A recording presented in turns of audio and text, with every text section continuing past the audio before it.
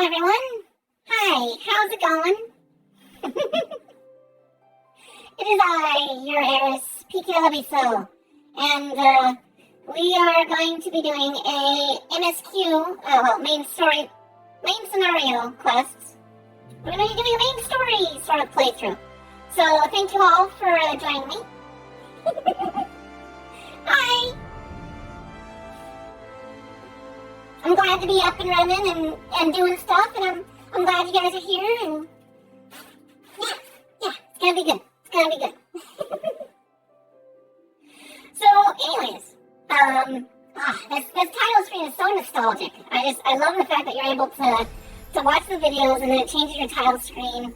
It resets whenever I load the game, but at least for a little bit you get to kind of have like a throwback if you've been playing since these new expansions came out or whatever.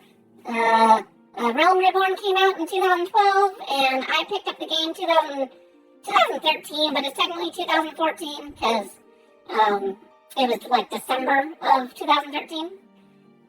But yeah, and we're going to be taking my favorite class, my favorite character, through the main story as a black mage, and I'll just be hanging out with chat and stuff as well. So, let me see here. There's one thing I do want to add, I think. Let me see. Is there a good place to do this?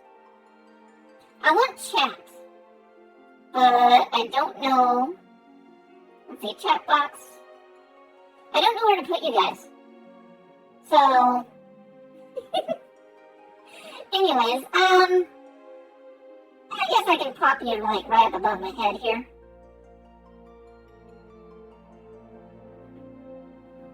Zomboid and watching. Yeah, no, thank you for lurking. I don't mind lurkers and all that. But, for anyone that's unfamiliar with Final Fantasy, this might be a good opportunity to, sort of have a way to, you know, get caught up on the story without having to actually, like, play through it, and grind and all that stuff. Cause maybe you're not interested in the game as much, but, I mean... Anyways, so, yeah, no, I've been good.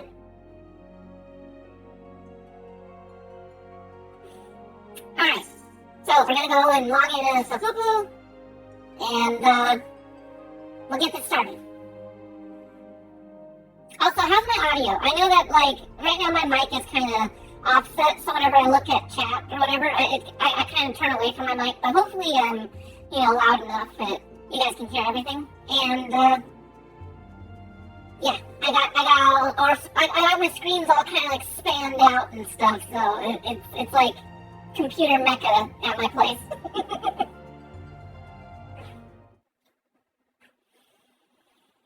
Good. I'm glad that everything is working perfectly. Alright, so I did just... No, wait. Why did it not... It's not on there. Okay. So, New Game Plus. Yes, let's go ahead and resume our new game. New Game mode, Plus mode. We must rebuild, and where is that located? It's over here. It's level 4 plus, okay. So I guess that's where the main scenario starts. There's like a few like starter quests to introduce you to how the game plays and all that.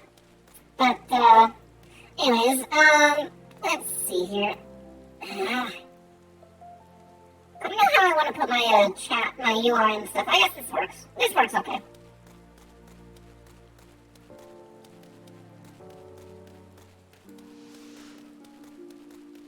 Ooh, it's all rainy and stuff.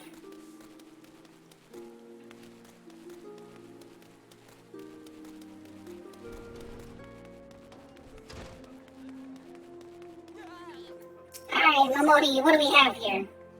Momodi of the Quicksand wants to introduce you to a certain someone at the Ulda dispatch yard. I really do wonder how this story starts. It's probably been 4 years since I've actually, like, played the very beginning stuff. Well, hello, youngin'. How are you finding our fine Ulda, then? Got your bearings about you? If so, mayhap it's time to venture beyond the city walls. Bustling streets of Ulda are one thing, but the wilds of Finland, that's another altogether. I know a bloke you might fancy speaking to, and you. Name's Papa Sean. You'll find him in the Ulda dispatch yard. No doubt he'll have some work for you. The dispatch yard over in dispatch yard's over in Central Panelin. Just head out across the hall and you'll see the Gate of Nald staring right back at you.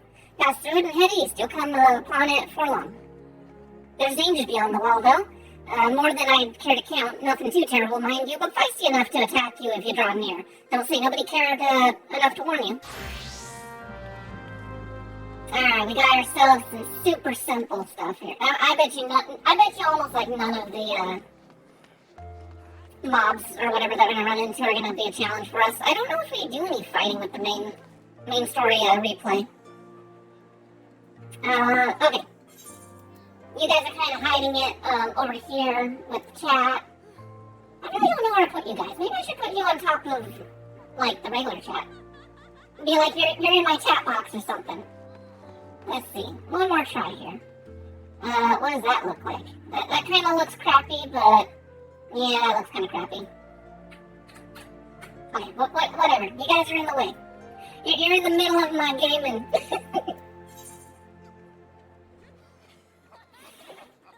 ah, yes. my battle-hardened Lalafell is ready to go. And why is my eye twitching? Tracking is weird.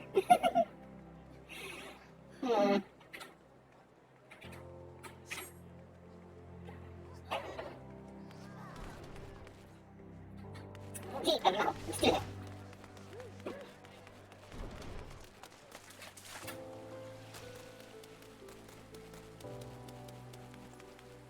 Also, I know it's nighttime, but gosh, my screen is dark. It's hard for me to even see on here because I got like a show light so that I can, my face is all lit up. That way my computer can see my face properly. But it's like, geez, now I can't see the screen. I'm gonna be like one of those people playing horror games, and it's like, what's over there? And you guys are seeing everything perfectly, but I'm just like half blind. Papa Sean, don't see him nearly enough. Well, you look certainly the part of an adventurer, my friend. Might you be the good soul Mamoli advised me to expect them? I'm Papa Sean, station master of this humble dispatch yard. It's an empty title, I assure you. I'm no more than a tired old Dolafell passing his final years in quiet and solitude. Although there have been plenty of both these past 5 years since the calamity struck, the devastation was vast. Yet now true Uldens work together, doing all in our power to rebuild what was laid to ruin. By the sweat of our brows and the love of our home, we shall rebuild Ulda to the grandeur and majesty that you see today. The railways which run through to this dispatch yard, too, were born of the noble efforts of a great many souls. But there is still much work to be done. The wounds left by the calamity run deep. Isolated areas beyond our lines of supply remain, and there's places yet wanting for relief and restoration. Ulda needs the aid of you and your brethren, friend. In fact, never has our need been more dire. Which brings me to the point, I suppose. Do you believe I do believe I may have some work suited for one of your ability? Reward unattainable and new game plus. Okay. Station Master Papa Sean has a task for a fledgling adventurer. Since you've come all this way, perhaps you can perform an errand for me. It just so happens a number of sentries have been sent to guard the area. The dispatch yard, as it were. As they've long been away from the shade and feather beds of the city, the hot days and cold nights that can play hells on the mind and the body out here. I don't know, it seems kind of pleasant besides the wet. I don't know, I do bring a lot of moisture to the party. Oh, hey Fox, how you doing? Wow, okay. Let me readjust myself here.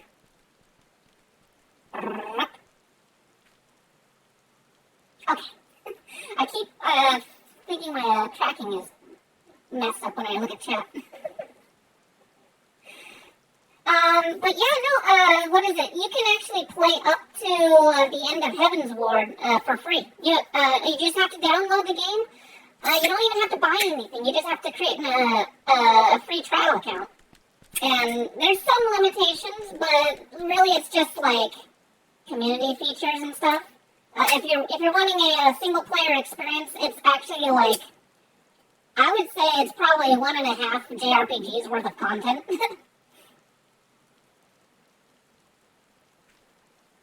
And it's all completely free. I don't know the meme title. What is it? What is the meme title? I don't know. Anyways, I'm gonna try and stay on track so that's easier for like a YouTube video. It isn't much, but but go and give them these Twilight pretzels, would you? I find comfort food always helps when I feel like killing myself. That was kind of dark. It's like, yeah, these guys, they're out here and they don't want to do anything except for end themselves. Don't worry, with the power of, well, that's not the guy. Maybe he's up top. He must be up top. Also, you'll find that Lalafell are they're more sailor than these big Rogadin characters. they're super rough and tumble, especially in some of the side characters' dialogues and that. I think one of them like described how they were in a dungeon or like they were held hostage, but they basically like said piss off whenever they were being tortured and trying to be forced to give information. And it's just like, holy cow, they're hardcore. I heard Halo came out. The Infinite or whatever. I might have to give that a check out, but it seems like it was a quiet release almost. I would think, Xbox's biggest title, you'd see like huge advertisements and announcements everywhere, but I guess I'm not really a console player, so maybe I just don't see that sort of stuff on my feed. Oh, madam, I'm going to have to ask you to put that pretzel on the ground and place your hands above your head. Oh dear. We're already in a bad situation. What we got here for the flavor text? A traditional Dunes folk bread twisted into the shape of a knot and sprinkled generously with coarse ground salt before being baked to a perfect brown resembling twilight over thin. Oh, okay, so that's why it's called that. It's just a pretzel, but it's it's very specifically cooked to be a dark brown. State your name and business. A Twilight pretzel from Papashan? By the gods, forgive me. You could say this new post has my nerves in a twist. Oh my god. Wow. Someone do the badumps thing. I forgot how silly the dialogue is. I guess Koji or whatever, the localization lead or whatever his name is, he probably in this like 2.0 story still had the runoff the bat of like 1.0 PSD or PDST or what is it? I don't know what do you call it? Whenever a soldier has like, I'm not remembering it. Anyways, so he like did a lot of flavor text to try and like keep people on board that were still playing 1.0. No, don't push the lure. I swear, I only come bringing food, and you're not gonna get my pretzel. It's a different pretzel. No. Okay, so I'm terribly sorry for that. Yes, well, you may be assured that the dispatch yard is safe as long as I stand watch. Please give Papa Sean my thanks and tell him that I only wish I could repay the favor. Oh, hey, Bassett, thank you for the follow.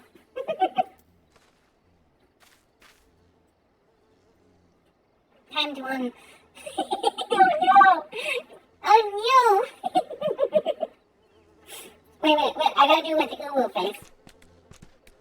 Oh, no. I mean, I guess I got kind of like it's like a proud sort of grin with it. I might have to program like just the ooh lips or whatever. Oh well. Anyways, one pretzel delivered. Check. Okay, this is getting a little annoying. My camera, I'm trying to keep it like centered on my face, but I can't see my own quest objectives because my camera's in the way.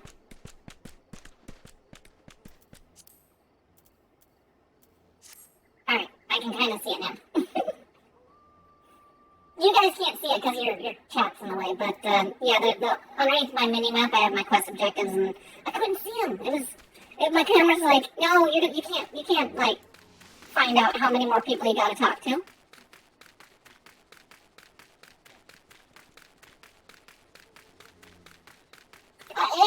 If I can figure out the Switch thing and find a way to like gift subs, or shoot, isn't there?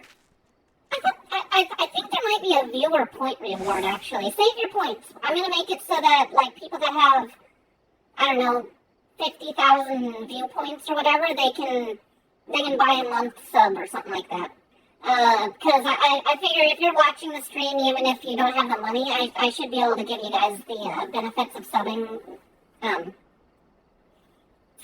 That seemed like a good idea, but then of course, you know, I was in the middle of moving and stuff, so then I kind of forgot to do that. Western front clear. Eastern front clear. Oh, you're a very diligent soldier there. Stern Sultan Swarm. For me, from Papa Sean, a Twilight Pencil, my favorite. How did you know? They're so nice. They're like big burly men, but they have the sweetest hearts. Yeah, I could do like cheap emote rewards, something like that. You're a Switch. Let's see. Can't fight on an empty stomach. No, can I? Actually, I can't fight on any stomach. I suppose you could say I have no stomach for fighting. Oh, jeez.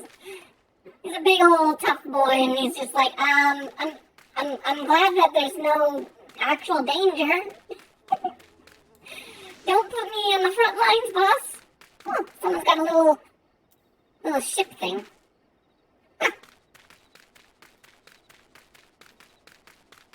I mean, I got myself a mount.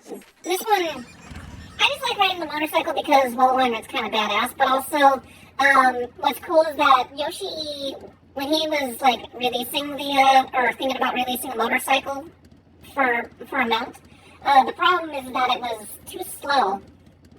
Like, the animation was too slow during regular mount speed, so he, like, automatically gives everyone that has this particular mount a 1-star speed. So you're not, like, super fast, but you are, like, you know, map completion sort of speed bonus.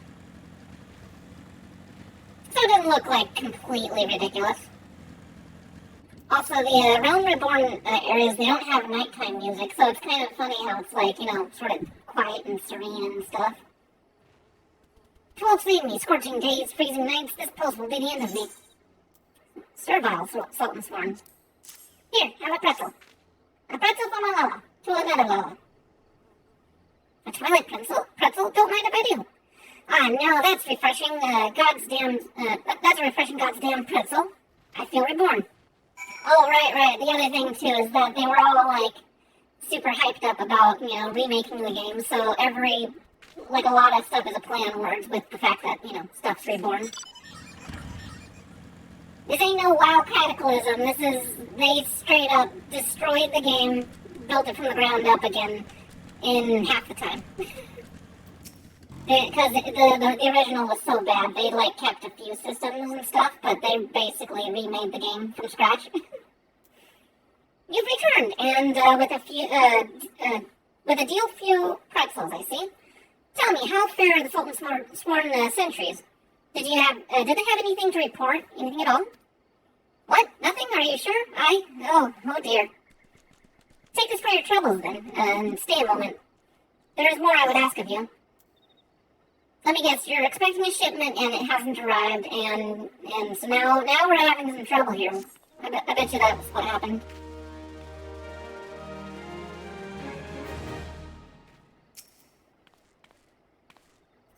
I have just this moment. No.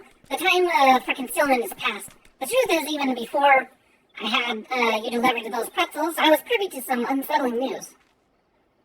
Which is the real reason I sent you to meet those Sultan Swarm. Upshawn is in dire need of your assistance. Let me guess. Wait, are they betrayers? Are they imposters? I forget.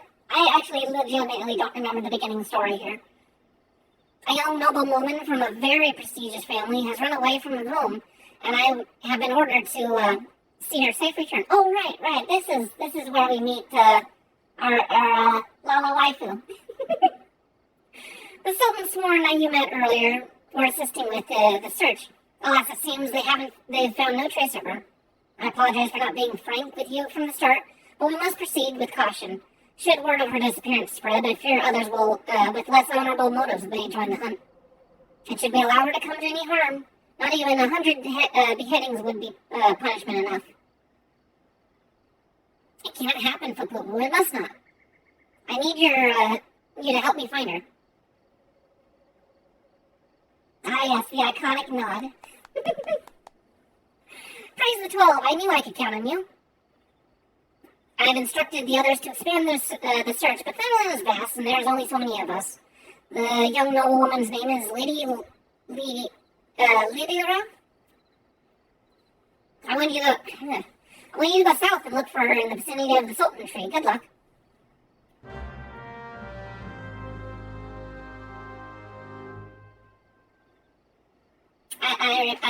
I do believe that is a fake name. I don't know Lalafell, whose name would be Lilira. I mean, I guess it could be a Lalafell name, but,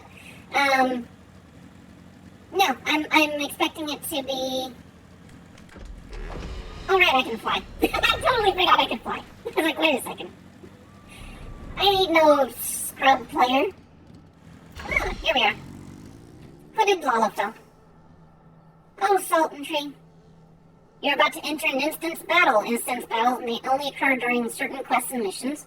Take a moment to read the information displayed in the active help window before answering the call of duty. Oh, okay. I don't know if this is just like a new game plus feature, but they've added that to a number of like earlier quests. If you, for some reason, can't get through the content, you can make it very easy. We're doing it normal though. I mean, we're overpowered anyways, but yeah.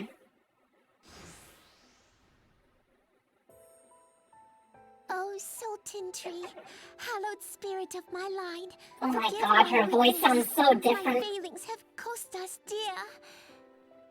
Oh, right. They did change voice actors going into Heaven's Ward. It's crazy though. They're hearing the original voices again.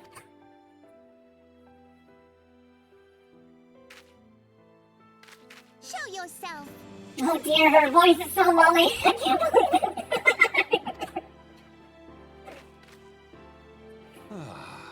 As you command, O Lilira. Now, I think he's the same voice actor, I think, but he sounds a little more pompous right now. I think after the success of Realm Reborn, they really upped like their direction and stuff. To assure your welfare. I don't recall requesting an escort. Simply pretend we never met and continue on your way.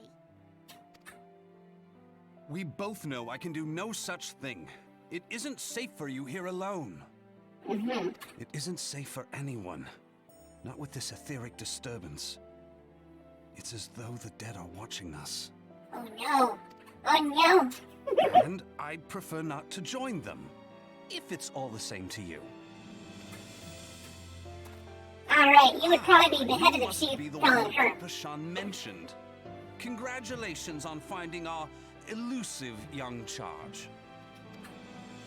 You'll have to forgive her impetuousness.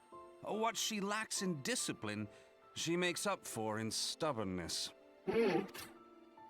You should return with us. The station master will be eager to thank Lady Lilira's protector in person. Maybe it's a different voice actor. I don't follow these things very well, but I do know that they have much better voice acting after Realm Reborn. It's not the dead, that's a void Dear scent. Lilira, for my sake, please stay out of harm's way. So for anyone that's curious, a void As scent... for you, dear friend, for Lilira's sake, please stay in harm's way. Stay in harm's way. Okay. Anyways, real quick, because I'm not sure if anyone that's going to watch this playthrough has actually played Final Fantasy. A void scent is basically a demon from another realm. We'll get more into the lore later, but there's different, like, versions of the world. You're in what's called the Source, and it's like where all of those worlds kind of conjoin and cross over with each other a little bit. But again, these are different dimensions, and these demons are from, like, what's called the 13th world or whatever, 13th shard. Because it's like crystal references, you know, the crystal shatters into shards of, yeah. Anyways, so a demon from a 13th shard, which is called the Void, and yeah, that'll be enough lore for now.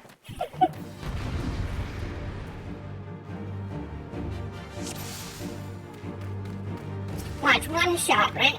What? Oh wait, I'm actually low leveled. Okay, we'll do fire. I still do decent damage, right? Yeah, it's okay. So what's cool is that if you're leveled up, like way leveled up, it'll actually sink you down to the relevant level for the quest, for the most part.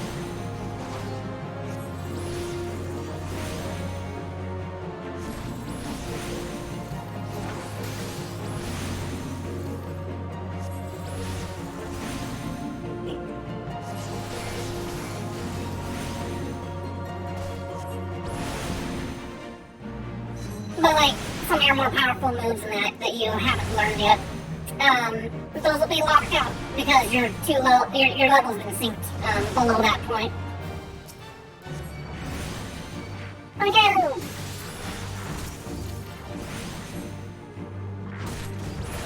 Oh, those guys are easy.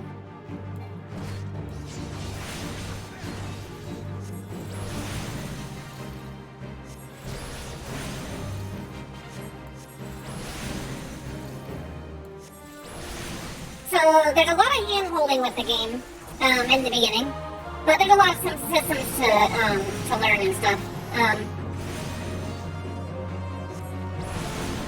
So as you can tell, the global cooldown is slow, but your cast time, like with a caster anyway, is slow anyways. So the thing that you got to keep in mind is that as you get more skills, the more that little window becomes tighter and tighter, because you're just.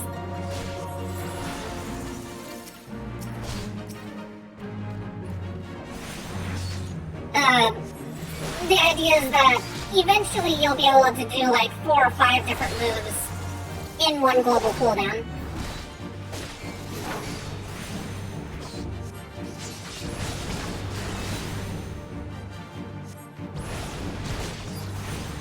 Aww, he got the last hit.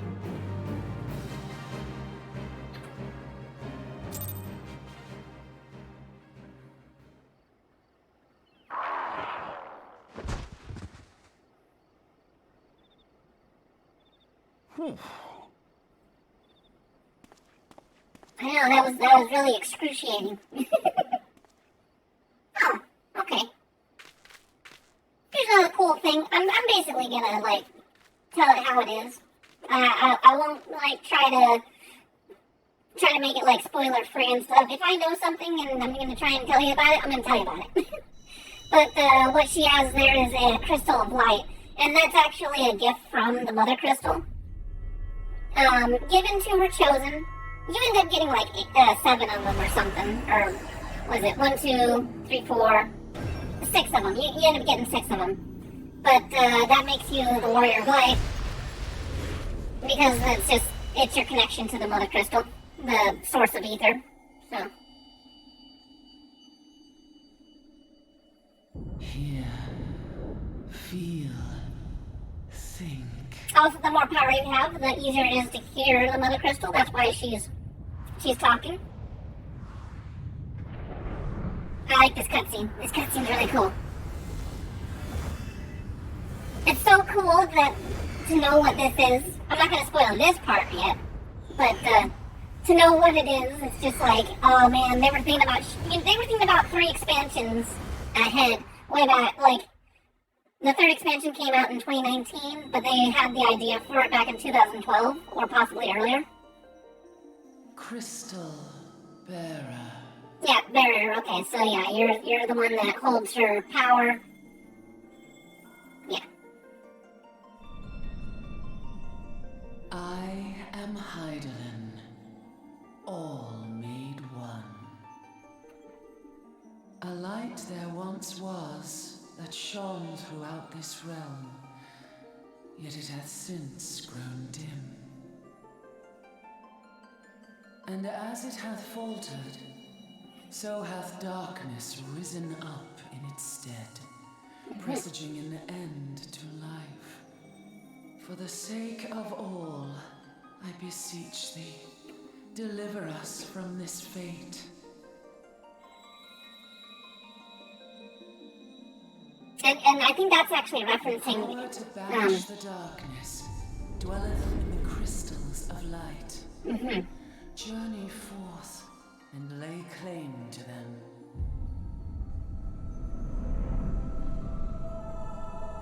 But yeah, that's referencing Endwalker right there, I think.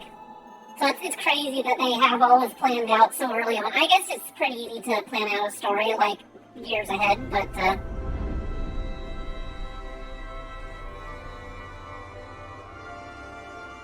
By thy deeds shall the crystals reveal themselves to thee. Only believe, for the light liveth in thy heart.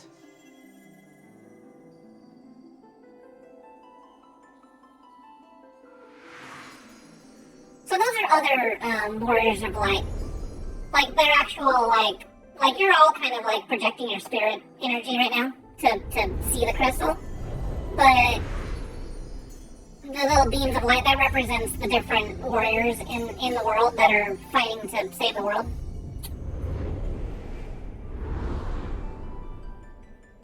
Which is kind of crazy whenever you get to a certain part in the Shadowbringers. Go now, my child, and shine thy light on all creation.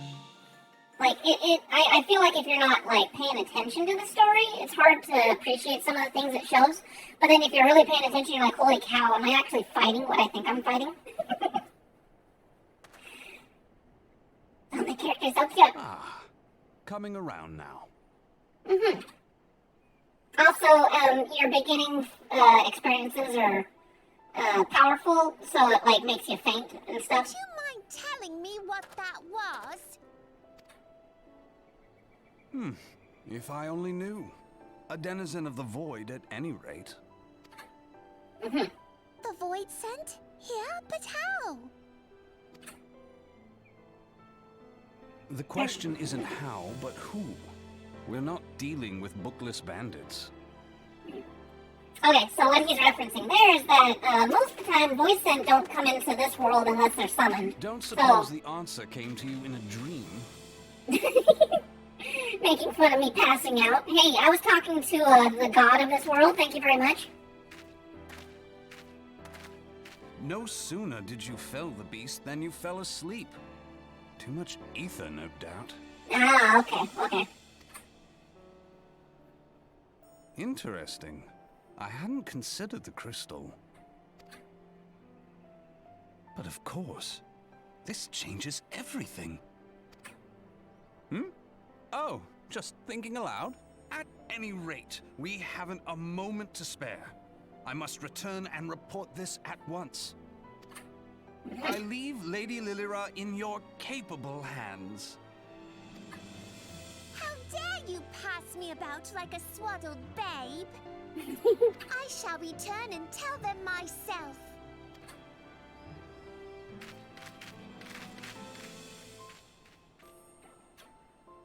As you wish, your impetuousness. I suspect we shall meet again before long.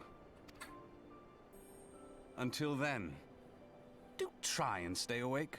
Okay, I'll try not to nap on the job.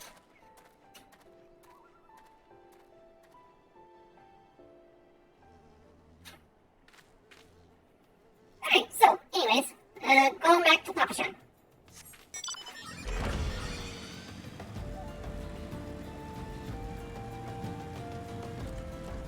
It's all foggy. We're really getting the crummy weather around this area. It's supposed to be a desert, and we got, what, rain and now fog? It's like coastal weather. I guess it's kind of close to the coast, the location of this area. Thank the gods you returned. You had us all so worried. You do realize what would happen if a person of your noble stature were to be injured or worse. Why, Her Grace the Sultana would be beside herself with grief. And so would her subjects. I dare say they'd be weeping in the streets. But I've already given you cause to weep, Papa Sean. You and the people of Ulda.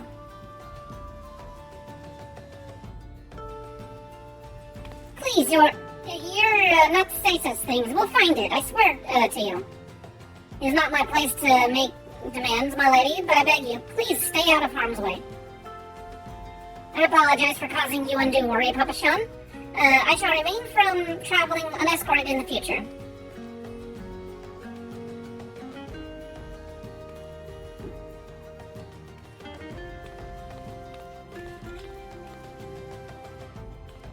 Hey, Vegito, how you doing? Hey, Lolo? Is that what you've been playing? The Halo? Which child am I? I am the pink-haired one, thank you. I cannot thank you enough, Poo-Poo. I understand you fought bravely to protect Lady Lilira from Voidson fiends. For your gallant service, you deserve all the riches in the royal vaults. Alas, as a small token of my gratitude, is the best I can offer. A sarcastic man with a strange contraption strapped to his shoulder. I see him at Thancred. He's a scholar who spends his days investigating oddities in the ether. Rather too fond of the sound of his own voice for my liking, but perfectly harmless. Ah, yes, he's a player. Oh, it's okay. Alright. Well, I don't expect Halo Infinite's, main story to be, super long. I feel like they've gone the way of Call of Duty. It's you get a little splash of main story, but then most of it's let's build up the PvP scene, or maps, or whatever the heck, I wish they had longer stories for Halo. It's just too big of a story for it to be it took you 10 years to come out with the next game, and we have, 5 hours of content? These are Lalafell. They're basically dwarves. They're very roly-poly dwarves, though. As for you, Poo-Poo, you're just the sort of adventurer we need around here. I pray you show the same kindness to the people of Fanland as you did us today.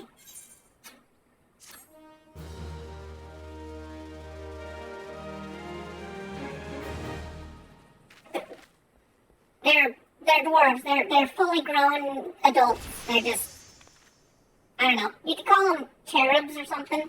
That's basically what they are. They're short, stubby, and they live in a desert. That's basically their lore.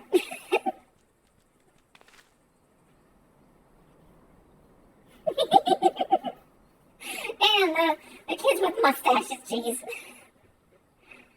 CC Dola needs a reliable adventurer to deliver a gift to the coin and Kofer and Coffin. You're an adventurer, yes? You're not otherwise occupied. If you're not otherwise occupied, I have a favor to ask. I've resolved to repay a debt of gratitude, which I owe to the owner of the Coffer and Coffin. For this purpose, I've purchased from the royal plantations a prestigiously plump pumpkin, a particularly popular piece of produce. Alas, I cannot part this place to procure and proffer the pumpkin. You see, the scheduled shipment from the Nanawa mines, for which I wait, is late. I would prevail upon you to pick up the pumpkin in my stead and see it safely to the Coffer and Coffin. Present this receipt to the purchase to Gagari at the royal plantation, she will yield it to you. I apologize for asking you to attend this time-consuming task, but I truly appreciate your assistance. Wow, they have some superfluous dialogue or whatever. Are you kidding me? Wait. Oh, I see. I get the joke. You're all proper speaking and stuff. You're literally one. You're like a small walk away. What the heck? If CC Dola doesn't come calling soon, this particular specimen will sadly be past its prime. I received purchase. Exchange is slipped for one ripe pumpkin. Also, you were to deliver this decadent delight. I say with confidence that any gourmand would be grateful for such a grand gift. Here's the pumpkin. I hope it meets the Royal Roger's approval. Fresh produce is somewhat scarce in these parts, and as such, we are always deluged with demand. You know the way to the coffin, correct? It's beyond the bridge to the northwest. Look for a place where the local laborers lounge. Alright, cool. So, it does give you, like, quest objectives on the map and stuff, but I like this beginning area because it's more of, like, it kind of teaches you subconsciously how to,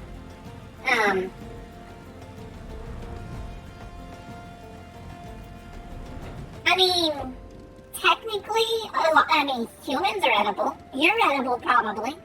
Probably a lot of you is edible. And not all of it is edible and at the cost of your life. But, same goes for me. Yeah, it's two-way street, bub.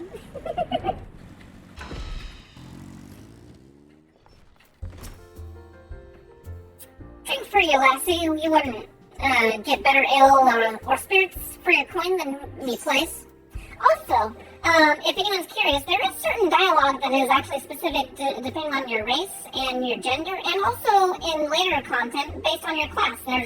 It's actually like context-sensitive stuff. Sometimes it's very small flavor text, but yeah.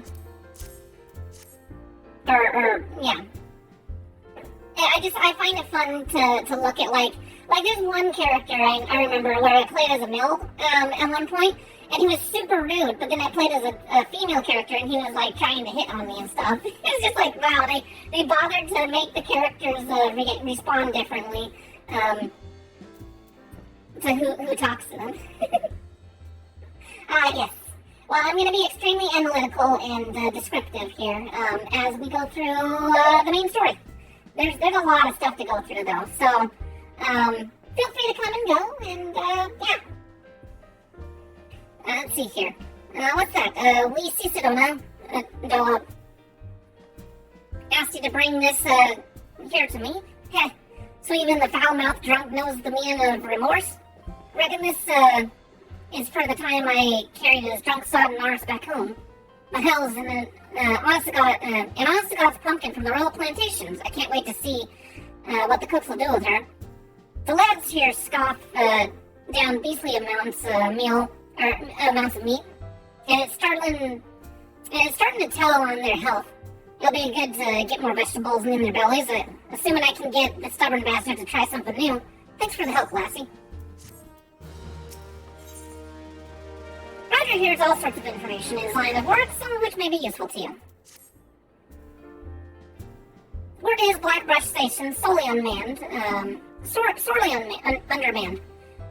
The stone torches there can't get a moment's peace.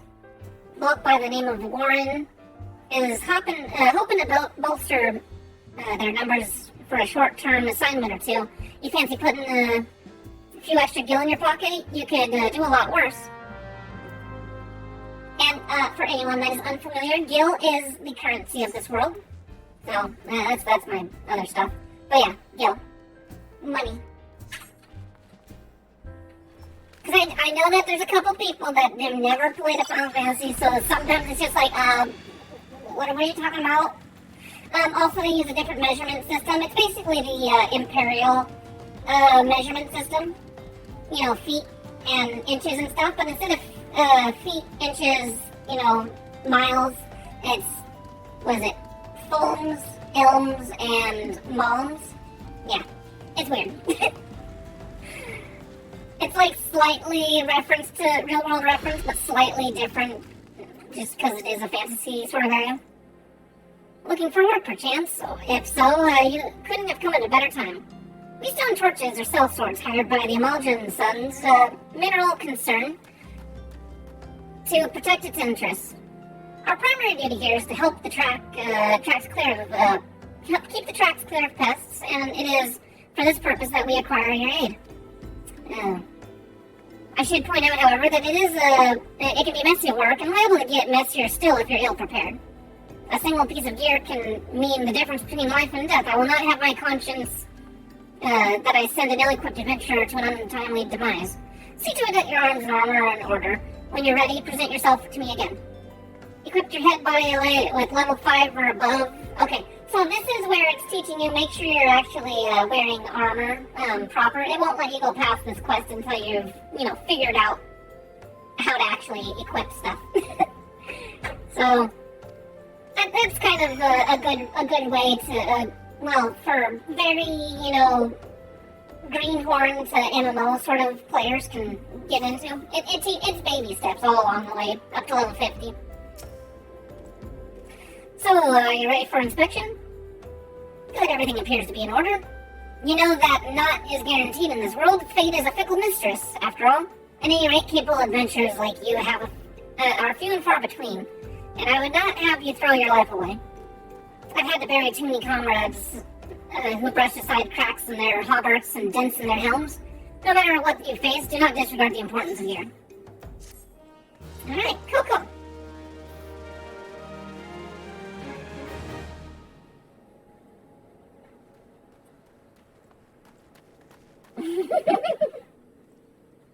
Okay, you've cleared your cache. Now you have 125 kilobytes of memory to absorb once more.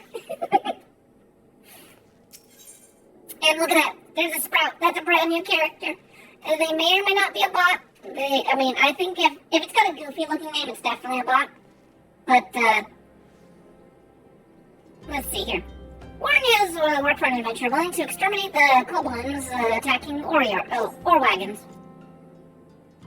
Let's get to it then, shall we?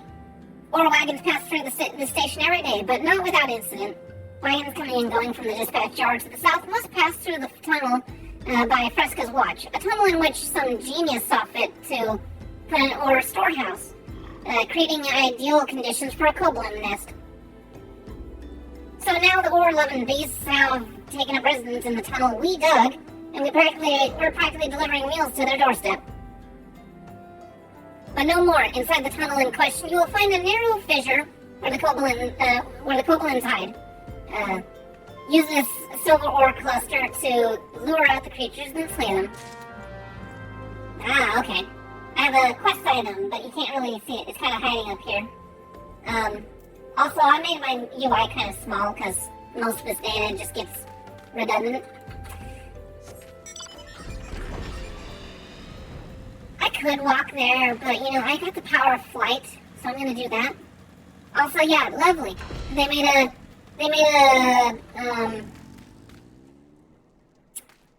depot inside the cave. Very, very nice. Several chunks of silver ore have grown together in a sizable cluster.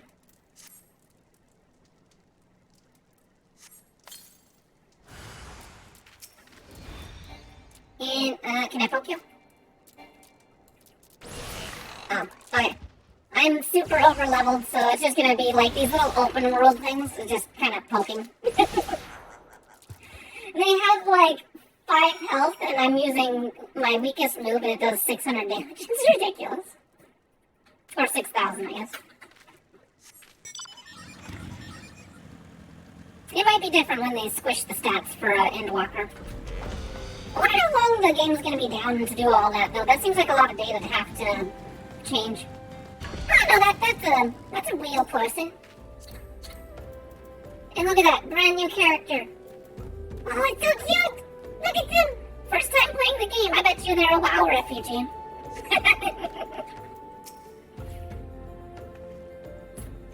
Well done, it shouldn't be easy to,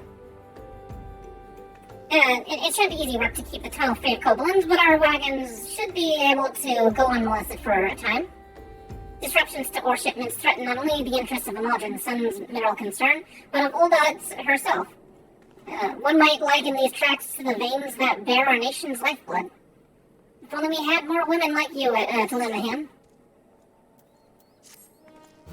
Now, I mean, I am the warrior of light. It's not gonna be too much trouble. Not for me. Zuzumeda wishes to share with you a most amazing rumor. The altruistic adventurer. I was hoping we'd bump into each other. Why? Because the most fascinating piece of news recently reached my ears, and I'm eager to share it. May I? Rumor has it that there's a vast untapped vein of ore beneath the ruins of Sidil. Lower moment, Ulda and Silda, those used to be like competing empires back whenever this desert nation was like first starting. Silda ended up falling into ruin because they did black magic stuff, and Ulda was more mercantile, so obviously they survived. But that's not all. Inconceivably, the concerned appears to be entirely ignorant of its existence. And even as we speak, a young upstart self-made merchant from Stone's Throw, of all places, is moving to claim it. The fellow's name is Wyston, and he's a very, very ambitious young man. Not only does he intend to secure exclusive excavation rights, but they say his master plan is to use his new fortune to curry favor with the Sacrium. Sacrium? I don't know. Some words I can't say right. I am dumb. Or I get tongue-tied. I mean, I don't have a human tongue. It's kind of, sometimes it gets twisted up and... Oh, let's see here. Of course, the thaumaturgs only consider the opinions of the most wealthy when drafting the laws of Ulda. If you would have your voice heard, you must be prepared to pay a sultan's ransom. One voice is invariably heard belongs to Lord Lolorito. He has long lavished guilt upon the thaumaturgs, and some claim that he devises new laws which express intention of ruining his competitors while protecting his own interests. Suffice to say, if Wyston thinks he can compete with the likes of the Syndicate, he's in for a rude awakening, but that eventually may yet be a little way off. For the present, he is moving ahead with his plans and assembling a team to survey the site. I'm told that he's at the Coin and Kofa right now, recruiting able-bodied adventurers to escort his prospectors. Warren said that you're looking for work. Maybe you should meet Wyston and volunteer for his expedition. Okay, so Lolorito is one of the Syndicate, and the Syndicate are like a house of like 6 people or whatever. But they're the super rich, monetarist people. They got a lot of money, so they got a lot of influence. And usually, not all the time, but usually their motives are purely to protect their own gains. It's not a matter. It's not black and white. It's not like they're doing this to be good or evil. It's just if it makes them money, they'll do it. And if something threatens their money, then they'll eliminate it. So. It's going to be a little confusing figuring out with the, Lolorito whether he's good or bad, but if you just keep in mind that he's always just looking for a way to be more successful, and he's a bit cutthroat, then that's basically him. He's not, like, purely antagonistic. Come to join. Sorry, but you're too late. Some brass blades looking for extra coin volunteered, and the team's already en route to the ruins. But look, I know it's not easy to find work these days. If you're interested, there's something else you can do for me. There are these children outside, little ones from Stone's Throw.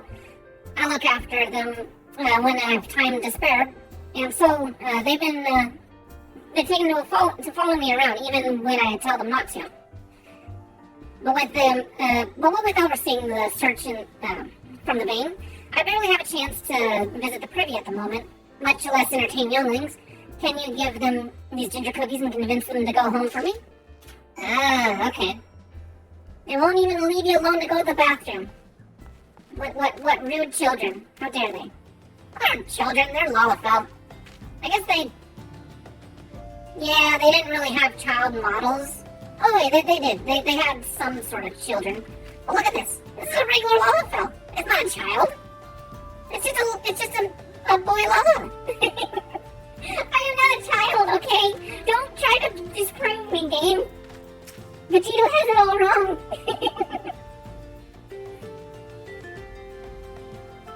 Wyston's kind to us. Wyston's kind to us. I like him. Let's see, straight from good old Wyston's pocket. Don't mind the lint.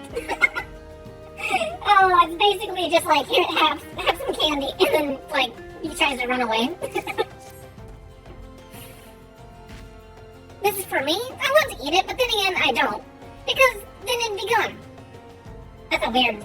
I guess that's weird logic. Whatever.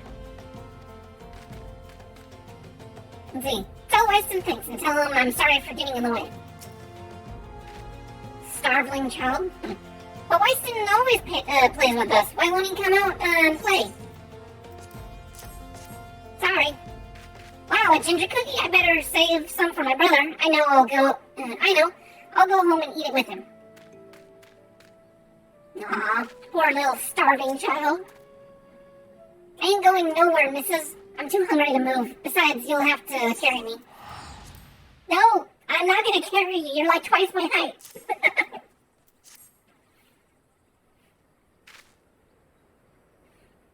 A cookie? Well, if Wyston really wants me to go home, then alright, but I want two next time. Simple little child creature things. Here's another one. They're like little rats. They're everywhere. I like playing with Wyston. He makes sure no one bullies us. Wyston seems like a nice, responsible adult.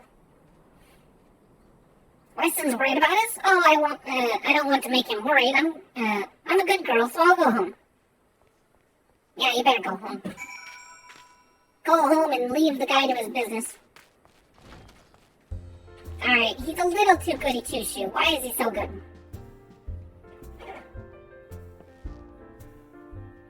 Nah, I guess he's got glasses. He's fine. Yes, a judge of character in anime is if they've got glasses, and, well, I guess the crop top, sort of.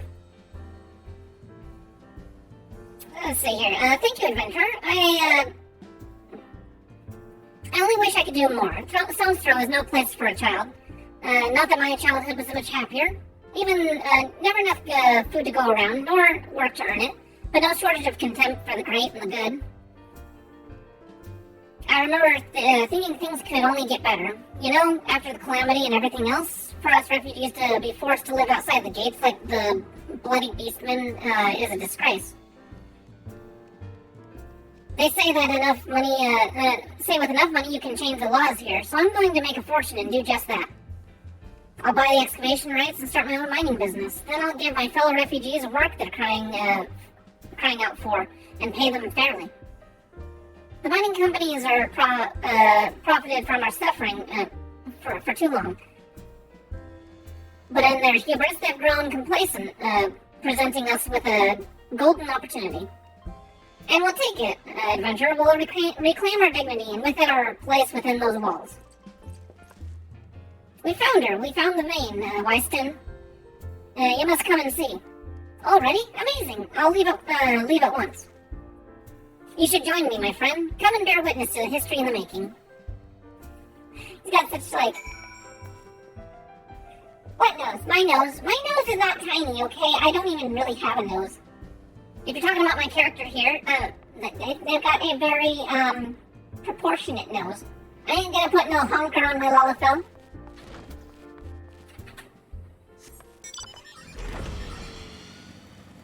Alright, still the ruins.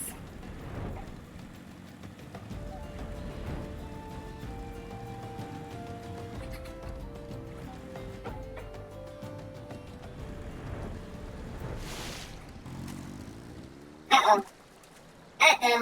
It kind of looks like they sort of set him up.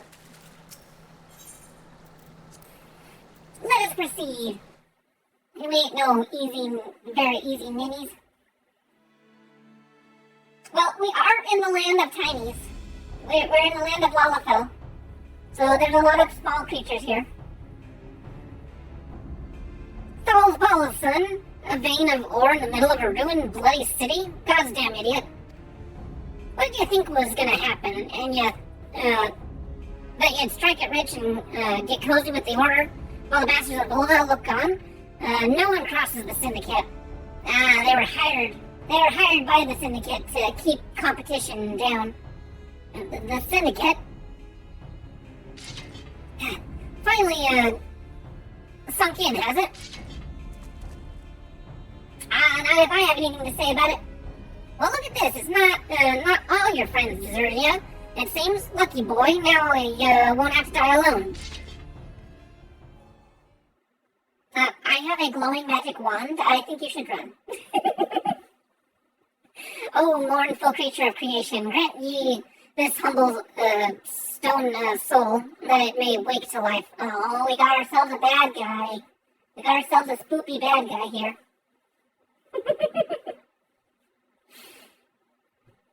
It's funny how, like, cartoon villain the Asians are to begin with. Who's that spouting gibberish? Show yourself.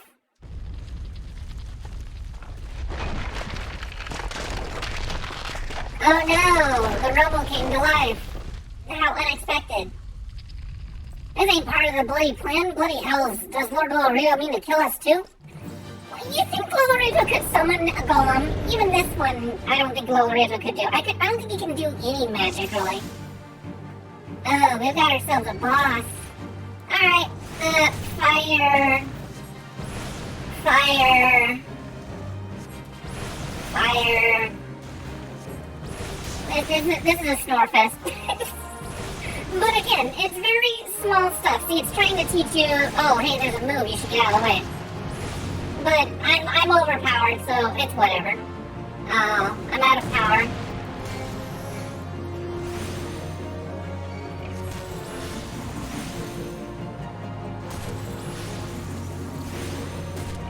Let me do a little bit of that. Okay, fine, I'll walk out your way.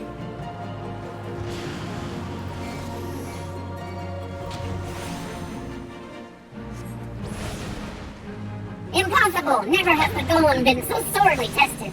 Oh yeah. This is real hard stuff, man.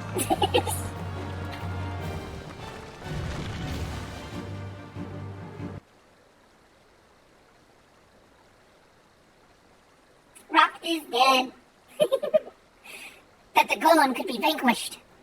Oh, super spooky. That woman is no ordinary adventurer. I just threw a bunch of fireballs at it and it disappeared. Which doesn't make sense, because you think a rock would have resistance to fire. They did try that for a little bit. I know that they tried in the early 2.0 days, they had like resistances and stuff. But I think it was too complicated for the technology back then. That or they probably figured the players wouldn't get it. Ah, damn, it seems I've missed all the fun. I see you didn't need my help this time. Yeah, you cocky bastard. Hold on, I'm having an aneurysm. I got too close to the bullshit.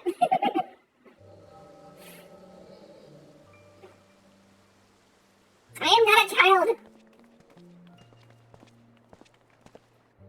Wait. Where's my angry... Oh. I don't know my facial shape. There we go. Angry face. I am not a child. Huh. I would compose a ballad in your honor, but I fear no words would do you justice. The songstress of Volva herself could not rival your beauty. What a lady killer. Oh, stop it. I've often heard it said that a blossom's beauty can move a man to love and long, but never have I truly believed it until I met you two desert roses. Hitting on both of them at the same time, really. I hear they attacked another caravan. And business is suffering for it. Bloody Amalja, what's stirring them up to do you reckon? Another raid. I'll wager that caravan was carrying crystals, much like the last. If they truly mean to summon a primal, we must act quickly. Okay, I'll explain stuff when we get out of this cutscene, if I remember. But anyways, yeah. Are you coming, love? You wouldn't keep a girl waiting, would you? Oh my god, yes, go get that double twist sandwich. Perish the thought. So tell me, where in this marvel of a city might you lovely ladies be staying? The world's about to be destroyed, but he's gonna go and, have a threesome.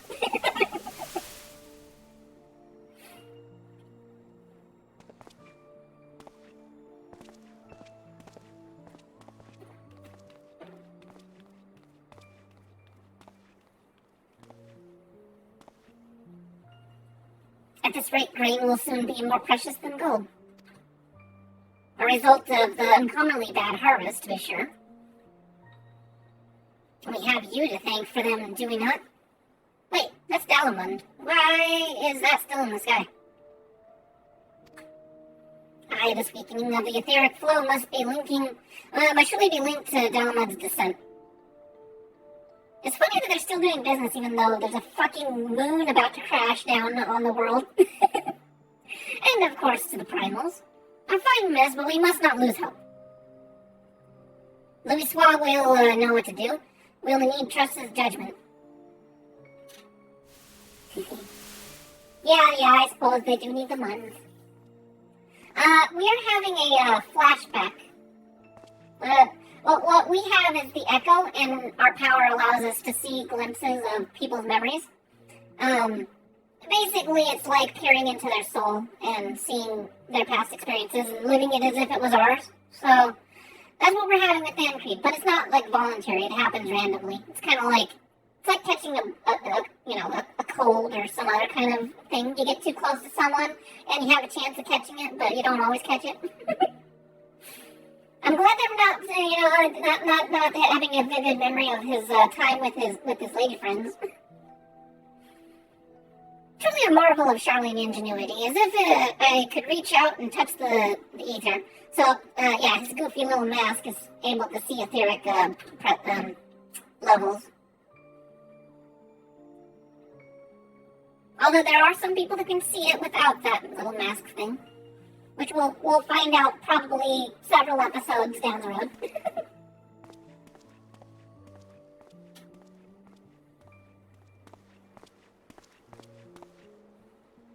Time to focus. No more gallivanting about like before. The Scions are counting on you. Yes, after half of your day has been wasted on ladies, let's go and actually get some work done. Have faith. Just have faith. You can do this. Pep talking himself. Go find a mirror.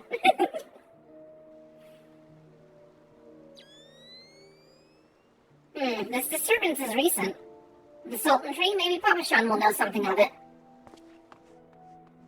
Huh.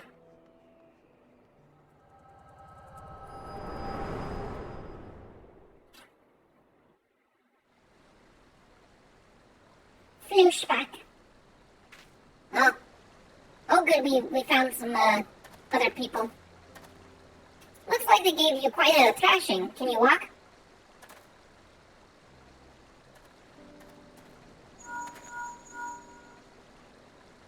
It's me. I was too late. Our person of interest has already quit the scene. The general? Very well. I shall be there anon.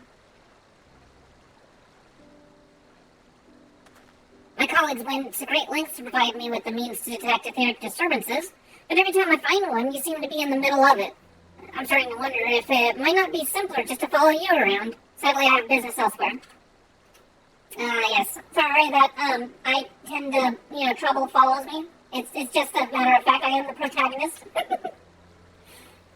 Tread softly, my friend. The carefully laid trap you dismantled was clearly sanctioned by Lord Lolorito. I heard the Blades mention him as they fled. Maybe, believe me when I tell you that he's not a man to be trifled with. Again, he's not necessarily bad, he's not necessarily good. It's just business. Every time, he's literally one of those people who's like, it's just business.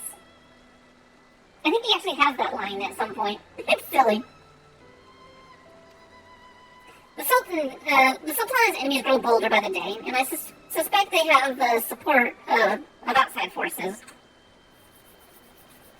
Thank you. If you hadn't come along, those bastards would surely have slaughtered us all. I would speak with you further, but it isn't safe for us to linger here. Find me at the Coffer and Coffin later. Until then, stay safe. I shall accompany why stand and his men. They need protection, and I need more information. But there are many. Where are my manners? I have yet to properly introduce myself. I am Thancred, a humble scholar surveying the flow of ether in Thailand. It is an honor and privilege to make your acquaintance. I hope when next we meet, it is under more auspicious circumstances. Farewell. I do kind of wish that this character's new game plus was with Y'shtola, because she's my favorite character. But oh well. Thancred's alright, except for the fact that he's kind of distracted at the beginning. He gets cooler as he has a few humbling experiences. Ah, wait a moment, it occurs to me that we may have... Never mind, fairly well. Oh, okay, so here's the other thing too, is that it's kind of alluded, but it's not like outright said, that a lot of people that have memories of the Calamity remember the Warriors of Light from back then, like before they disappeared, because 1.0, basically the story ended with your characters getting, warped 5 years ahead in time, or disappearing. But they have a vague idea, people have vague memories of who you were back then. And so what it is that he's having a memory, and he's like, you might be someone I know back in 1.0, you might not be. It was a way to kind of like, make the story of 1.0 sort of tie into 2.0, even though they basically remade the game on version 2.0. Okay, so, yeah, the primals, those are basically summoned gods. They're not necessarily gods, like gods. They're, well, okay, so the world has magic stuff. Large concentrations of magic, they can form crystals, and those crystals are used, which actually I have a bunch of them in my inventory. See over here, all these different shards and stuff. These are different crystals. You can see the little window here, even though my head's in the way. But yeah, see bigger crystals and humongous crystals. Just depends on what you find. Anyways, so those are concentrations of aspects of ether. They can represent different elements. But yeah, basically just lots of magic in a like think gas, like plasma or something like that. And you condense it and cool it enough, it gets from gas to water to rock. I don't know. It goes straight from gas to rock. That's what it is. But the gods, these primals, are summoned by collecting a lot of these rocks, these crystals, and using that magic to make their bodies manifest. But yeah, not enough crystals, and you don't have a god. However, once the god's created, then they can actually drain the very land of its ether. So, like, crystals are concentrated magic, but say, like, the dirt or the trees or whatever, everything is sort of made in some capacity by ether. And yeah, that's what a primal would do is once it's made, it'll actually like suck it until it's dry and dead. So yeah, not good to have primals running around. Oh, bless you, my friend. You risked your life to save us. Betrayed by my own guards. God's always a fool to trust those men. Yeah, no, don't trust brass blades. Not unless you have the coin, and not unless they're doing one simple task. Like, watching a pile of compost.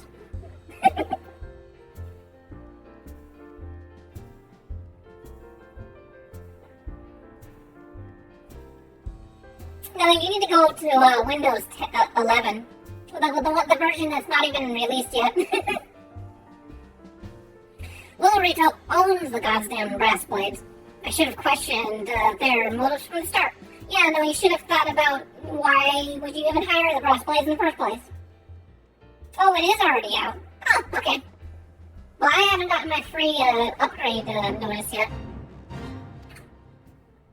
Even so, I could hardly have predicted that the wealthiest man in Ulda would want me dead for the heinous crime of seeking to change the law. No, no, we would not ever, nope.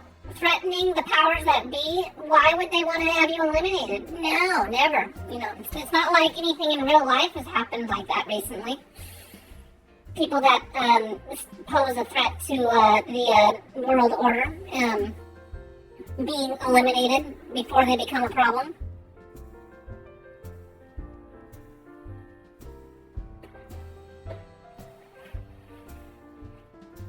Okay, so let's see here. Let's see, Heinz Crown Junior Law. I'm just a merchant, for God's sakes. Yeah, no, you're just a merchant. You're not even built for politics. Just let it be. Go and make some money and live a good, happy retirement. That ruthless bastard. And what of that monstrosity? Those were his own men, it beggars belief.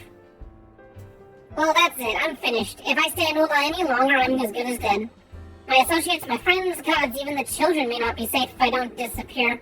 And you, goddammit, if Lorito learns of your involvement, you'll be next. I'll speak to the others and make sure your part in this stays secret. Beyond that, I don't know what to suggest. Maybe you should seek the counsel of Mistress Momoni. She helped countless adventurers in her time. Maybe she'll know what to do. Go quickly now. My friend Lorito spies me be watching. Paranoid much? But, I mean, somewhat valid, given who Lorito is.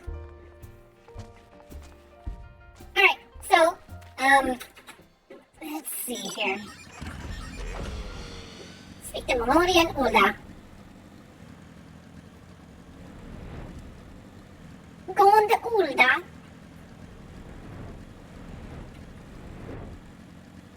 But even though this is a multicultural game, everyone sounds British.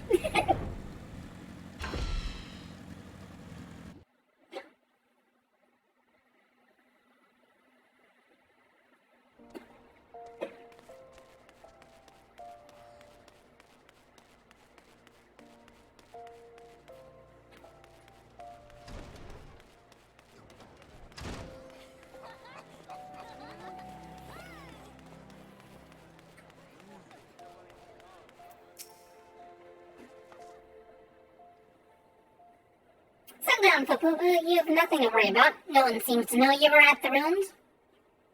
Wyston, on the other hand, is now a pariah. About as welcome around here as a rabid wolf, poor butter. Suffice it to say that boy risked the wrath of the wrong man. Lord Lorito, chairman of the East Alderd Trading Company, generous contributor to the Order of Nightfall, and a member of the Syndicate. Didn't get where he's by leaving those loose ends, that one. Which is why he ain't above killing his own men. Hell's even those blades knew what was coming. It's not like they could refuse to do their benefactor's bidding. Don't let this color your view of old Popopo. It's true that there are some that ain't afraid to crack a few skulls if it gets them what they want, but most of us are decent folk, just trying to make ends meet. You know, a lot of people would call you a damn fool for risking your life to save a marked man. But I believe you did a good thing, Popopo, and for that you have my respect. Listen, you've been through a lot lately, and why don't you rest a spell? I have the boys at the Hourglass set up you with a room by trade. Just have word with Otopo Popopa. Yeah, Lalafell names. They're funny. They're funny tongue twisters. Whenever you feel like staying. In rooms now available. Oh, that's funny that they give a little cutscene. I mean, I have them open already, but it's just kind of cute that they're still give it a little notice. And when you've got your appetite for adventuring back, consider taking in a leave or two.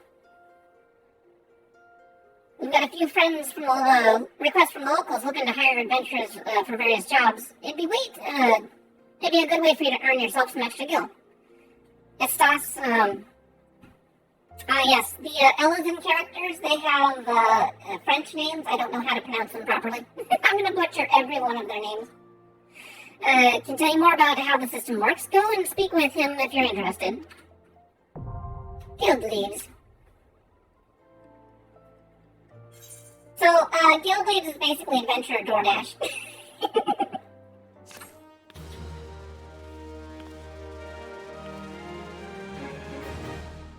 You now have access to recommendations. This feature displays a list of quests and duties available in your area.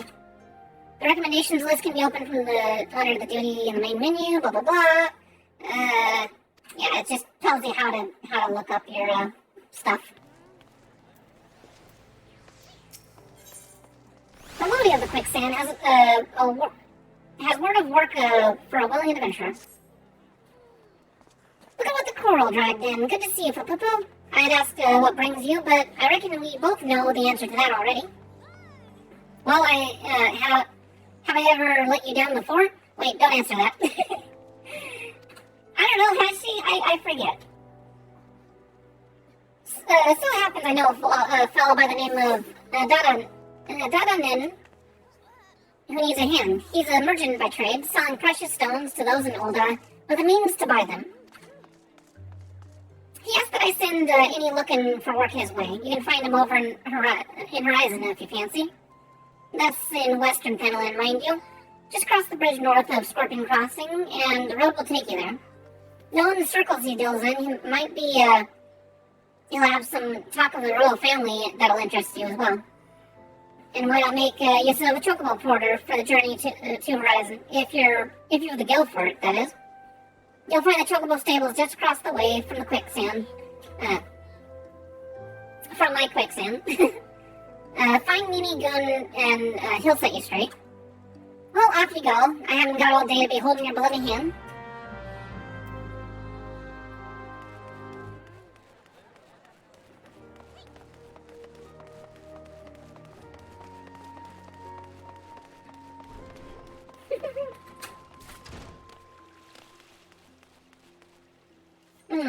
So, yeah, Chocobo, this is kind of like their, sort of very early beginner. You don't really have to use it, but if you wanted to fast travel somewhere, they can kind of ferry you to the right place.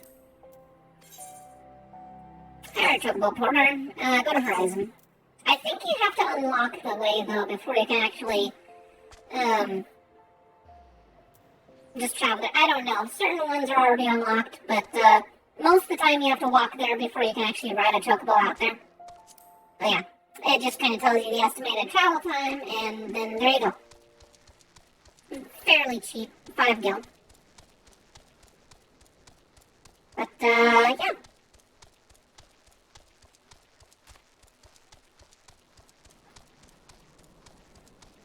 Also, what I really like about nighttime is that all of the stars, or well, most of the stars, actually have a purpose.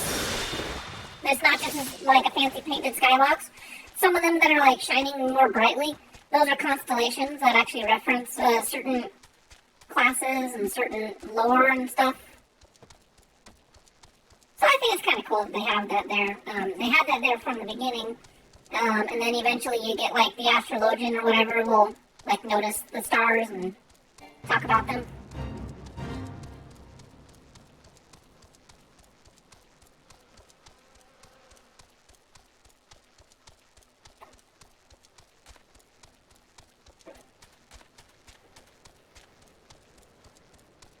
Now, a lot of times, though, like especially the evil Garlemald Empire people, they'll reference the world as a star. I don't know if that means that they're literal, like every star in the sky is another world.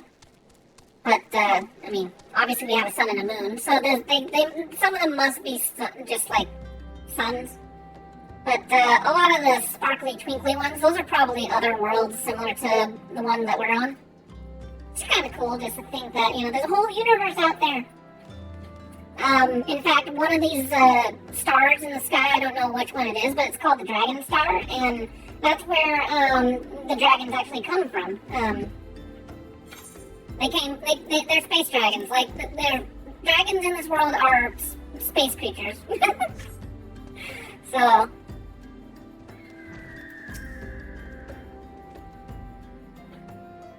I don't know, answer what? What answer? I don't think I caught what we were talking about. Maybe your brain rebooted and you caught the tail end of a dialogue box. Fububu, I presume. Momodi said to expect you, and so I have. Welcome to Horizon. Ours is the station, is a trading settlement that sees goods in from the port of Vesper Bay to the west, and trade we do. Nary a day goes by that Horizon isn't bustling with some manner of merchants and officials. They keep us running about busy, they do. Enough so that I wish I had chocobo legs in place of my own, and that's why I've asked Momodi to send me any souls looking for work. 12 know there's plenty of it to be done around here. Speak to me again when you're ready to make yourself some use. Alright, cool. So what's interesting, I think, about the story anyway, is that it does start you off with, like, basically the most basicness. You're just doing common, hired hand sort of, self-sword kind of work. And eventually you get stumbled and wrapped up into the Warrior Blight problems. But for a good, 40 levels or more, you're like until you start helping Ishgard, the dragon people. DNF or SNF? I don't know. Probably DNF, SNF. I don't know what you mean. I don't know what those mean. So it happens that I have a situation that must be resolved post-haste, and I do mean post-haste. I'm plumb out of a premium product, and my latest order has yet to arrive. If I keep my customer waiting any longer, this could irrevocably damage my reputation. What's worse, I paid my man in advance for his services. That's your first mistake. You don't pay them until they get the work done. At best, it's half now and then half later. Despite this, his assurances that it would be a simple affair. I've heard nothing since he departed for Copper Barrel Mines a day ago. Find the drunken stag and give him this notice. I can't afford the delay. Alright. We're gonna go track down a layabout.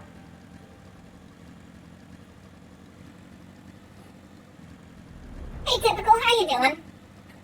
We're just playing a game, and I'm totally flying over my quest objective. Good job, me. Where you at? Oh, there you are. Drunken Stag. Oh, so his name's Drunken Stag. Now, what is it? Hellguards, they have special names based on, like, the location that they were born, and then an emotion or something, a verb that they feel like represents them. Which I don't expect him to be, like, permanently drunk. I think it's just maybe he thinks that a drunken stag is wild and unpredictable, and yeah.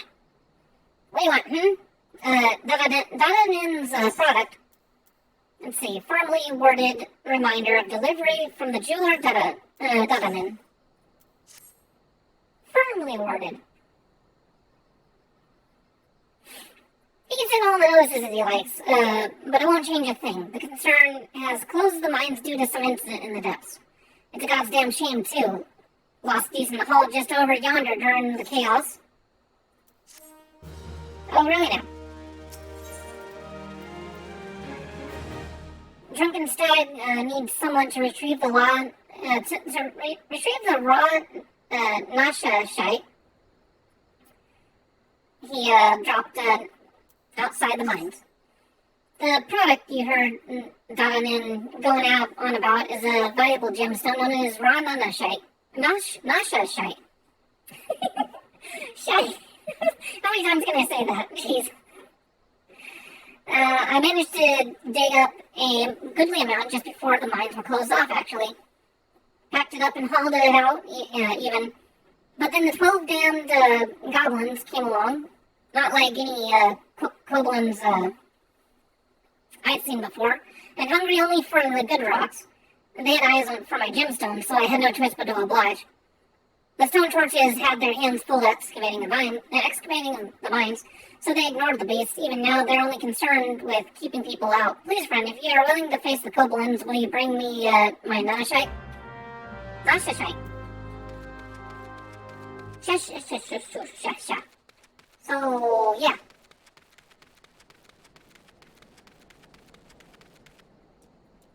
Okay. So,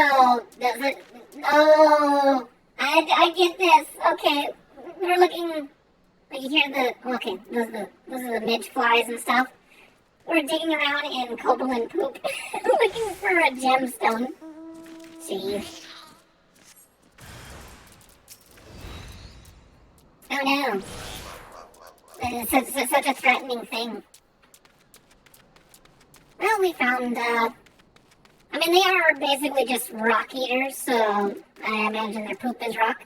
But just the fact that we're digging around in piles of kobold poop for gemstones.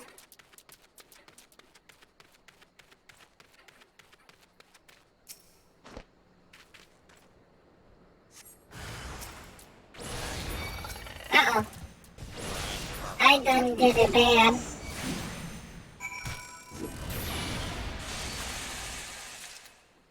Be gone.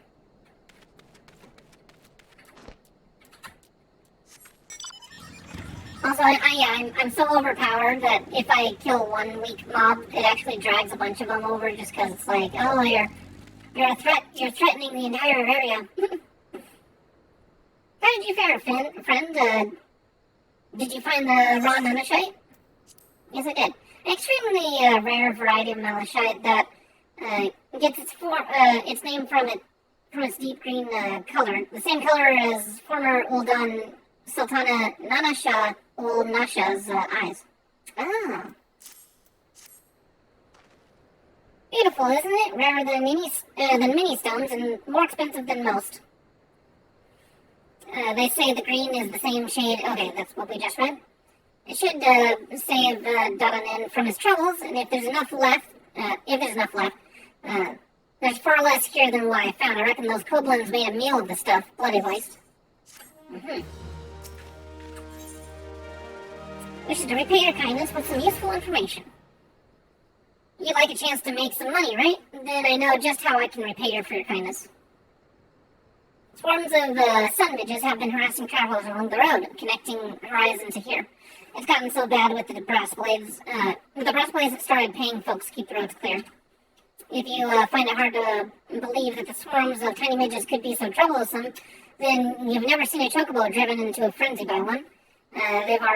They've already been some terrible accidents. Do your part and slay a few swarms. After that, let Fufula Lupa know. He'll reward you for your trouble and maybe even offer more work.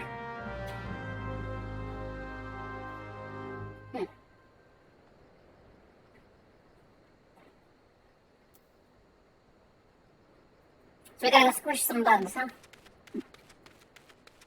Alright, where's the bugs?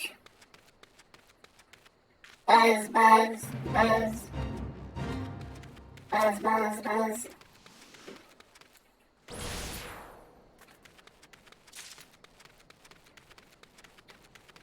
So, again, map is kind of covered, but it does have a little marker here to show me where these things are hiding.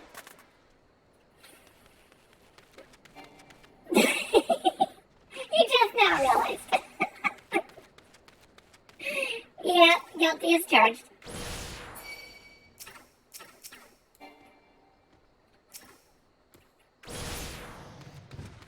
Wait, where are you going there, Pesty? That was weird. His tracking was way off.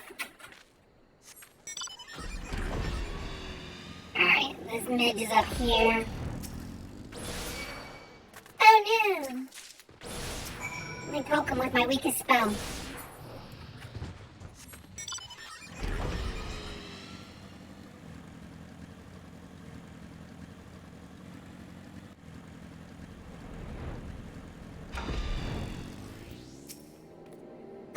Greetings and salutations, adventurer. To what do I owe this? Wait, You've slain how many swarm of sun midgets? You have my sincerest thanks. The brass blades have been struggling to keep them in check, so your assistance is greatly appreciated. Will you be staying in Horizon long? If so, there's much and more you can do to help here. Alright.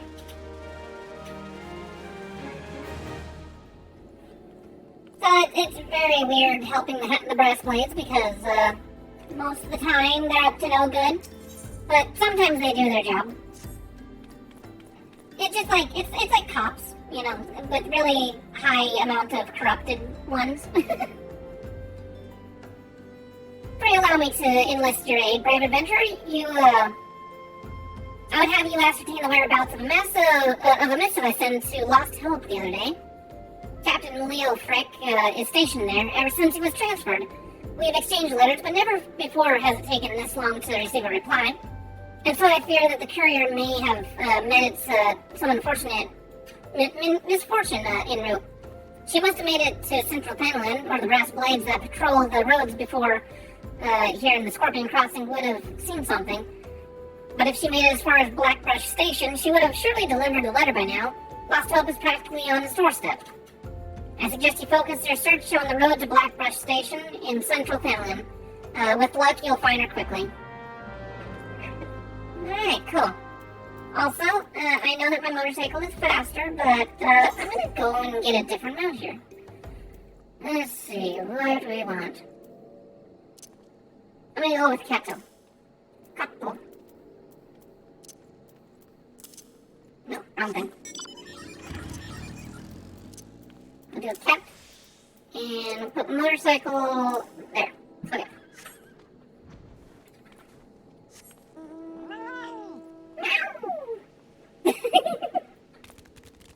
I got a super fat cat as a mount.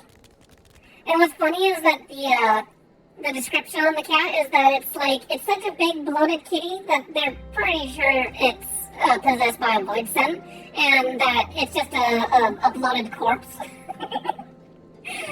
So it's like the cutest little thing, but whenever you think about it, you're like, this probably be the most horrifying, stinky, nasty mount ever.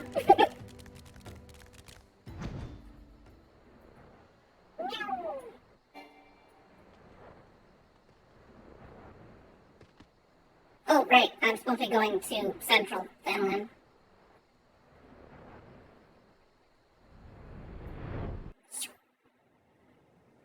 Actually, now that I think about it, I think I might have another mount that might be kind of cool to use too. Did I get it for this character? Oh no! I don't know how I got it last time. Maybe I just had to buy it or something. But they have a Nimbus, like from Dragon Ball Z. You can ride a flying Nimbus. Oh yeah, so Kato is cool. But what else could I use here? Carbuncle. We'll do Carbuncle. That is cute. Look at this thing. Boing, boing, boing. It's super bright. Super shiny. Like, uber shiny.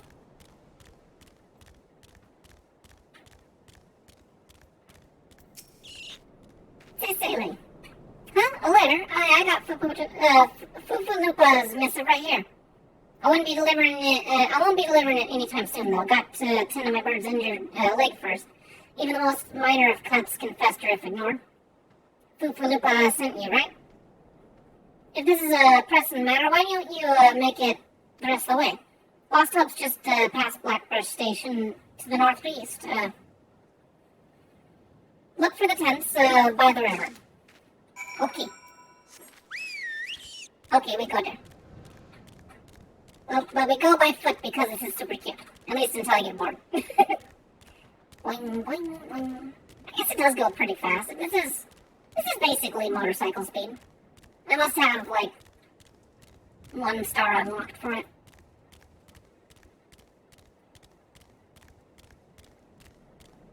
Okay, I'm bored. Oh, it makes this pretty twinkling noise. I didn't realize because there's usually music playing all the time. Of the times I've played this. Just passing through, or will you be staying a while? I have a letter for you. A sealed message written by the brass blade Fufulupa of the Rose to his former captain, Leofric. The Oompa sealed his way because of a light letter. The boy is still far too earnest. Despite my demotion, he continues to call me captain. I suspect he has no idea what it means to be transferred to Lost Hope either. The Brass Blades don't give a Kirkin's arse about this settlement. No one in Olda does. All here have been forsaken adventure, and the refugees their protectors, and you will be too, if you're seen associating with us. Thank you for the letter. Now go for your own good leave.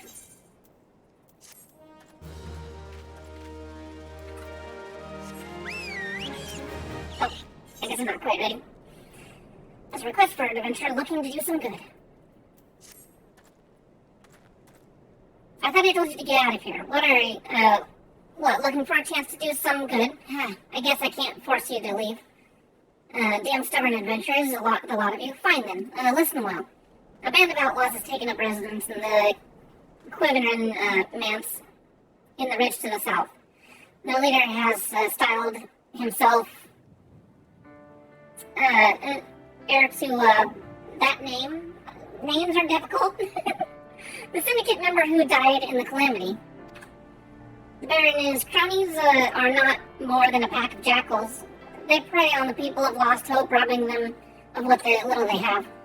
I can't myself act without endangering the refugees, as they know my face and will retaliate against Lost Hope. You, however, are not known to the bandits or their allies. If you wish to help us, then deal with the Baron. I see. Okay, where is it located? Oh, it's up there.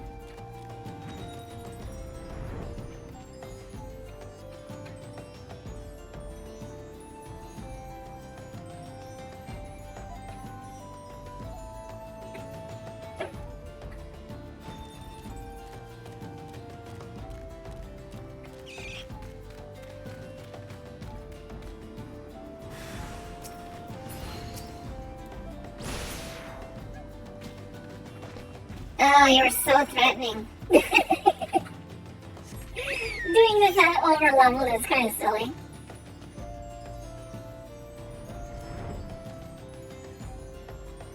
So, normally those enemies would be fighting you along the way, and you have to kill mobs as well as the guy that spawns there. But that was pretty easy. Very simple. So it is done? Good. I hope the wretch died screaming. Ulda is more prosperous than ever, some say. That may be true for the Syndicate, but none of this, that wealth has trickled down into the small folk. It's all a mummer's farce. One day I refused to play my part, and so I was made to leave the stage. My time has passed. The brass blades of the Rose must look to others for guidance. I see. So you're a rebel. As you may have noticed, I am in no shape to leave Lost Hope right now. So in my stead, I'd like you to return to Horizon and give this dagger to Fufulupa. Although it's just an old ornamental dagger, it belongs to the brass blades of the Rose. I should have given it to the boy before I came here. No, don't say boy. These are, Lawful are not children.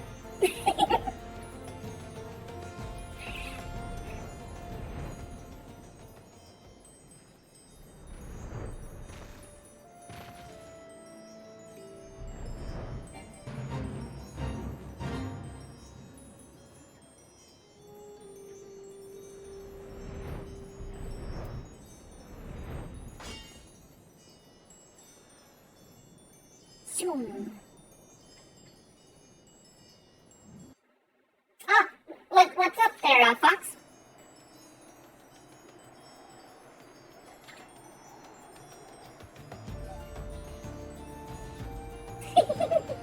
Aw, well, thank you. At least someone notices. I know, as I give the most ugly, twitching eyes sort of expression.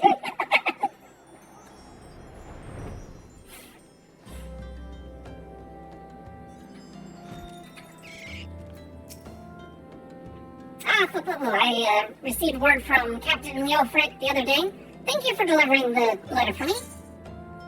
antique dagger. This ornamental dagger has remained in possession of the brass blades of the Rose for centuries, traditionally passed down to a new captain when an old one retires. Ah. Well, why do you have that dagger? Only a captain of the brass blades of the Rose is permitted to possess it. Captain Leofric says I am to have it? There must be some mistake. You couldn't possibly mean to tell me that. No, of course not. I'm not worthy to hold it. Nevertheless, I shall respect the captain's wishes and take the dagger into safekeeping until he comes to reclaim. Just accept it. He's gone, he's done. You are the new leader. Lupa needs your assistance, needs you to assist his fellow brass blades. Yes, I'm gonna be a brass blade supervisor now. The brass blades of the Rose have need your assistance once more. Thaumaturgs of the Ossuary are presently surveying the footfalls of ancient relics. As the area is rife with wild beasts, the Horizon Garrison has been charged with their security. But Captain Baldwin only sent only a handful of brass blades, despite his assurances to the contrary. Such a small unit cannot possibly be sufficient to protect our patrons. I would have you offer your assistance to my comrades. Pray travel to the footfalls and speak to the Totoruna. Kind of sounds almost like they want these thaumaturgs to fail. It kind of seems that way.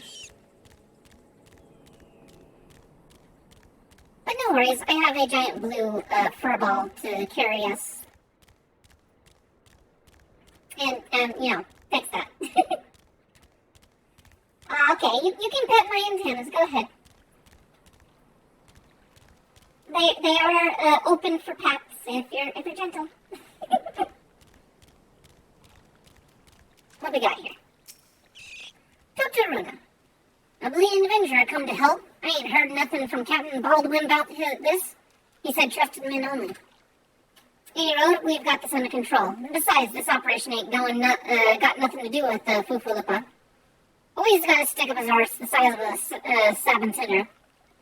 It's no wonder the captain told him to stay at Horizon. Well, aren't you a jolly bag of fun? New news, Zofu wants you to deliver a message to Crescent Cove. Hey, adventurer, mind running a message to Crescent Cove with us? Captain Baldwin's planning some festivities for the thaumaturgs, see? He wants them treated to the finest food and drink, nothing but the best for our distinguished guests, eh? Head west and south to the village and tell Raph that he's to deliver a bounty of fresh fish to Horizon for the feast. Stand there, okay. Okay.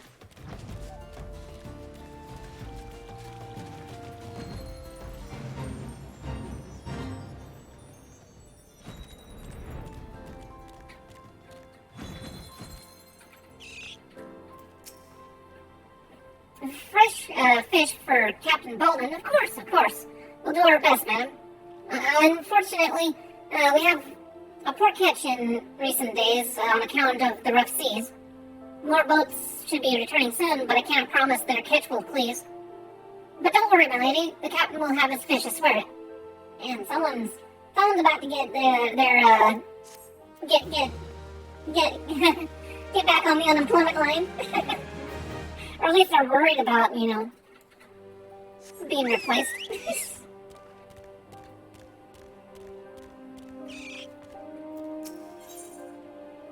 Oh, Captain, my Captain. Okay. Marilda may have stumbled upon a secret. What kind of secret? I'm kind of curious. How does this tie into the main story? How does it lead up to the main story? I feel like it sneaks up on you. You're an adventurer, are you not? I know this sudden, but I have no one else to turn to. Last night, a gang of bandits from Quiver and Mance were in their cups, and I overheard them discussing their plans. It seems they've come to collect gemstones stolen from Copperbell Mines, Nashashite, I think I heard one say. They're to meet their co-conspirators soon at the footfalls. What did you say? Fufulupa. Illicit exchanges and shadowy dealings, the brass blades cannot abide such Maleficent. Oh, he's super frou-frou-y. Forgive my eavesdropping, Fupupu. I came to Crescent Cove merely to thank you in person. I never imagined I'd uncover a criminal conspiracy right outside of Horizon's gates. We must act quickly if we're to apprehend these thieves. I'll notify Captain Baldwin at once. No, wait, you mustn't... Oh, God. You must stop him before it's too late. Captain Baldwin himself is working with the bandits. Okay. Well, that would explain it. No, Foopa, don't go and sell yourself out. Man, that kid sure can travel fast, though. It's okay.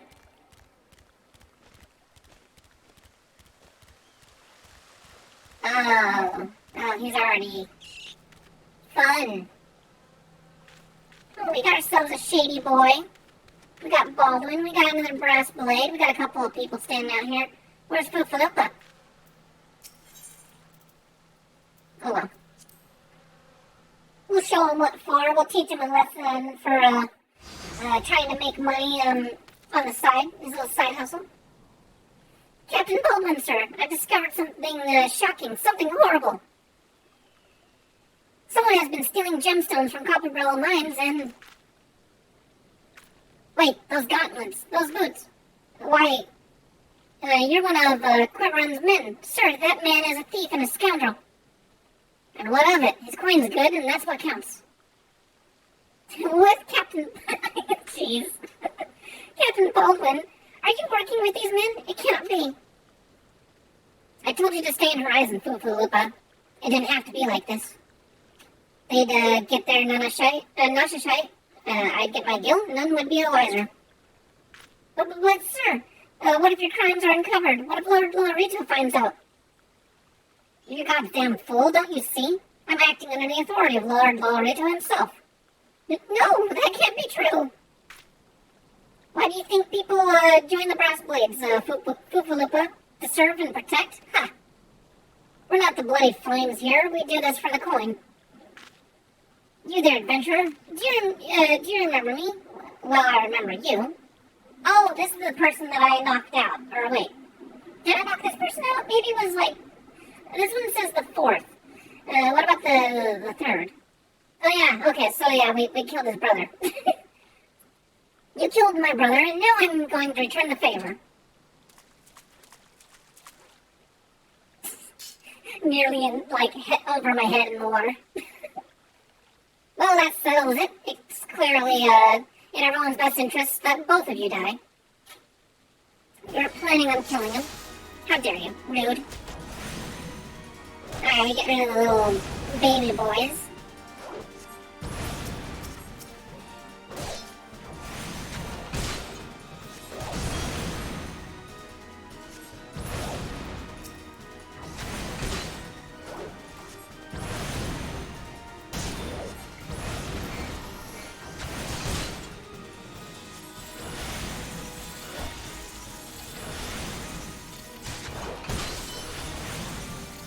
Oh, you're kind of strong. How about we do this instead?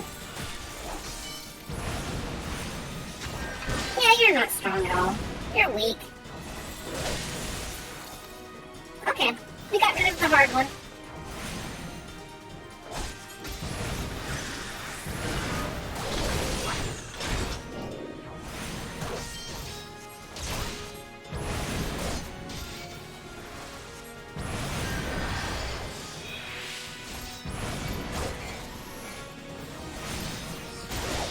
Where's his spear? Ah. Well, that was pretty easy. I am transport size. Yes, I'm perfect for carry along. Just don't put me up in the bag storage. That would be very unpleasant. I am only reserved for laps. That's enough, Baldwin. Your partner is dead and your plans are undone. You have no reason left to fight. Stay out of this, Leo Freck. I don't take orders from you. I may have spared your life before. If you interfere, I will not show you mercy. And what mercy will he show you, I wonder?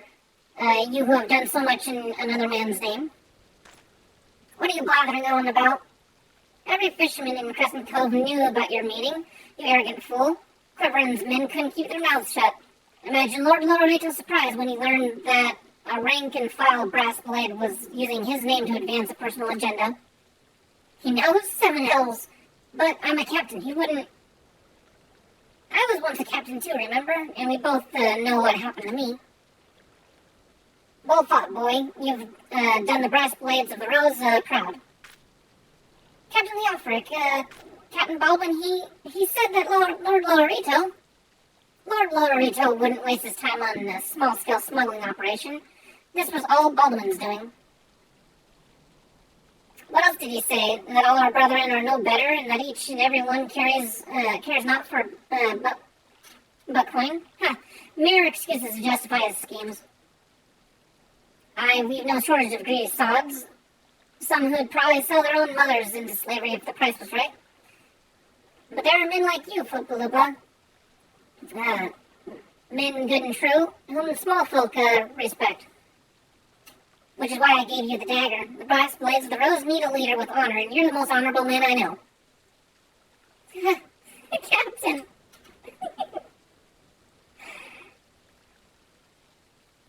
Exactly, I don't take orders from my commanding officer. Well, technically he was demoted for questioning the brass blade authority, or Lola Reto's authority. Just questioning, whether he was doing the right thing. And, yeah, so. Pray visit me in town when you next return. I think I skipped the dialogue box. Whoops! Oh no. Oh dear.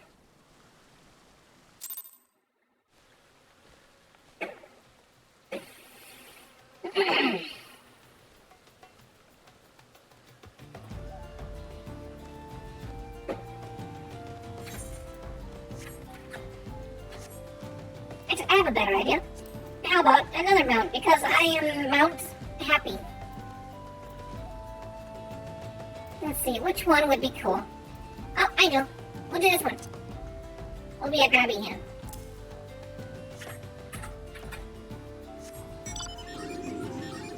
The best way to carry a wallet, though. Just pinch. It's just carry them from, their belt straps.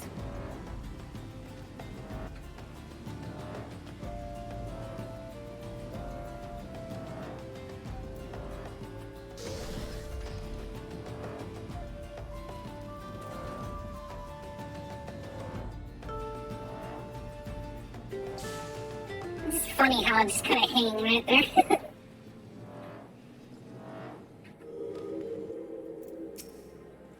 Welcome back, Fufu. So much has happened. Captain Baldwin has been arrested and stripped of rank, which means the brass blades of the Rose no longer have a captain. Until a new one is designated, I've been ordered to serve as acting captain of the Horizon Garrison. Though doubtless this is only a temporary arrangement, I will do my utmost to represent my brethren and protect the people of Horizon. Thank you, Fufu, for your service to the Sultanate. You're a true hero. He's like way too humble. He doesn't realize that he's the boss now. They aren't gonna find a replacement. He is the replacement. Fufu Lupa would entrust you with a matter of grave import. I salute you, honored friend, as acting captain. I should be much obliged if you would grant me a personal request. In our efforts to ascend to the full extent of the former captain's corruption, we have been poring over his personal correspondence. That was a lot of big words, but it strangely flowed well.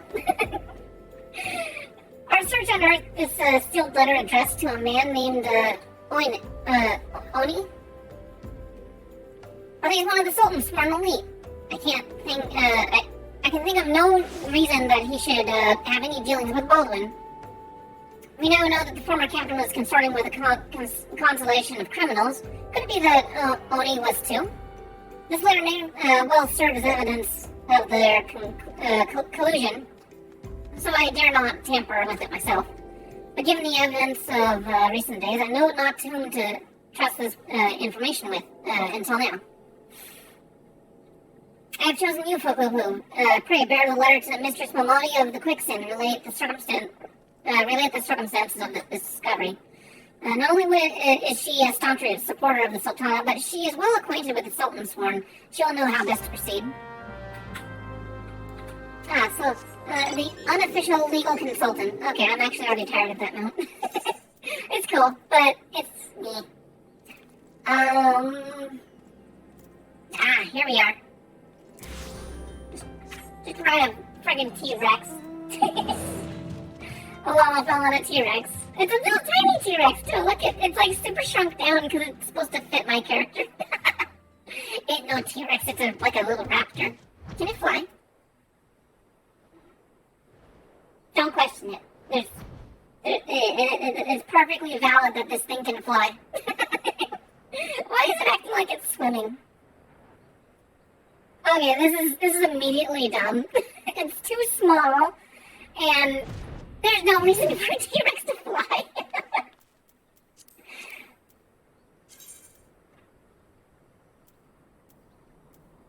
Let's see, what else? I need to get more mounts. This isn't necessarily like I've got a lot of unlocks, but I've kind of split it around different characters and stuff, and this one apparently I haven't unlocked as many mounts on. I got Witch's Broom, I can try that. I am a black mage, I can ride a broom.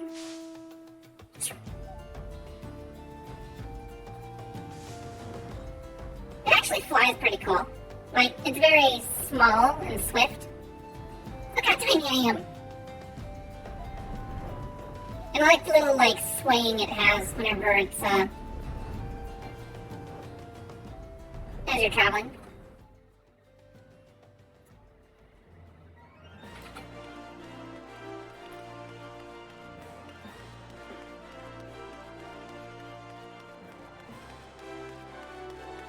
I am small and mighty.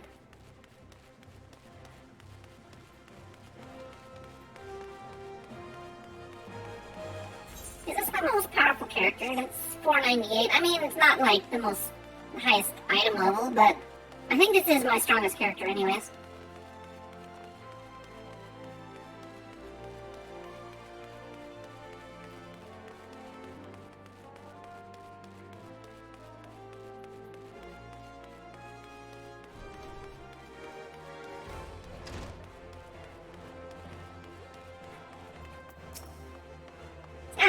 It's too long. Dragonins tells me you've been keeping busy at End Horizon.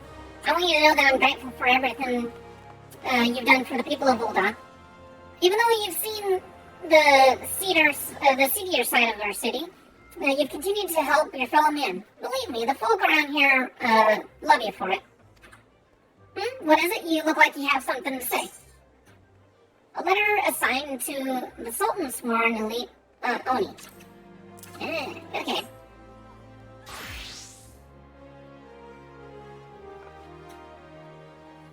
So that's what this is about. Fufulupa is thinking Oni might have been in league with Baldwin, and that this letter could be proof of something shady? Well, you needn't worry. Oni's own, as well as Sultan Sworn as I've ever known. I haven't the foggiest what this says, but... Wait a minute, wasn't Oni the one who... Oh, hells, I've got a bad feeling about this. Listen, Fufufu, I think I know what this is about, but I need you to swear to keep it quiet. If you'd rather wash your hands of this business, I won't hold it against you, but if you're determined to see it through to the bitter end, say a word and I'll explain. So this is where the plot thickens. A little bit. A little bit. Oh dear. Oh, there's a cat girl called Miss Kobayashi. Are you kidding me? Can I count on your discretion, Fububu? If so, then listen closely.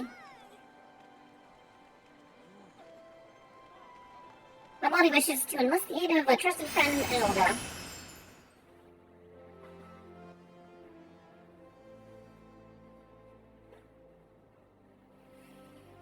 The outside world believes Ul'dah to be a sultanate, ruled by Sultana Nanamo Ulnamo. Truth is, though, that it's the sixth wealthiest citizens that hold the most sway, the syndicate.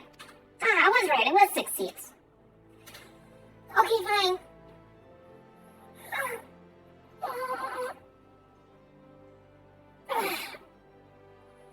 Okay, stretching. Yay!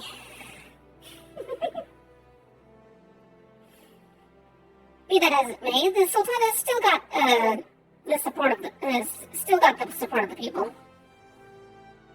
But she might struggle to keep that, even if a certain incident becomes public knowledge. It pains me to say, but Her Grace's crown, the symbol of the royal dynasty, has been stolen. And Oni's the Sultan's sworn who was charged with guarding it that night. Oh, okay, so he might have sold it off for some money or something?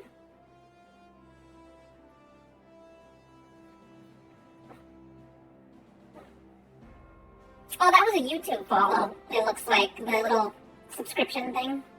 It's kind of funny that it still gives that little notice, though.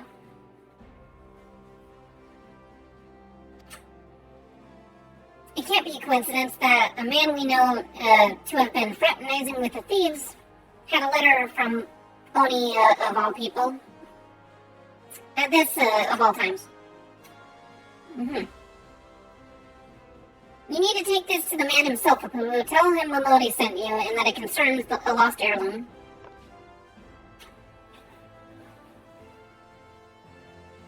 Let's see. But if it looks as though the fellows need help, I want you to lend it to him. The future of our fair city may depend on it.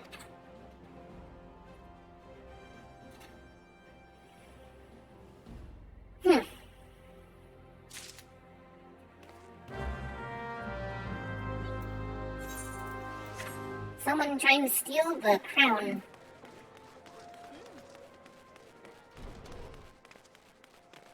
You know what I kind of want to do? I kind of want to, like, cosplay as Kana from a Dragon Maid thing, just because I saw that character. I was like, I could probably do it. I could probably get, like, the succubi horns, but make them white. And then, I don't know what would be good for a tail. Maybe there's like a bunny suit or some sort of, like, Moogle outfit that I could use. Actually, I'm kind of curious if I could get the dress to look like Kana's sort of top. Actually, I could probably do something like that. Let's see. Recoloring it. Let me see about my outfit that I have right now. What is that top? I'm trying to think. Where is it? Do I actually have it here? No, casino. Let's see, is it glamour plate? One of my glamours might be. I might have it saved instead.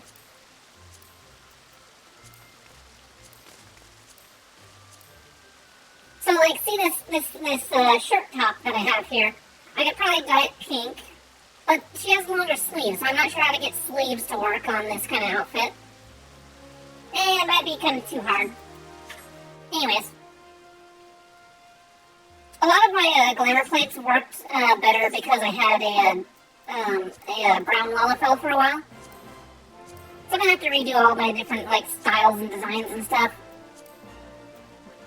The maid outfit might work though. What do you think? Should I go full maid right now? I'll just be a maid.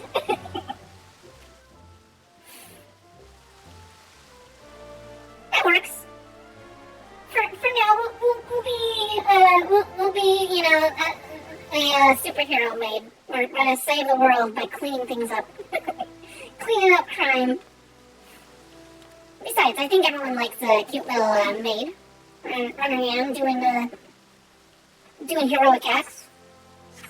I am not going the right direction, am I? He's up there at the Alchemist Center. How do I get up there? I think there's a way this way. Maybe. Nope, not that way. Those are... Well, I just went around a big circle. There's stairs, I know there are. Is it over here? Yeah, there we go. There's some stairs.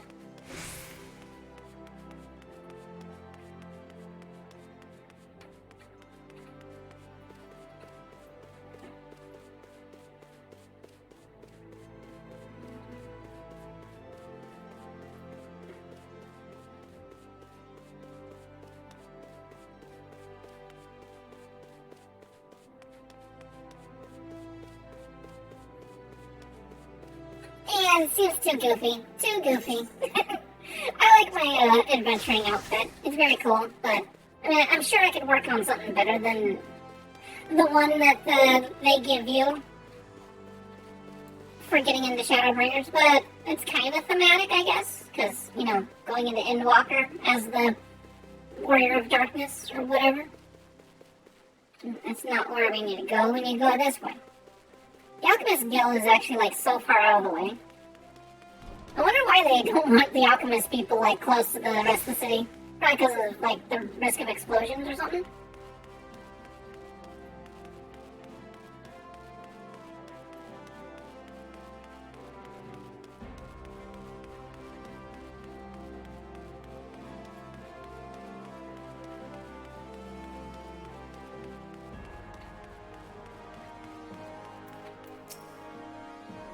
The heart of the sworn lies beyond. State your business. Pardon, did you say a lost heirloom? Proceed. Oh, I don't think I've ever been in here before. Or if I have, like I said, it's been ages. So I think it's because I've not done the old main, like, scenario for a while. What is the... Huh. Interesting.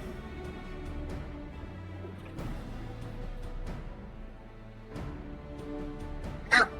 If anyone hears a weird noise in the background, that is because, again, airport. Sometimes really big airplanes fly overhead. It's a little trippy. Well met, adventurer. What business brings you here this day? A letter? Very well, let's see it.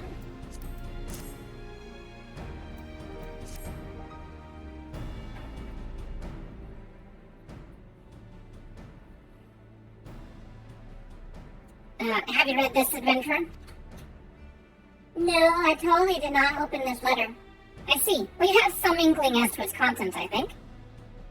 Mr. Spumoni has doubtless explained to you the significance of the crown and what is lost. What is lost can mean for Her Grace the Sultana. This theft shames the Sultan's sworn, me most of all. The blame is mine, you see. We grew lax, and I grew lax in my duties, and in a moment of carelessness... No, it will do no good to recount the tale now.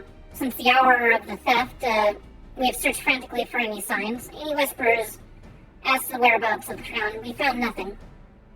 Well, 3 of your guardsmen outside don't even want to get into fights, so I think you got kind of an incompetent group, you know? The identity of the thieves and their motives seem fated to remain a mystery until you arrive bearing this ransom note. In it, the criminals state their price for the return of Her Grace's crown. And though it pains me to say it, I have no choice but to acquiesce to their demands. Too much is at stake to do otherwise. The crown symbolizes Her Grace's birthright and identifies her as the custodian of the old legacy. It must be recovered. I will travel with the unholy heir. Travel to the unholy heir to pay them their ransom. Though I'm not foolish enough to meet these men alone as they stipulate, I dare not bring a host of my comrades, lest the thieves take flight. Take fright. Friend, would you consent to be present for the exchange? Miss Momodi has always spoken of you in the most glowing terms, and I have never yet had a reason to question her judgment. Hey, how you doing, Abu? I haven't seen you in a while. Well, I don't think I've actually recognized your name, but you must know me from somewhere.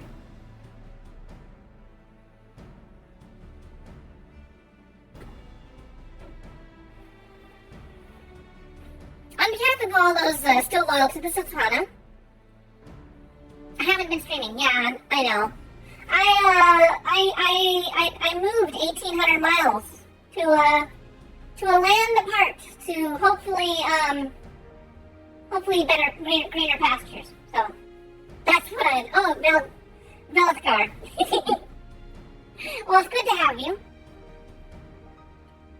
On behalf of those still those in the Sultan, I beseech you, help us in our hour of need. Yes, I will oblige. I will acquiesce to your request.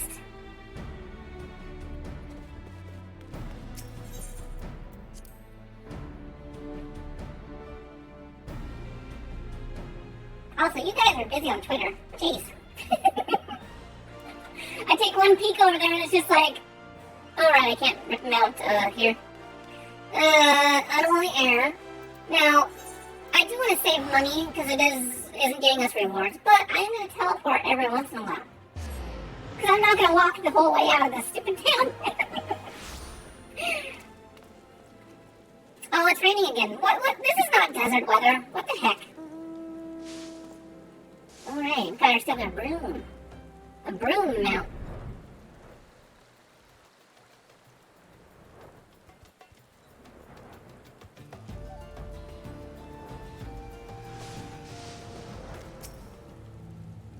Alright, here we are. This is where the main story stuff starts getting really deep, I guess. It's all the Asians' fault. They were the ones that got in the way of me helping out, normal people with their normal problems.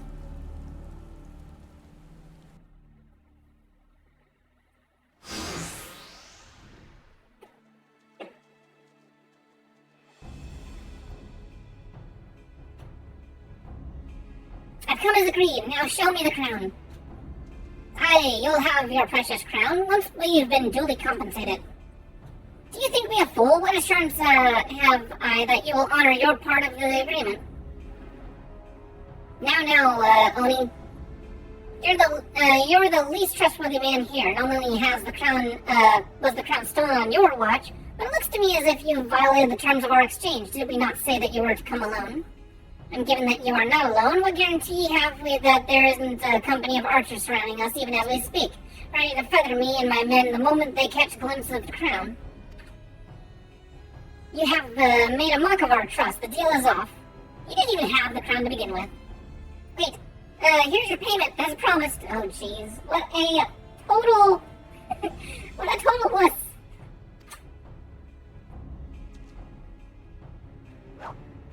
They're not gonna give you the crown. Tis the real thing. Why do you have to sniff it? Whatever. 1,000 thanks to you, boy. You've succeeded where scores of thieves have failed. And now, at long last, we have it. The power to create an army of undying soldiers. The traitors spurn. No, it can't be. What have I done? Yeah, no, they... There's no way that this plan would have worked, not with your, weak-minded logic. Surely you must have wondered what it was that you were handing over? Oh, I see, it's not money. What it was that seemed as valuable to us as the crown seemed to you? Or did you assume we were feeling charitable? But you must feel terrible knowing that you brought us the doom of Silda. Worry not, boy, we'll grant you a quick death and spare you further ignominy.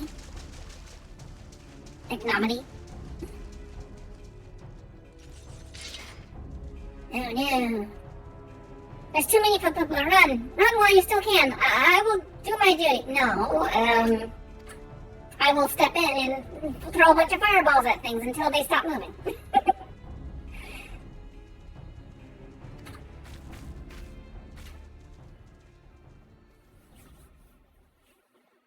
Oh, here we go. Here. Papa Sean's the leader. Oh, I did not know that. That's cool. Sultan Sworn, put these thieves to the sword and secure the crown. They don't have the crown on them. I'm pretty sure they don't. Sultan Sworn, no matter, kill them all. Well, first we get rid of the archers. That's a good idea. This guy. It's so dark and rainy. I can't see nothing.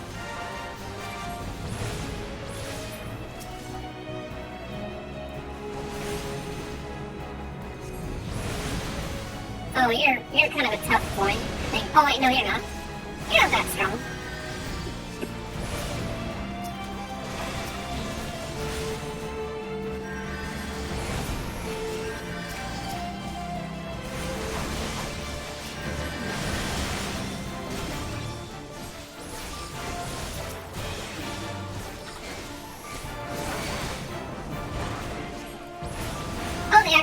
got like some decent forces. Interesting.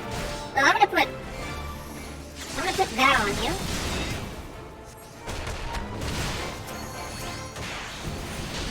Oh, you're trying to box my chops, son. Ew. Stop it. Don't avoid me. Oh, weird. There we go. Get rid of the healers. Those are good. That's a good thing to do. He's dead.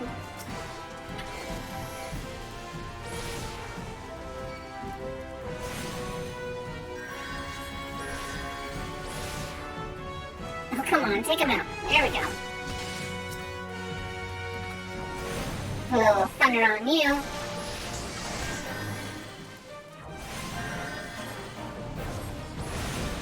Oh, yeah.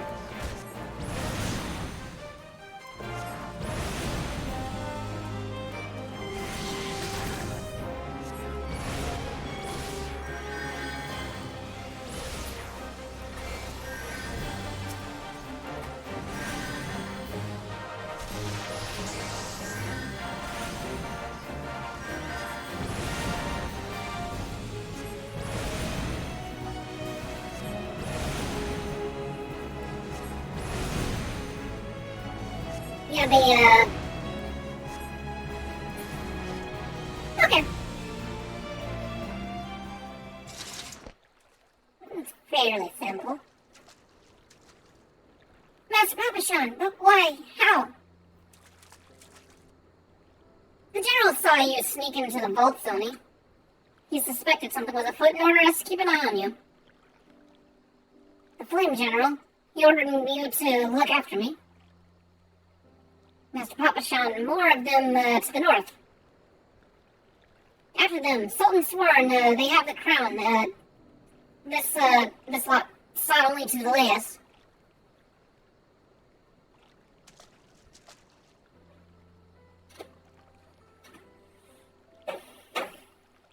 Let us speak again back in the city.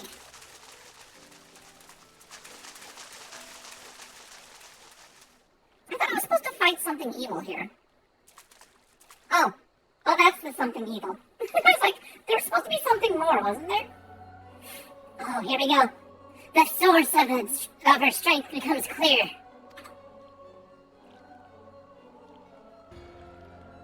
You may have bested the golem, but you will not fare so well this day. Oh no! Evil cloud. Oh, mournful voice of creation. Oh, thank you, Utsunagi, for the follow. I appreciate it. Send unto me a creature of the abyss, my thrall to command, that I may smite mine enemies.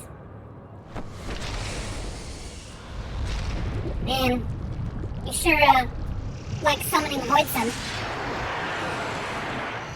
Oh, he's got beautiful eyes, though. Your very being imperils the plan. You can't be suffered to live. Why are you making such a show about this? What? You're not gonna win. Alright, here we go. We'll take care of your little monster boy, and then we'll take care of you. Or whatever's weaker. Yeah, we'll take care of this guy. Soon you shall, something great.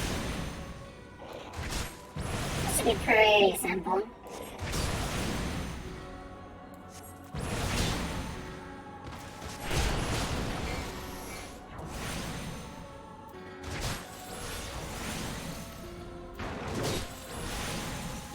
Oh no, not poison.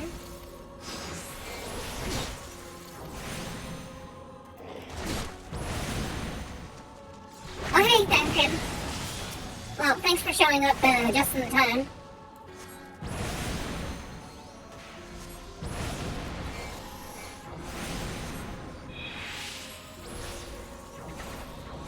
Alright, we'll put a thunder on you. He does have a little bit more health than the other stuff.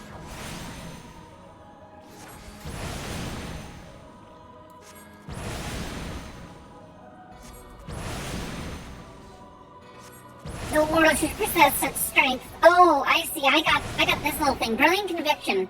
Break the limits only as a true warrior of light could. I think that just triggered as the end crit showed up. I think. Maybe. But it feels like I'm doing a lot more damage.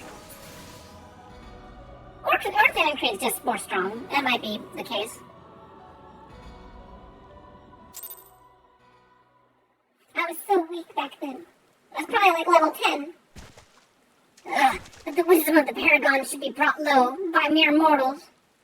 You underestimate who you're dealing with here.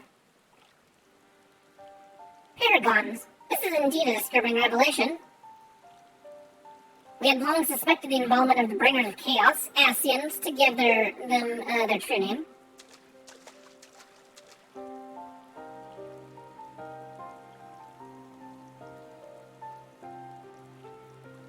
But we could not be sure what, they were responsible for the recent disturbances until now, as if the Sultanate needed many more enemies. Well, have we Charlene's crossed paths with Asians before?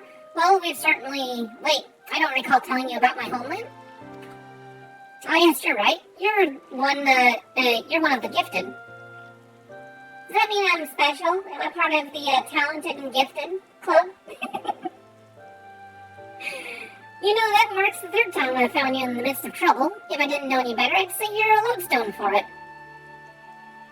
Anyway, I'm glad I started following you around. Who knows what grand conspiracy you'll stumble upon next. I jest. Had I truly been watching your every move, I wouldn't have taken so long to intervene in your latest altercation.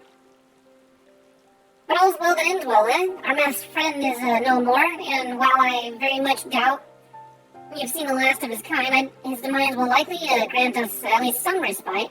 And on that note, I must away. Until next time, Poo-Poo-Boo.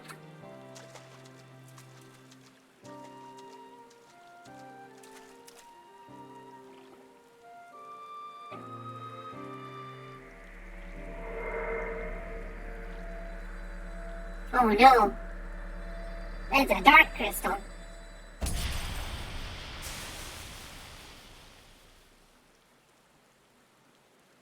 Well, that ends for that thing. Now, some Asians can come back from death, but I think that the ones that aren't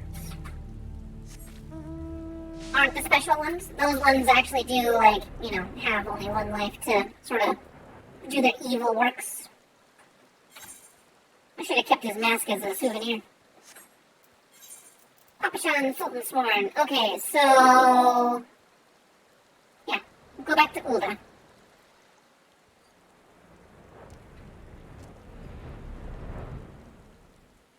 This is the most rain and the most fog I've ever seen in this area. Normally it's not this rainy or foggy. It's usually dust storms and just dry and hot. It must be the rainy season here. I wonder if they actually do that. Like, they plan certain, weather patterns to be more strong during certain parts of the year. If it's all just random, then maybe it's just, luck of the draw. But there do be a lot of rain, at least, that I'm noticing tonight.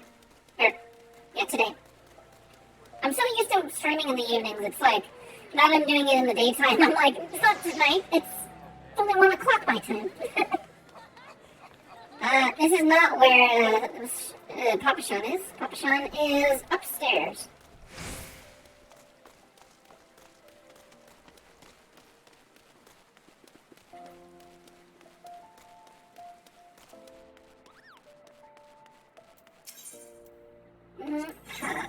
Yep, that one. There we go.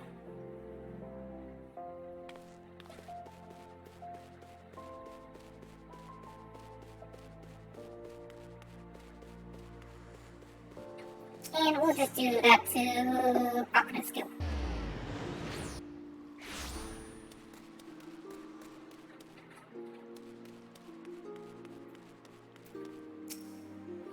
Everyone's waiting for you, adventurer. Yes, I shall proceed to the heart of the swarm.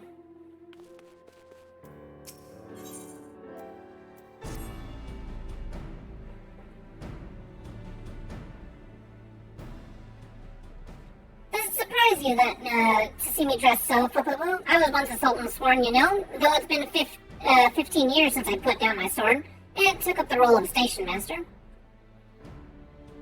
It is a capacity in which I am no less proud to serve, lest you doubt whether your grace ventures outside of the gates. I have the honor of protecting her person. Never before have I seen her so despondent as to when news of the crown's theft reached her ears. But thanks to your valiant efforts, she returned to her former vibrant self. You have the gratitude of every sultan sworn, Fububu.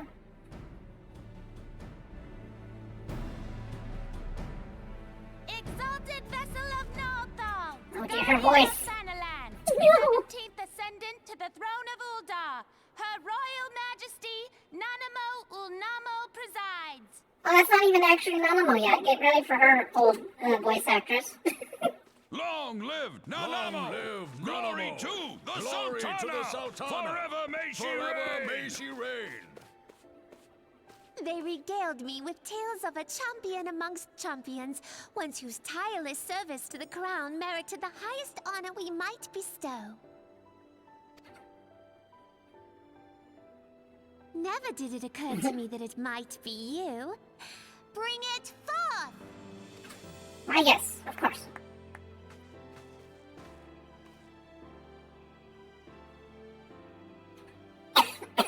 Goodness. Betokening our gratitude and esteem, I, Nanamo Ulnamo, Sultana of Uldar, confer upon you this gift. She's so cute. Raoban, I'm pretty cute too, but Nanamo's the best. I want your hairstyle. Your Grace, Raoban.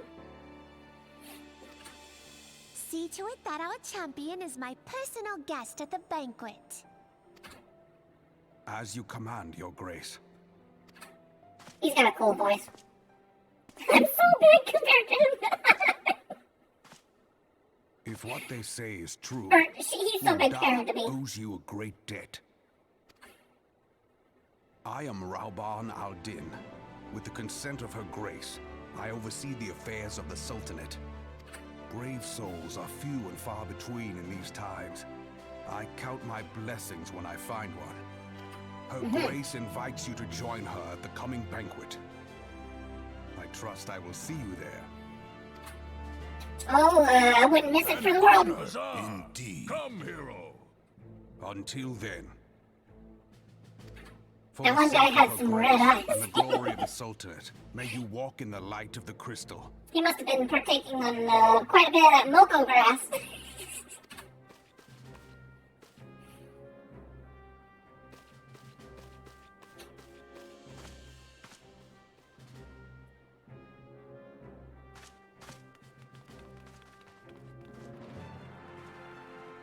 Also, moko grass in this game is hemp, just to let you know.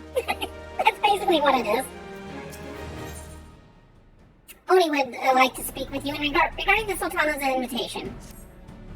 By the 12th of Fubu, for an adventurer to receive a personal invitation from Her Grace is unprecedented.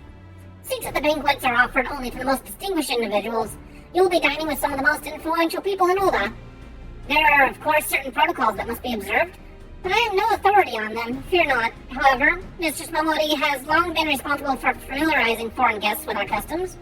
Pray return to the quicksand and speak with her. She'll tell you how, all you need to know. Alright, cool.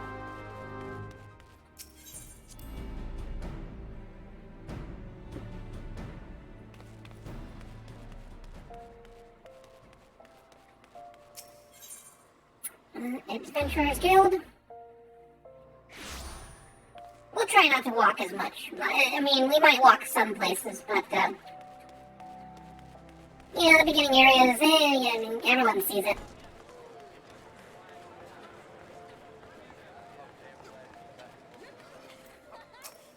No, not that guy. This guy.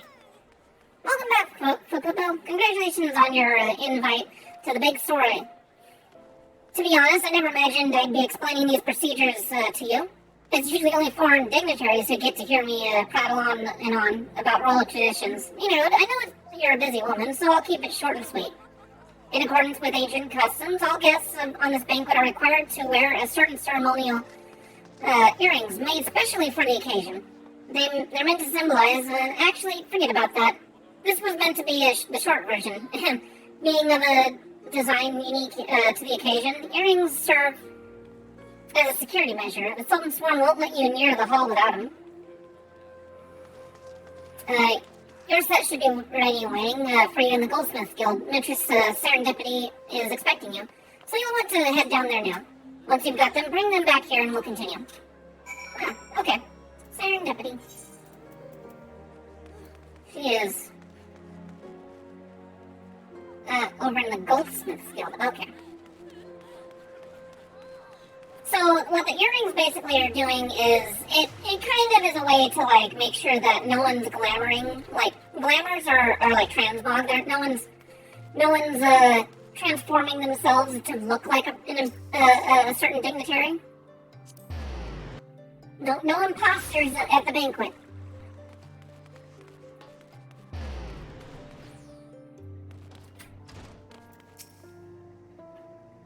Greetings, is there something I can help you with? Ah, Poo-Poo, your earrings are right here. I crafted them myself, I'll have you know. I think you'll be very pleased. In case Mistress Momodi didn't warn you, the box is locked and I am not permitted to give you the key. It is a final safeguard, you see. Only designated individuals are authorized to distribute earrings to guests. It is this instance, the person in question is none other than Mistress Momodi, so you will need to ask her to open the box on your behalf. Pardon the inconvenience, but the Sultan Sworn takes her grace's security very seriously.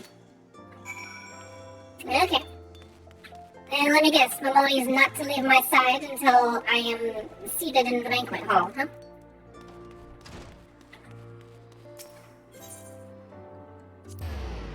That is not where I wanted to go, but I don't have a mouse pad, so my mouse is really slippery. I have it on this, like, particle board sort of thing, or plastic. It's super slippery.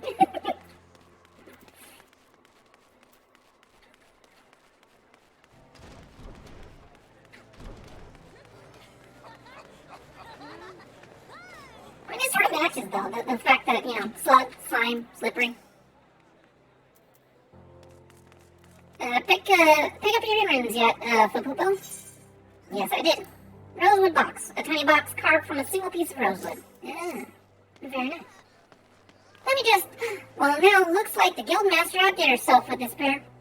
You best take good care of these earrings. If they fell into the wrong hands, gods only know what might happen.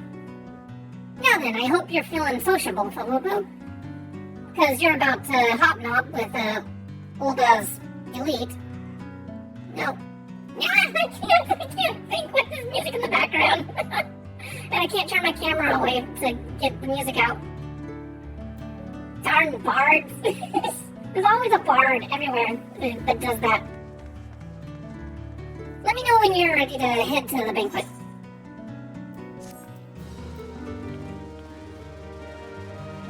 Oh, it's a duet.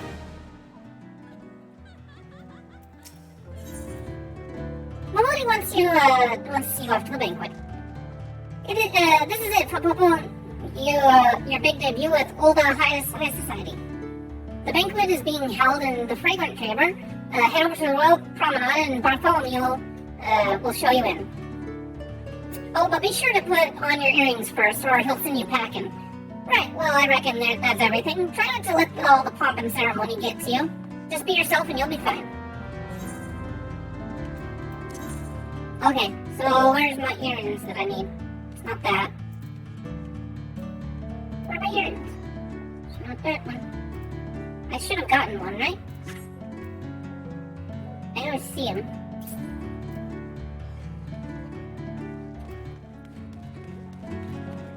Oh wait, put on the Voice of the Just, where's Voice of the Just at?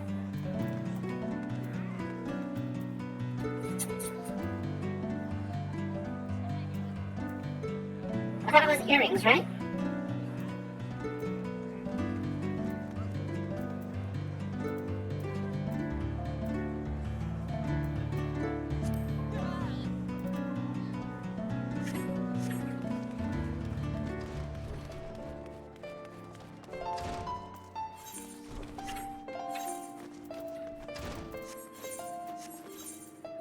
This is my key. I don't see it.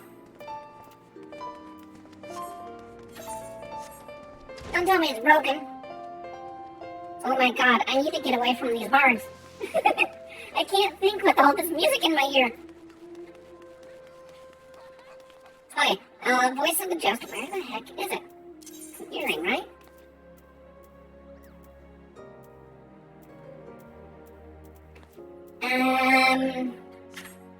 Let's see here. Search, voice. No matches containing a voice.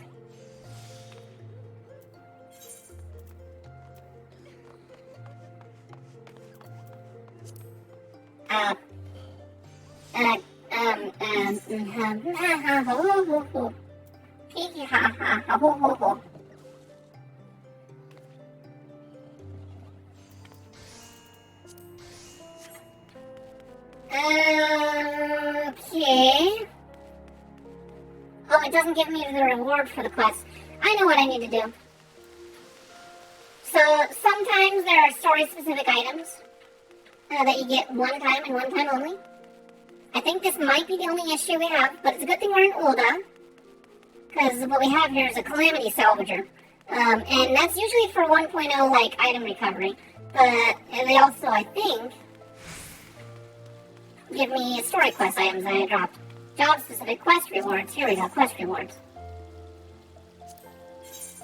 Where we got here? Voice of the Just should be somewhere. Voice of the Just, there we go. I have to buy it. I have to actually spend guild. Oh, jeez. Game. You're funny. Look, it's literally just a ceremony item.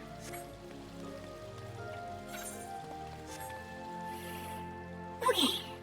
Now that we have that, we can go upstairs. If I can remember where the stairs are at. Stairs are this way.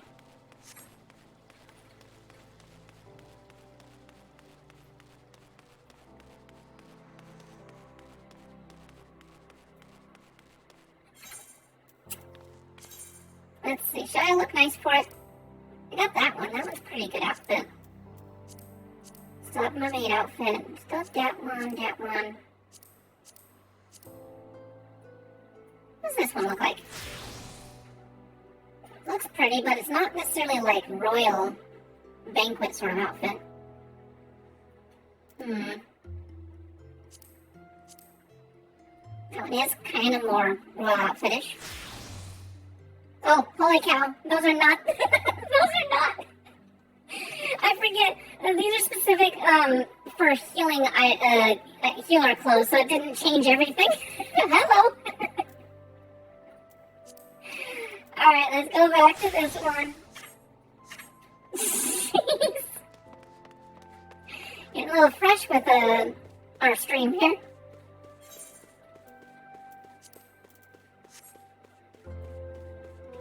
I might get a little Lala midriff on this outfit.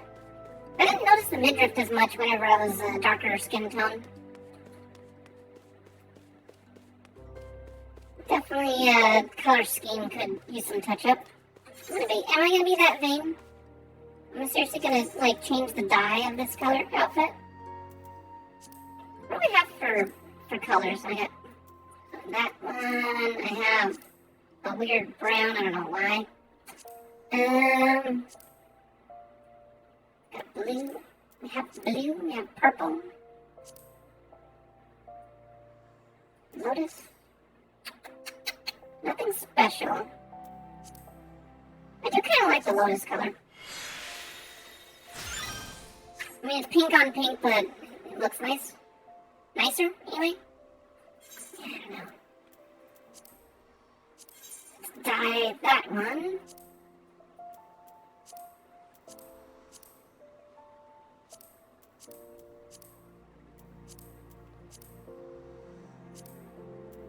Oh, the original color is white.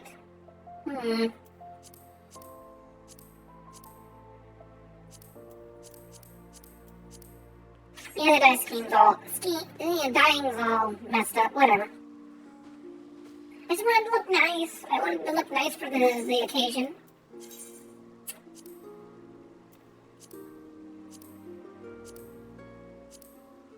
If I do that without the hat, what does that look like?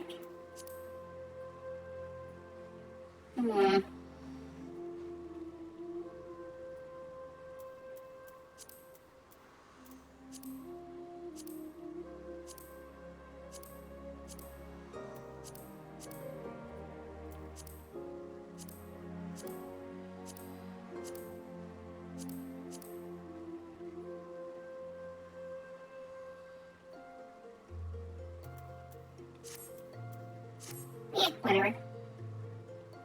We'll get ourselves we're gussied up enough. I do want a different dye, a different color for the top though. Let's see, let's go with...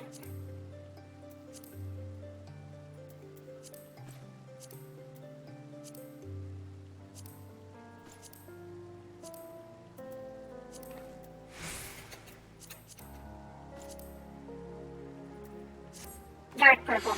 Purple to represent our, well, purple in Japanese is typically evil. Not that we're an evil person, but we don't have, like, the most altruistic, interests. Now that's actually a pretty good outfit for a banquet thing. They have to look all nice. Do I have anything better? That one doesn't look great.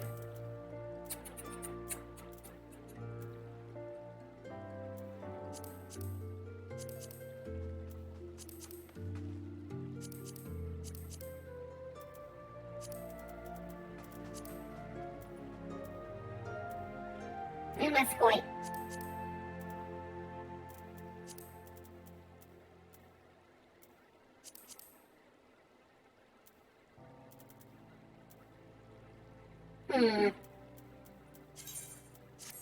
Oh well. Put that on. Now we can go to do the mission. We are honored to receive you, my lady. Please proceed inside.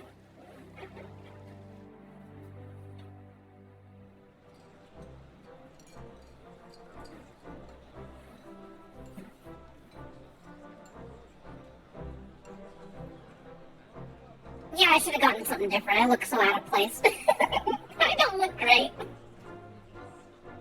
All hail the Sultana.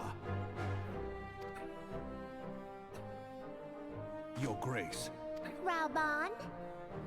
Raoban.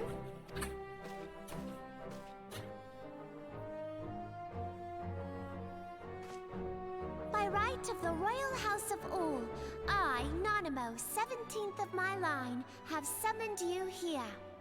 We are graced this day by the presence of a hero to Ul'dah and dear friend to the crown. Honored guests, I give you our champion!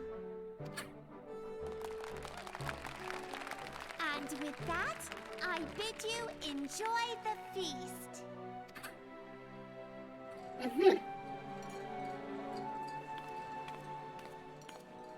Yeah, I don't like crowds. Not to spoil your appetite, but Ul'dah is hardly so bountiful as this meal would have you believe.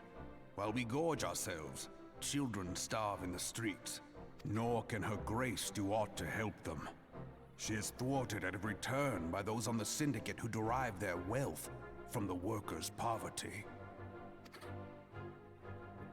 Beneath her mask of stately serenity, she is aghast at the plight of her subjects. But there will be no hope for the masses until the crown is restored to power. I am truly grateful for all you have done for Ul'dah, but there is so much more to do. That light, what is it? Oh, it's just a thing. It's nothing important. Don't look at it too deeply. Oh, sure. Just show him his crystal. Show our crystal around. Right. Almost like by the 12. Oh, Tell dear. me true. Have you been troubled by strange dreams of late? Visions of the crystal? How would you know? Mayhap you put them down to an excess of ether?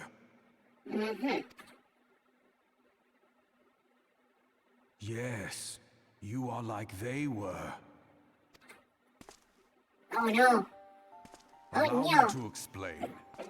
Before you came to Eorzea, there were others like you who fought the primals. I see a redemption here. So, Ara.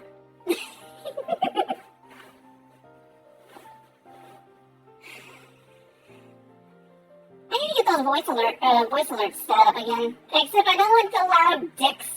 That one scares me. Though they were not of this land, when the Garlean Empire threatened the realm, they helped bring together the 3 grand companies. Ah. And they stood with us at Cartano, that fateful day 5 years ago, the day we lost them. None who survived have forgotten the heroes' sacrifice, nor would any man deny they fought alongside us. But the names of these heroes come not to our lips. The once familiar pages of their story are now blank to us. And in our mind's eye, their faces are naught but silhouettes amid a blinding glare. It is for this reason that we have come to call them the Warriors of Light. When I look at you, I cannot help but think of them. And you must protect that crystal at all costs. It is a gift from Heidelin, mother of all, and one she gave to you for a reason. I don't like that autoplay. Because I might want to comment on something. Yours is no ordinary tale. If I am right, the fate of the realm may yet hang upon your deeds. Only heroes and martyrs are fit to bear such a burden. Let us pray you are the former.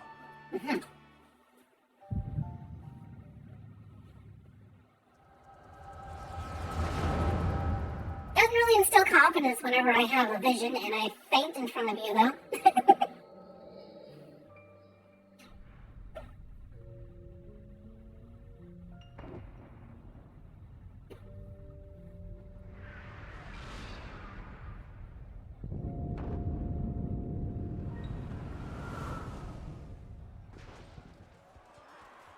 You know, that might possibly happen, but if they leave no evidence, then I suppose it's okay.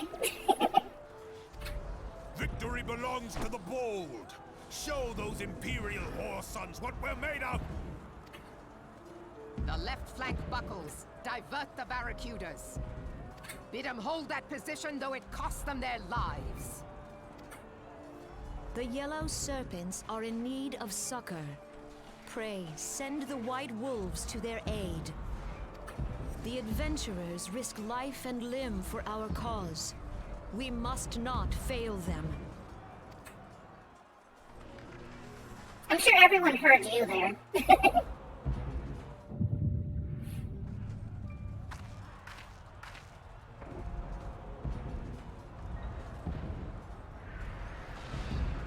Oh, got spoopies. Is aught amiss? They're being watched. It is nothing.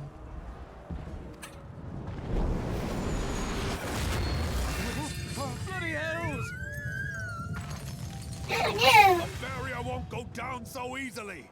Eyes forward! It looked kind of shattery, though. I don't know if that was a very strong barrier.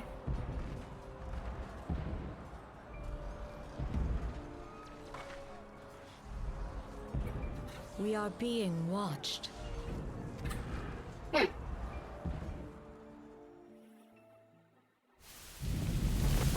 She is technically 28, though. So I guess she's in mommy range. Anime-wise. You know, Respond! obligatory protagonist has to be 17 years old. I don't know why they have to be 17, but that's what most anime protagonists have to be. But the wise and ancient are 28.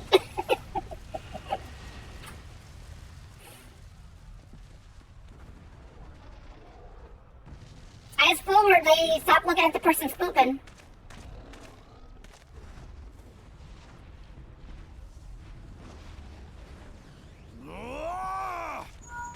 Raging Bull, this is Mad Slave. Respond. These names. Ryder, this is Raging Bull. What news? We're surrounded by a blaze. There is no way out. Gods preserve, what is that thing? What's going on? Speak to me! Oh no. God damn it! We cannot hold much longer. Yeah, this is where the dragon shows up. Mad Snake! Mad Snake! Snake! Answer me! Snake! Totally a reference to that. Damn it! Damn it all to the seventh hell! What of the barracudas? Can they not be reached? They're cutest. Sorry, Admiral. Shell's not working. I can't do it, Captain. I don't have the power. I cannot say, my lady. That monstrosity appears to be disrupting our communications. She will provide succor for everyone. I'm sure there's plenty of, We must keep trying. Connie Call set till up they respond. fans. Yes, my lady. Admiral, General, we can do no more. We must give the order to withdraw. I like the horns on this, Will the not jaw. forsake Louis Soir. General, please. Victory may belong to the bold, but there will be no victor this day. You know this to be true. Let us not sacrifice lives in vain. The adventurers fight bravely, but to no avail. Let them withdraw, and let us be the ones to stand with Louis Soir. Yeah, I don't understand. I guess they're all like very auspicious and stuff. It's very weird how serene and methodical that they talk.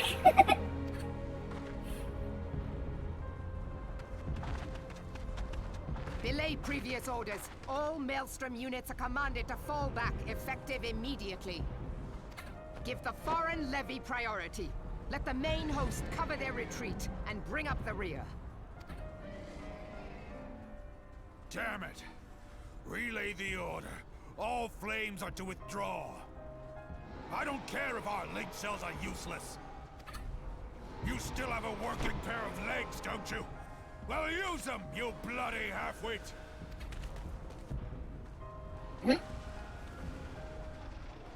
One of them runs off. Just only one of them. The outcome of this battle was long since decided. Oh yeah, Merryweather is definitely one of my favorites. To retreat now, then risk a massacre. I feel like that's already happening.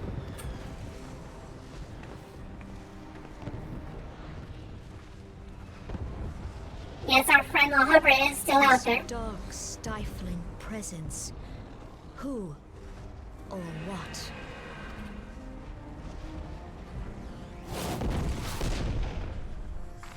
We go to take our place beside Archon Louis Soir. To your positions.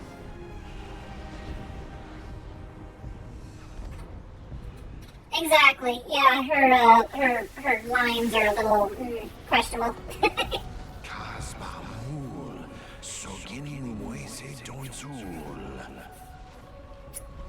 That I should behold Bahamut once more. Logalo, Asawad Daken Bet Mubut.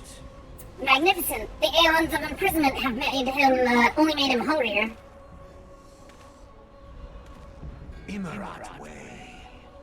Kiskatoga's Wadadorns. I'm aware of them. Pay them no mind. They are powerless to act. Underestimating your enemy. Number one fault of a villain. It has begun. Soon the planet will regain its true form. What, having messed up seasons?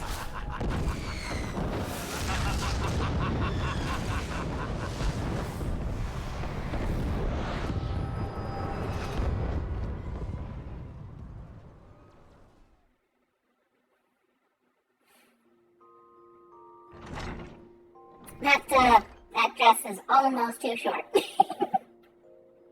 are you feeling, Papa? Okay, it is too short. I can't believe I passed out so hardcore in the middle of a banquet. I'm so embarrassed. They said you fainted in the middle of one of the general's stories. I had to have you carried back to the hourglass. I reckon you made quite an impression on your fellow guests, though probably not the sort you intended. You sure are getting enough rest, Boo? The life of an adventurer can be pretty taxing. Yes, Mom. I'm doing good. Any road, I'm glad to see you're back to normal. No offense, but looking after you is getting a bit tiresome. Oh, before I forget, the general left a message for you. Said that when you're filling up to it, you should come and see him in the Hall of Flames. Probably wants to finish the story he was telling when you fell asleep. They think I just got bored to death. I mean, I'm sure they're aware of more than that, but she's probably just playing it off as, oh, it's okay. You were just, not into his old war stories. Okay, anyways, back to my adventurer outfit, because, I'm basic.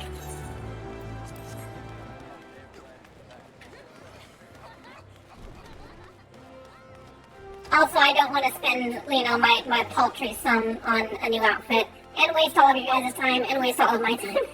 I can get pretty, obsessive over my looks. Actually, I'm pretty sure I have over 32 million, gil, at least. Just put purely in this character, for different outfits that have sort of, come and gone, depending on the occasion. Glamours is no joke in this game. I've been waiting for you, Poo. I trust you're fully recovered? Good, because there's much work to be done. Work that I would have you do. Listen up, Poo. There's some, this will take some time to explain. An old envoy. Oh, this is the part where we go and tour the different lands, I guess. I prepared these letters for my counterparts in the Eorzean Alliance.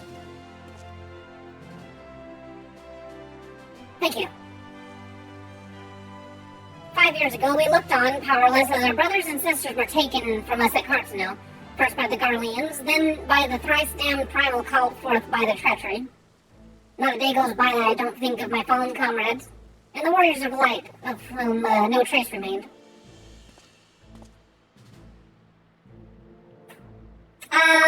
I think I already have a faction chosen, but it's going to be interesting seeing how that works. Because this is New Game Plus, so I wonder if it'll be like, choose your grand company, and it's like, oh hey, you've already got yourself registered, huh? I wonder if they've got some sort of funny excuse for why you're already in a company. The tragedies of Calamity are not so easily forgotten, nor should they be. In remembering all we lost, we remember what we still have.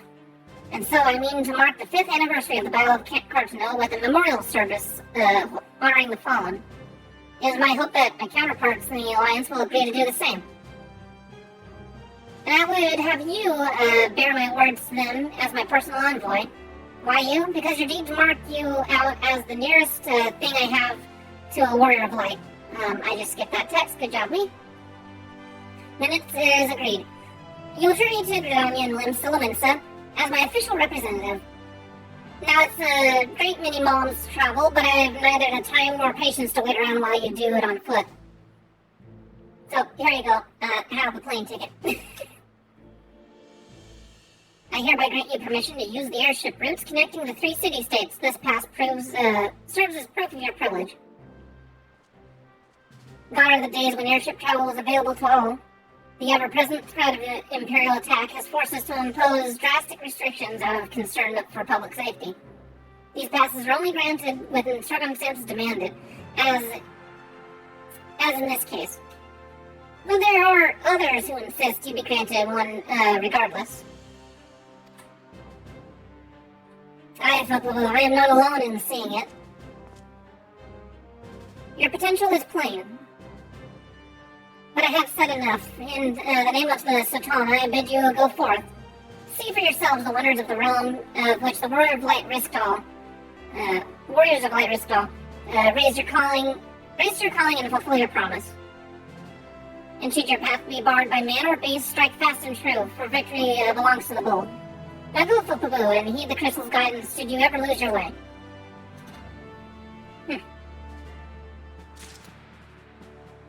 You don't own the game, but you played before?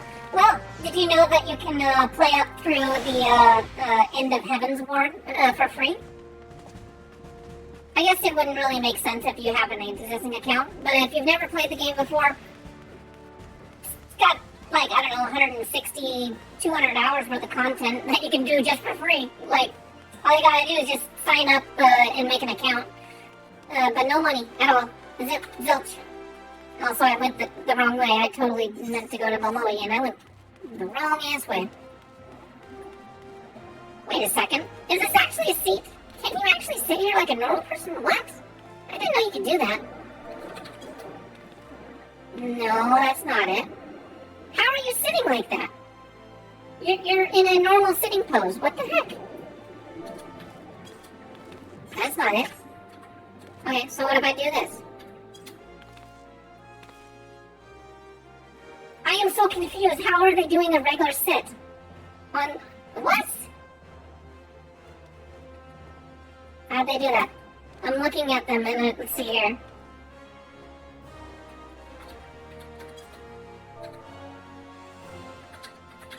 That's not it. Aw. Is it because I'm small? I've never seen, like, anyone use this as a normal sitting spot. That is so weird. It probably is because I'm too short. Like, I know if I go over these benches here, I just do /sit, it'll let me sit like that special, you know, obviously I'm sitting on a chair's animation. See? Pop. Got myself on the chair. Look how cute that is.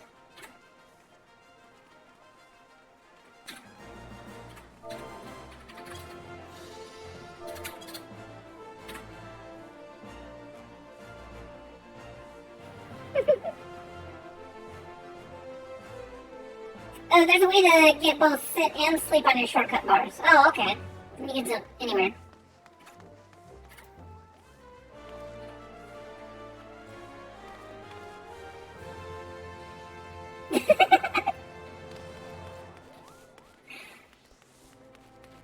Hey, that's a good convenient way to keep healing. Just strap it to your back. Well, maybe not like Bondrude from Made in the Abyss. That would probably be like a more messed up way of keeping healing on you.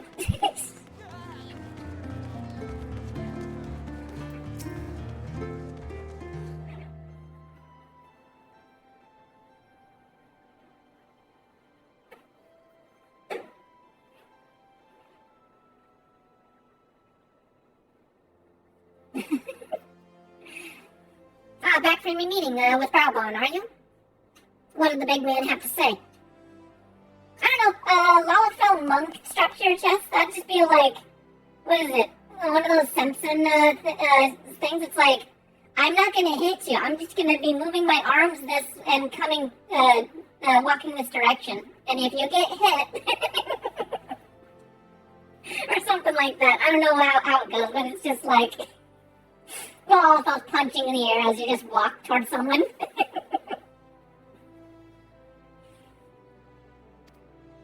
Let's see here. Is that a fact? Personal envoy of the Flame General himself. So you'll be bearing the great man's words to the leaders of the Alliance, will you? And by airship. Bugger me, that's an honor and a half, that is. But I can't think of anyone who deserves it more. I'm proud of you, Poo-Poo-Poo. I truly am. Now I dare say Ralbon told you this, but not many people get to go on airships these days. In fact, most folk go to their graves having never once seen the aurors from above. Poor buggers shuffle off to be foul, having never known the blues of insolent limits as shimmering seas, or the myriad greens of leafy Gridania. But not you, Poo-Poo-Poo. You'll see the sights and more. Everywhere you go, you'll find fascinating folk with fascinating tales to tell. People you meet, the place you go, savor these experiences. For they are priceless all. Saying that, it'd be remiss of me if I didn't remind you to be careful out there. Old ain't the only place beset by troubles, as you'll discover when you visit Limsa and Gardania.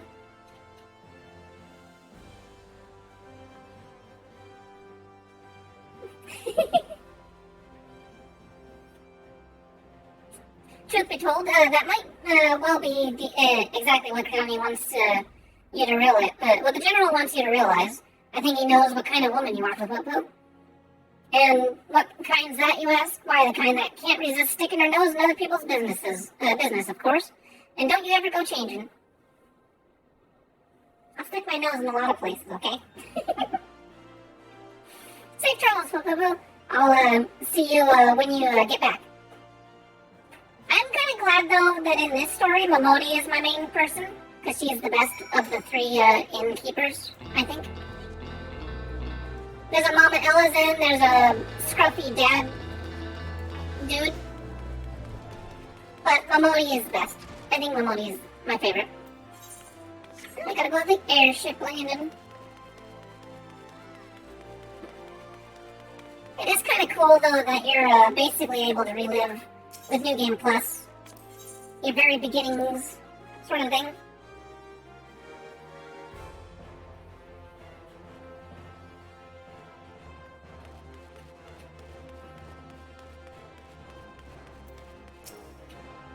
Greetings, madam. This is the reservation counter for passengers traveling to Limsa. If I'm not mistaken, you're the Flame General's envoy for Popo, yes? Highwind Skywiz is at your service. Will you be flying with us today? Yes, I will be proceeding.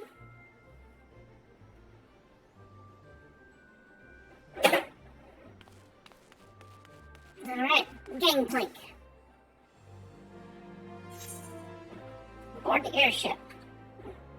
Yes, I would like to board the airship.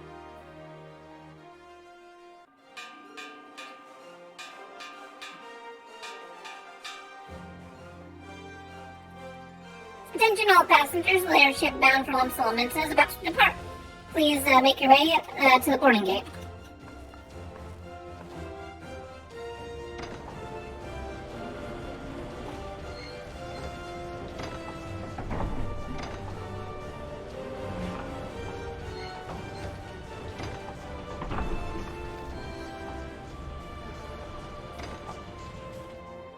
I like this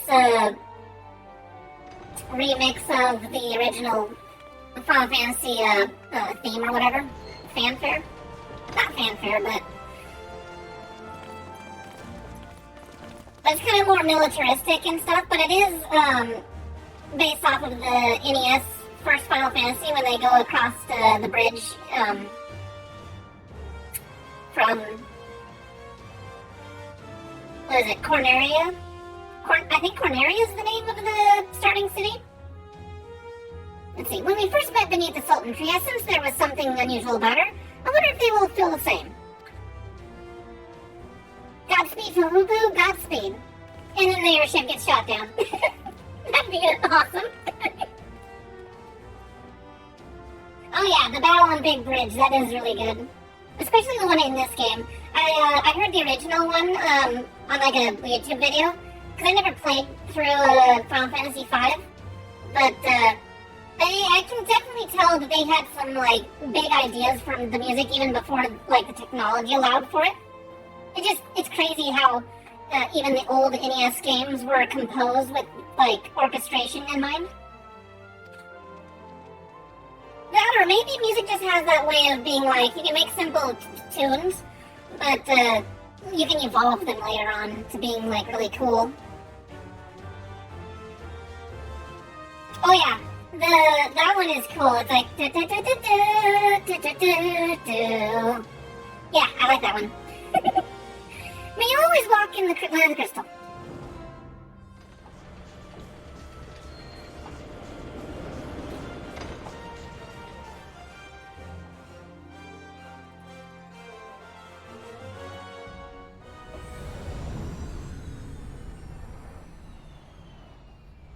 Yeah, I think I almost beat 6. I ended up watching a video, like, because I dropped it at one point. So I watched a video a while ago. That's not my fire ship. That's not my landing zone. Oh, this is, what is it?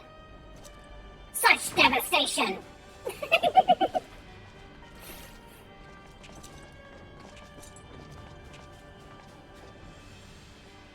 It has been 15 years, but the Good for him.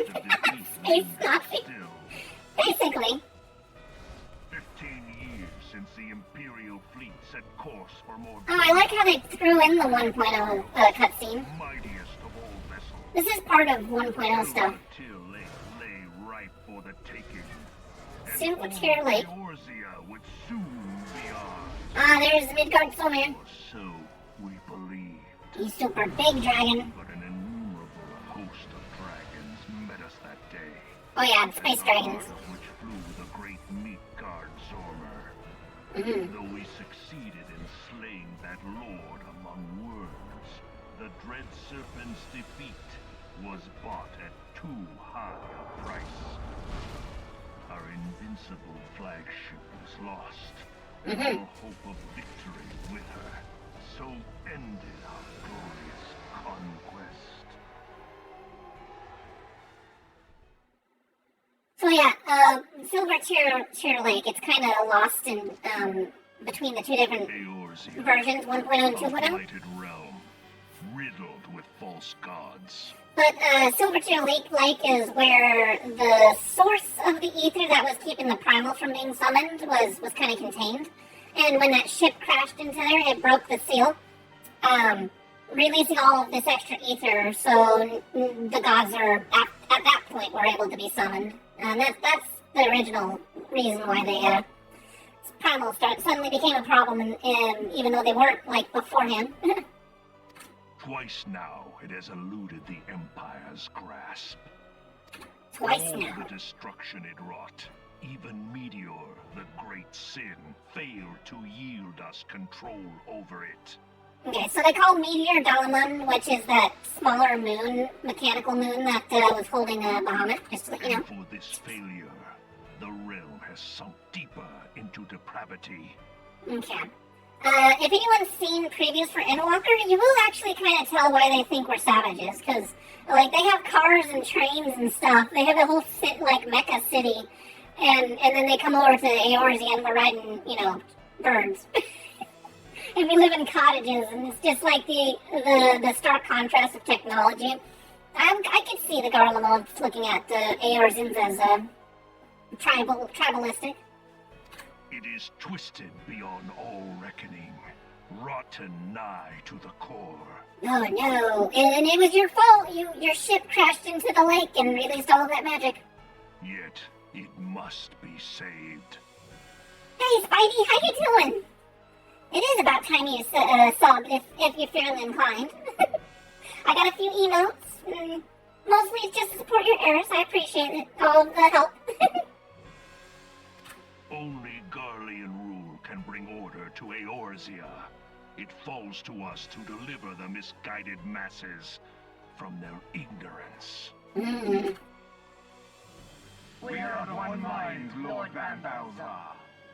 Alright, well, here we have Yandere and Smarty Boy, and then over here is, the guy that dies.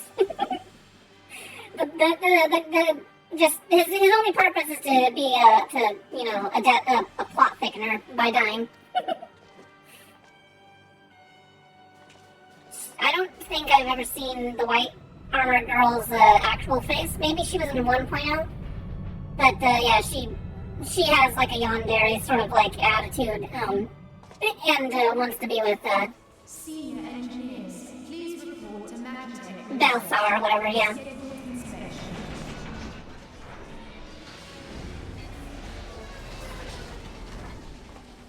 Yeah, the medieval people have magic to make up for their lack of technology, though. It is kind of weird, because, like, Is the legatus really planning to take another tilt at Eorzea? how long Garlemald and all the different societies have been, it's long enough for, well, the Garleans can't use magic. They've got, like, a birth defect or whatever. So they since they don't have magic, they were forced to, advance their technology. With the reason that they're all like basic and simple though is because a lot of like more complicated stuff is compensated by the magic stuff. Like for instance, cooking is actually done by throwing a fire crystal into the stove. You don't start a fire. You throw a fire crystal in the stove, and then it magically cooks your meat. Or I don't know, like you get a wine or something. You don't actually make the wine like normal brewing in that. You put a water crystal in there, and then you have like the ingredients that are used to brew the wine, but it like magically sort of turns into alcohol.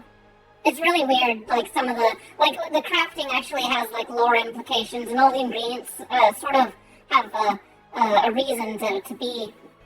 I'll have to show you like at some point here. Hey? What hole have you been hiding in? We're in the midst of preparing for a new campaign, and a huge one at that. Now, curious, what you're wondering about Magic twice? Let's see. Lost twice to a bunch of medieval era. Well, what you're probably thinking of is the Allegan Empire, and they were magic and technology proficient. And they had actually controlled all three continents. You got Eorzea, Isambard, where Garleans are, and Othard, where like the Domans and Asian sort of area is. But the Allegans actually had all three continents under their control, and they were invading lands like Marseille and stuff across the Great Southern Ocean. But it seems like most of the time what happens is that empire gets too powerful, and then they try to tap into something really dark and arcane, and then it just wipes out their entire civilization, and they kind of got to start from scratch again.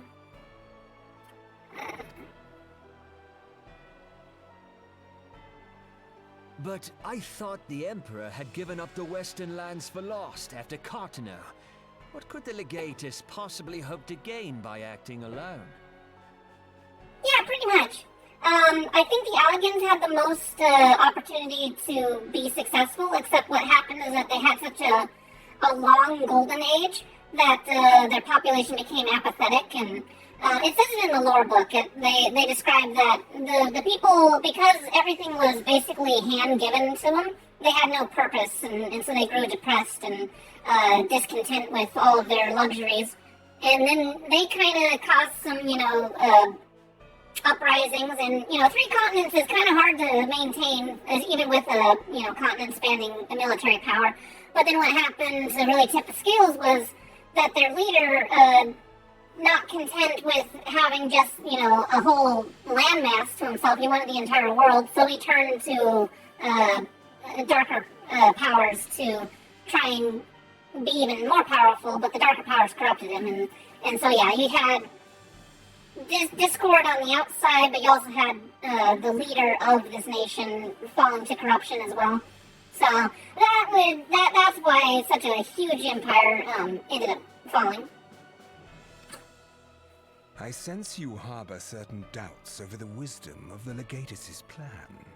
Like, I think Allegan Empire probably would have been like Rome. I think he would have fallen anyways, because his people were just wanting the revolution anyways. But because he took on that dark energy, it was a double whammy. And sent everything back into the Stone Age.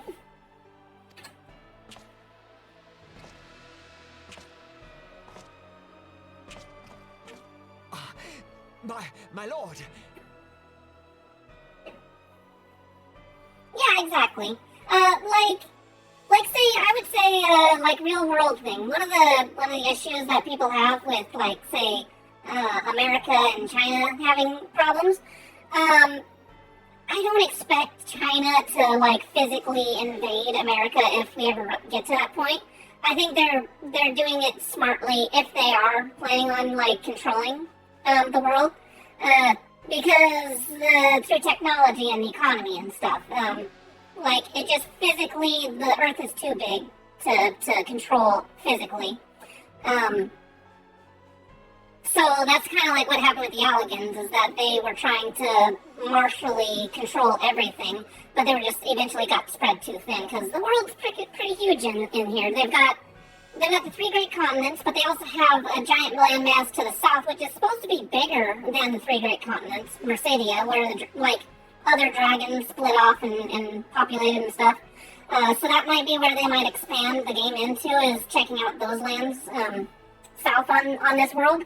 And then also, if you go all the way around to the other side of the world, they've got this thing called the New World, which is even more vague information. But it's like, if you look at different world maps and stuff, you'll be like, oh, this is our little area where our gameplay is, and this is where the greater continent is.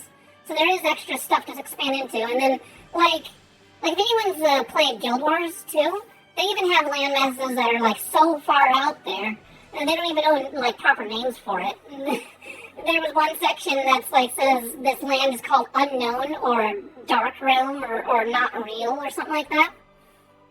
But it's like, yeah, the world's massive. Who knows if they'll ever get to that? But I kind of like games where they have a depth to the point where they've got room to grow, but they might not ever get into that because, certain games only have a certain lifespan. But I do kind of look forward to possibly going to Mercedia. That would be cool if Final Fantasy ever decided to make the Southern Lands a worthwhile adventure.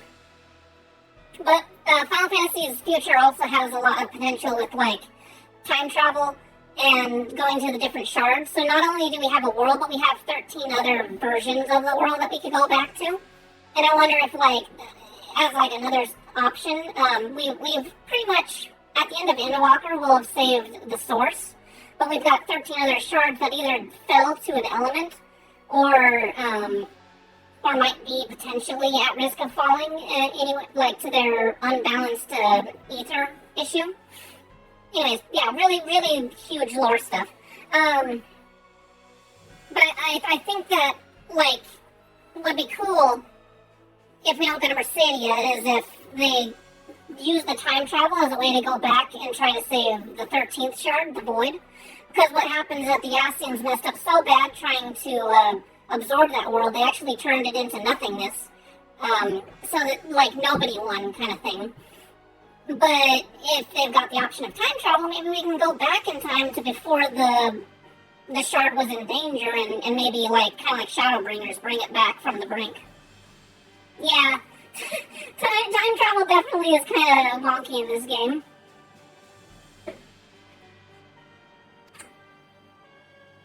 That'll be more Shadowbringers discussion, though, my thoughts of, saving the Void and stuff. Where were you born? Oh man, he's so evil. My lord. Athad. Alamigo, my lord. Mm-hmm. So this is Stormblood, little, teasers. Codename Hummingway, I presume? Yeah, he's so smart. He knows his, secret agent name. I don't know what you... Silence. Your denials will not change your fate. I assure you, Frumentarian sees all.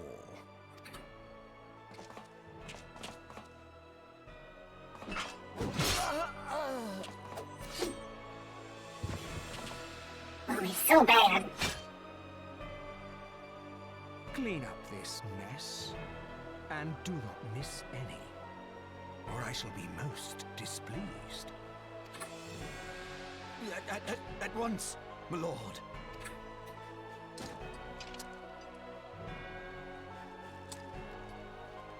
Garland, soon you will be made to know the true power of Magitech. There's the moon in the background. I like how they do that. We're leaving little teasers for their expansions everywhere. It's just because we don't know where the story is going half the time. It's just you only know postscript.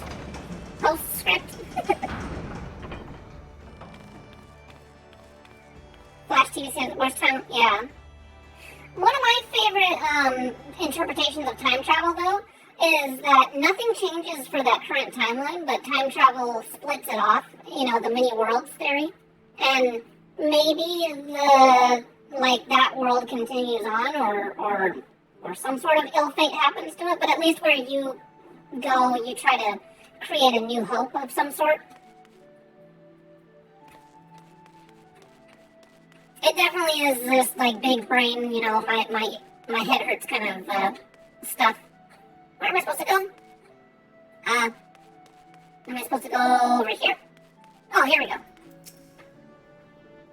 Ah, you must be the envoy from Ulda. Welcome to Limsa Lomensa, madam. Admiral Blofiswin awaits your arrival. So these are I think Welsh-based names. I think. So they got really, but they don't have vowels. They use consonants as ways to sort of smush their words into something. Back to the Future rules.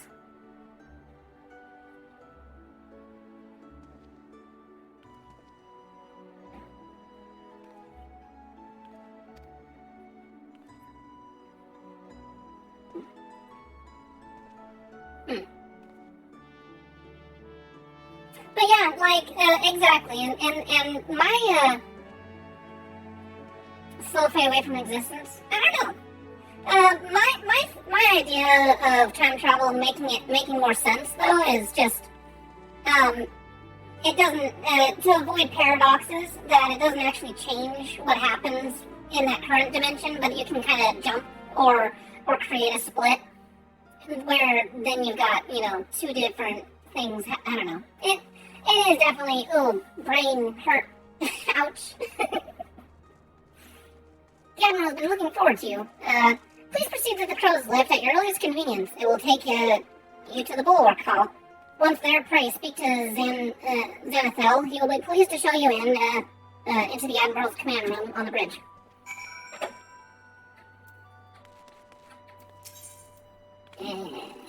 Bulwark Hall. I think that's where I need to go.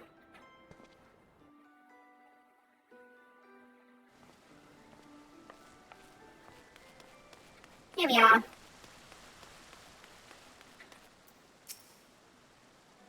Greetings, madam, and welcome to our fair city. If you would permit me to examine the seal of the missive you carry. A letter entrusted to Limsa Lomensa's Admiral Merriweb Blofiswin. Oh, give me this one. Hand over. Yes, everything seems to be in order. My apologies. We cannot afford to be complacent, you understand? Please step this way.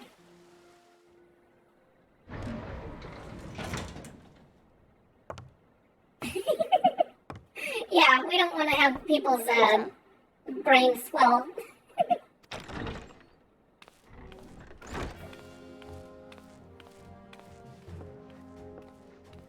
Man, it's raining here too. Why is it raining all the time? I guess rain is a sign of good luck in some cultures. To speak for them.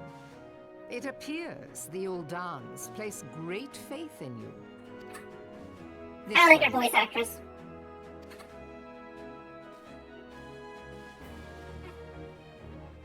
I bid you welcome. Admiral Merriweb Blow Milfswin. Blow Milfswin.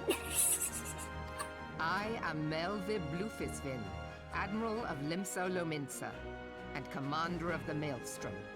Now, what news from Thanalan?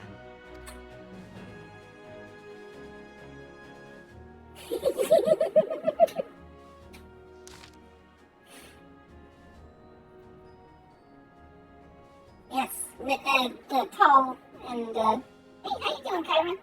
I have a kitty. She's coming to say hi. How you doing? How's it going? Oh, it's a good girl. Yeah? What are you up to? What you doing? What you doing, girl? You decided to come out of hiding? I'm trying to get my cats to get used to the dogs that are here, but they are... Yeah. Hey, let go. Let go of my hand. She decided to go on the attack. Anyways.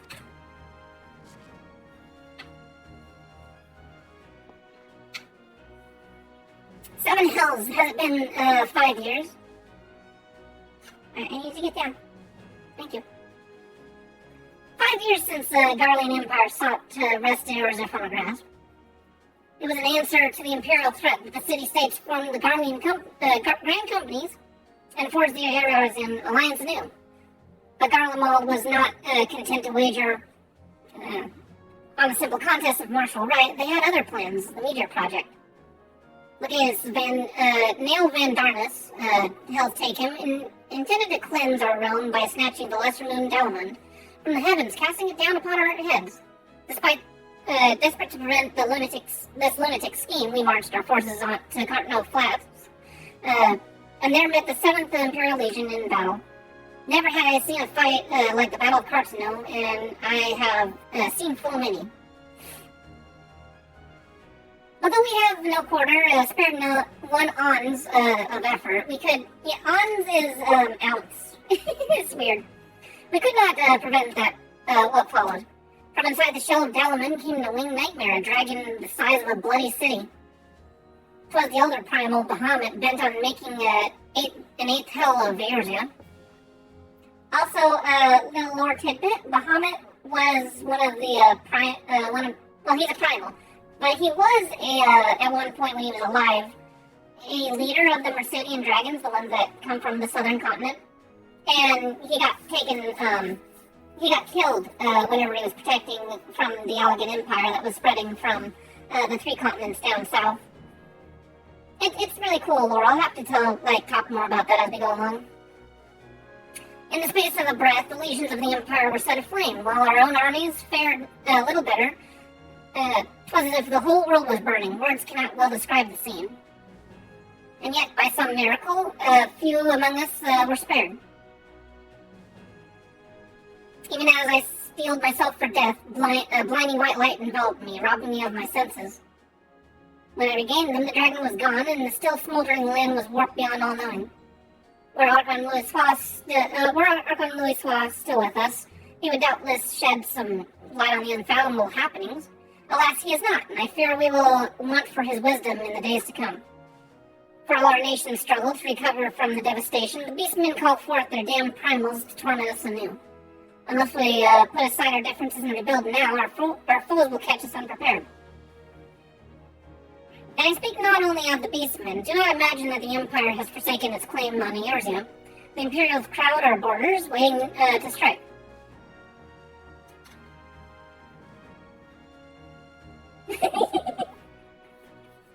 What? You mean that kind of camera angle?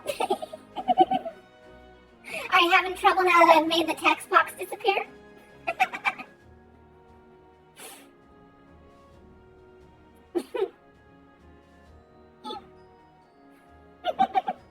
I'm resting my head on your shoulder. How about that?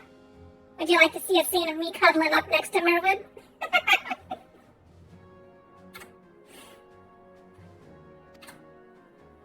But such thoughts are worse than worthless.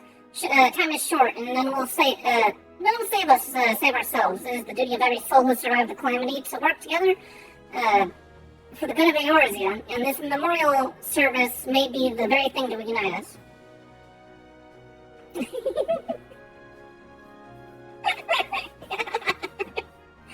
What if you pun award me? Or rewardish, I don't know. Aye, Railbon has right of it. I accept his proposal. So I think the reason why this scene isn't voiced, though, is because, well, they had kind of a budget to stick to, but this scene here is kind of depends on where you started from. So, you know, to voice act every section of it probably would be a little hard. Your duty is done here, adventurer. I'll see to it that the Flame General receives my reply. You travel next to Gridania, yes? Look at me, so cute.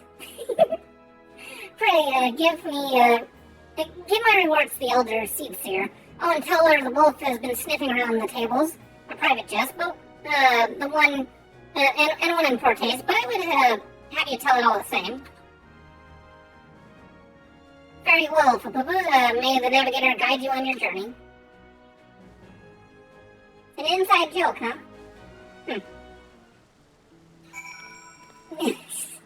It'll be like sitting on me. I mean, some might think it's punishment, but I probably won't.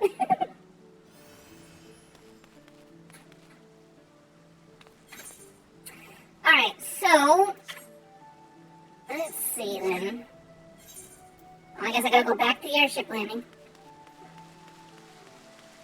I like, though, that it gives you, like, an opportunity to sort of, like, go off the beaten path. You can check out the city. If you want to, you can pick up a different job at this point, I think. No, not the driving winch. Slippery, slimy mouse. Stop sliding around everywhere. It's super slippery. This is like, yeah, it's kind of redonkulous. Greetings, madam. This is the counter for the Red to Gridania. A pleasure to serve you again, madam. Are you ready to board the airship to Gridania? Yes, I am.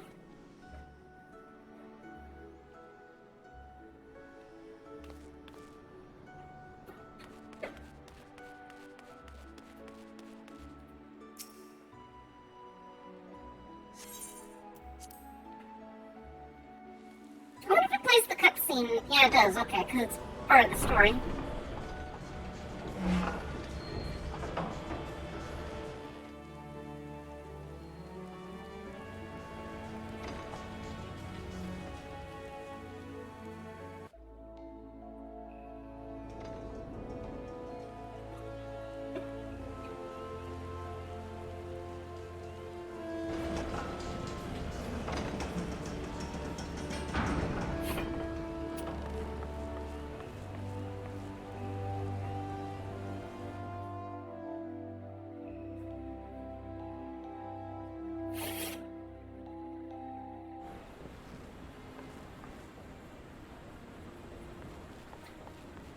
I got another sprout. So cute.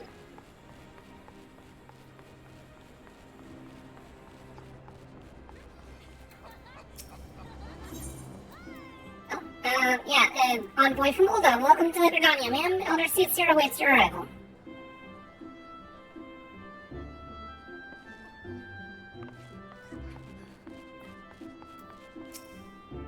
Greetings, good ma'am. You are the Elden Envoy, are you not? I have received instructions to assist you. Pray make your way to the city proper and identify yourself to the Conjurer at Nilfgaard's altar. She will admit you to the Lotus Stand where the Elder Seatseer awaits.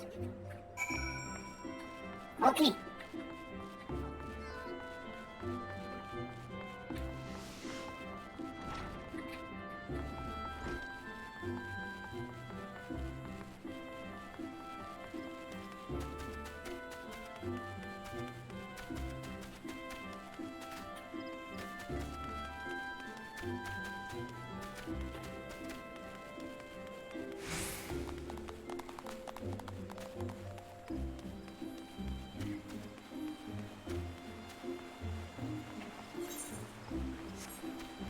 So I actually think, well, it's not daytime here, but Gridania's music,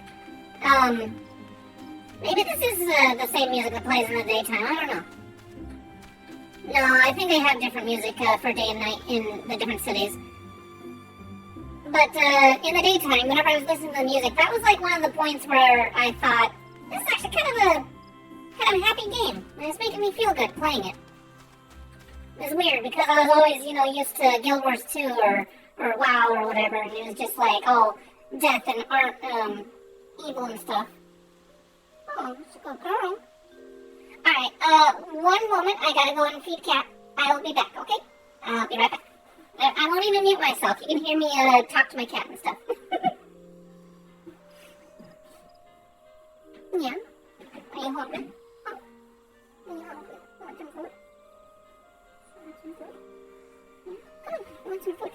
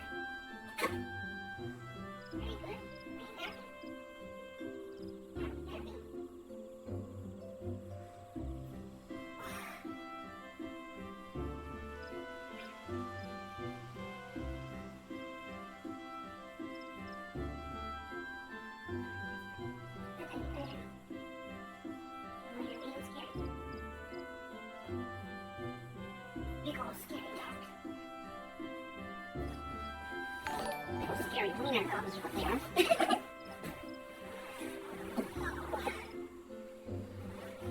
Okay. I don't have a proper chair, so I gotta get myself all situated here. I literally have, like, just a cushion on the corner of my bed. I'll have to get myself a fancy chair at some point.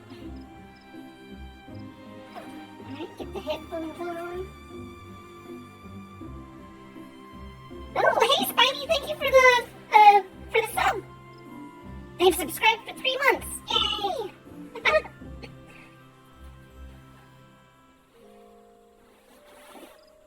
Uh-oh, I think we have a redemption that I gotta look at, though. Ora. I hope you enjoyed that. I know. It's a brief moment of little waifu.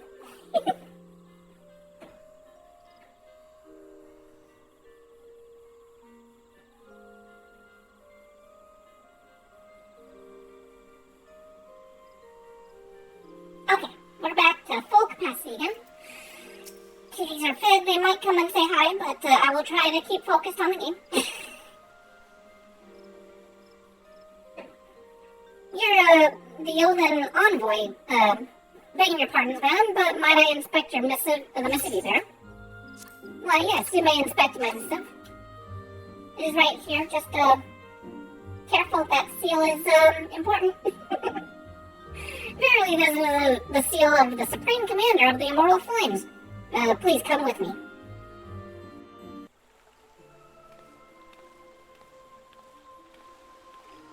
Oh, here we go, the slow-talking mommy girl that says everything that's obvious. So you are the Uldan envoy. Why, yes I am. How did you know? On behalf of our fair nation, I bid you welcome. Can you talk a little bit faster? Please. Please what? I swear her talking speed would drive me Allow me to insane. introduce myself. I am Khan-E Senna, Elder Seed Seer of Gridania, and leader of the Order of the Twin Adder, our nation's grand company. I understand you bear a message from the Flame General. Oh, jeez.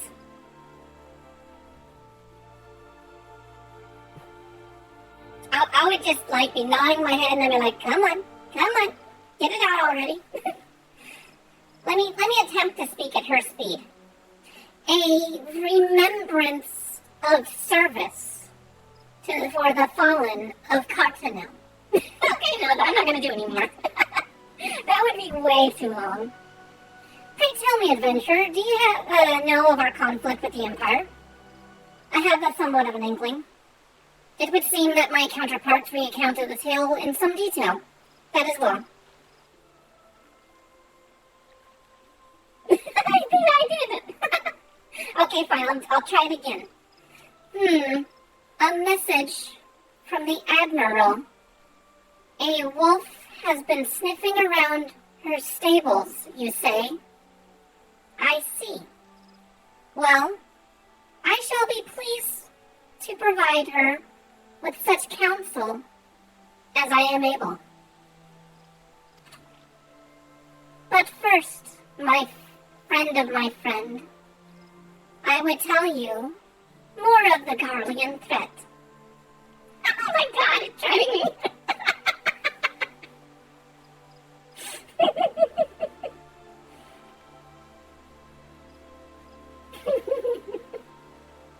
For the greater part of this history, Garlemald has not even among the most influential. Garlemald is not even among the most influential nations in Isambard.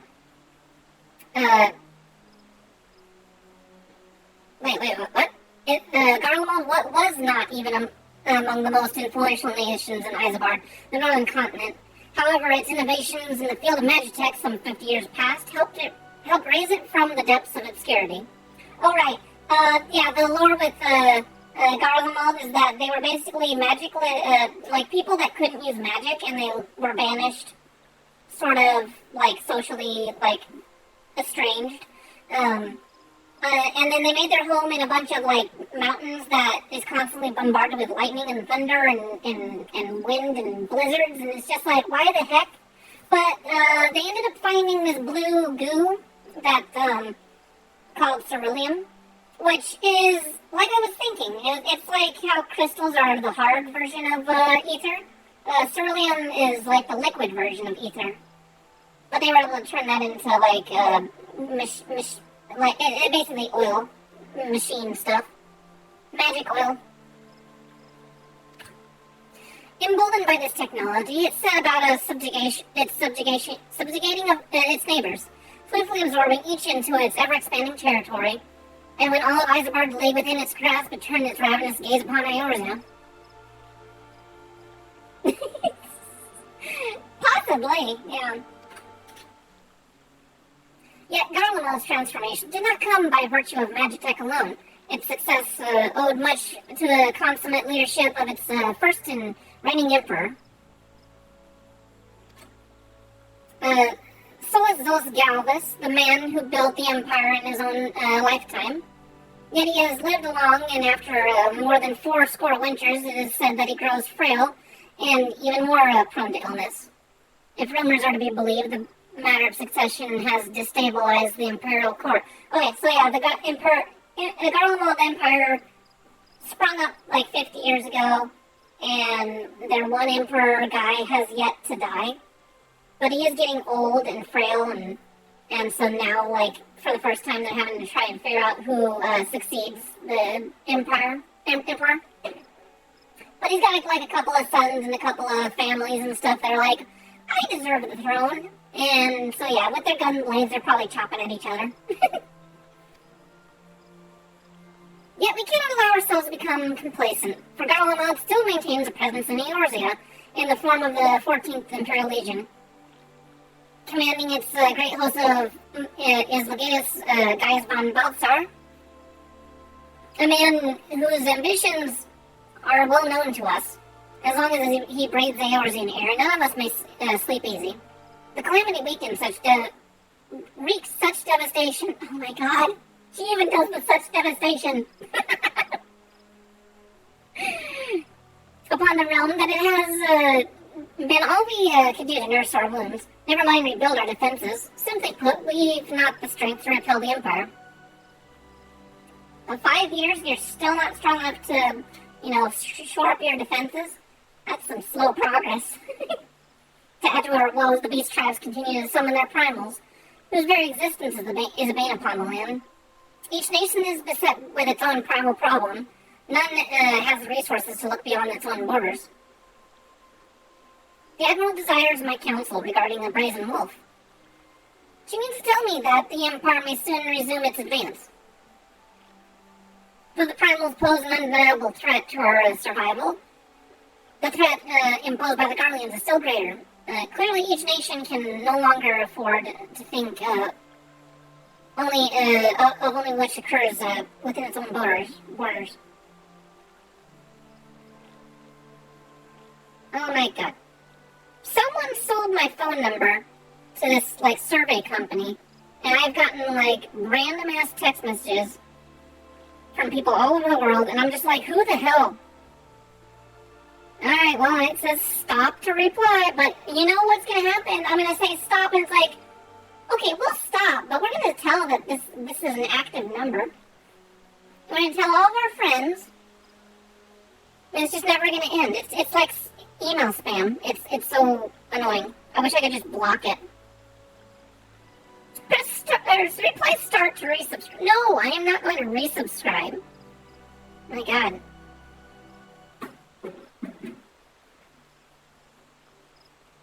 A fake application for GameStop. Oh my god.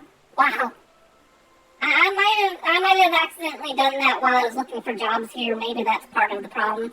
Because it only happened once I was looking for work, before and after I moved. So someone must have ended up being like, I'm going to steal your information and sell it for, whatever nickel and dime I can get for it.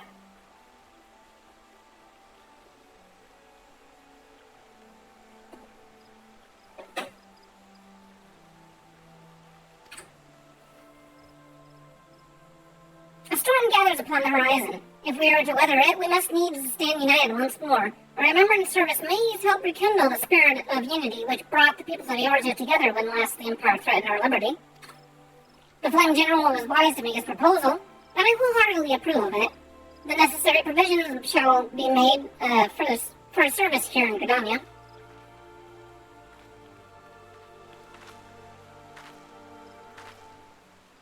And she walks so slow, she talks so slow, it's just like, oh my gosh. I would hate to know how agonizingly slow she is in bed.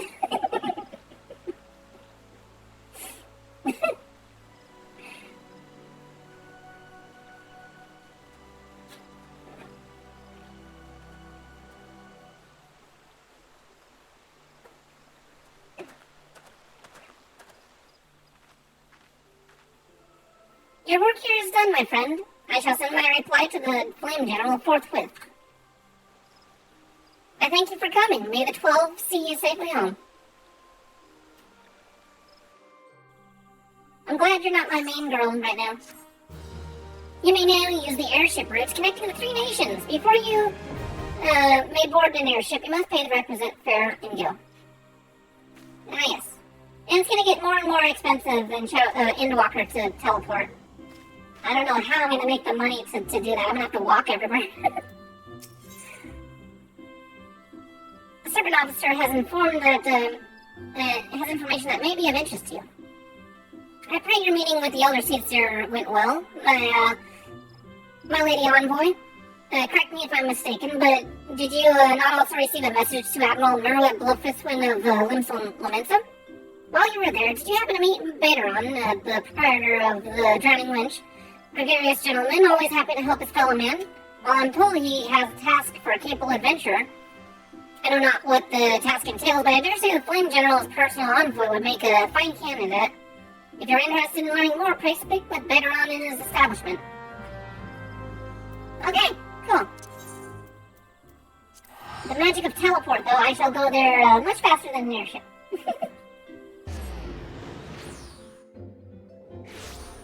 Exactly. Who messed up that badly? So I am curious as to what mission Baderon has. Because I know that there's supposed to be little teaser dungeons. Little mini quests to sort of introduce a new player how to do quests, how to do this and that. Again, slow burn. It's one of those where you just gotta enjoy the journey, I guess you could say. Because, for me, I know for a fact that once I got to the end of the MSQ, I was just I could do some things here and there, but I kind of just like the story. And now I have nothing really to do. Alright, Baderon, where are you? Welcome to the Drowning Winch. Sit wherever you like, lass. I'll be with you in, Huh? I'm Baderon, alright? Who's asking? I heard as I've got a job for a capable adventurer, you say? Well, you're bloody right. Just so you're fairly warned, though, this ain't no job for the faint of heart. Things that are liable to get downright bleeding airy. But if you think you're still interested, let me know and I'll fill you in on the details. The little accent talk is kind of hard. Oh, I completed that chapter. Okay. That's cool. And it just pops me right back into the main stuff. So part 2. A Realm Reborn, part 2. Wait a second. Yeah, let's go ahead and do it. Let's do a 2-parter. Or however long I decide to do this. In the midst of touring the 3 city-states and witnessing the myriad problems besetting the realm, the adventurer has a chance to encounter a member of the enigmatic Scions of the Seventh Throne. An invitation to their base of operations, the Waking Sands promises to shed light upon the mystery of the Echo and more. Okay. They better not pop me out. Yeah, this is the guy I need to talk to. Okay. Thank you. It's probably pirates. Alright, this is the first dungeon. Baderon, the proprietor of the Drowning Winch, has need of a capable adventurer. I thank you for taking the time to help me out. Now I'm sure you're busy, so I'll come straight to the point. Word has it that some suspicious-looking buggers have been sneaking around in and out of Sastasha Secret, and I need a trustworthy sort to head up to the north of Aleport and find out who they are and what they're up to. Don't sound like much, I know. But it weren't long ago that, as the Fishback's pet pirates paid us an unwelcome visit, and folk here are a bit nervous. If you would permit me, Master Baderon. Don't comment about how that sounded. That sounded weird. No. You guys probably missed it, but I totally... Master Baderon. I should be happy to elaborate. Rainer. Oh, this guy. Well, if it ain't the Chief Yellowjacket himself. To what do I owe this rare honor, Commodore Rainer? Come to make me patrons, make sure my patrons are behaving, or just thirsty? I think he's thirsty.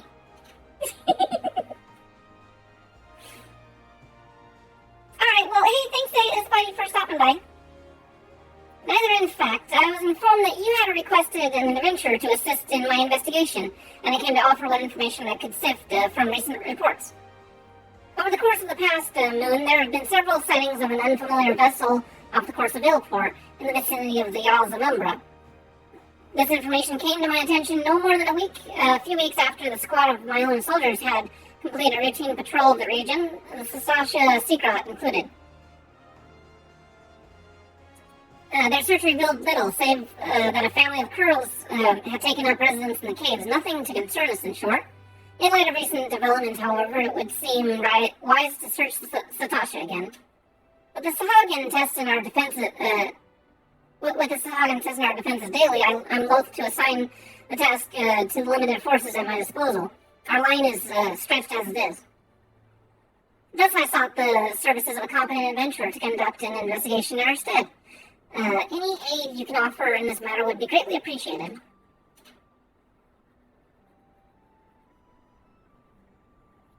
Master Baby. And settled. Sastasha is located in western Lenosha. For more detailed instructions on how to reach the place, I suggest you consult Vimelpa. She can be found at the ferry docks and the lower docks. And that's a lot of docks. You heard that, man. Good luck with you, lass.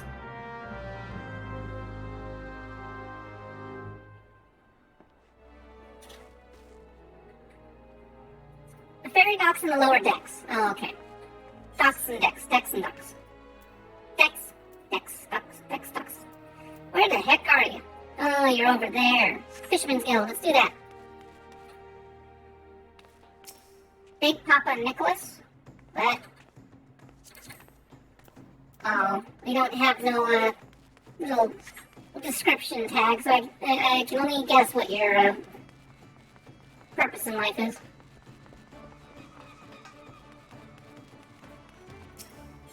I like this area. It's kind of nice. If my G-shade is overtuned, though, it is a blinding white mass on the ground.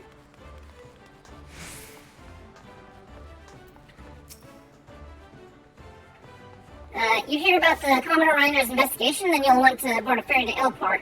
Once you arrive in western Lenosha, though, you best pay a visit to the Hall of the Novice before you blunder into Sastasha. The Adventurers Guild runs the hall, and folk there will prepare you, train you with the skills you need to face the dangers undoubtedly awaiting you in the Secret. The hall is on the way to Sastasha, just north of Aleport. Head inside, and one of the seasoned adventures will take you in hand. Best of luck, friend. Alright, so that is one of the cool things about that little suggestion is if you actually do the training, you get a free set of, like, dungeon-appropriate gear, so you're not, like, under-geared and it looks pretty decent. Yeah, let's go to Aleport. Ferry bound to Aleport, are you riding with us? Yes, I will. For a paltry sum of 40 gil.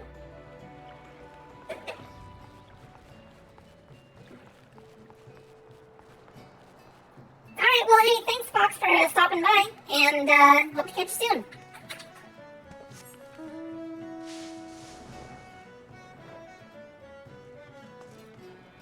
Okay, I want my motorcycle. I like my motorcycle mouse. You should click mount.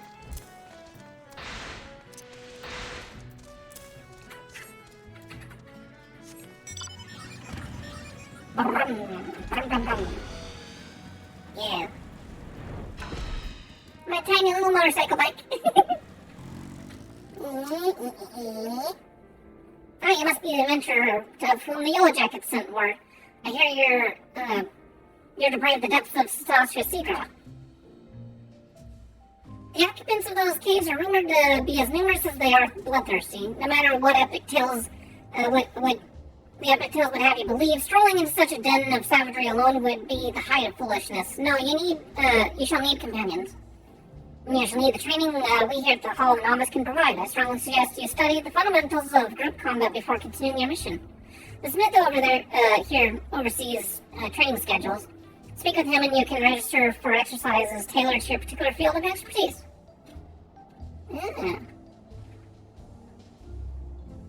When you've mastered all that our masters have to teach, then it will be time to head north once more. Report to the Yellow Jacket scout at the mouth of Sastasha Secret, and he'll furnish you with the details of your duty.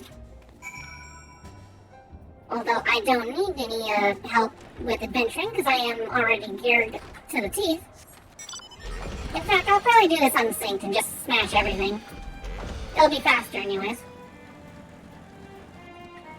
Because we're here for story, and we're not necessarily here for, like, doing everything, like, legitimate. Please tell me here, you're here on Yellow Jacket duty, and not some daft sod out for a stroll. I can't take any more of this blasted waiting. You are? Thank the gods. I assume you already know about the ship, seen slipping around the Isles of Umbra? We've been on the lookout for pirate activity ever since the vessel was sighted, thinking a crew of cutthroats may have been nearby. So when we received word that the men of questionable quality had been seen passing in and out of Sastasha here, we weren't entirely surprised. I get to see them for myself, but this lot belongs to those fishback-fancying serpent reavers. Well, you can imagine the panic it'll cause. The kidnappings are still fresh in people's mind. Anyway, our task is to poke around the caves and find exactly who we're dealing with. While you do that, I'll be keeping watch out here, praying you don't spot any blue face tattoos. Use the duty fighter to enter Sastasha. Oh, I like how it gives a little, like, notice, even though it's, already unlocked. That's cool. Realm Reborn, Sastasha. And I'm going to actually... No, not minimum it. Undersized party.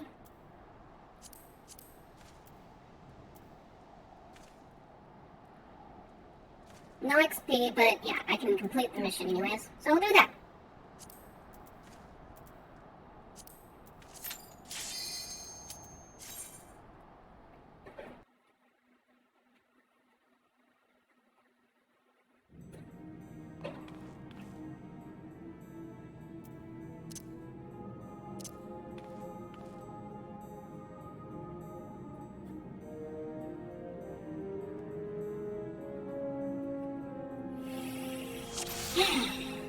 Alright, well, time to destroy everything in one hit.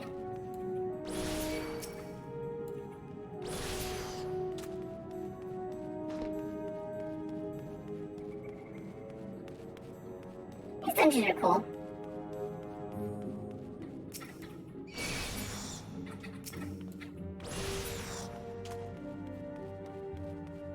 Bloody memo.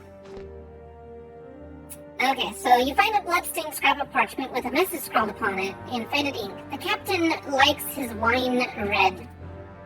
Oh, okay.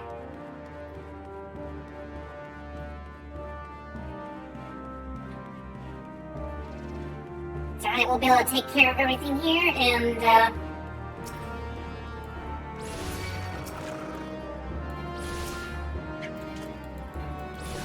and a poke, and a poke, and a poke, poke, poke.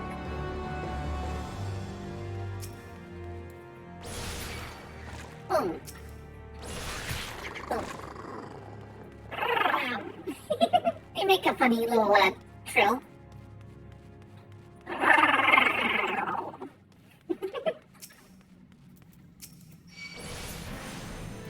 That's enough of that. Oh no, I have a bunch of fireballs on me. Need to cool it.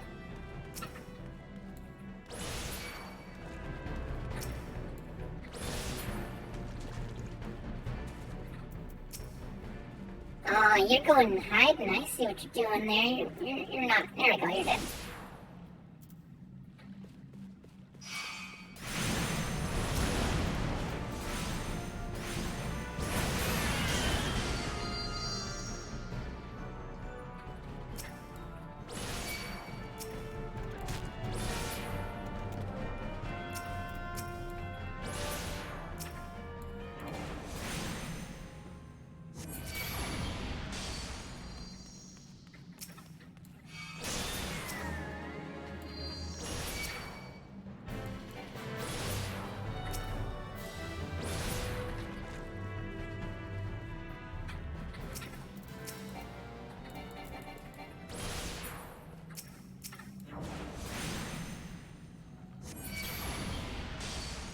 I just realized something. I thought... Oh no, wait, that's not until later on. You can lower the water level, but that doesn't happen until, the second version of the dungeon.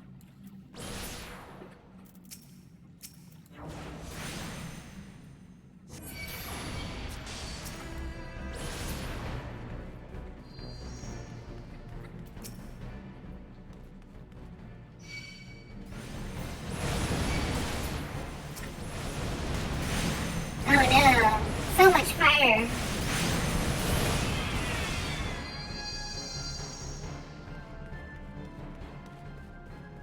Alright, so that little code thing was to open up the way and basically, you know, press the switch and...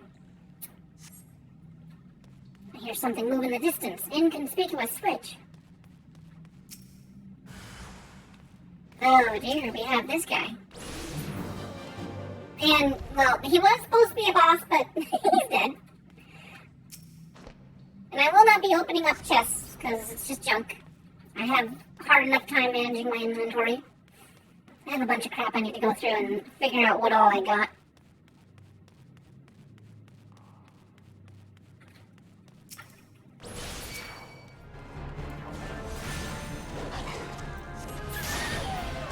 Hello, don't mind me.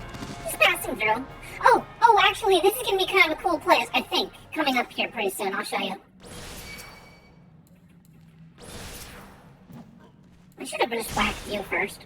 Because, yeah, you walk away. He was supposed to be a mini-boss, but whatever.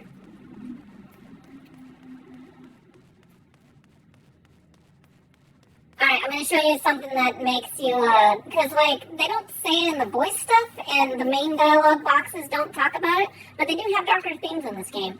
And so, we're going to find out where they keep all the women.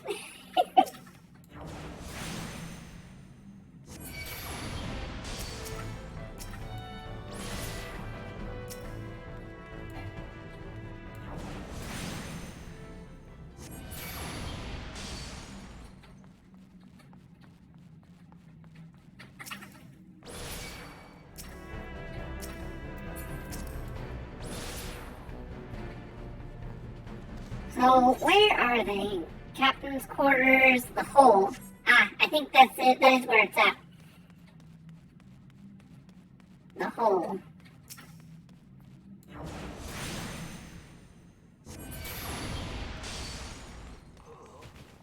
Key to the hole. Well, isn't that convenient?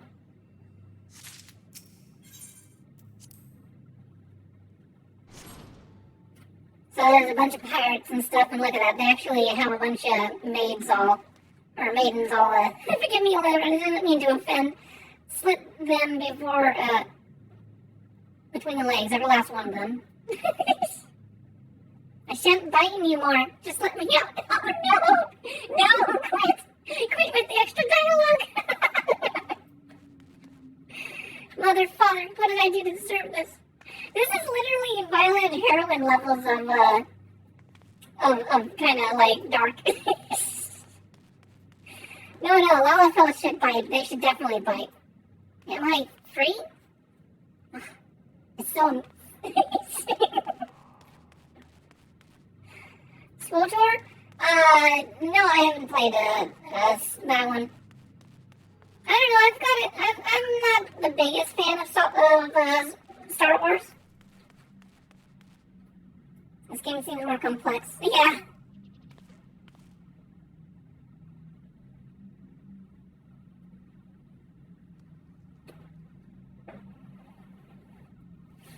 Well, wait till we get to the one where the ceiling is literally dripping with blood of all the sacrificed body parts and stuff that we have to fight because someone's trying to resurrect the head of their fallen husband or fiance or whatever by using the power of the void.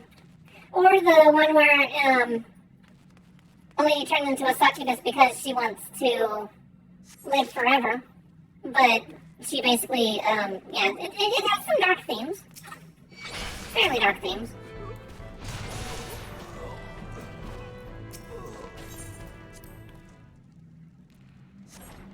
There's another character line that, like, I'll have to show you in just a bit. Oh, my little staff whack doesn't do any damage, though. That does it. Oh yeah, these women too are also being used and abused. I'm not one of them, I swear on what little remains of my virtue. No! Lalafell, please don't say anything bad. Oh good, she's not saying anything, she's speechless. What about you? Who are you? I don't know, are you gonna say anything extra? Do you have extra little hidden dialogue? Yes? No? No? I'm guessing no. Okay, never mind. What about you? What do you have to say? Oh, you're just scared. Okay.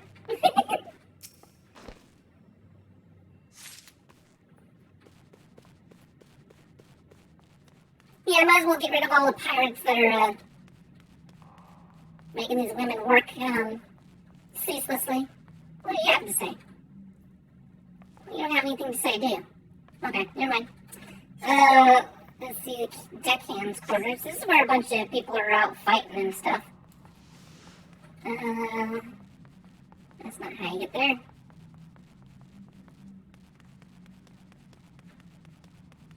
It's a shame that, like, this and a couple other dungeons are, like, got these different side little stories and stuff, but most of the more main sequence dungeons in the later game just kind of have sort of their one or two, like, little side paths.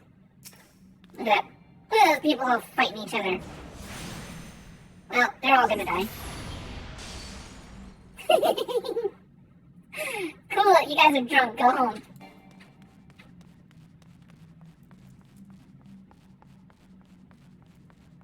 Usually that's a good way to, like, back in 2.0 days, that was a good place to farm a bit of XP. Get them all to fight each other and you just poke at them.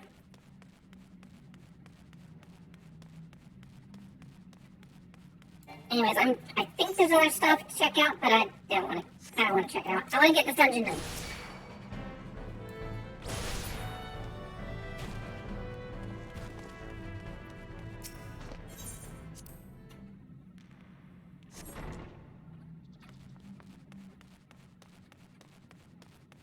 And this one's gonna be kind of fun. Kind of, well, once I get to the section I'm supposed to be in. There's one more place with a lot of enemies, and I'm just gonna stand there and be like, you guys don't do nothing. like the silly Kirito scene.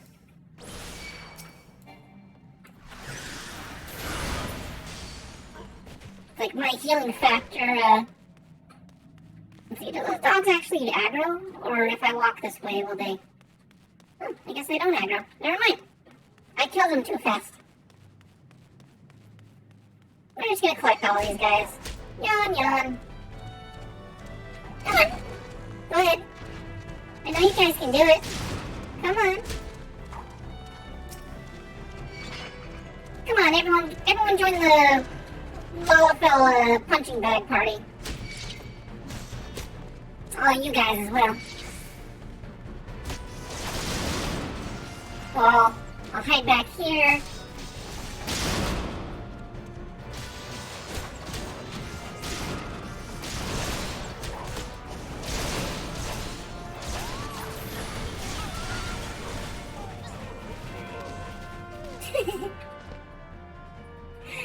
overpowered.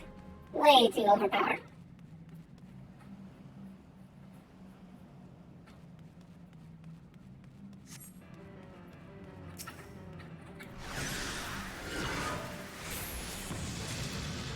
Only because I don't want to have his little buddy show up. That was like One Punch Man doing his semi-serious punch.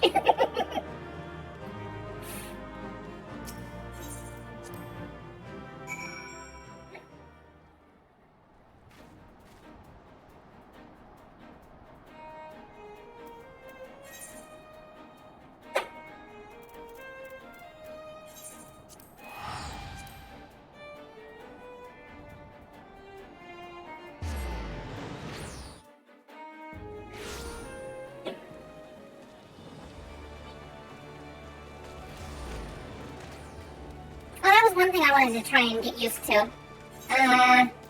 Let's see. Legacy type. Let's see, maintain camera distance. Activate standard type auto. I think that's it. Which one tells me to face target whenever I'm... I think it's this one here. Automatically lock on target? No. Automatically face target when using action. Ignore depth. Highlight potential targets. I think that's all I want to do. I'm going to try and get used to Legacy because it's a little bit better movement. It's not character based, it's based on your camera. So, you know, I turn my camera and I do that. Should be alright though.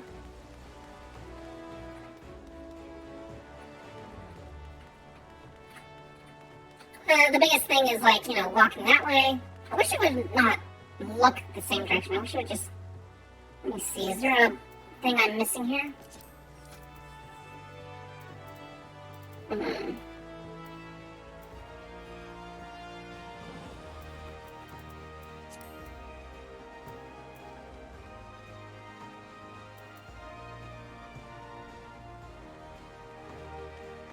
I think that's all I need. Yeah, I'm gonna give it another shot. Try to get used to Legacy because it's better movement, especially for like getting out of, like, you know, you just push back and you can walk out of the circle instead of having to turn my camera.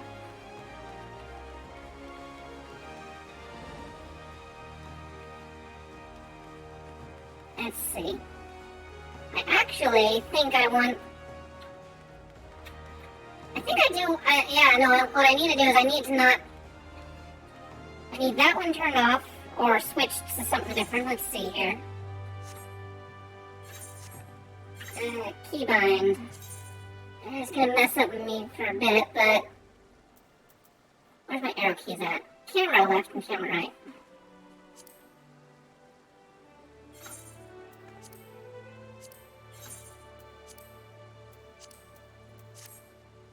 Alright, so we got that. There we go. So I can use that to turn my camera. I can actually do all my different movements with just my fingers. They're, yeah, not even having to use my other hand. That's actually a good idea. All your movement just contained to this. You got, you know, your strafe for your WASD.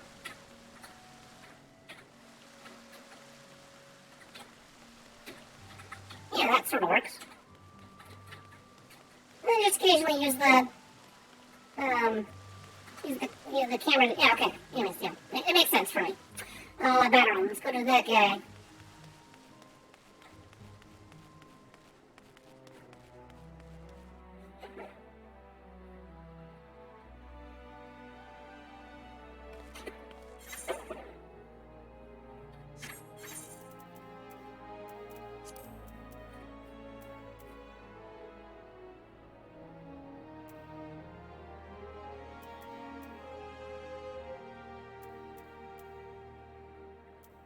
Camera speed with keyboard. Let's see what that looks like.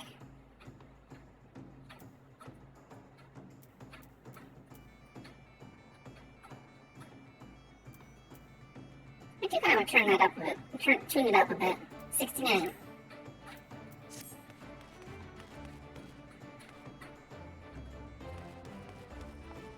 Yeah. That makes it fairly fast.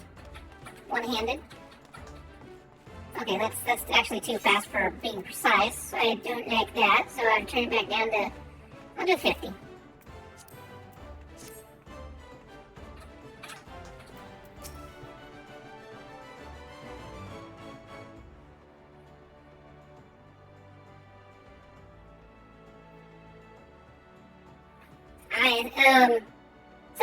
Such a task was on the books. Was mind. I'm afraid that ship's already sailed, friend. Yeah, we took up the mission. Dolores Bear. Might you have been the adventurer who accepted the job investigating Sestasha? Why, yes, I was. Huh. It would seem that the ship has not only sailed, but now returned to harbor. None the worse for its voyage. A pity. We dragged our boots too long on this one. No matter, the wheel will turn and our chance will come. I wonder if I've run into these people ever, like, later in the story. You're right, of course, but there shall be no rest till we've attained our goal, lofty though it may be. Not a wink of sleep, leader. He looks kind of like the Joker. Our aim, lest you wonder, is to perform such feats of heroism as to earn us a place in the songs of every alehouse in Eorzea. We mean to write a legend in which will inspire adventurers as yet unborn to follow our shining example. Do you have such a goal? Small or large, it matters not. Only the star to reach, and you will reach higher. Purpose can sustain you through times of hardship. Keep your eye on the prize, and any obstacles will be overcome in time. You would not think to stride into battle unclad, would you? Well, goals are as arms and armor for the spirit. I wish you fortune in your endeavors, milady. Cool.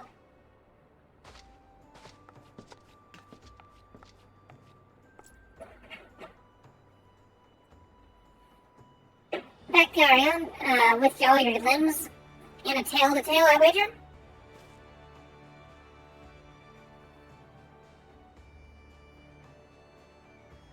Fishbacks, and I was thinking you'd only have cracked a pirate skull or 3. Some in hells you turn your back for 5 bloody minutes and the scaly bastards set up shop on your bleeding doorstep. Still, sounds like you left them in pieces. I don't suppose they'll be carrying out whatever mischief they were planning, unless they was planning on feeding themselves to Fauna Stasha, of course. Any road, all's well that ends well.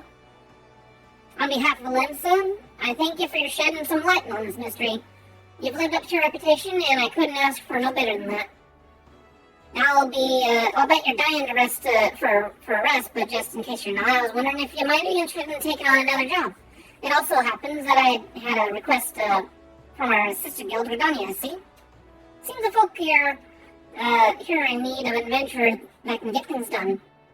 For them to ask you for help like this, you can bet the task won't be no skip through the sunny glade, but after the way you dealt with our fishback investigation, I doubt there's anything you can't handle.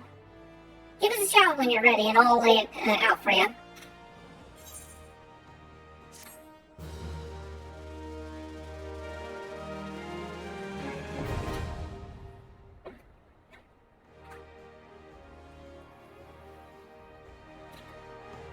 Alright, and then it gives you a party finder. Better one has information on a new task. Ready to hear about my job, then? Like I said, the request comes from our sister guild in Gardania. And that's all I know, but whatever it is you asked to do, I somehow doubt it'll pose any trouble for adventurers to survive the bedlam in Sestasha. If you think you might be interested, you'll want to have words with Mother Minaway. My counterpart in Gardania, good luck, lass. Okay. Yeah, movement is definitely a little weird. Gonna be some getting used to. I guess I'll just teleport there.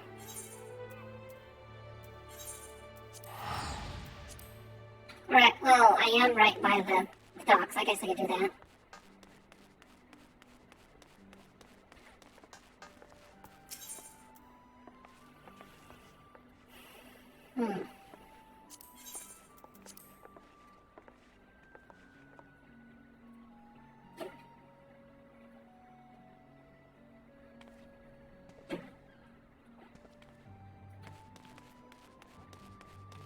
Okay, so instead of spending 400 and... bit cheaper. Just a tiny bit. And we're basically where we need to be.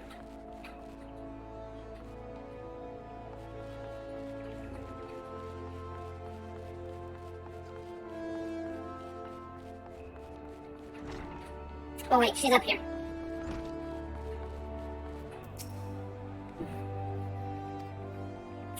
Let's see. Oh, not here to dine. I dare hope that you're the adventurer Batteron sent word about. You are? This matron be praised. Allow me to introduce myself. My name is Minoe, and the Carolyn Canopy is my place. With regard to the task in question, there is a fair bit to tell. Let me know when you're ready to hear the details, and I shall brief you. Tell me now. Minoe is, I don't know if I'm pronouncing that right. Again, French names, not able to pronounce them very well. Is waiting to brief you on your task. Ready for that briefing? Good. Then here's the long and short of it. Beg pardon for interrupting, in a way, but our need grows even more pressing. Have none stepped forward? Ah, good day to you too, Bowlord. You must be pressing indeed. Your need must be pressing indeed for you to honor us with a visit. The good news is your journey hasn't been wasted. I'm pleased to report that we have a volunteer at last, and one who comes highly recommended at that. My thanks for answering the call, friend. My name is Lewin. I lead the men and women of the God's Quiver. Now, time is of the essence, so I shall proceed directly to the heart of the matter.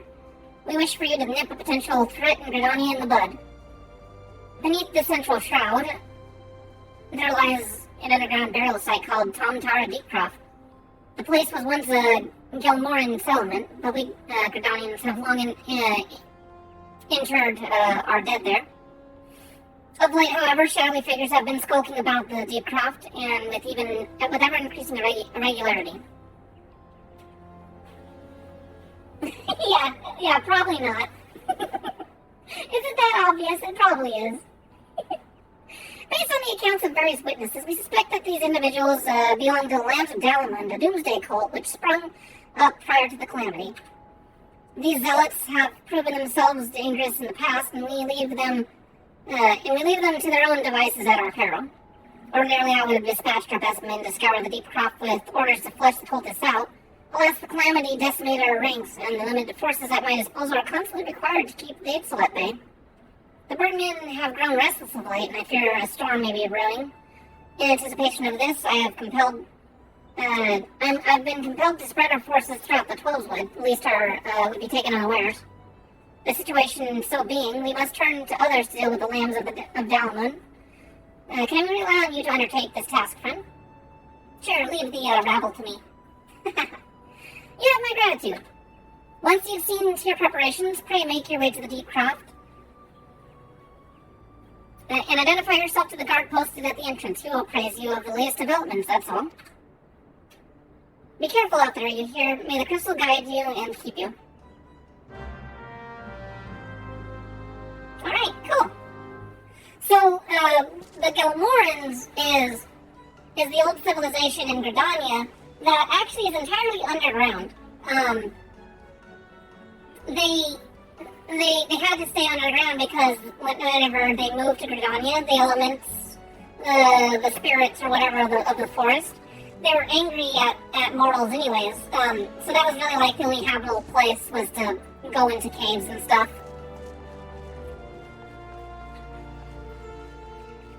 But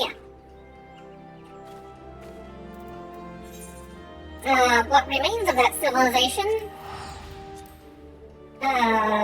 moved into Gridania once they appeased the will of the forest. Hey Chroma, how you doing? I am doing fantastic. How are you? I don't know how some of you people do these 8-hour streams or whatever. I'm on 4.5 hours or almost 5 hours, and I'm just like, ugh! I might need a little bit of a break, maybe. I do want to get some progress though on this because I mean it's a good story, but there's a lot of like busy work at the beginning, so I guess I can get on my motorcycle.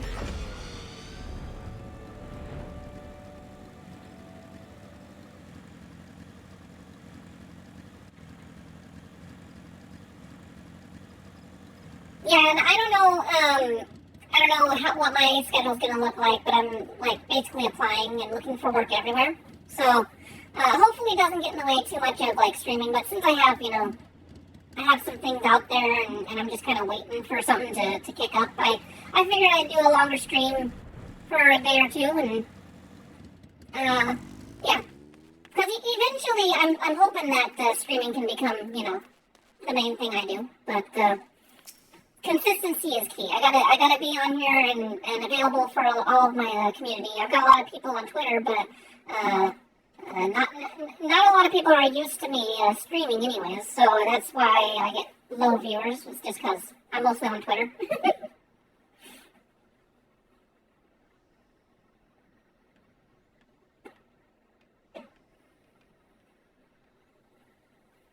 Oh yeah, and I will definitely take it. Try not to overdo it. Definitely. Definitely. I think once I get like caught up on the story here, I'm gonna try and just make this like the main goal is getting ready for Endwalker. But once we get caught up and we're looking for other things to do, that'll be one of the things that I want to do alongside video games and stuff. Is a little watch along in that. Yeah, that is the thing too, though. I think I probably caught the tail end of the hype, and so I had a lot of people that subscribed or followed me, because it was still kind of like fresh, and everyone was like, oh yeah, all these sounds. But I think it's too saturated with VTubers. But the other problem is that it's too saturated with people that aren't prepared for like the work that's required to actually stream properly. I don't think I'm necessarily the best at it, but I do think I have the time and commitment to,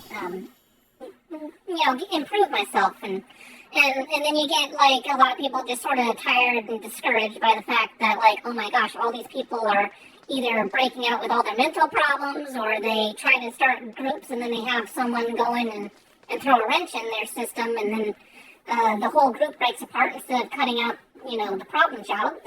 Because they don't know that it's a business. You gotta do work. One of the things that was kind of a letdown was like V-stars or whatever. I was just seeing their tweet longer, and I'm just like, if they betrayed you, just take them out.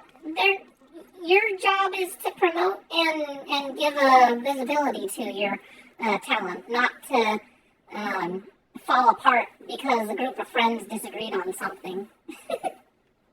That's one of the problems, I think, honestly, though, is that a lot of these small groups start up and they're like, we're going to be a new agency. And then I'm just like, how many of you are friends? You're not going to be an agency. You're going to be a band. At worst, you're going to be the Beatles. you're going to maybe be popular for a little bit, but then you're going to break apart because you guys are just not, it's hard to treat things properly whenever you've got personal feelings involved. That's where I kind of like, Yagoo with Hall Live, or Gun Run with V-Sojo. I mean, say what you will about their individual character people, but the agencies are actually pretty separate from what they are, at least publicly anyways. And so I think it helps them be more successful because they're more success driven. I guess you could say they're not just trying to be a bunch of friends and stuff. It's like whenever you hear like Gura talk about the boss and stuff, I'm sure he loves his talents and stuff, but I don't think he lets his personal feelings get too deeply involved, because he does have to occasionally, manage them. He can't just always be their friends. But yeah, that's my opinion on that, I think. You're Fapu, I take it. Thanks for helping us out, friend. No doubt the Bow Lord has already informed you about your tasks to enter the Deep Crop and purge the dams of the lands of Dalamud. In case you're unfamiliar with them, the cult emerged shortly before Calamity put an end to the 6th Astral Era. The cultists took the Lesser Moon Dalamud for their god, believing it would deliver them from the devastation. And so they were rather disappointed when Galamet exploded into 1,000 flaming pieces before it could complete its descent. Now, having seen their god turn to ash, one would think the cultists might move to question their faith. On the contrary, Sir Bellius stroked the flames of their fanaticism. The Lambs of Galamet are convinced that the heretics, that is to say, everyone but them, interfered with the coming of their Lord and Savior, and that it's now their sacred duty to avenge him. Whatever it is they're doing in the deep croft, you may be sure that no good will come of it. For the sake of Gridania, please, and the orders at large, put an end to their madness. Come to our deep croft, now accessible. And I think the biggest thing, the biggest problem with indie VTubers is that you got to do it all by yourself. And unless you have the connections and the money to just like boom, boom, boom, keep those resources going, then it is kind of a slow grind. So I don't think I, am necessarily like the best, but I don't think I'm the worst indie VTuber. So I mean, I got a cute model. That's something going for me. And I would like to think that you enjoy my commentary. There's a couple people that say that I actually have good commentary, which I feel like I could still improve on, but I can't really improve without practicing. Alright, so come to our deep cross. Let's do it.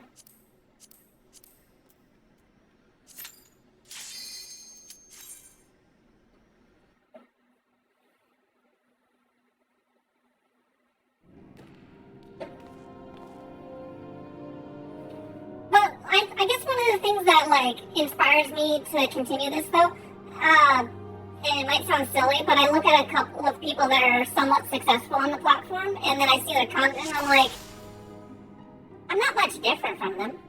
I'm not doing much different or being as good or bad as them. I think it's more of just a consistency thing. Which I haven't been able to do because I've been, moving around and stuff. But now that I'm finally settled, I think I should just keep doing it, keep grinding away, and eventually I'm sure people will find me and we'll have all sorts of fun and just grow, grow as a community. I do like the people that I have, though, the ones that have found me already. It's nice just that I'm not, full of trolls or a toxic community and stuff. People like to chat. Sometimes I get weirdos, but I just let it go, and they either get their kicks or move on. Not full of trolls.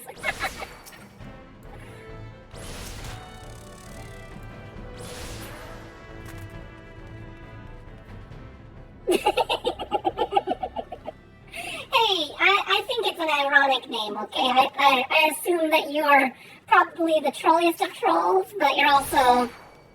Maybe you're such a pro troller that I can't even pick up that you're a troll.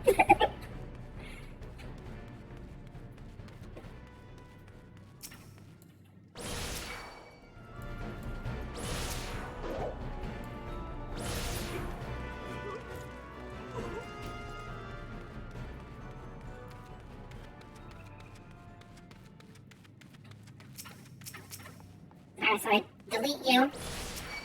And I delete you. And I delete you.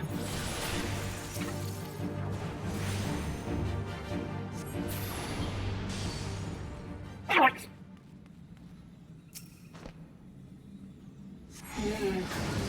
Spooky Orby ball. So,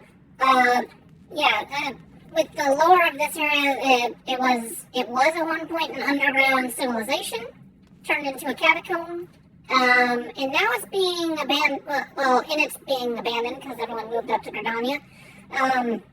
These evil people here, they're trying to summon a portal to the void. That's what that ball is up there. It's a hole to that other dimension, that evil demon place. And so yeah, I'm turning off all of the orbs and stuff. However, at the very end here, something does slip through. Nothing too big, but it's a demon, or it's a void scent or whatever. So, yeah. Now these are just bugs. We just got like cultist guards and bugs that we're fighting through right now. Simple stuff. And these guys, I mean, they are a thing, but it's just because they're getting summoned by... They're the smaller void scent that are managing to slip through the hole. This hole might look big, but it's not that...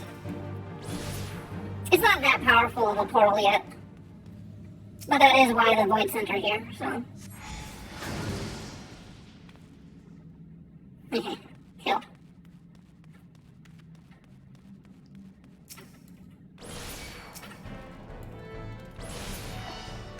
Mind flares. You know, I do actually kind of like, was it the Baldur's Gate? Baldur's Gate cutscenes were kind of cool at, like, reintroducing the idea that mind flares are kind of a nasty thing to mess with.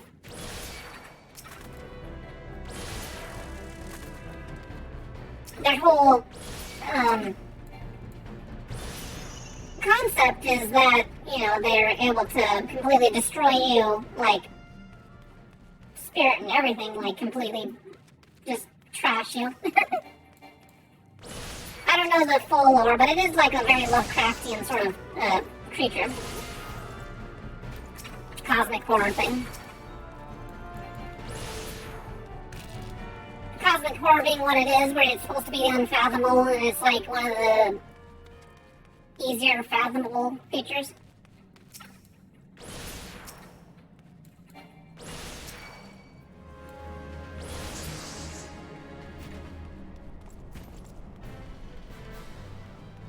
Mostly, they spam death and MP absorb. Oh, you're talking about the actual, like, mobs, like, from Final Fantasies or something? That might be a little bit more than I know about the series. I haven't played the older Final Fantasies in ages, so...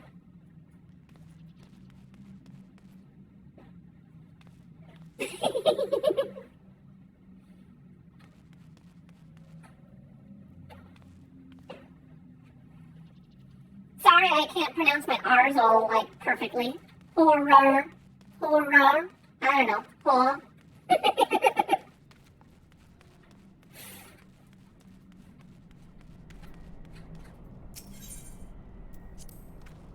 Kind of reminded me of, this one, I'm gonna delete you guys.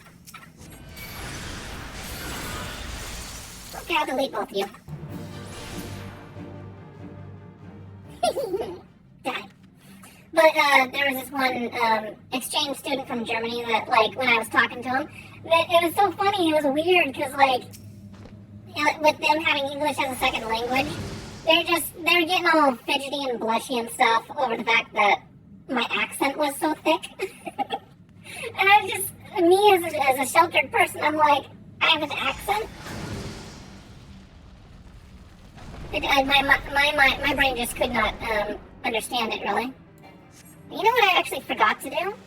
I should have built up an Enochian so I could, you know, foul this guy and kill him in one hit.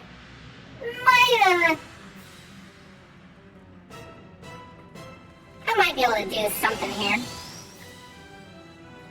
Let's do... Oh, that was not the right move here.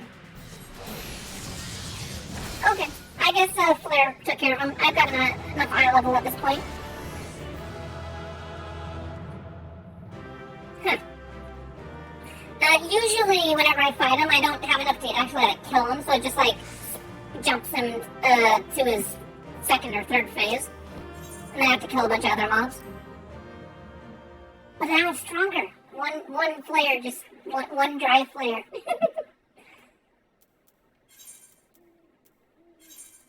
That's 105 gil. Okay, let's not be stingy. I don't want to walk back. Yeah, no, it was true. I was just like, are you an actual person? Because I'm kind of doubting whether or not you're... But I had just dealt with at least 50 or more hotspots attacking my account. And so I'm just like, you better not be another troll.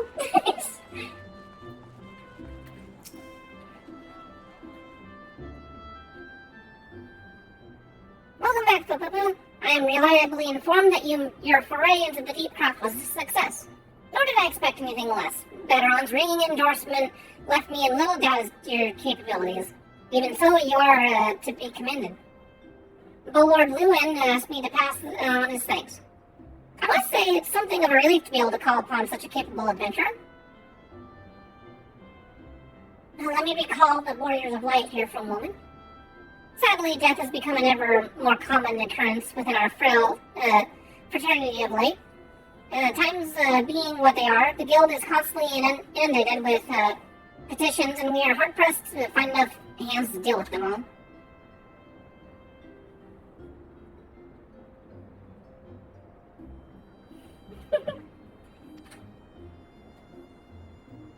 I think they're referencing this person here. Veer's gone, and it's all your fault. If it hadn't taken you an age to heal him, he would still be alive. Oh, I like the fourth wall-ish thing here. It's like they're blaming the DPS is blaming the healer for the tank dying. But I tried. He bolted out of range before I could finish the spell. He shouldn't have been so hard-pressed in the first place. We should have done more to lighten his burden. To the hells with this pathetic excuse for a party. I'm leaving. It'd be too soon if I see your faces again. Goodbye and good riddance. I'm leaving as well. I doubt this comes to any surprise, but I never liked you. I only suffered you for your healing, but you couldn't even do that one thing right. You had one job. Cruel though this may sound, you brought this upon yourself. Oh, and by the way, some parting advice, get rid of his head. She's keeping his head on her. Bury it, cremate it, do whatever the hell you like with it, but for God's sake, stop carrying it around. It's just get rid of it, alright? Gosh, she is like she is the yandere of this game. Wait, don't leave me alone, please.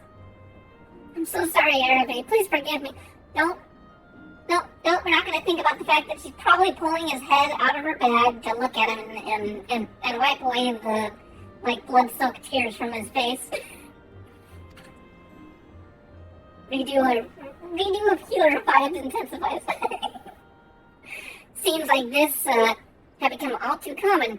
That makes a dozen times in half as many days. Oh my gosh, you guys are throwing me way back into retro anime times. I don't think I watched a whole lot of School Days, but I do remember a couple of animes that I watched for a stretch or whatever that was just like, oh my gosh, why are they so good at making disturbing horror? I regret watching it. Now you see why I am grateful for adventures of your experience. I can send a woman like you on a mission without worrying about you that you might not return. Well, not so much at any rate. Speaking of missions, I would entrust you with another. About a bell ago, I received a message from my counterpart in Loda. She seeks the services of a reliable adventurer, and you're nothing if not reliable. If you think you may be interested in the task, say the word, and I will be glad to share the details with you.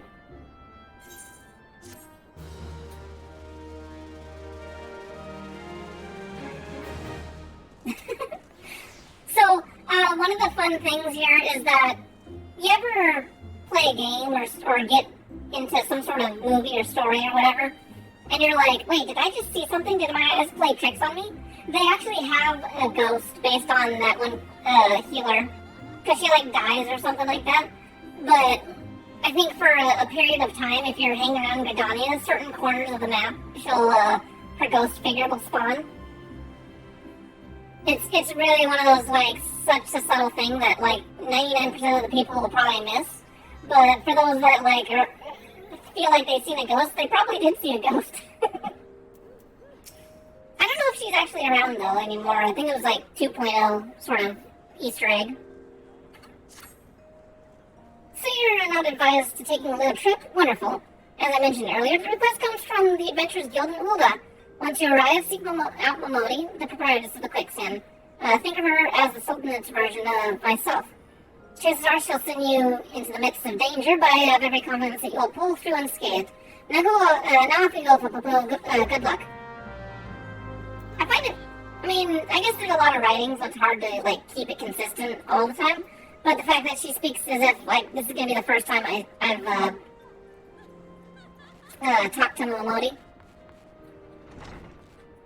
I tell you what, it's actually becoming fairly normal to use, legacy controls. But,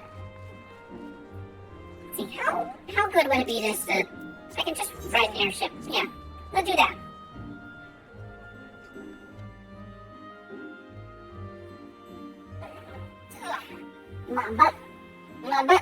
My butt is flat. A flat slug butt. Okay.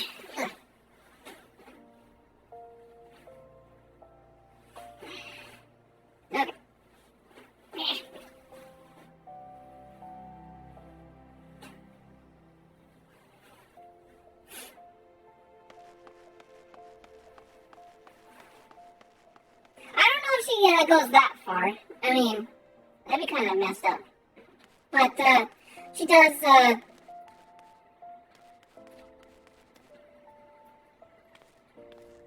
just show up anyways. It's like, ooh, spooky, scary.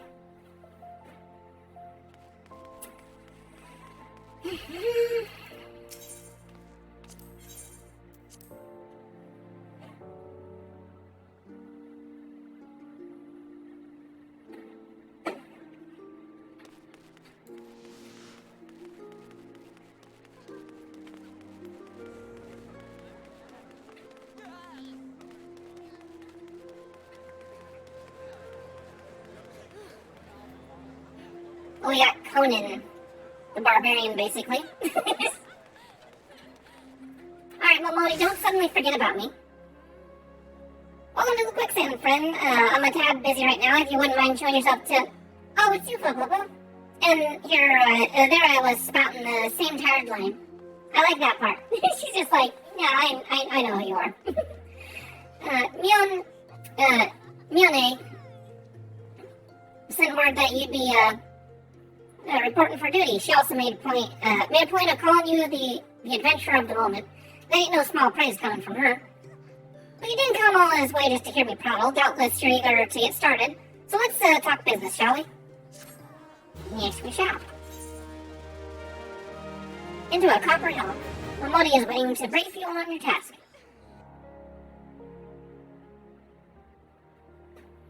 The petitioner ought to be arriving any moment now. Hey, how you doing there, Mutrinus? Nice little heart emojis. I got one too. Huh?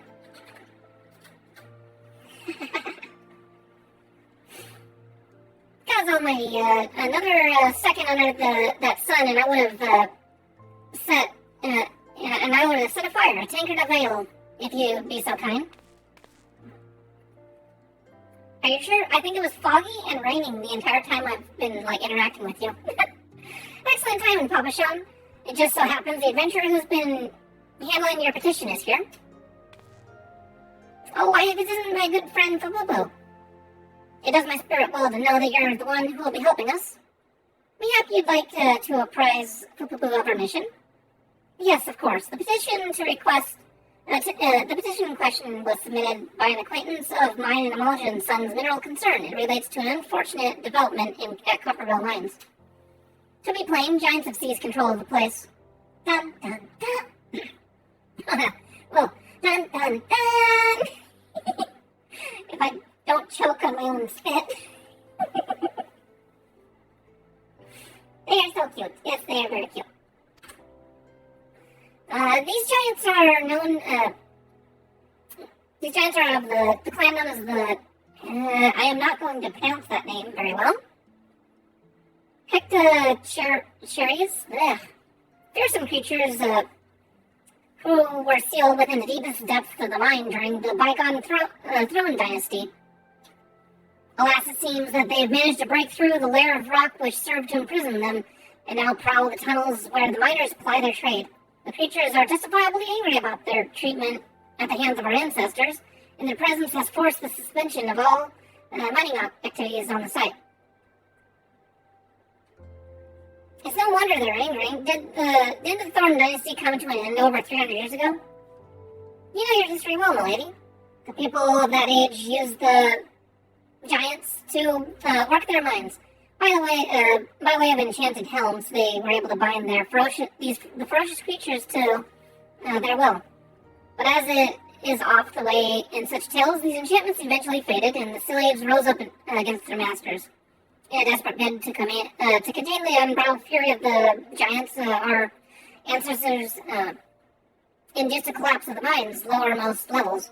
So it was that the great giant revolt was ended, buried beneath 100,000 tons of rock.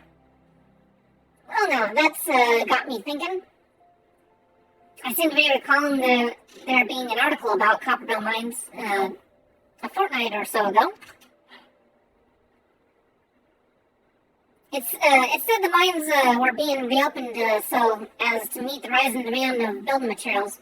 Like as not, the boys dug a bit too deep and freed the giants. Gods, to think the poor creatures are still having a kick after 3 centuries. That's a long time to nurse a grudge. They must be seething. Indeed, that makes them a danger to us all. There will be no mining at Copperbell so long as they remain. For the sake of both peace and prosperity, they must be subdued. There's the task which we would have you in. There is the task which we would have undertaken. So much wording. I'm getting tongue-tied.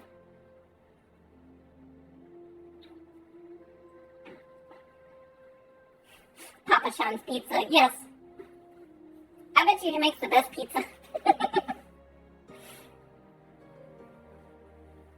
And so I beg you, put an end to this sorry business. Alright, you got it. God bless you. I feared you might have reservations, but I assure you it is for the best. In that case, you don't know. In case you don't know, Copperville mines are in western Finland. Do take care, you hear? And one last thing before you depart. An employee of Emulsion & Sons is presently at the quicksand.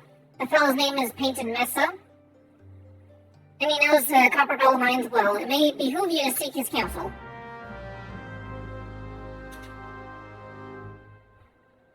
Cool. Alrighty.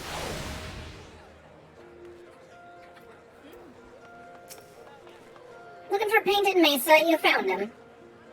So you're the adventurer who's volunteered to deal with the mess down in Copperville, are you? You got guts, miss. I hope you got the skills to go with them. These things ain't pretty down there.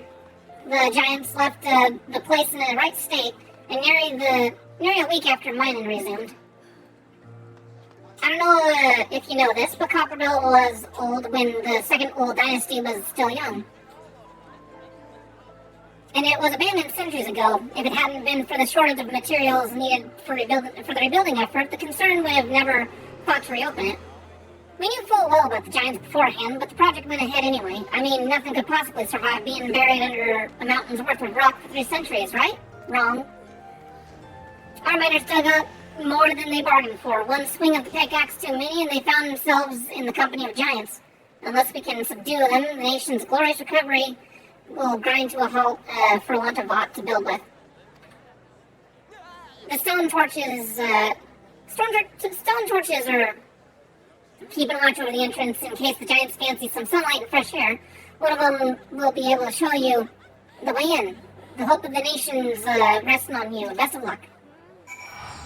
So now, one of the things is, though, is that, I mean, they are down there and they haven't died yet. I think it would have been someone's problem at some point anyways. So, might as well take care of it while, since we're here.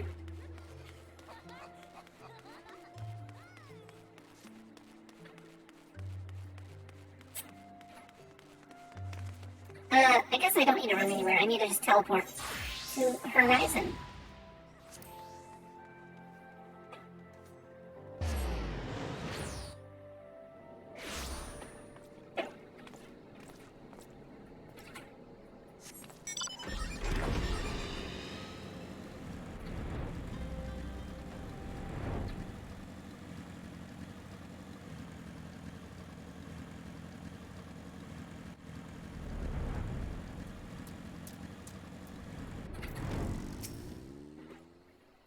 there's been an incident inside Copper Bell Mines. We're here to ensure that its effects are contained, but for your own safety, I suggest you stay well away from here.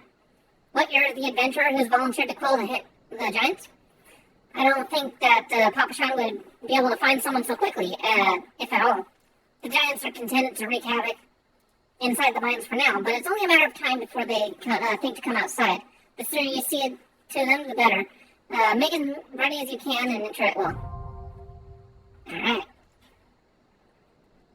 And then I'll take care of them with the old 1-2 smackaroo with my magic stick.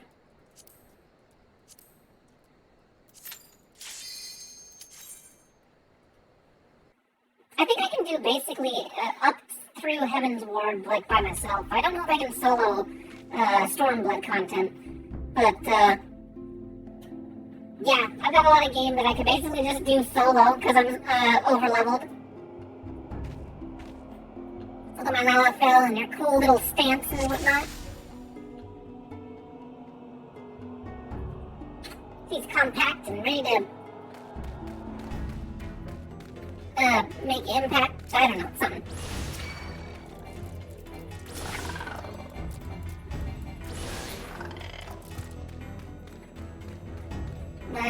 I guess I do need this thing here, this little key. This one teaches you a little bit more dungeon mechanics, such as like opening doors with the required item and making sure that you're able to manage your mobs properly. Sort of warm you up to the idea of missions and such.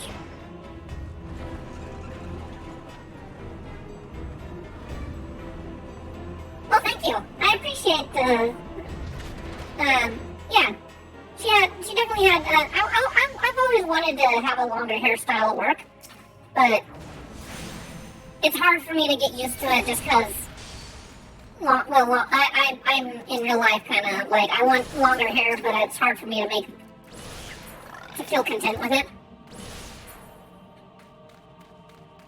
I know it probably looks fine, you know, someone that isn't used to seeing their own face forever. But for me, I'm just like, I don't know, does it work? Does it look good? I don't know if it looks good. So similar with this character, I'm just like, I'm sure she looks fine, but it's hard to get used to it.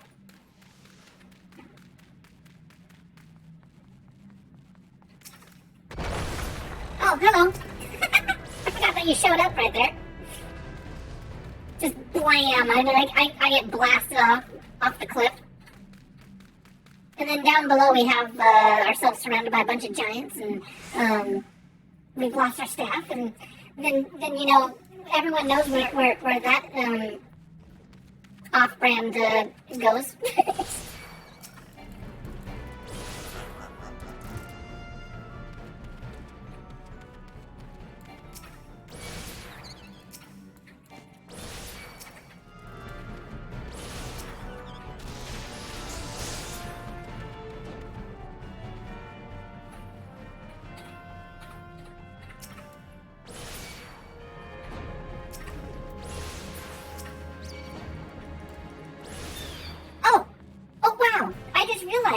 That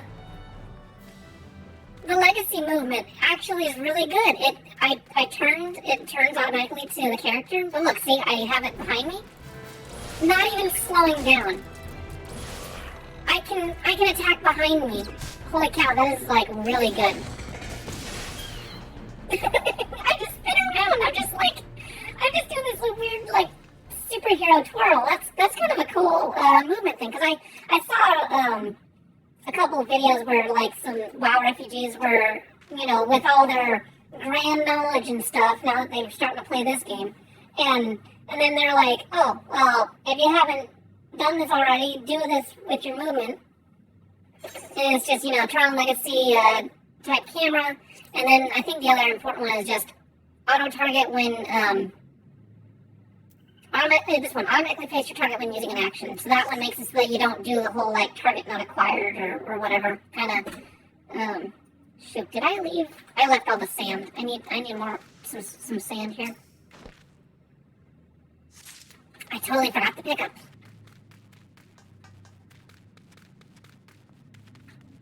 Yeah, she's been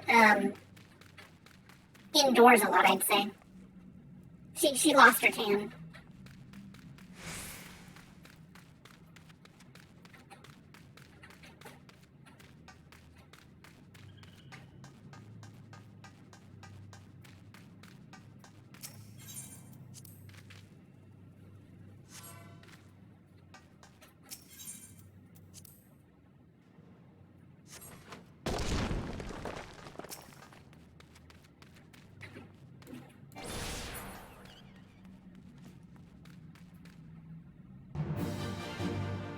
Oh no, boss music!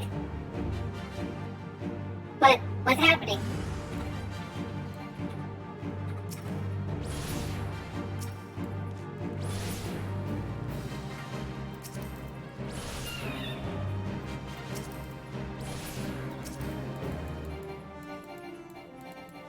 No line of sight. Oh, it's up there.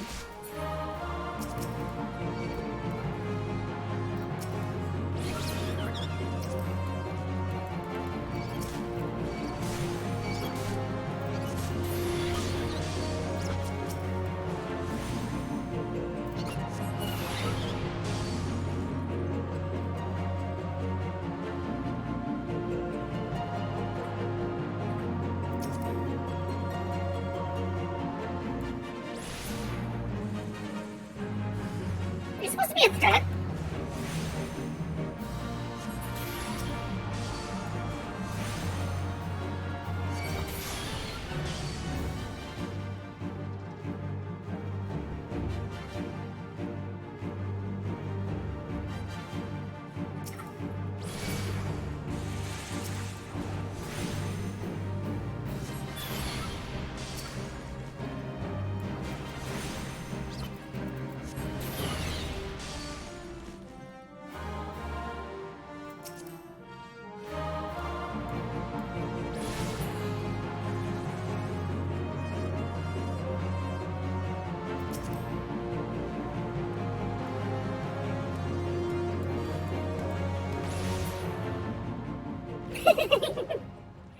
It's like, oh, those are supposed to be the giants? Well, that wasn't a very big threat.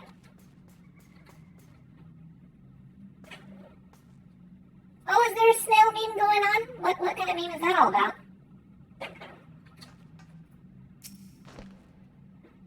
Some things I am not aware of.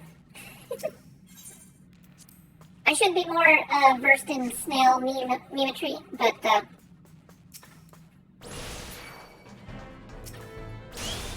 it's so much cooler though, like in terms of movement, not having to readjust myself after attacking something. I like that.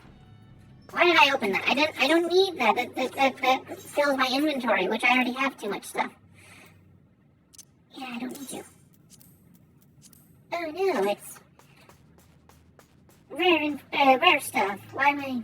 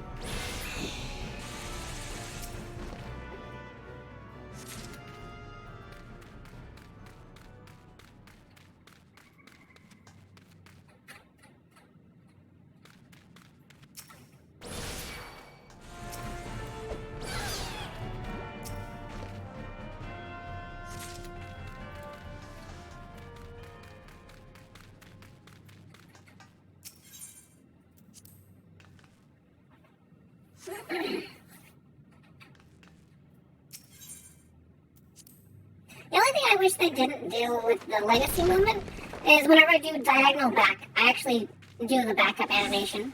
If I just hold directly backwards, then I get the same movement speed, it turns me around. I wish Legacy would just turn that diagonal backwards off.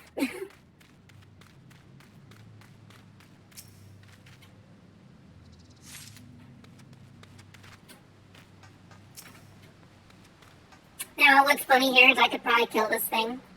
But if I defeat it, like actually use my full strength to kill it normally, it will just split into 2 pieces. So I just use the mechanics.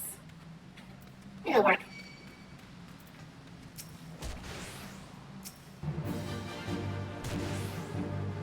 Oh, we're gonna have to deal with that, huh? Alright, come on. Come over here, man. Come on. Come on, little slimy boy. Quit being so annoying and let me pull the lever. There we go. Now you come over here. I don't want to be on this blasting cap though, because it just automatically does 99999 damage or whatever. So it's definitely don't want to be myself on this guy's trap. But now we got these guys.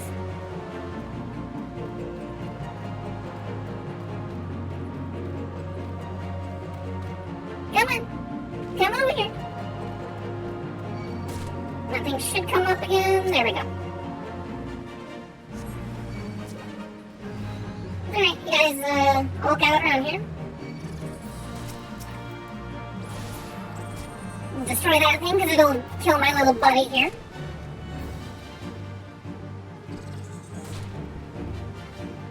Oh, what am I turning my camera for? I just have to push backwards. Hello? I really don't even have to do anything with my camera anyway. It's not a whole lot.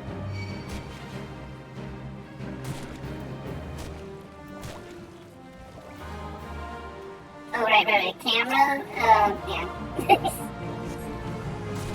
Okay.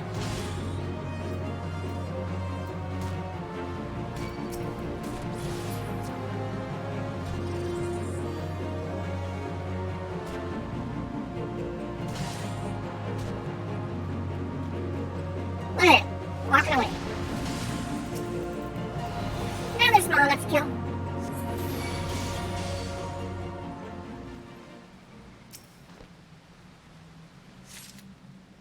Is that it? Just a little pinch? Is there no more? That must be it. Oh, I picked up an extra pinch earlier, I'm thinking.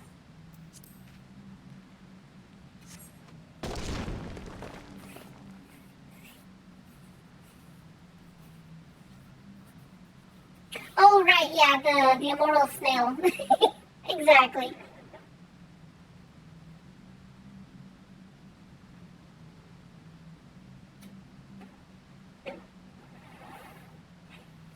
I guess, unless he wasn't aware that there's a snail out there that's trying to touch him, like if you were aware that that's a thing, I would just, every once in a while relocate. And then you're good to go. But, if they weren't aware, and then they just got, all hermity and stuff and stayed in their place and that, and then they're just, they open the door one day and they step on a snail that's just, kind of slithering up towards their property, and then they just die.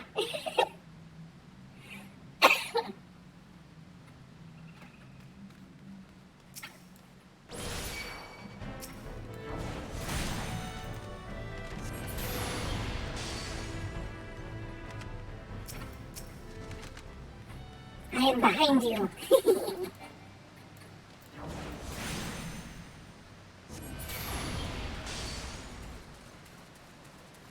I wish I had an AoE skate. That'd be nice.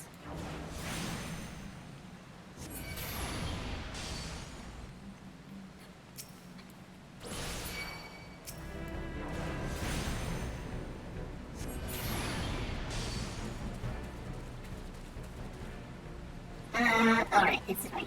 This is where I go.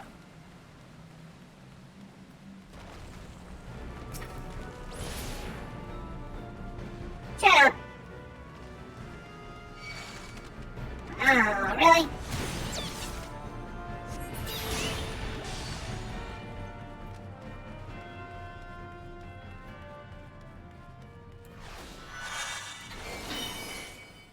Okay, cutscene time. Well, it's gonna skip the cutscene, of course.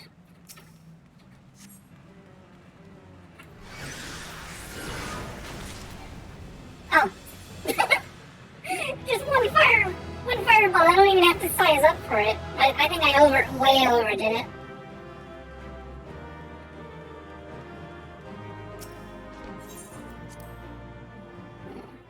Sad thing is though, with the legacy controls, I can't like do a little camera pan as I'm walking and just kind of look at my character as I'm leaving the dungeon.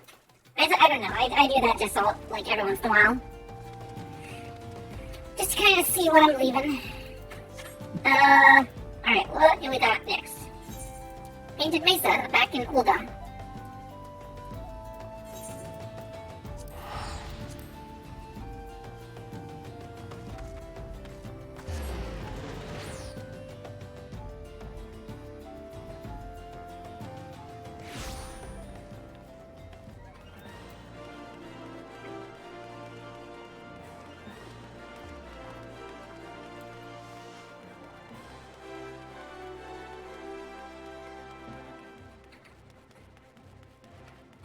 Oh, automatic running seems to not do that though, for turning. Interesting.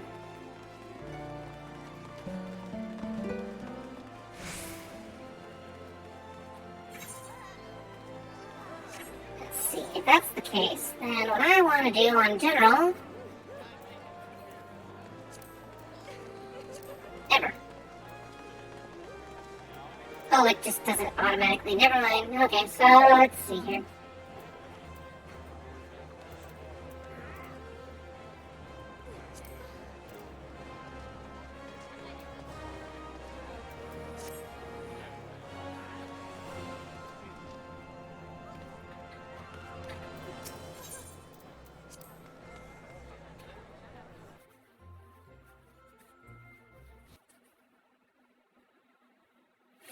The Conqueror of Copperbill returns.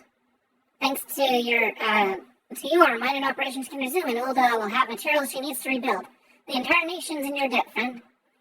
I'll share the good tidings with Papa Shan the next I see him. As for you, you'll want to report to Momodi. It'll do a woman well to see you alive in one piece.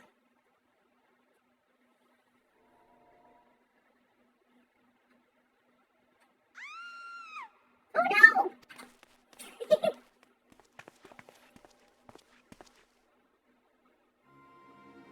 Shut your mouth, you thieving little swine. You stole from me. Don't even think to deny it. Please, sir, I didn't steal nothing. I bought this, paid for it with my own coin. What rot, you refugees are all the same. Couldn't afford maggoty, mole meat, much less a choice cut of dodo. I'm gonna say it one more time. Give back what you stole, or I'll make you wish you had never set foot in this town. By rights, I should turn you over to the brass blades, help keep the streets safe for law-abiding citizens. But I'm a reasonable man. If you agree to serve me in whatever capacity I require. Oh gosh, he's such a scumbag. The authorities needn't hear of your crime.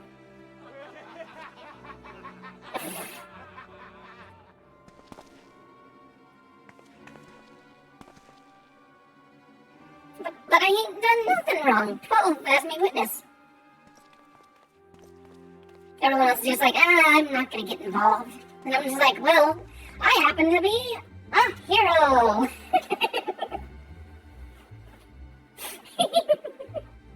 Please, adventurer, help me, I beg of you. I swear on my mother's grave I didn't steal nothing. I bought this with the coin I'd saved. I only wanted to treat me children to a decent meal. Oh, let her have her little dodo steak. Who the hells are you, when you're at home? This dog's master? I just stand there, I'm like, nope. I've had enough of this mummery's farce. You lot teach them a lesson.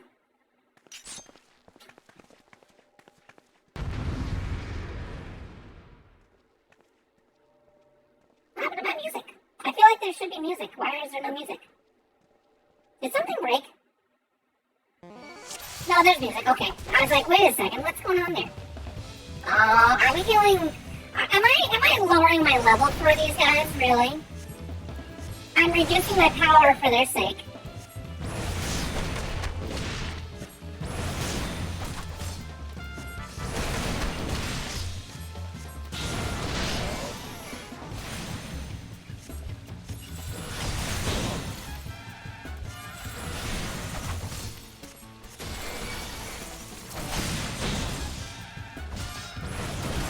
I get rid of the healer though. Oh, I had a little bit of lag there. Only a tiny bit though.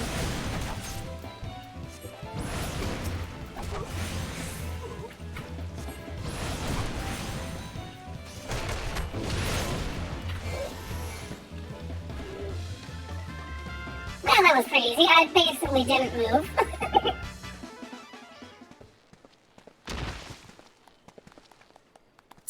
Exactly. I will save them because mostly I want experience points. I ain't getting paid enough for this. Hey, where the hell do you think you're going? Thank you, kind adventurer. Thank you twice over. Uh-oh. We're having another moment.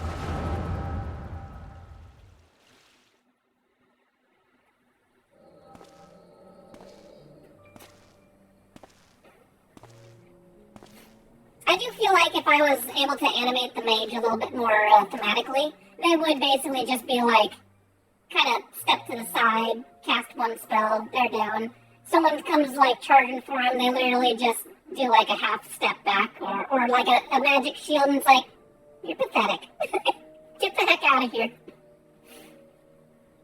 I swear were these, were there more refugees than I last looked. And you wouldn't be mistaken.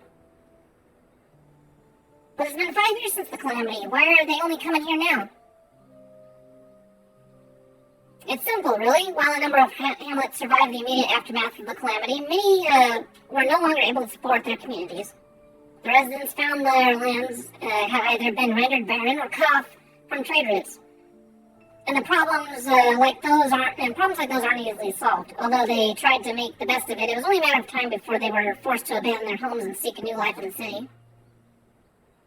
I see. But the calamity affected the whole realm, didn't it? Is the same thing happening to other cities? If the talk is true, yes. Though perhaps our situation is more pronounced, Ulda has a reputation for being prosperous, so it's natural that the refugees would try their luck here first. My heart goes out to them, it truly does. But I wouldn't be lying, but I would be lying if I said that I wasn't apprehensive. I hope their presence doesn't foment lawlessness in the city. Well, if things do take a turn for the worse, we always have the immortal flames. I dare say the brass blades would welcome their help. The heroes who fought the Garlean Empire patrolling the streets for a riffraff? It may come to that. Impoverished and desperate as they are, you may be sure that some of the refugees will turn to crime. You know what this place is like. You have no coin. You've no hope. What will become of our city? Not all refugees are bad, mind you. Some are able to find employment and lead honest lives. Dodo tenderloins guaranteed cheapest in Finland. I wonder why we were able to pick up on their memory from her. She seems awfully far away for being able to catch that bit of dialogue, but okay. Thank you, customer, madam. Please come again. Looking around, you'd think that Ulda was well on its way to recover. But peer through the veil of prosperity and you'll see no end to the misery and suffering.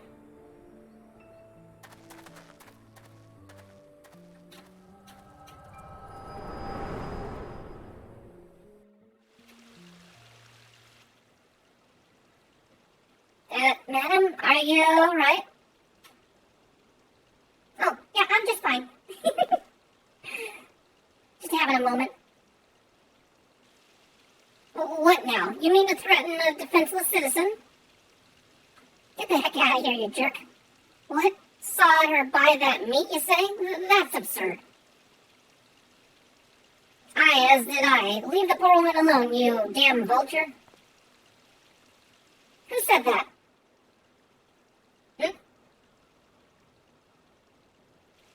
Looks like he's got the town after him.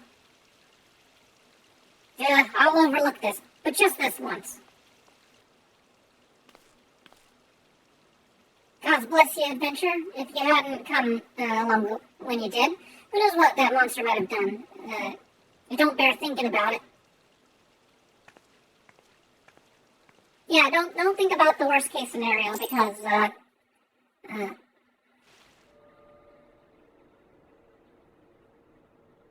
just, you managed to survive. That's good enough. All's well that ends well. Oh, hello there. We meet again. This technically would be the first time we see Thancred if we hadn't taken up his storyline. Pray do not mistake my intent. It is always honorable.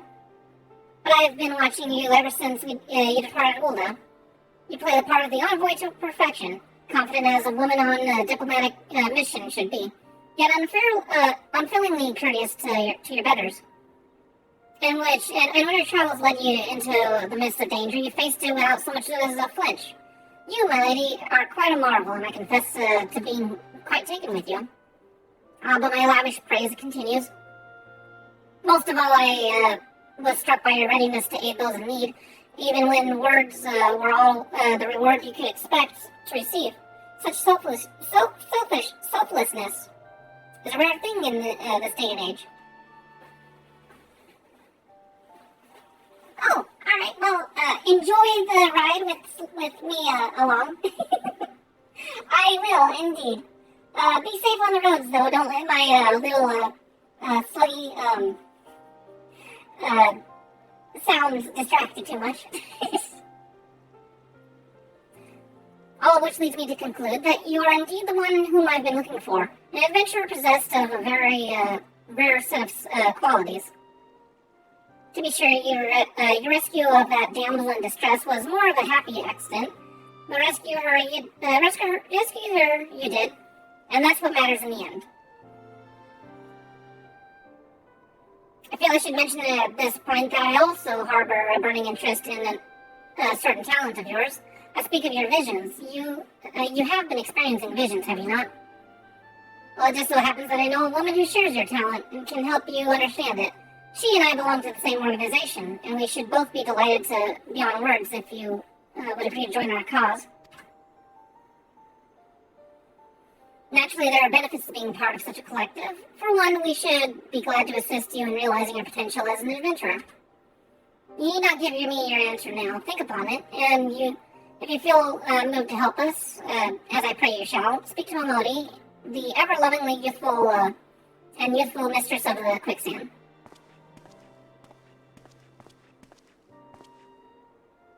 Tell her the Scions of the Seventh Dawn have found their woman, and she'll tell you where to find us.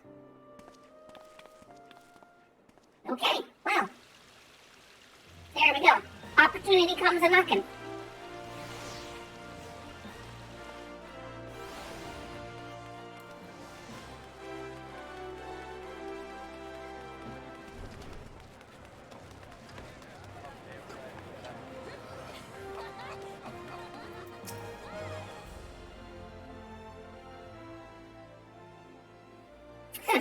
Seems like that are becoming even more common, I'm afraid.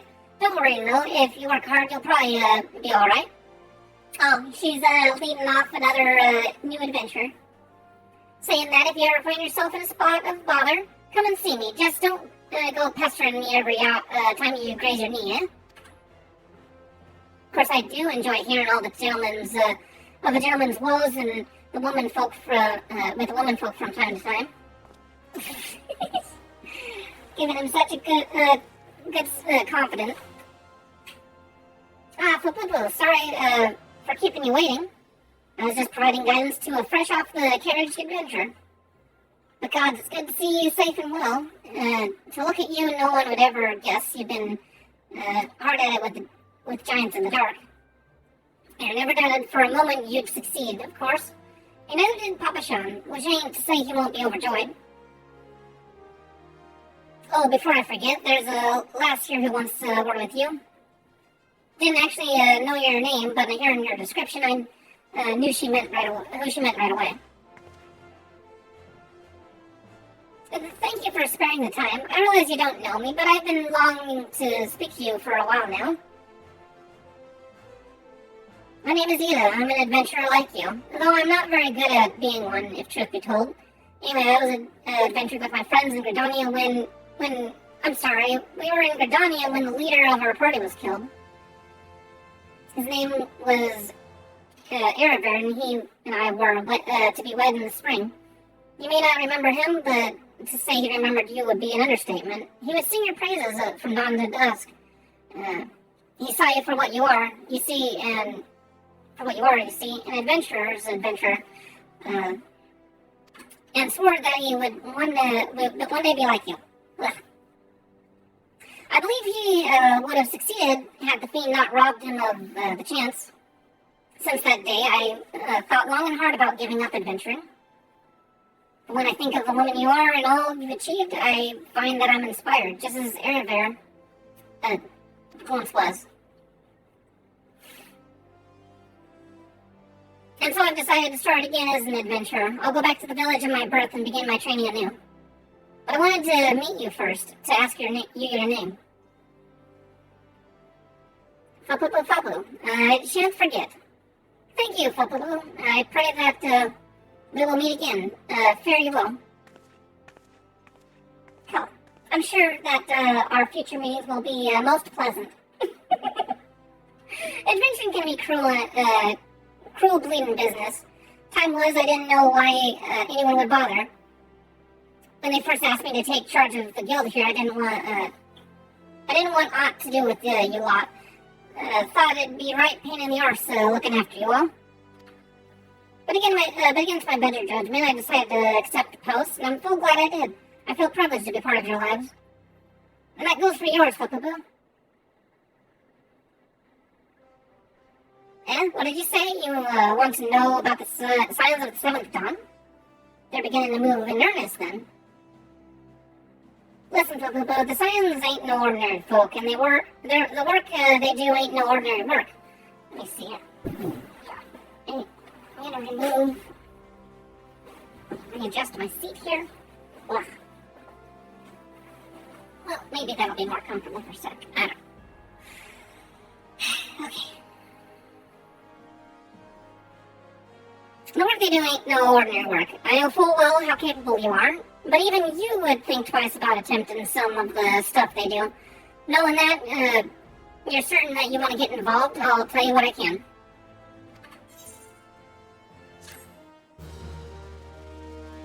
Thank you, Momodi. I appreciate it.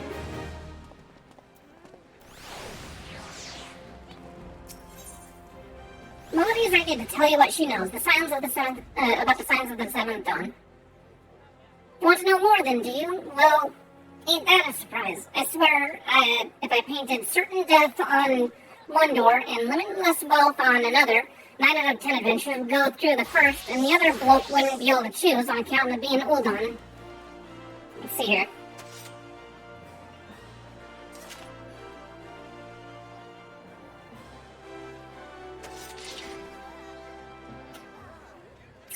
I don't know what that's saying, but okay. Say I didn't warn you. Don't say I didn't warn you.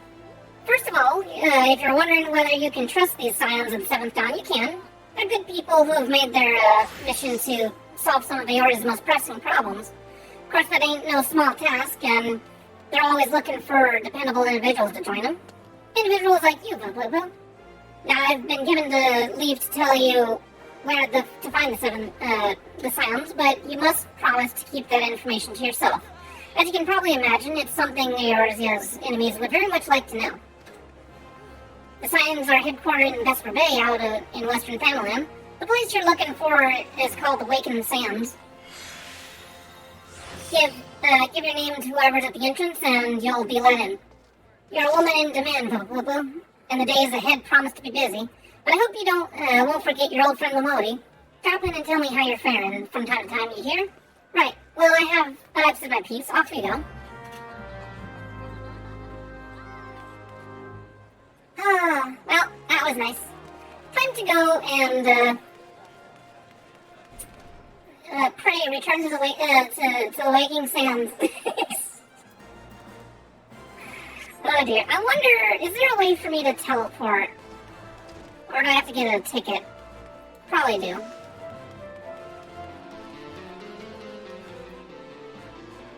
Oh my god. Oh my gosh. You see right there in the chat box?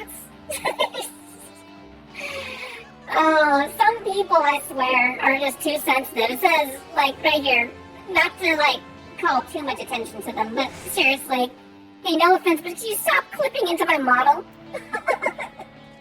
Jeez.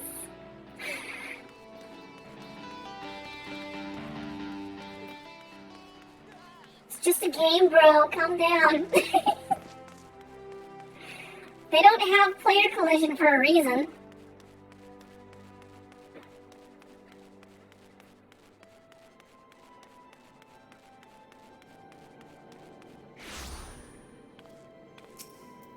Alright, so, what do we have here? Actually, I got one thing to check, because I am a curious person. They don't actually have anything... That's definitely an ERP player. Just saying. Oh, here we go. All RP? Yeah. All RP. Everything. They're just running around with a sword and they're naked. The most basic throwaway characters ever.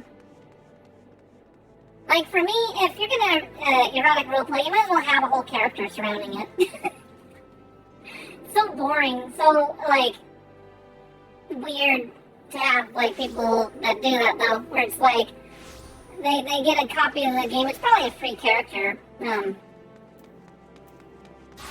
know. I don't think you can actually be inside cities, though, as a free character. Maybe I'm wrong. I really don't know. What do we got here?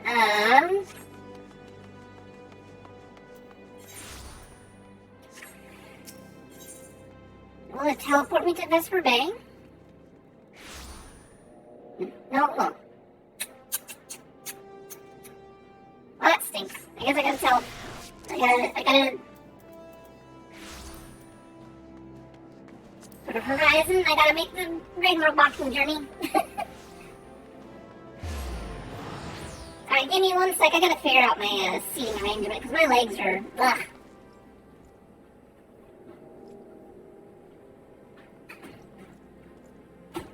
I know I've been streaming for a while, but, jeez.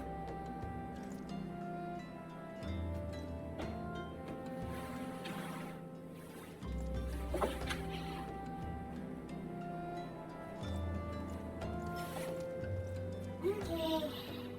Why? There's supposed to be 0 pressure points. Why are you so pressure points?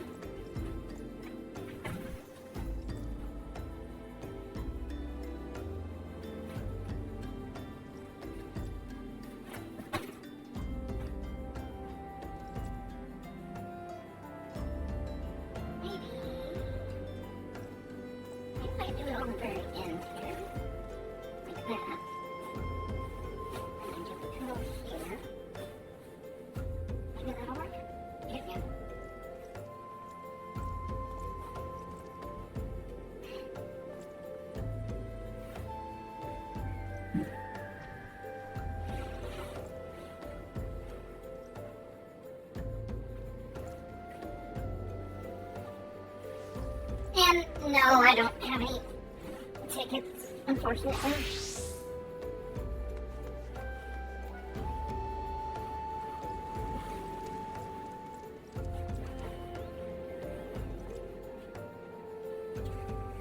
Okay, let's see.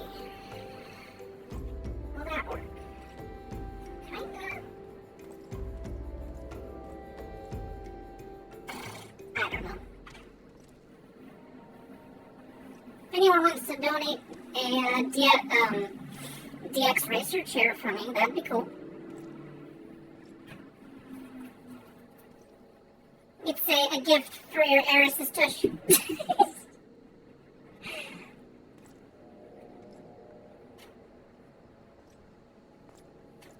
would be my, you would always have my back side.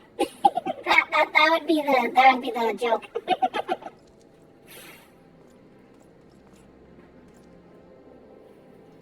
Hey. I am stretching. Okay, but I'll stretch more for you.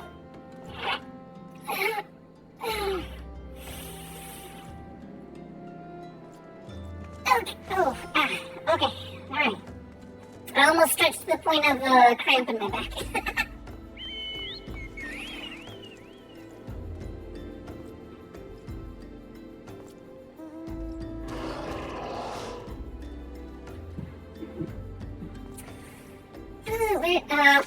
We gotta do the journey.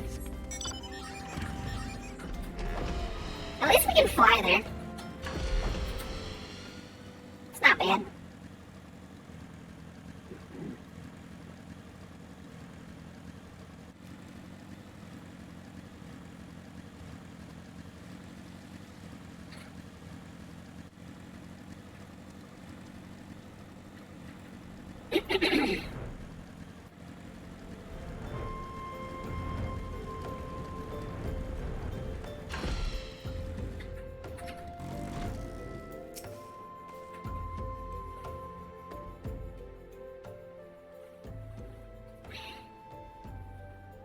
Deep in the forest, deep in the desert of my heart, a lonely flower blooms, yearning for the heavens above, to quench my thirst for you. Wow. That's a lot, Trollololo, are you kidding me? La la la la la la la la la la. Ha ha ha ha. God.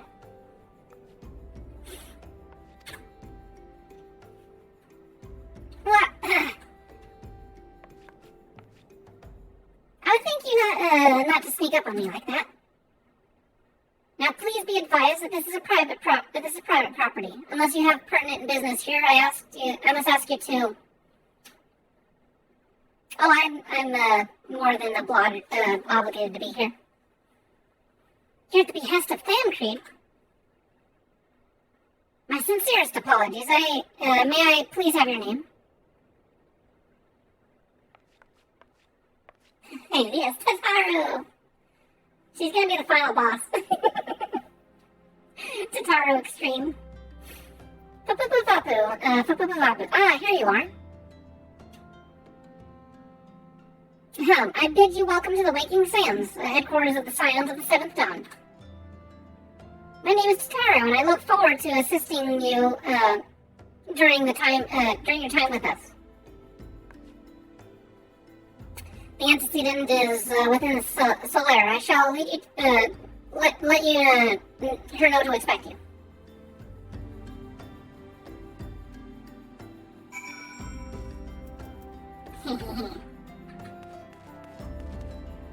Speak with the Scion of the Seventh Dawn. Do I need to go in here? I think I do.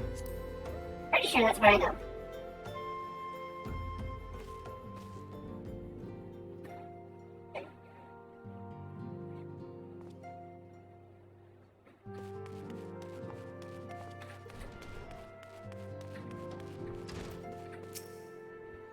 I take it you're Fapu. Tataru sent word that you had arrived. Lady Minfilia is eagerly awaiting your coming. This way, if you please.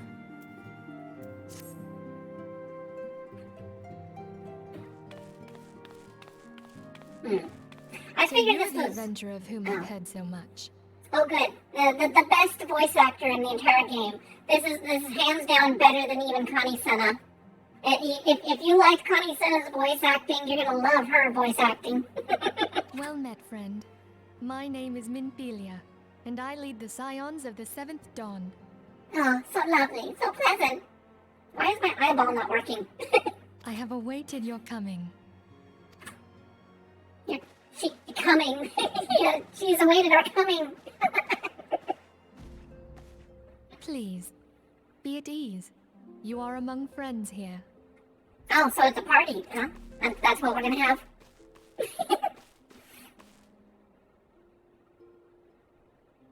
No doubt you are ripe to burst with questions. But have patience. All will be revealed in time. Alright, just to let you guys all know, Fan Creed did not get to me. I resisted the hunk of meat that he is. So that means I'm with the cool people, right? I get to sit at the cool table? First, let me begin by telling you who we are and what we do. We are the Scions of the Seventh Dawn, an order that transcends political boundaries. Our single objective is the preservation of the future of Eorzea. Oh, really now? Among our gravest concerns are the godlike beings known as the Primals. Their existence is a bane upon Eorzea, nay, the world at large, and we have striven to find a lasting solution to the threat they pose. Our order is home to a number of individuals who, like you, possess a rare and special talent. This talent takes various forms, but one holds particular interest for us. Okay. Tell me, have you ever experienced a sudden, inexplicable loss of consciousness? Have you ever had the sensation of being pulled away from reality? Felt as though you were hovering in space, a mind without a body? All these things are the manifestations of your talent. Yours is the power to transcend the boundaries of the soul, a power known as the Echo. The Echo allows you to pass through the walls of a man's soul and hear the resonations of his past. You will be there in his memories and see things as he saw them. You may even interact with that which you see, though you cannot change the outcome of events. For another blessing, the Echo will enable you to know a man's mind even if you cannot comprehend his words. In short, the Echo is a truly extraordinary power, and this power is strong within you. It is only a shame that we cannot use it whensoever we choose. That's right. I too possess the Echo. Oh, well, lovely. Wonderful. With that established, let us return to the subject of the Primals. So long as they exist, the realm cannot take so much as a single step towards true peace. Measures must be taken. Measures which transcend boundaries, be they of faction, race, language, or creed. And to do so, the Scions require the aid of those with our talent.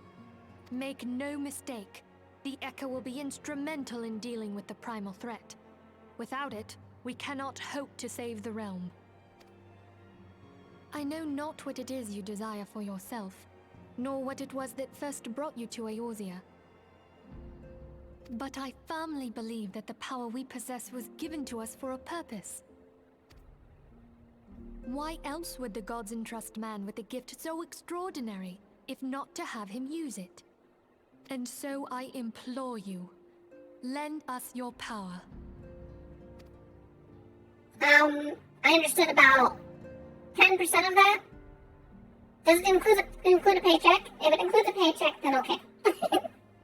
Naturally, your aid will not go unrewarded. Oh, good. I'm glad we're talking about compensation. We're fortunate to have a number of influential allies, and at a word from me, they will gladly afford you certain privileges that might otherwise be denied you. The right to employ retainers, for example. Are you familiar with them? They're individuals who may be relied upon to manage your assets and belongings on your behalf.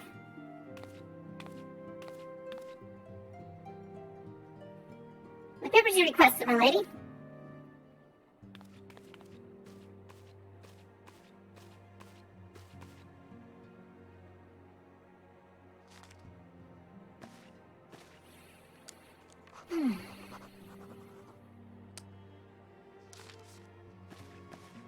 Booba. No Booba. Thank you, Totaro. The pleasure is mine, my lady.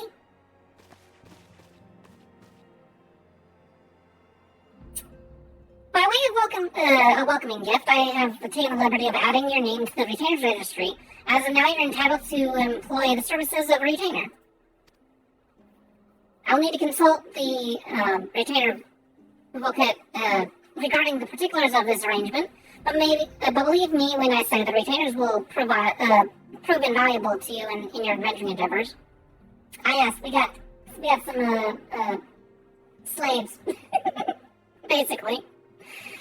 Let this gesture serve as a reference for our commitment to all in our power to facilitate your personal objectives. In return, we ask that you aid us in the fullest, to the fullest extent of your talents. A mutually beneficial relationship, I'm sure you'll agree, and one which serves the greater good besides.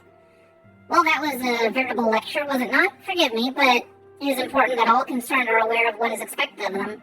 Now you know our purpose and what we can offer you. I invite you to consider joining us. When you have come to a decision, you may tell me without fear of censure.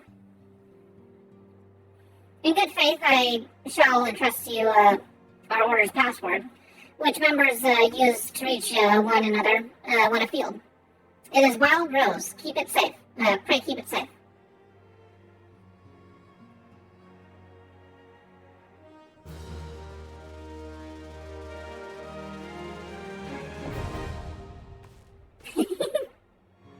Yeah, I suppose your outfit is definitely something. I mean, let's see here. Well, we got leather straps and only cloth as a support structure. The stitching is solid. It's got to be solid. I mean, it's holding back quite a lot.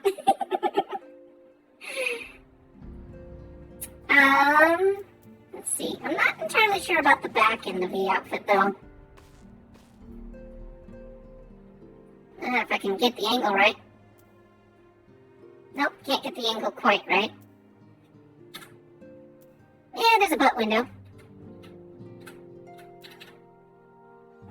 Yep, butt window. I suppose that's an obligation to most hero outfits.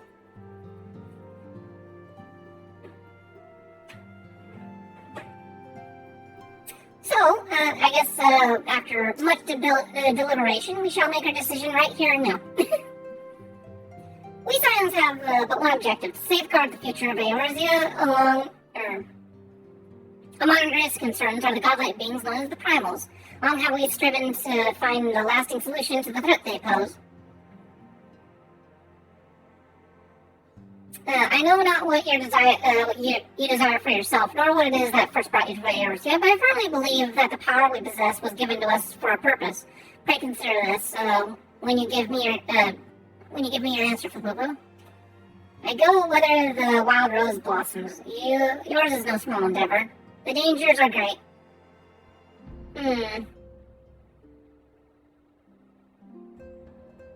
What we say? Nothing. Oh, I guess apparently I can't. Let's see here. The risks are yet justified, which will give a mistake. What do we gotta say here? Small, no, worthy, undeniable. Aren't we labor for the good of the realm? Oh, I have to say this thing, I have to say the corny thing. I go whither the wild rose blooms. Minfilia is waiting to hear whether or not you will pledge your support to the Scions of the Seventh Dawn. Well, I suppose, events and stuff won't progress unless I say the thing, so I'll say the thing. You will help us. Do I have a choice? Wonderful. I knew you wouldn't let us down. But come, I would introduce you to your friends in the Order. Tell me, does the name Sharlayan ring any bells? Yeah, we're gonna go there pretty soon. It used to be one of Eorzea's 6 city-states, and was situated in the northwest of Aldenard. The Sharlayans were the keepers of wisdom both old and new. Their mastery over magic and ether was unsurpassed, and even the Garleans knew to fear them. Among their number, there were a noble few who devoted their lives to safeguarding the future of Eorzea. When the realm began its descent into chaos, and their countrymen fled for the motherland, they alone chose to remain here. These noble men and women were called the Archons. Those same brave souls stand before you now. The masked woman is Ida, and beside her is Papa Limo. The two are charged with surveying the Twelveswood. Hello there. Nice fake voice there, Lise. I mean, well, Ida. Yes, welcome. Okay, my turn to introduce someone. That there is Thancred. Yeah, you're trying way too hard now that I know who you are. He is our man here in Ul'dah, Jewel of the Desert. Welcome to the team. I know the voice acting gets better, but it's so corny right now. Never doubt. If I may, the lovely maiden beside me is named Y'shtola. Limsa Lominsa has the pleasure of being under her care. I know, I totally missed a whole, wonderful arc and voice lines with you, Y'shtola. Greetings. Is that all I'm gonna get from you, because I didn't choose you? Last but not least is Urianger, who Oh. presides over all affairs within these halls. Pray seek him out whenever you have questions. But be warned, he speaks in cursive. Dawn may banish even the darkest night. Jeez. And then everyone's just like, really? Dear friend, I'm glad of our meeting. Slug legs? I mean, I got normal legs for walking around and stuff, but they do get slimy. It wasn't saying none at all. If I had a slug bottom, I don't know if that would be good or bad.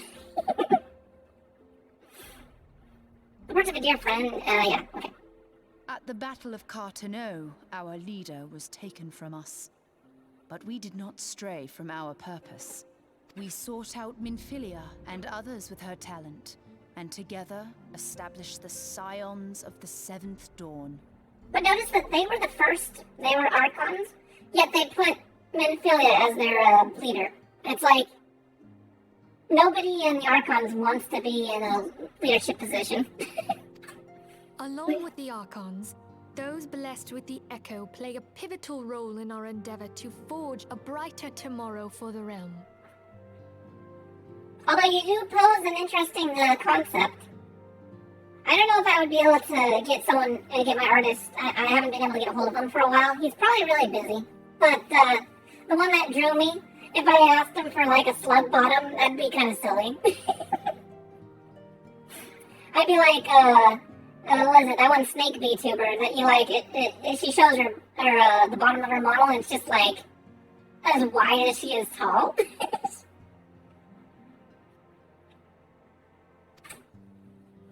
Oh, I should also introduce you to Tataru, our clerk. She ensures that everything runs smoothly. Well, I do believe I have several pictures up on Twitter that establish that I do have a very human bottom and legs and all that. Pleased to make your acquaintance. Oh my god, her voice is so bad. They hired all these I don't know, third tier voice actors to try and fit different roles of the voice scenes. In time, I hope you will come to think of us as family. But without further ado, I would assign you your first task. Yeah, give me show me where the step stool is, so that I can actually speak to you a little, above the desk. Urianger, have the documents arrived from the students of Baldessian? Aye, my lady. They arrived but recently.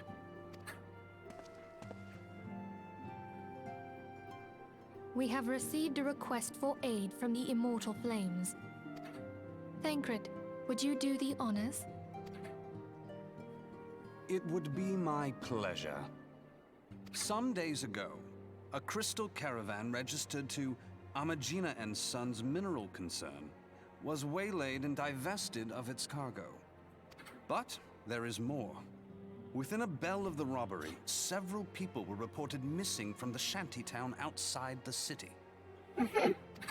At a glance, one would assume the involvement of bandits, kidnappers, and coincidence.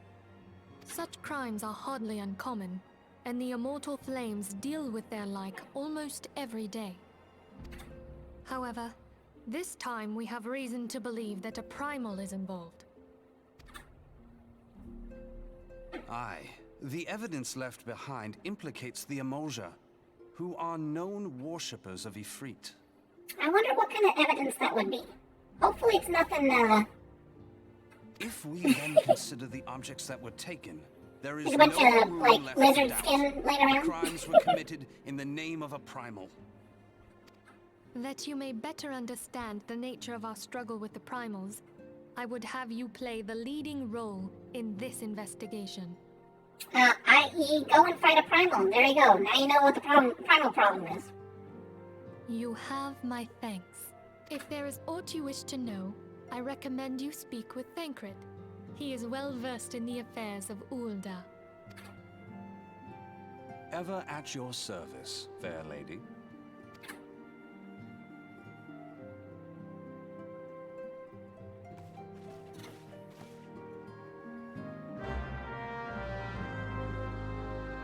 Oh yeah, a mission with Thancred would not be so say-so.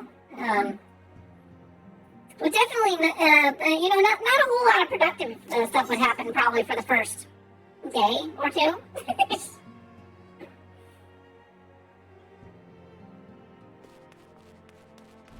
Oh right, he's over here.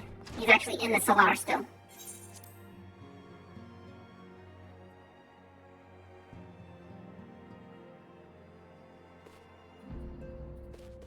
There he is, standing on the wall, looking all cool. Ready to begin, are we? That's the spirit. So then, your mission is to investigate a crystal robbery and a spat of abductions. Crimes which we believe to be connected. Assuming we are correct, it is likely that any discoveries we make in relation to one will fulfill our understanding of the other. Now, since the attack on the caravan, our friends, the Imagina and Sons Mineral Concern, have doubled security over all their shipments. In light of this, it is my judgment that the abductors should be our priority.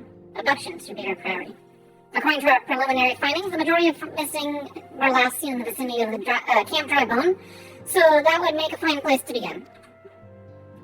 A fellow by the name of Isambard serves as the camp's de facto leader. Pay him a visit to see that he gives us full cooperation.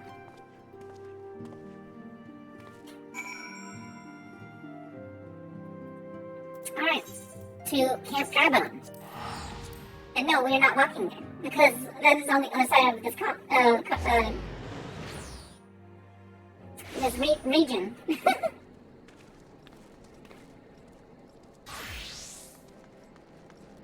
I would say style of play.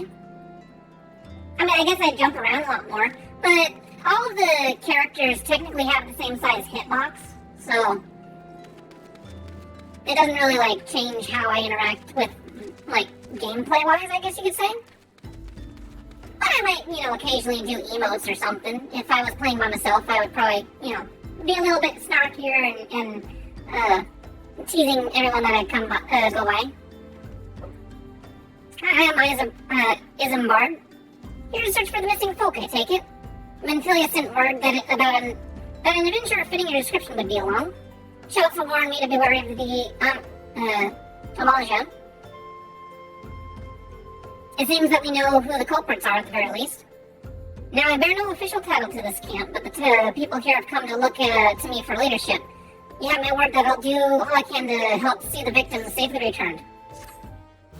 Alright, good.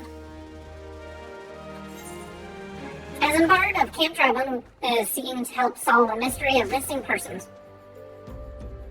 Let's get right to it then. Menphilia names the Emulja culprits in all this. You would do well to investigate them first. Much harm has been levied on the lands of Emulja, by Emulja hands. The flames burn where they might, but their light cannot stay in the darkness in all places at all times. There have been brutal murders of colors at the Church of Saint Adama Landama? Incidents wishing no more than to pay their innocent innocents wishing no more than pay respects to the dead. The poor souls deserve a proper burial. I would see into the deed before the mongrels catch their scent. I know not if the Amalja still linger. Would you secure the remains for me, friend? I would. You will find them on the eastern road. 12 willing, you will even come to learn something about what the Amalja seek in this area. Crystals. That's what they want. They want crystals. Okay. What I wanted to show you guys is there's a more flavor text for, snarky writing. So you go up here. I think it's right here. Yeah. So there's some bums hiding here. Now, if you're a dude, this guy here, he's an asshole. But if you're a chick, here, want to see what he says? My eyes be looking to dip the wick, you keen? It's just, I was wandering around and stuff, bump into this guy, and I'm like, dip the wick? What do you mean, dip the wick? He basically wants to do us. It's just like, you want to have some fun in the old haystack back here? And then this girl, sitting right here, she's got to say something, I think. I think she says stuff. She should say something. No? Let her be, you fool. We don't need the brass blades up here. Yeah, okay. So she does say stuff. It's just kind of funny, though.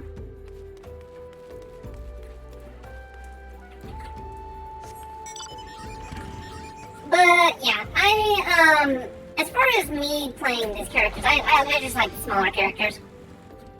It took me a while to get used to Lalafell, though, just because they have short, stubby arms, and they got weird, wobbly legs and stuff, and it's a little, not quite the design I was going for. That is a big mount. That is a nightmare. But,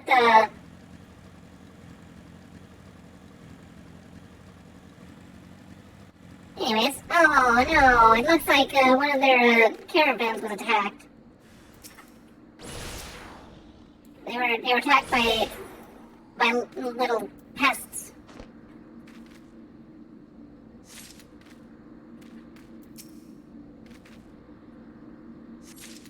Ripe corpse. Lovely. I'm glad the sun made them nice and ripe for me.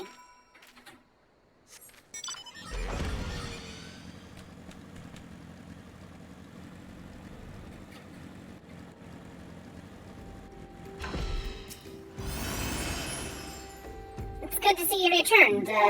Were you able to secure the remains of our fallen? Yep, I was. With the bodies given back proper to the earth, the souls will find their way across to the other side. You've done a noble deed this day, thank you. Now then, what of the Amalja? Did you see any? Surely such massive monstrosities as they cannot conceal their presence, much less take their quarry unawares. So there were Amalja remaining, after all. I feared as much. Their part in the lowborn disappearing is all but confirmed. I sense there's much more to this than meets the eye. The occasional Amalja raiding party would not account for people going missing in these kinds of numbers. The trouble is too great, and the questions too many. It would not surprise me in the least to learn of another hand in this.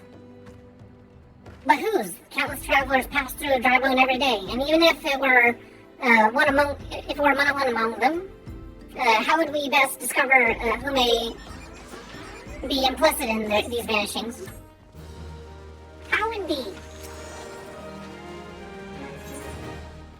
Alright, well, let's say we turn an eye to the common folk themselves. It may be among them that we find reasons for these vanishings. 12 forbid it be so. There's a merchant by the name of Ungust, who was born here in Drybone and grew up in the Golden Bazaar. A rough character, he knows the people here better than anyone else. I wager he's in the inn, quaffing away the day's earnings. Here, I'll write a note for you to show him, else he's not like to speak to you. Probably not. You know, because I think I know who Ungust is.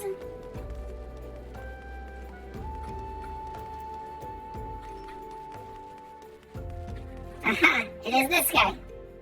This butthole. Gods be damned. You're the bloody adventurer who threatened me back in Ulda. What in the seven hells do you want with me now? A few words scrawled on, in coda. Okay. Give it to him. Dear friend, missing people, please help. Yours, Eisenberg. Folk around here are as weird as they come. They'll turn tail and run if you so much as pass wind nearby. Played them all for fools and coaxed some hard labor out of them, I did. If anything, they're even more timid than before, what with the disappearances. You can go talk to them yourself if you don't believe me.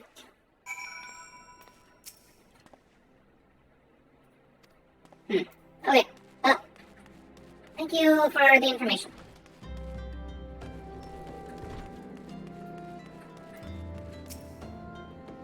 Please, just leave me be. And everyone is just, nobody wants to get involved in anything. I have nothing to say but this. I'll take who or whatever's been feeding off us slow folk. All of the poor people are kind of too scared to get involved with anyone. What do you want from me? I don't know anything, I swear. Please don't kill me. I think it's pretty clear that,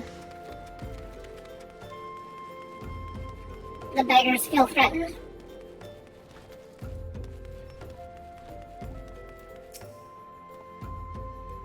Just as I told you, wasn't it? The whole of them are terrified.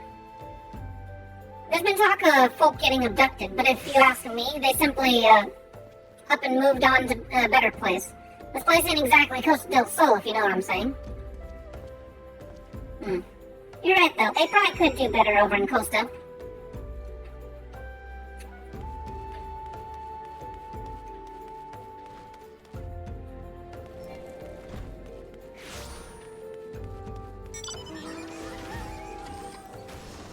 Well, look at this character right here. She's cute.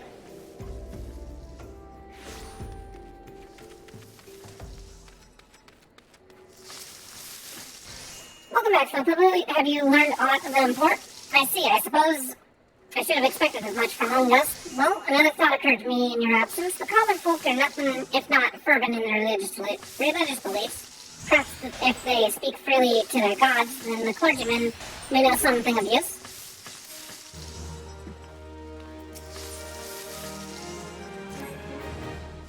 If we know what the common folk speak of to the gods, we've no better place to ask than at the Church of Saint Adama Wandama.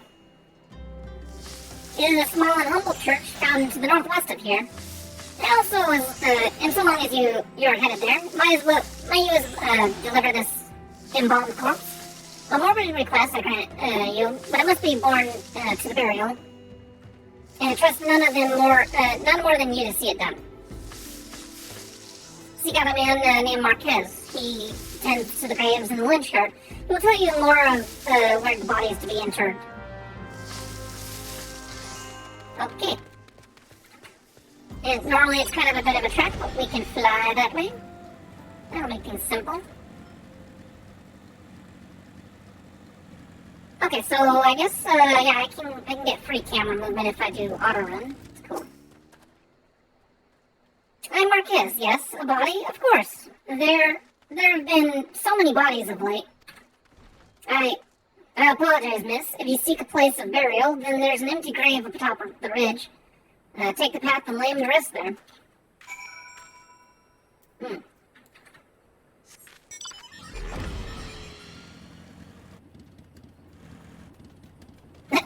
There's no actual ground there.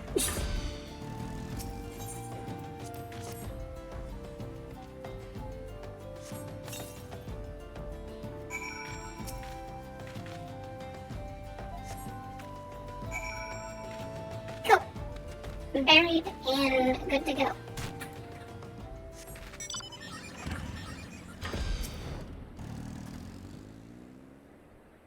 May they all walk in Thal's realm. What? Missing people? I'm afraid I can't help you. But maybe Sister, Arson can. She's been kind to me, everyone's been so kind. I don't know why, though. Pardon me, you'll find Sister Arson within the church walls. Okie dokie.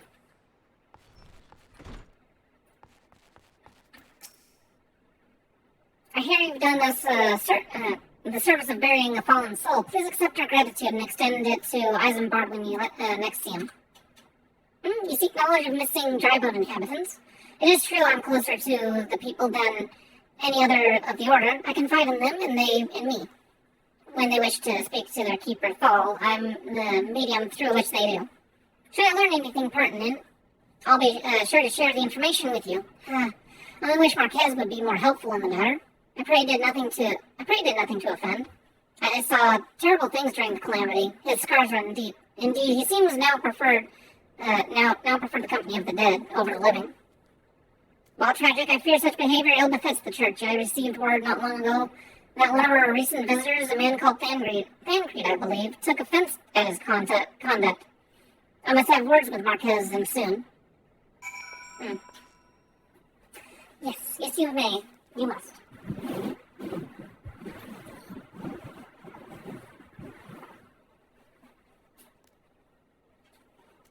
Okay. Maybe that'll work for now. Room sitting. Okay.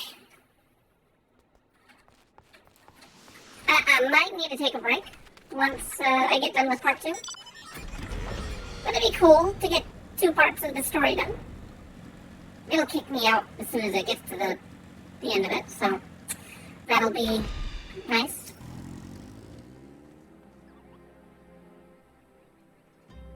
Thank you, Papa Will.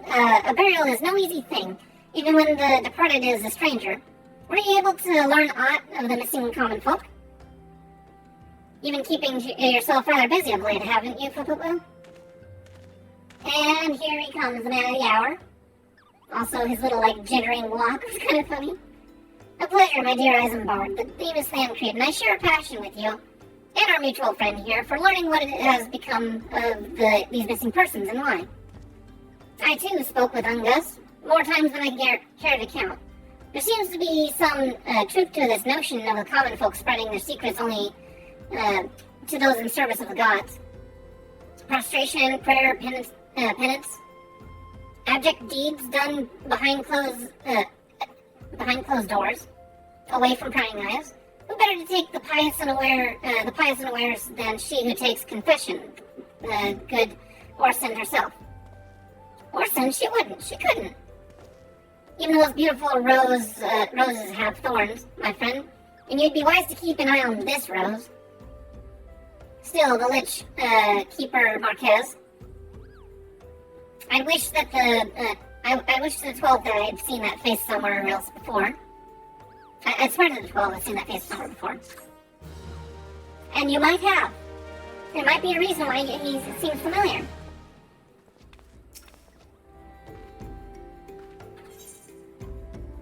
Eisenbart is concerned about the question surrounding Sister Orson's integrity. Sister Orson it cannot be. Though she is wont to travel to the Golden Bazaar on her own, it is not uncommon to see her speaking to the children, but no. It could not be she, could it? I grow wary of these suspicions. I know there is one child in particular that she's fond of. Pray seek out the boy, Fupupu, and see if you can't glean something about from him about Orson's activities.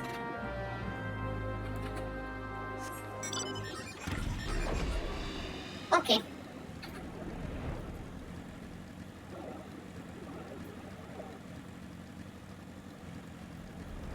The Golden Bazaar.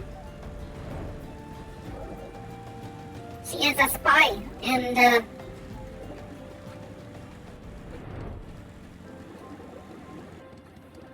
what kind of stuff does she get into?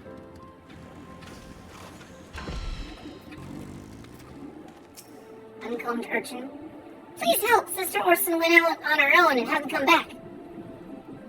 She always reads to me, right here, about Fall and the Order and the other side. I told her I lost my shiny thing and she went looking for it. What if the monsters outside heard her? Please find her.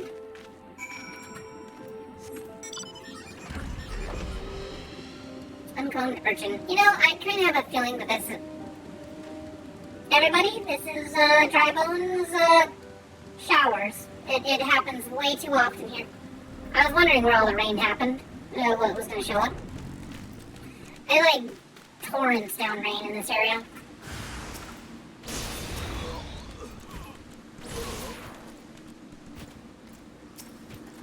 Well, those are undead. Why are you so near an undead site? You're one from the church. Thank goodness you arrived when you did. It seems my gratitude. Graduation. funny word. It seems my gratitude is yours yet again. You spoke with the child yet? Yes, well, I was able to find his lost trinket. It is a ring given to him by his mother before she passed. I'll see it safely back to him. Well, how kind of you. Why are we suspicious of you again?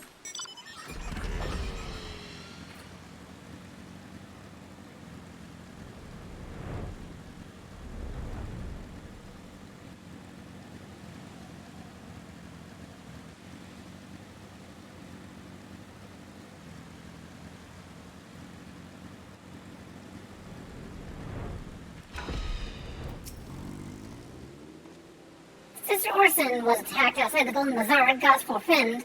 I'll secure a room at the inn for her should she require any rest. Searching for the mementos of orphans, and risking her own well-being in doing so, no less? Certainly not the dastardly deeds Thancred would have us believe. It's all a ploy, it's probably all a ploy. A red herring, something to throw us off. I'm well glad I reserved that inn for Sister Orson. It seems she received greater injuries from her attacks than she initially let on. Thankfully, she is expected to make a full recovery. But now on to the matter at hand. Thancred came looking for you once more. He left word that he will be waiting at the Emolga camp to the southeast. I pray the two of you are able to uncover some evidence regarding these disappearances.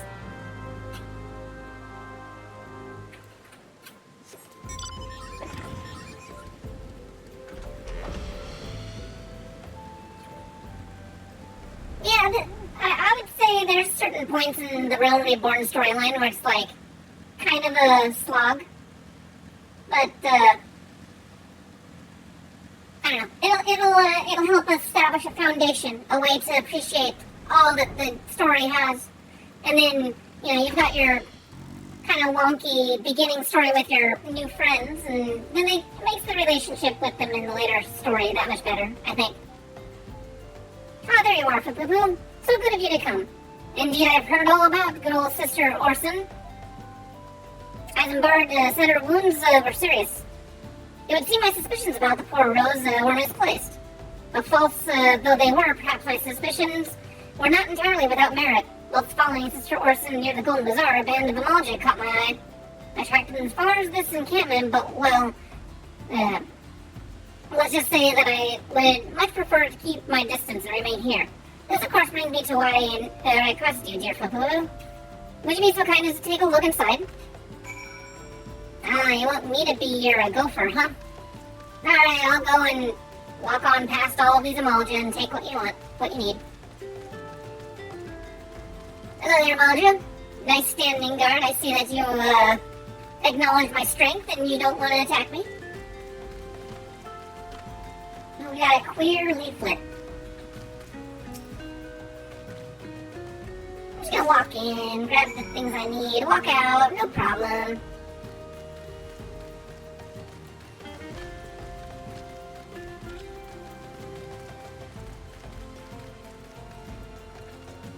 Alright, I got your little paper.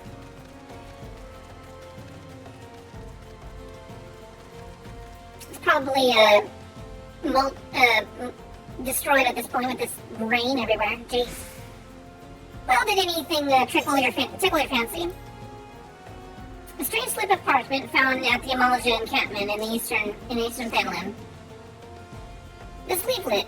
See the wealth of gnawed and to the hands of your children. It looks to be some sort of assembly to provide the poor with work. The lettering, though, atrocious, is it not?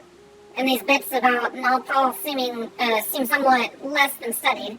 I find it hard to believe one among the Order penned this.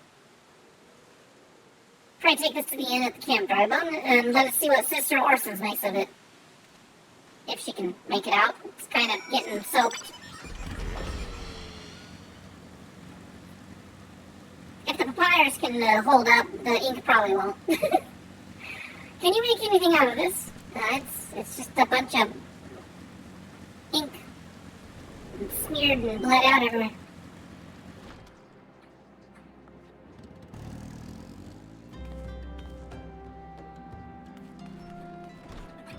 I do believe my girl that I'm looking for is in one of these.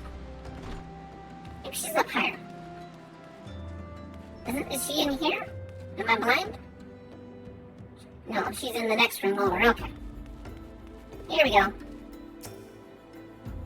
My savior comes again. To what do I owe the honor this day? What is this? Blasphemous. These are not our teachings at all. This was not made by any true brother or sister of the order. Of that I can assure you. Come to think of it, weeks ago the church was plagued by missing garments. Could someone be posing as a priest in order to deceive the people? Possibly. The plot thickens, Poo-Poo. Our culprit pretends to be a priest who lends credence to his deception. There is no doubt and irony in there somewhere. But I suspect we have a worthy adversary on our hands. I shall consider how best to handle this. For now, tell Isambard that what we have learned here. It shall be done. And as soon as I navigate through this weird building. Hey look, role players. What are they doing?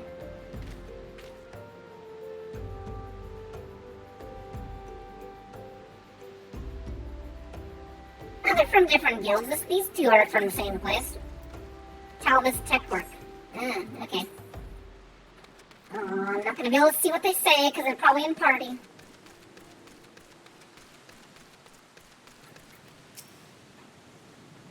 Posing as a priest, to think. These troubling notions aside, it is gratifying to finally be able to move this investigation forward. Thank you once again, Poo-Poo. I shall keep my ears and eyes open, now more than ever. Isambard wants to help you identify and apprehend the false priest. I'm afraid I have not seen any unusual activity, nor have any at this camp given me cause to doubt them. But unless we can identify the culprit soon, more innocents may fall victim. Do not despair just yet, my friend. An idea occurs to me. Our suspect has been posing as a priest, using leaflets bearing false promises to lure the poor. Let Poo-Poo and me serve by posing as impoverished souls in need of succor. Hey, Spidey, how's it going? We're about to get to our first primal fight in the story. So if you're not too familiar with the story, this gets a little exciting for a bit. Except I'm gonna kill it in like 2 hits. Hopefully 2 hits, because it does have like a finisher. I could probably get myself killed trying to get to it. I'm next to useless in battle, but I can supply the garments for disguise. These old tunics and slops should serve your needs, so long as you don't mind the smell and the stains. This will serve very well. You have my thanks. Listen, Poo-Poo, so long as the foundation of our... as to lay the foundation of our little ploy, we must make it widely known that more vagrants have arrived at camp and are desperate for coin. To this end, I want you to don the old garments Isambard's lent us and beg for work around the camp. Before long, the false priest should catch wind and approach us. Ah yes, just change your clothes. Nobody will know that you're the same person that was in fancy top tier battle armor. Alright, did I get the items? I did, I think. Yes, it gave it to me. Okay. The other quest is a little wonky, because it didn't give it to me. Might as well play the part. Except I'm gonna keep the necklace on. I don't care. The necklace looks cool.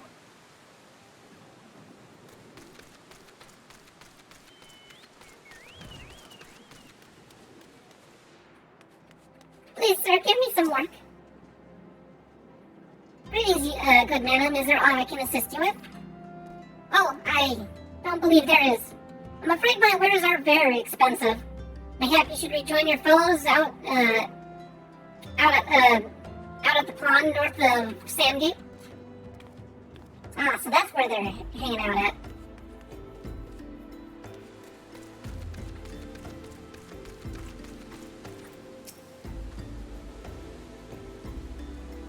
I preach the great teachings of Azima, the warden. Hast thou come to partake of the honey of her wisdom? Azima is a keeper of the sun and goddess of iniquity. Goddess of, not iniquity, inquiry. All is laid bare beneath the light of our divine countenance. Open thy heart to this light, needy child, and thou shalt want for naught till the end of days.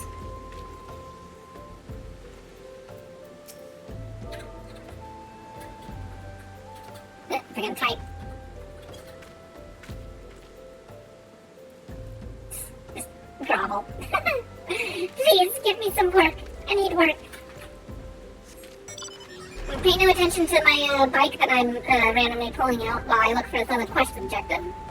There you are.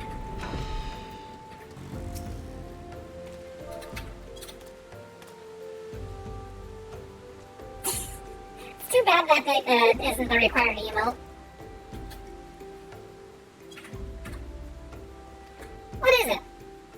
God's not again. Look, being poor doesn't give you the right to pester whomsoever you like. Why don't you keep with your own kind out by that muddy paw of yours at Drybone? Oh, jeez. Talk about judging people by the book, cover of their book. And you are, another refugee by the looks of it. It's Final Fantasy 14. I should have it labeled properly in my little, games thing there. Did I? I hope I did. Did I not label it right? Have I been streaming the entire time with the wrong game? No, it's just Final Fantasy 14. Okay, I did have the right game. Alright, well, at least we're not having that blunder.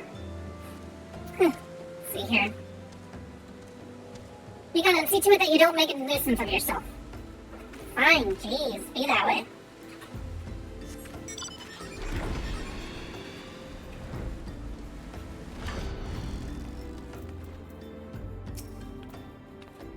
I was about to get to the good part.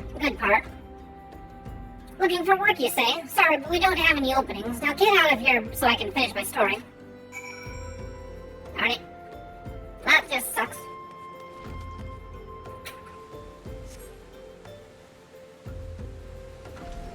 That is kind of the situation I'm running into with a lot of places, at least I've been checking in recently.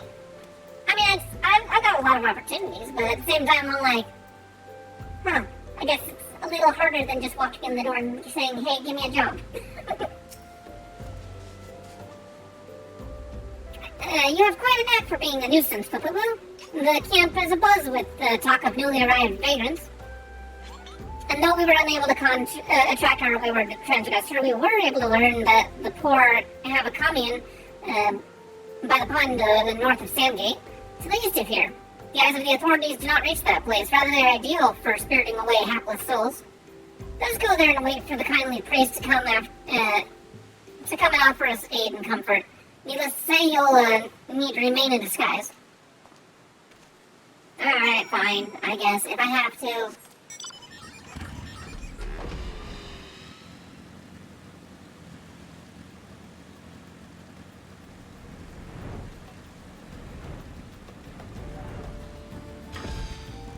Well, look at you, Thancree, with your fancy little, outfit. A fine day for catching false priests, wouldn't you say? I don't know, it kind of sucks out here right now.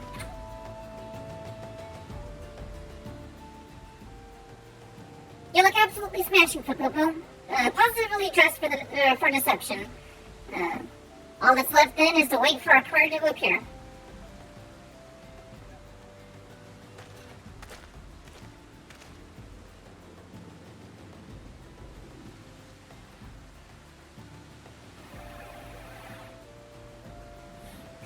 Oh, you poor unfortunate souls.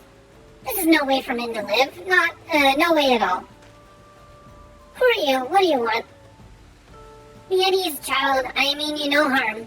Yeah, I can see your stupid little beard underneath that hood. I am a priest of the Order of Null Thal, and I've come to offer you succor. This leaflet bears the teachings of Null. Trust to them, and they'll surely set you free from the shackles of penury.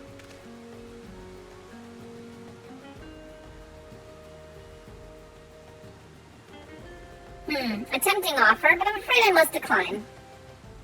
On account of that atrocious performance, you would have made a god's awful mummer, Ungust. Well, what? How did you know? You bastards tricked me. Please don't hurt me. I was only doing it to protect my people.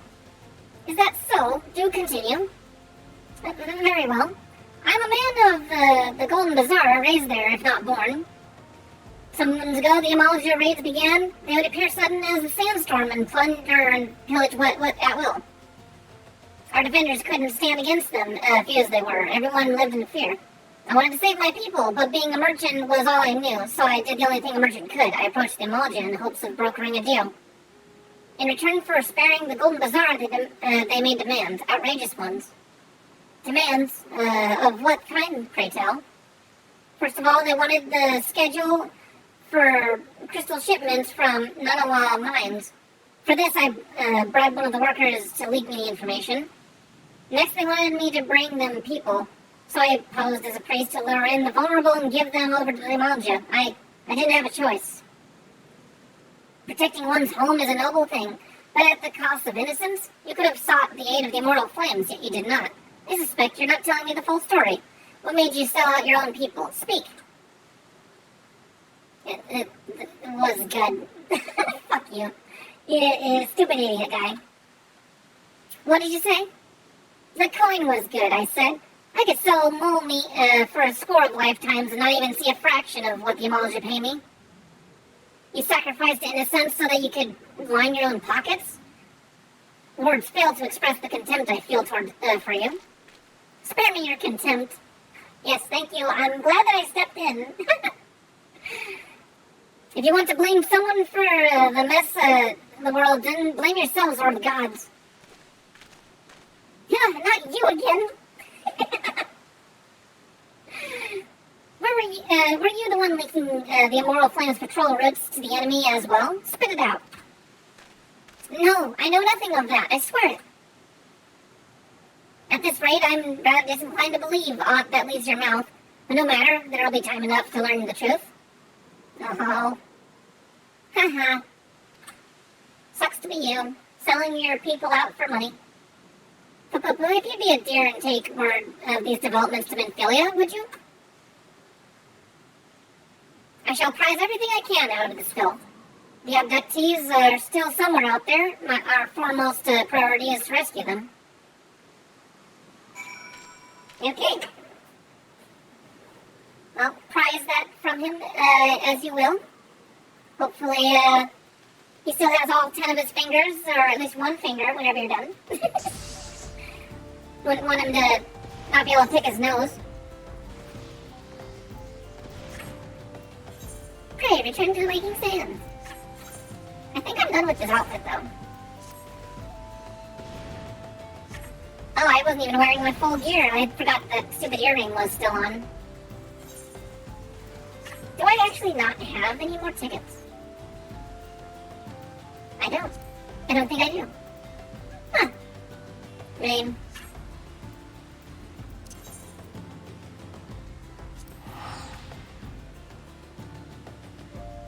Yeah, 7 hours, almost, and still kicking.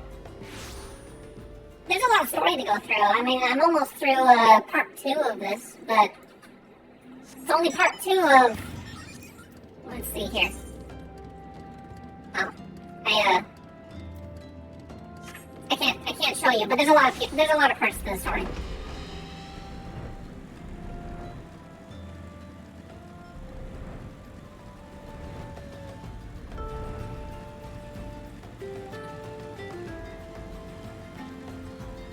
Weird. getting all of the weird weather here, though. Like, it's not sunny or hot or anything. It's just rain and fog. Just all the time.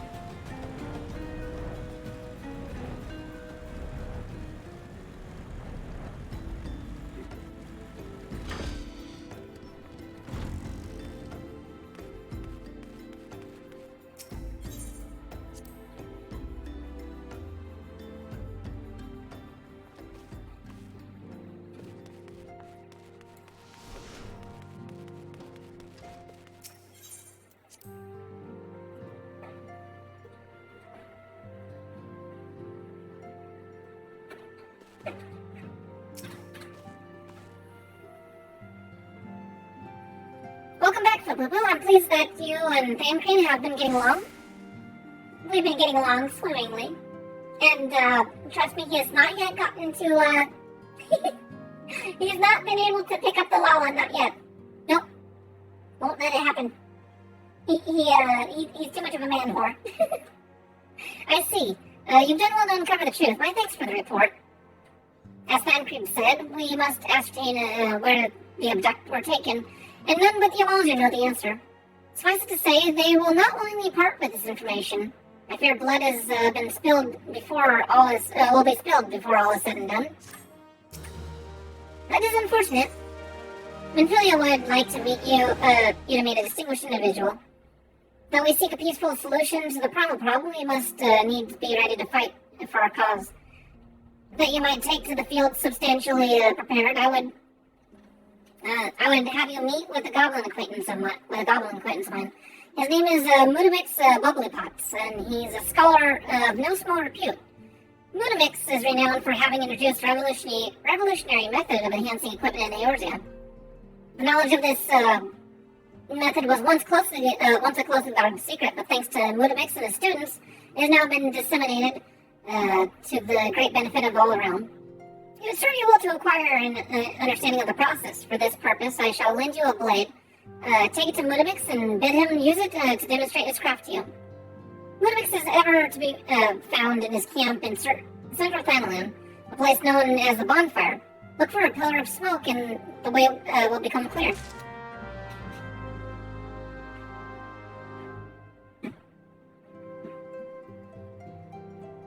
Okay, cool.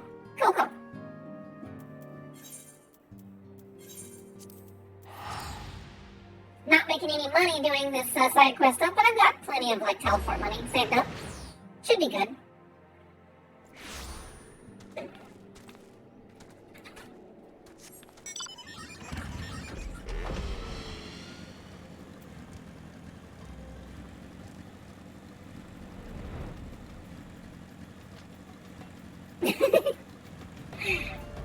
I have no humanity.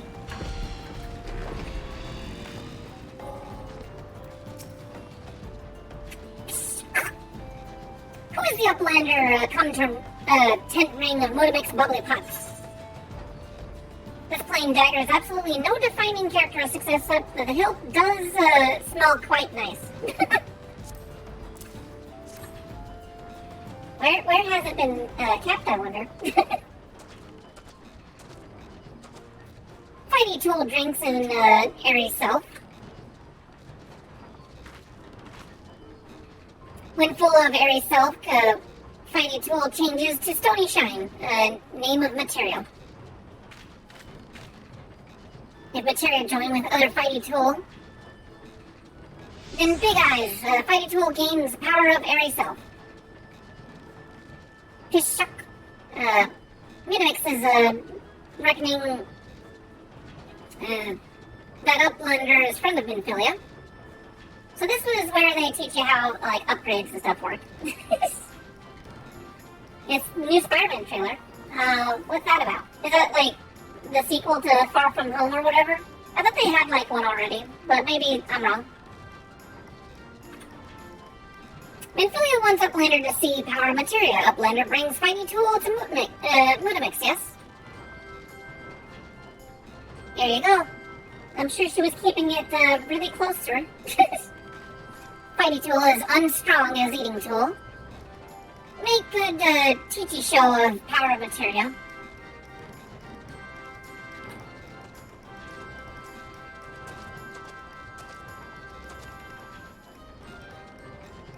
Now Way Home. Oh, No Way Home.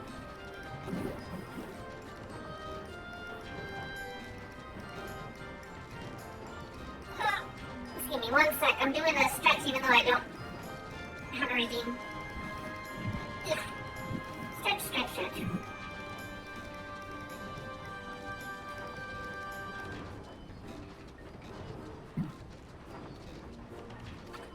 The Materia Master. Now eyes of Uplander point at Fighty Tool, yes? Push up. Materia join with Fighty Tool.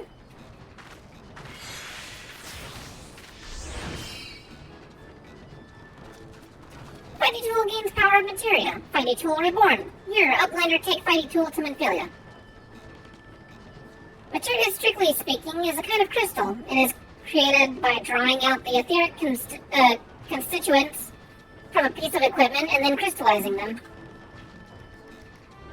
Not just any old equipment will serve, mind you. It must have sufficient spirit bond that being a measurement of how fully an item has been imbued with the owner's spirit. When you attach a piece of materia to gear, you imbue the host item with its power. That's how Master Mimics turned that Daggerers into something as would have struggled to cut stake into a weapon worth wielding. Uplander wishes to be joiner of material. Then Uplander best fill brain case with knowings of crafty making.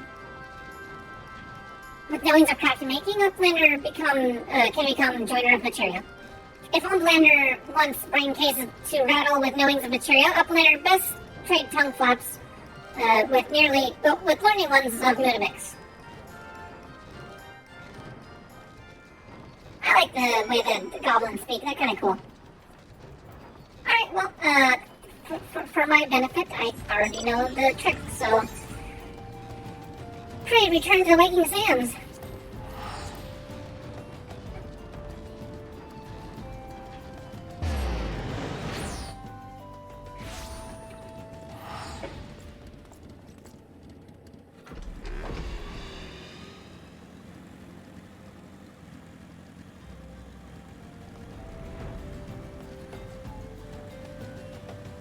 We don't even have to take the little road down. I just find it cool that they actually bothered to, like, design the tops of this area, even before Flight was unlocked. Like, you pretty much wouldn't see the stuff up here, but it was there anyways. So I guess an admin could probably be like, oh, yep, there's land up there. You can't walk on it, but you can kind of just see that it's there. No, I want this thing.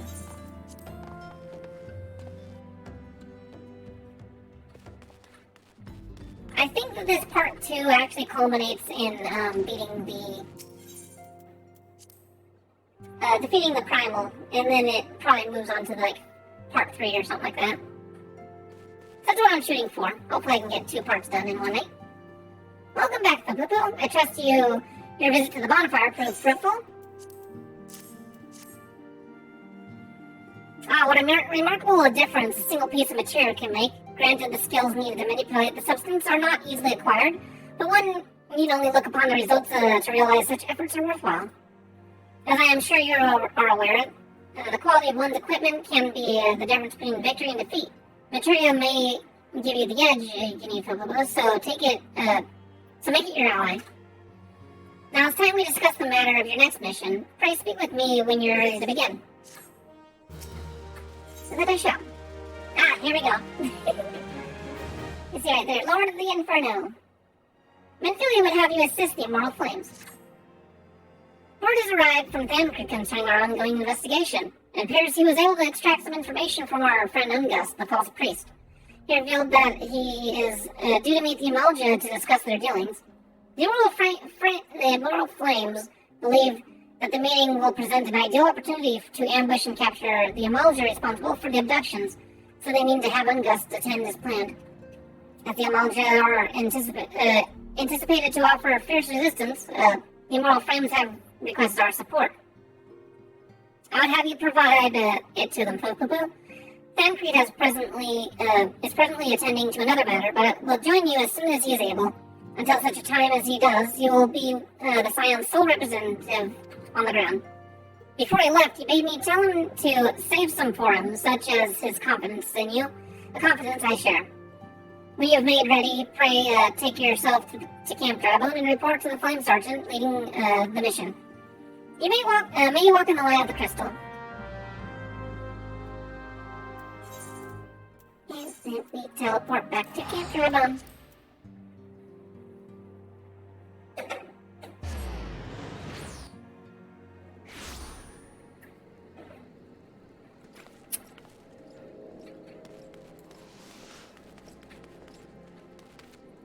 Oh, you're in here. Flame Captain, where are you? Oh, there. Oh, Flame Sergeant, forgive me. I must acknowledge your rank, even if it's lower than Captain. You're Fapu of the Scions. My thanks for coming, friend. We're stronger for your assistance. Allow us to brief you on our mission. Our objective is to capture Amalja and prize from them the whereabouts of the abductees. The lizard men aren't aware that their man Ungust has been exposed. When they come to the rendezvous point to meet the traitor, we'll spring the trap. Owing to the clandestine nature of the mission, we can deploy only a small contingent. Every member must count, and so we request the aid of the Scions. The rendezvous will take place in the Invisible City. Make your way there and lie in wait. We stand to learn much more about the Amalja plot. If the mission succeeds, Fabu, let's make sure it does. You got it.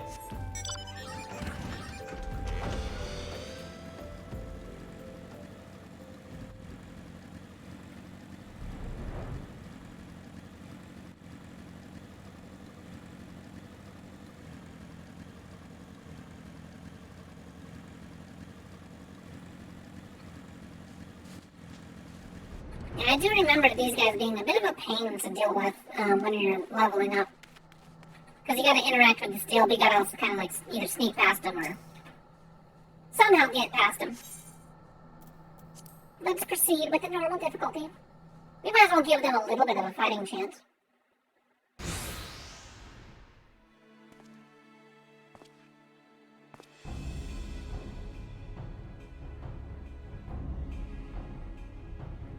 Is the bait in place? Our man is in position, sir. Good. We make our move as soon as the Amalja appear. Yes, sir.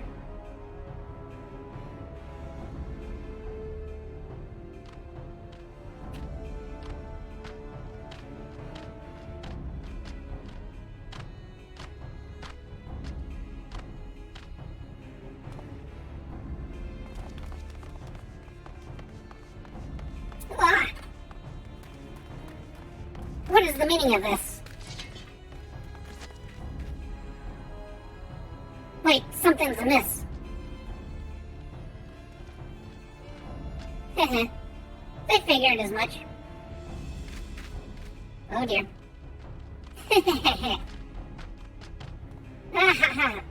Okay. Oh, wait a second. We got some traitors. I forget about that part. Some of the actual, contingent was also... I'm afraid your little ambush ends here. I eluded the Immortal Flame's clutches for moons before finally being caught. Did you not wonder how I managed it? It was almost as if someone was feeding them information from the inside. Your every movement was known to me ahead of time. Now, as much as I'd love to chat a while, I have appointments to keep.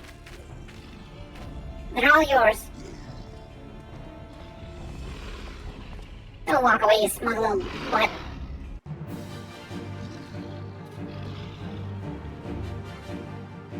Well, it's bad. Not as bad as it could be. It's alright. I'll sink my level, give him a little fighting chance.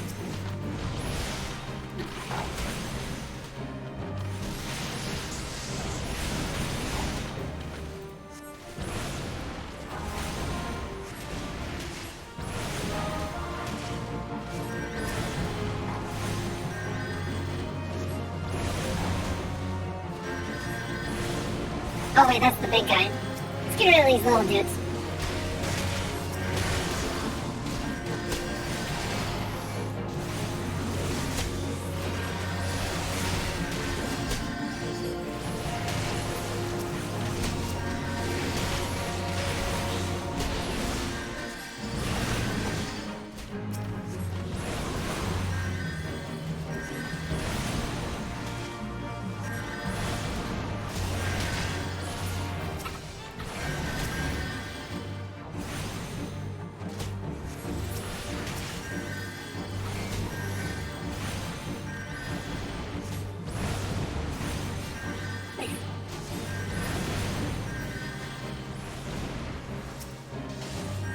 Yeah, sometimes the animations are kind of wonky.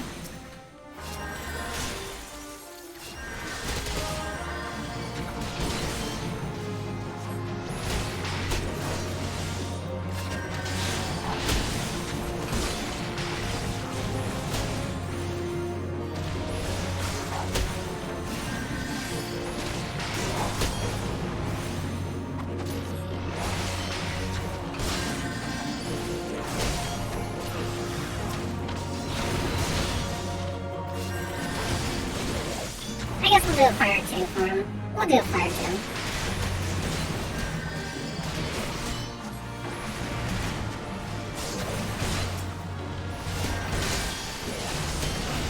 And some fire 8, because we're in the middle of the crap.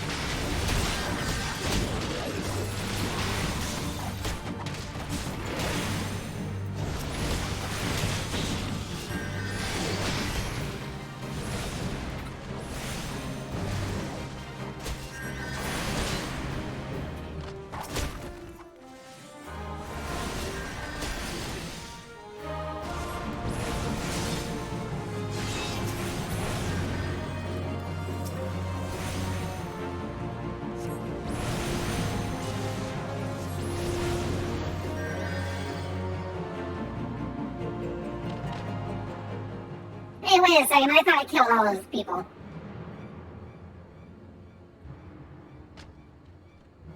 I could obliterate you all with one spell, and I'd let you, win. Put up your weapon, or your comrade's a dead man.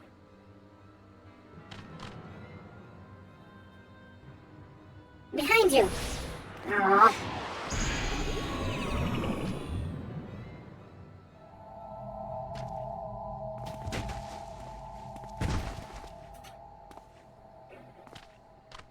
Bring her. The rest of you, march. Traitor scum.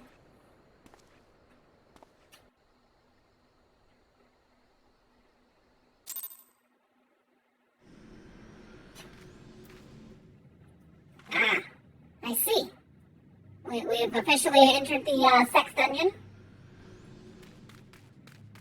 Don't worry, I will make sure that all of your holes are preserved.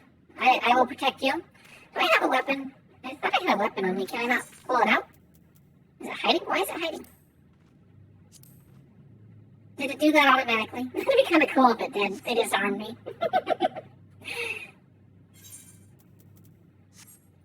I think the quest actually, like, starts me off with my weapon hidden. It's kind of funny.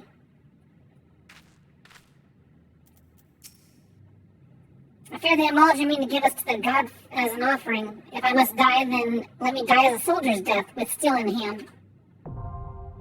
Ah, here we go. Bowl of Embers. Elizabeth marched upon us, and marches to their stronghold. They're preparing for something, and I, for one, don't want to be around when they finish. They're going to kill us, aren't they? God, so I don't want to die. I don't want to go, I want to go home, so...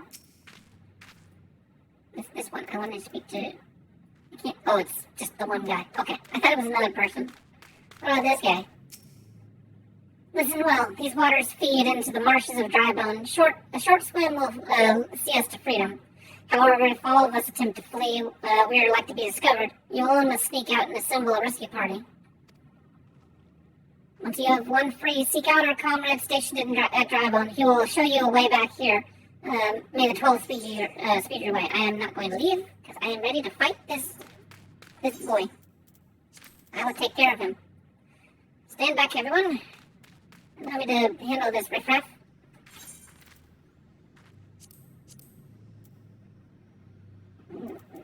Over here, bowl of embers. Okay.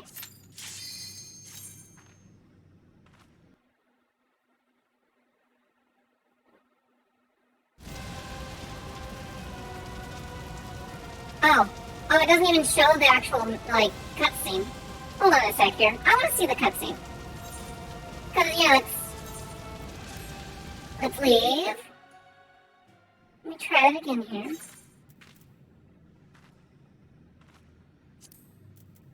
Try that. And let's try that again.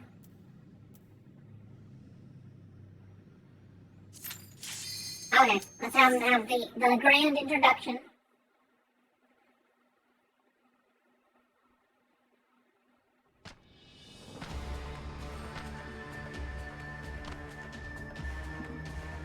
Oh, Lord of the Inferno, hearken to our plea. Lord of the Inferno, deliver us from our misery. Man, he's dropping bars. Almighty Ifrit, Lord of the Inferno, your humble servants beseech you. Grace us with your divine presence.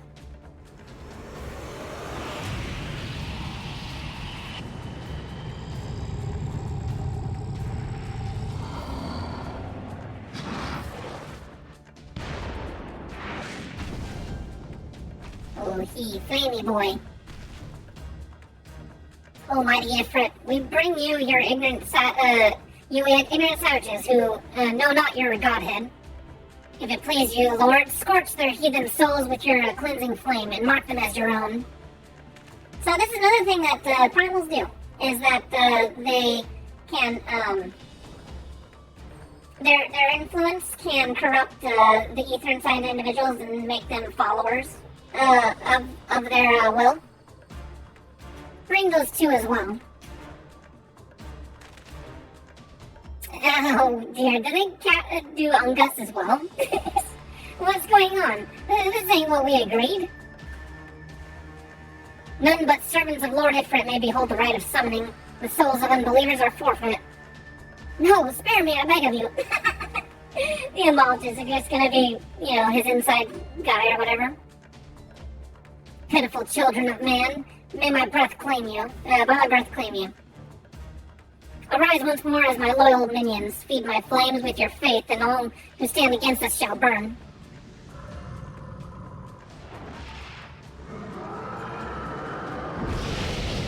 So it's called tempering is what it is. Almighty Ifrit. My one true God. Uh-oh. They become thralls to his influence. Your words are my bread. Impossible. By what sorcery do you resist our master's will?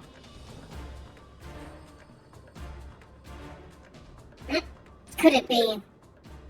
Your soul already belongs to another? Yes, that is the only explanation. Uh-oh.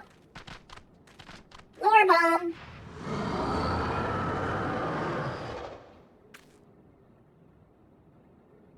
Forsooth, my frail moral frame, thy frail moral frame shall serve as a vessel.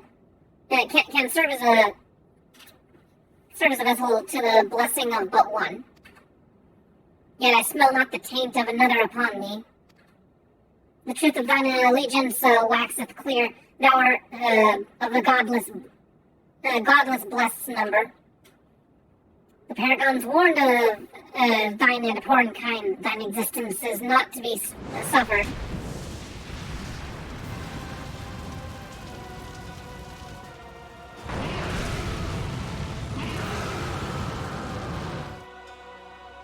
Yeah, rah, whatever.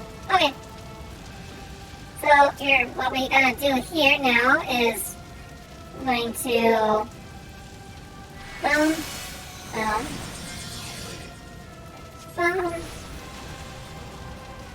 Okay, never mind. one fireball. I thought he was gonna take a more than one hit. I didn't think he was gonna die in one hit. Jeez, I'm like way overpowered. I don't think I've done it at this high level before, these old quests. He's a much harder fight than just that, but whatever.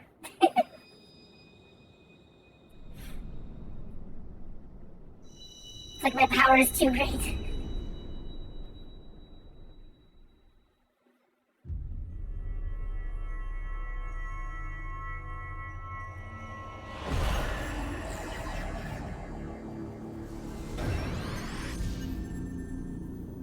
Ah, yes. So there's our water crystal, and now we have a fire crystal.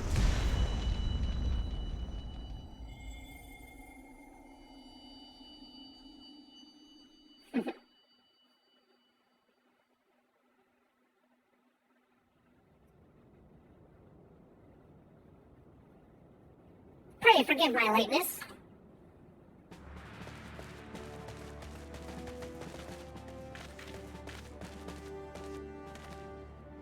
I was delayed by a congregation of Maja zealots. I swear, it seemed each seemed more evangelical than the last. Huh, persistent lot.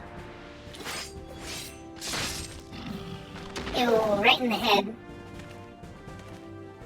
Phew.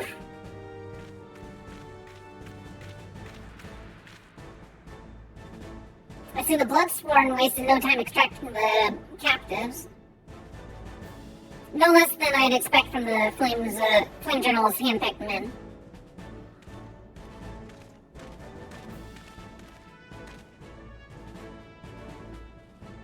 As for those two, it's fair to say their hardships have only just begun. They have much to answer for. I feel I owe you an apology, Fupapo. Had I known this mission would prove so dangerous, I would never have let you face it alone. You've been given a veritable baptism of fire. But let's continue this conversation in more agreeable surrounds. Camp Drybone, shall we? This way, sir.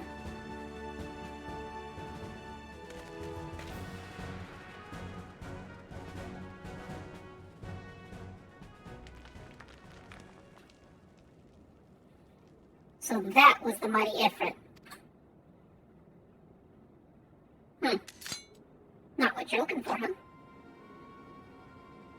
And what a disappointment he was. The readings are nowhere near what I had anticipated, even taking Ul'Dan interference into account.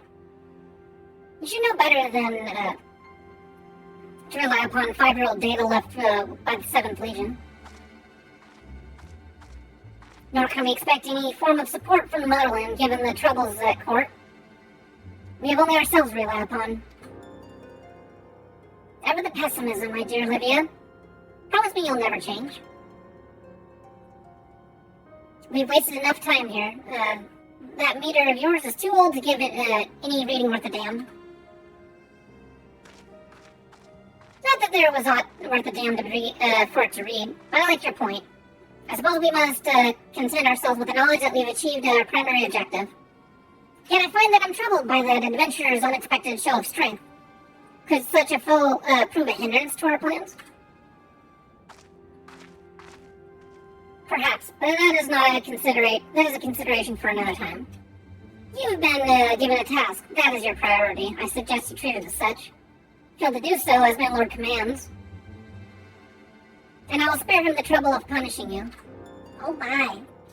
So forceful.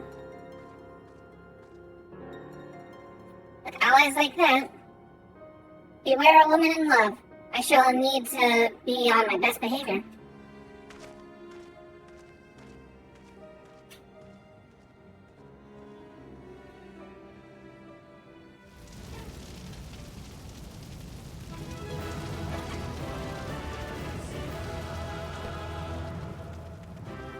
I like this area. It's very cool.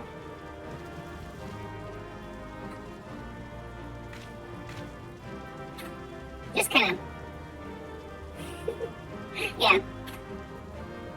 With the eclipse sun and all that.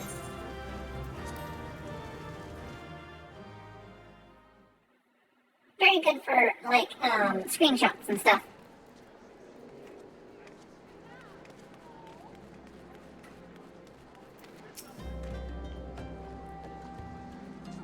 there you are, Fupupu. Come, rest a while. You will have no better opportunity after witnessing the gods' ignominious defeat. The Amalja will be less inclined to risk their wrath, for a time at least. Now, where were we? Oh, yeah. Yes, I was in the process of apologizing. I do hope you can forgive me. I arrived too late to be of any use, or to you or the abductees. They may be whole of body, but the same cannot be said for of their minds. For once a man is tempered. But it ill suits me to dwell on the negatives. Amidst our misfortunes, there is still reason to rejoice, if it is slain by your hand, no less. That is the deed of no ordinary individual, Fupupu. Not that I ever thought you were ordinary. On the contrary, I have long suspected that you have the potential to shape the fate of this realm. What can I say? My fine eye for talent remains undimmed. Minfilia will be proud beyond reckoning when she hears of your deeds. I trust you shan't object to my bearing the tidings to her. That way I can claim to have contributed something to this mission. You, meanwhile, have earned yourself a rest. Take some time to relax and return to the Waking Sands when you're good and ready. We can discuss matters in more detail then. Just don't take too long, will you? The realm's problems won't solve themselves. Pray, return to the Waking Sands.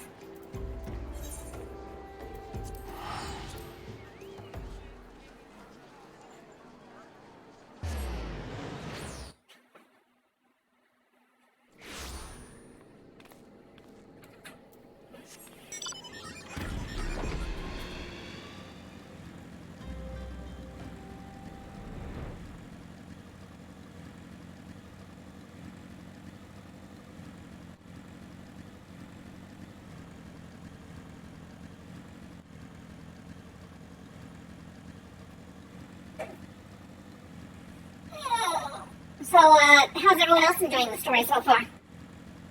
It's kind of a lot of information all at once.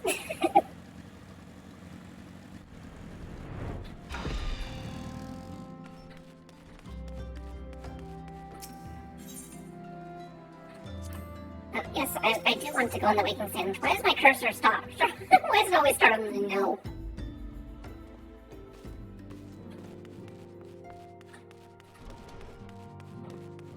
Silent of the Seventh Dawn.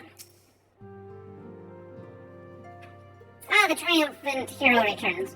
Tancred told us the news upon his arrival. He's presently in the Solar, giving a full report to Lady Minfilia.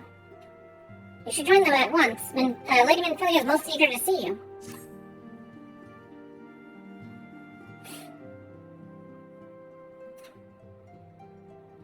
My late arrival nearly cost Fupupu her life. I wasn't there when the Amalja took her prisoner. And I wasn't there when they served her to Ifrit. Yes, by some miracle she survived, but that does not excuse the fact that she should never have had to face such dangers alone. I failed her utterly. Yeah, you did, kinda. Just as I'm failing you all. Her face is like, oh, don't give me that. What's done is done, Tancred. You can ill blame yourself for every...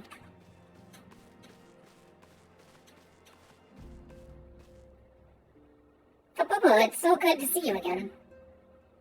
Impeccable timing, my friend. I had just finished regaling Minfilia with your rogue exploits.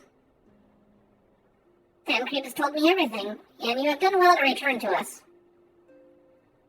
The perils you face are undeniably great, yet a part of me believes that I had no cause to fear. And now we can put paid to our long investigation. As we suspected, the Amalja overtook both the robbery and the abductions with the aim of summoning the primal Ifrit.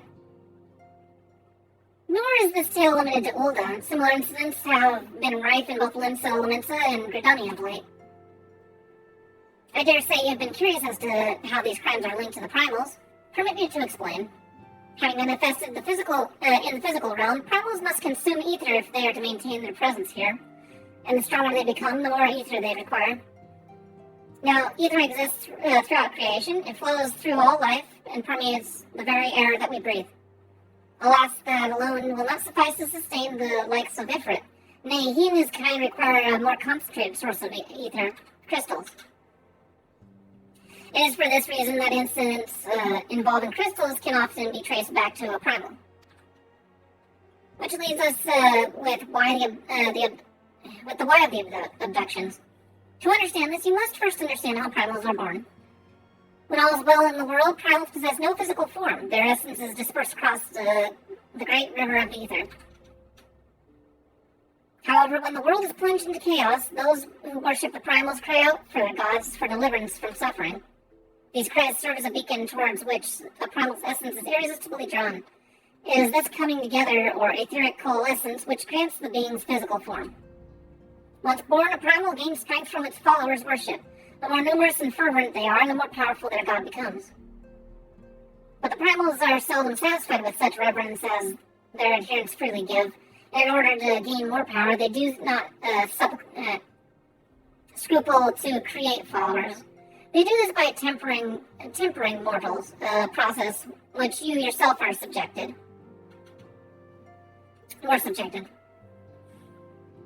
Yet even as Ifrit took your comrades in his thrall, you alone remained unaffected.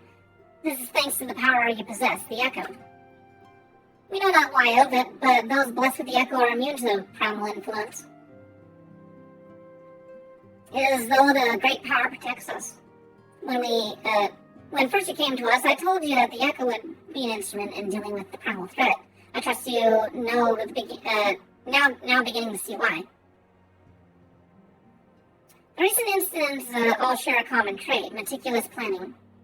Such elaborate designs are a new development, and one which fills me with an unshakable sense of foreboding. While I share your concern, my presiding feelings is one of relief at your safe return. The mortal flames assured me that they will deal with the aftermath, so you need not concern yourself with that. We may rest easy for a time. I suggest you take full advantage of the respite, Peplupo. You may be sure it won't last long. Once the people learn the identity of the hero who felled Ifrit, I fear you will have nary a moment to yourself.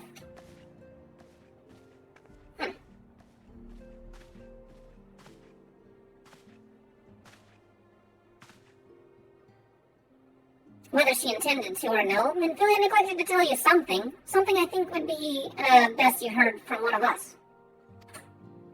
It concerns the tempered abductees that were rescued. I'm sorry to report that they were put to death. The flames with whom you were imprisoned included. Needless to say, this information must not be made known to the public. And there you have it, some dark realities with being tempered. You're basically unsavable at this point, and the best option is to put you down. Give you a merciful death. I swear to you that we would not do this if there were any other recourse, but once a man is tempered, he is tempered for life. His very essence lends strength to the primal whom he cannot choose but worship.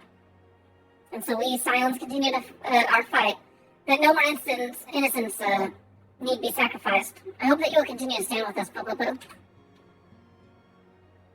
But I should be going. I must offer my apologies to the Flame General for the losses his people suffered. Till next time.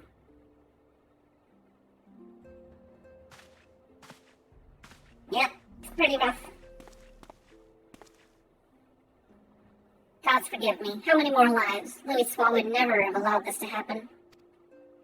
I have to do better. I have to be stronger.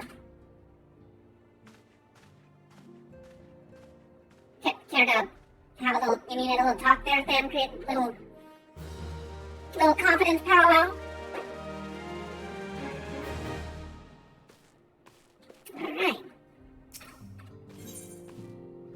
A hero in the making. Let's see how this quest turns out, because I've already got a grand company.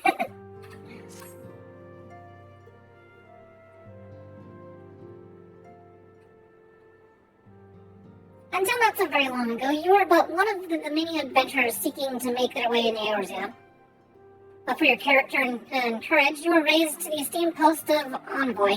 Therefore, thereafter you traveled the realm, aiding those in need without thought of reward, confirming to Thancred that the Scions would benefit from your aid. And no sooner had you joined us that you personally bested the primal Ifrit. You have achieved a great deal in a short time, and won fame in doing so. Alas, fame does not come without a price, as you will soon discover.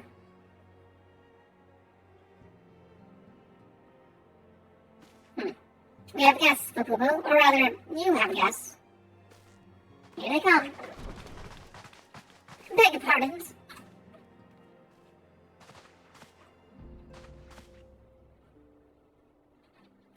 Ah, Lady Minfilia, radiant as always. I am given to understand that the Scions of the Seventh Dawn have but recently welcomed a new hero into their midst. I'm here on behalf of the Maelstrom, Grand Company of Limsa Lumensa, to offer said hero a place of honor within our ranks. Which one? As you can see, Boo-Boo-Boo, your recent exploits have garnered you the attentions of the Grand Companies of Eorzea. Each organization would have Ifrit's Bane for its own.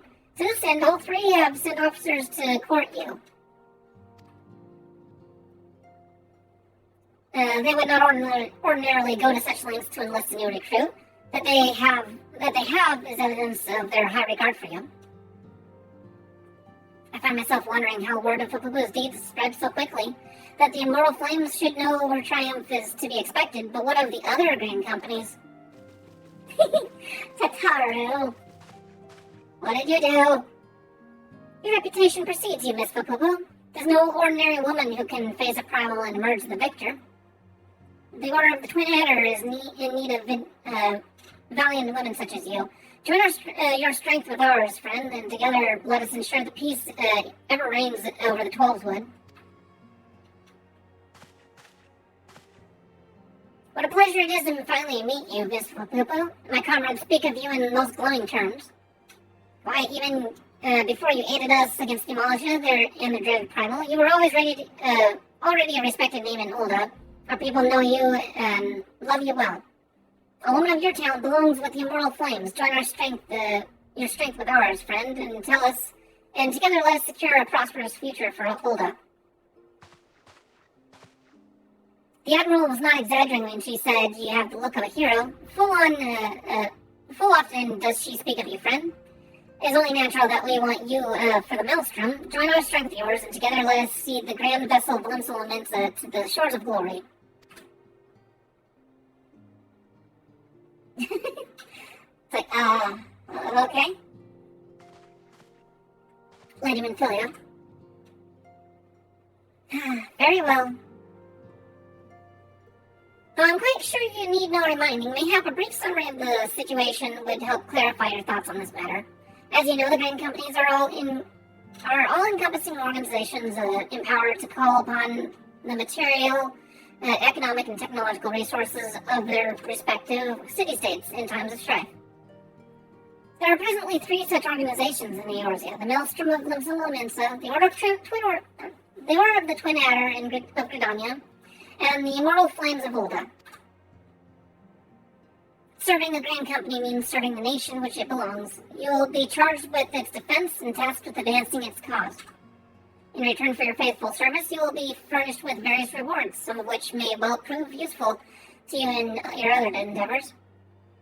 If you are agonizing over which Grand Company best deserves loyalty, be at ease. The commitment you make this day need not be permanent. Should you wish to shift your allegiance at a later date, you are entitled to do so. And yet, I can see that this is no small choice you face. A thought occurs to me. You will, of course, recall that the 3 city-states are planning to hold the remembrance services. As well as part of the proceedings, I'm given to understand the leader of each Grand Company will deliver an address. Hearing these addresses ought to help you make an informed decision. What say you, my dear officers? Haha, yeah, that's what they say. A fine suggestion. You are as wise as you are beautiful, my lady. Very well, let Boo-Boo hear our leader speak, then return here with her decision. We eagerly await your answer.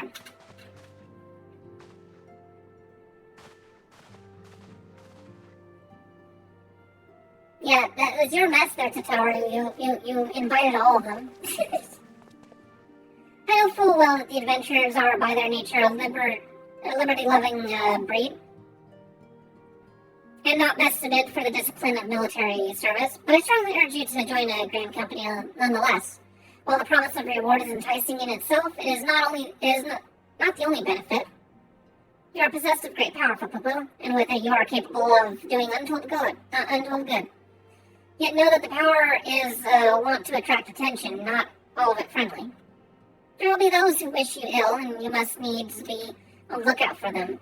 Yet, however vigilant you are but one woman. In the midst of the grand company, however, you will be one woman amongst many, a friend amongst friends. Your achievements will be shared, and so will the danger. You can think of no better arrangement.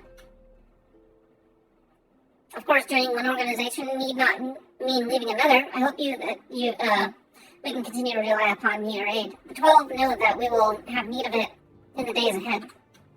The Grand Company is seeking to protect their own nations. We Scions, on the other hand, seek to preserve the future of Eorzea as a whole.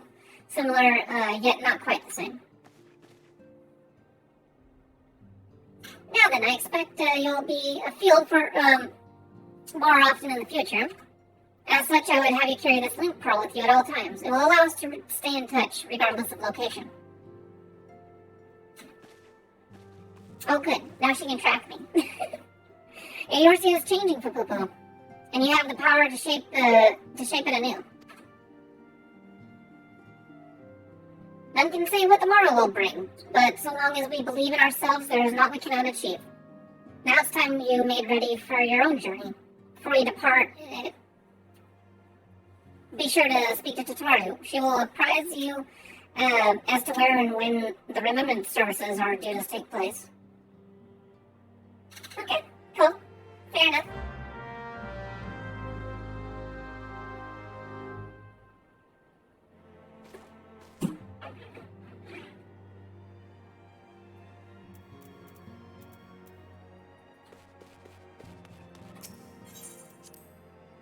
Alright, Tataru, I have a few words to say to you. What did you get me wrapped up into?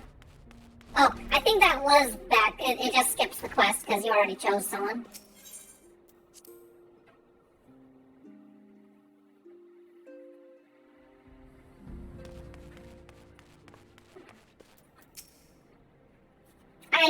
I'm sorry about all the attention you're getting, Poo. I might have sung your praises a little too loudly and often to too many people. Next time I'll be sure to hold my tongue, literally if necessary. That would be amusing to watch. Anyway, I expect you want to know where and when the remembrance services are taking place. If all goes according to plan, Gridania's Grand Company, the Order of the Twin Adders, should hold the first of the three services. The elder Seatseer Connie Senna will deliver her address at Mikedo's amphitheater. I should probably mention at this point that due to the organization challenges involved in assembling all of the involved parties, it's possible that the order of the services might change. So there's not much we can do about that. So make Gridania your first port of call. Next, you'll go to Ul'dah, where the Flame General Raubon Alden will be addressing the masses. And yes, there's a big mommy milkers. Nice, good job. Right in the middle of the screen.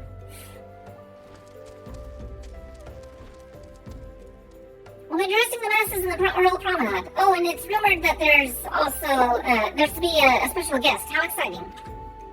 Last but not least, you must make your way to the stateroom in Limsa Lomensa, where Maelstrom Chief Admiral Merulid Lofiswin will be giving her address. The room is accessible via the Admiral's lift. Identify yourself to the sentries at Xanthiel, and he will admit you. You got that? Well, off you go, then. I hope you find the remembrance services suitably educational. I suggest visiting the city-states in my prescribed order. Though, with your record of impeccable timing and luck, the schedule may well change in favor of your preferred travel plans. Farewell. I like how it's like, go to these three places. They're totally gonna be, happening when you arrive, but let's just assume that that's the order that they happen. Okay, so those three. Cool.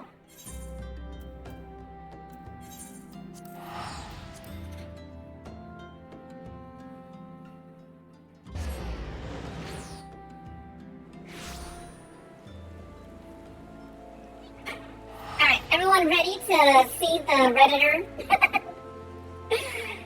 Alphino himself?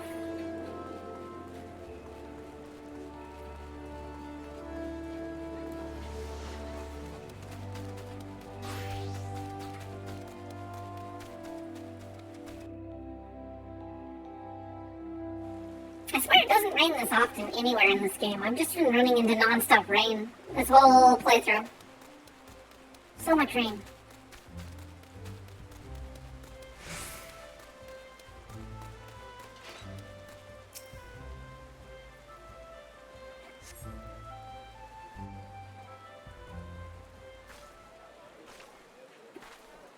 I lost my son to the calamity. The three Seed Seers are all together. Some say you couldn't take a step without stumbling over a body. Oh, the humanity.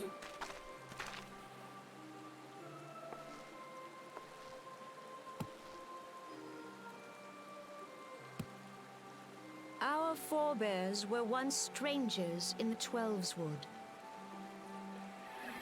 Fearful of the Green Wrath, they hid themselves in the dark recesses of the earth. Yet they dreamed of basking in the dappled sunlight of the forest.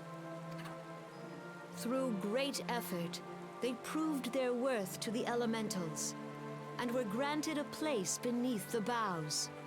So it was that Gridania was born, some 5 centuries ago. Working hand in hand, the Hyur and the Elysian settlers sowed the seeds of our civilization, and soon they were joined by folk of all races. So nourished by the waters of unity, and blessed by the light of the matron, Gridania flourished into the great nation it is today. Do you see the Gridanian standard? There, hanging behind the Elder Seed Seer. I like the title that he gets here. It's the self-assured youth. The entwined serpents represent the unity between Hyur and Elysian. An elegant symbol, do you not agree? An elegant symbol, do you not agree? In accordance with the will of the elementals, we have embraced a life of peace. Alas, our neighbors have not always sought the same for themselves, nor for us.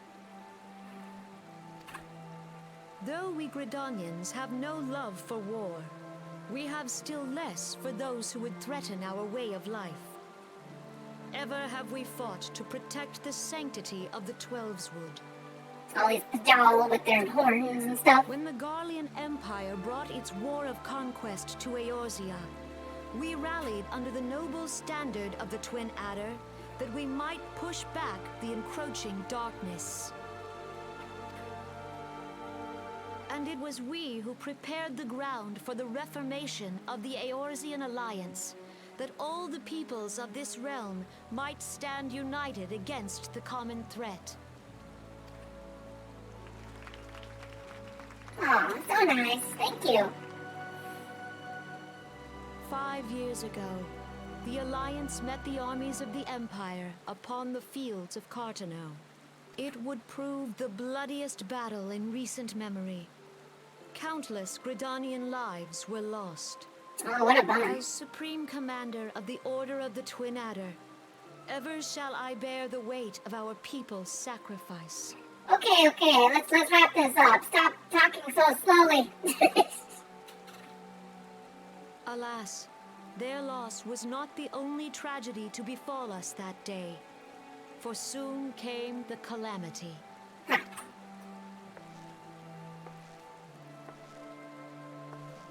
The scars borne by our forest are a constant reminder of its violence. Our lives have been irrevocably changed, each waking hour a struggle to survive. Driven to desperation, some among us have strayed from the path of righteousness, resorting to banditry, poaching, and other unconscionable deeds. Oh, sure. Way to bum out the crowd, man. To compound our woes, the Ixal have returned in force, emboldened by our suffering. They test our defenses nigh without cease, and prey upon the vulnerable. So beleaguered from within and without, it is of little wonder that our unity now falters. Dark times are upon us. Time was a man could walk the high roads without fear. On this day, 5 years ago, countless Eorzeans laid down their lives that we might behold another dawn. Please. Jeez. Whoops. I totally did not mean to push that button. And how do you propose to honor the memory of those you cannot remember, pray tell? Oh, her voice is so different.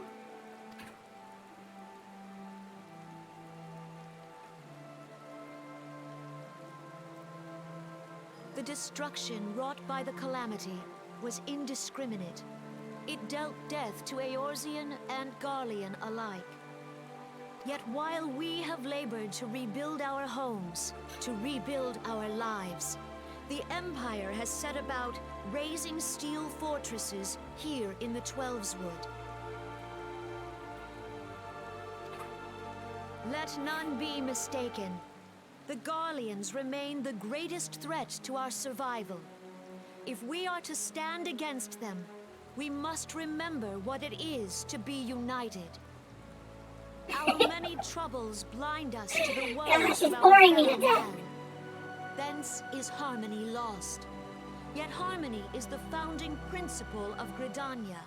We are gathered here to honor the fallen. Let them be honored not only in word and thought, but through concerted action.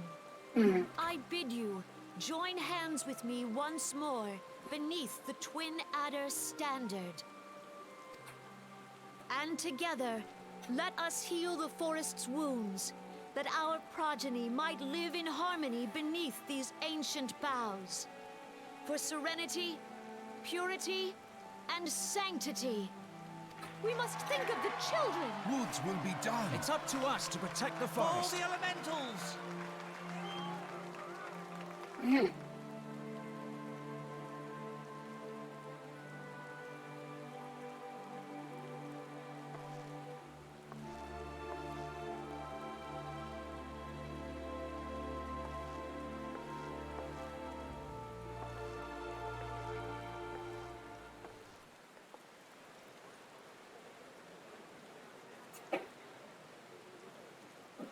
Alright, well, at least we got the boring talker out of the way first.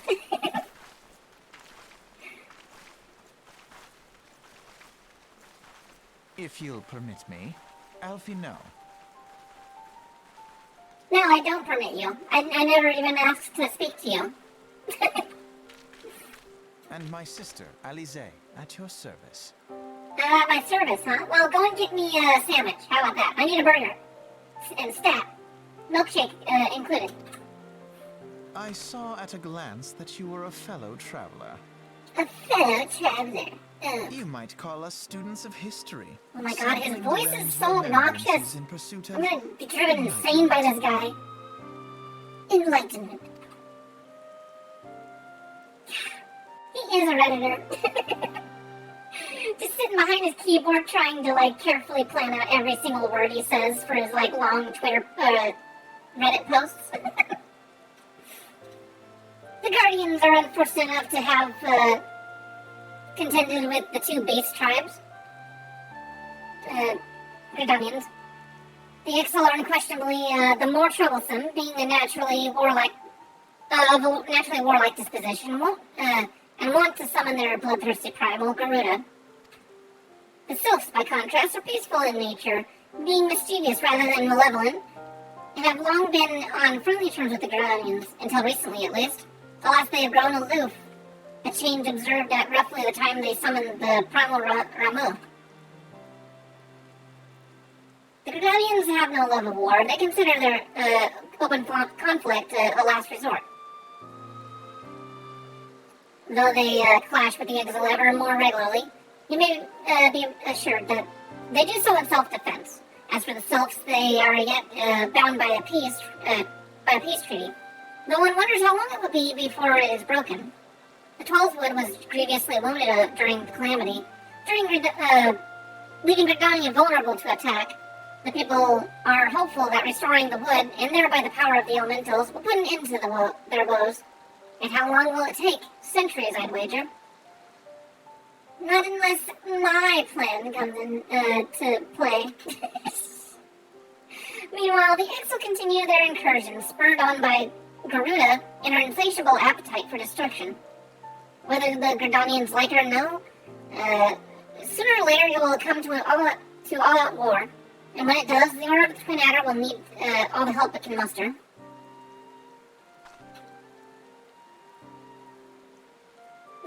Sidetracked with yokai. How valuable might the aid of a capable adventurer prove them, then?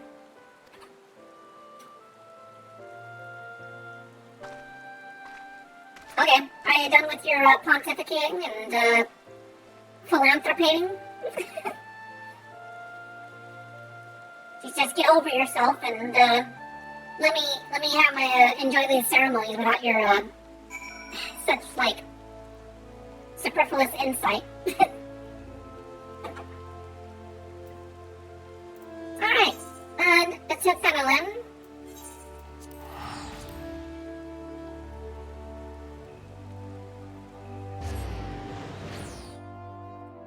Ulda, Steps of Node.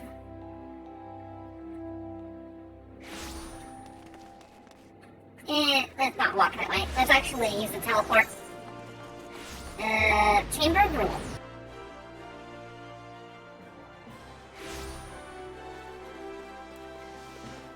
I wonder how paced these parts are. Part 2 seems a little bit longer than Part 1, honestly.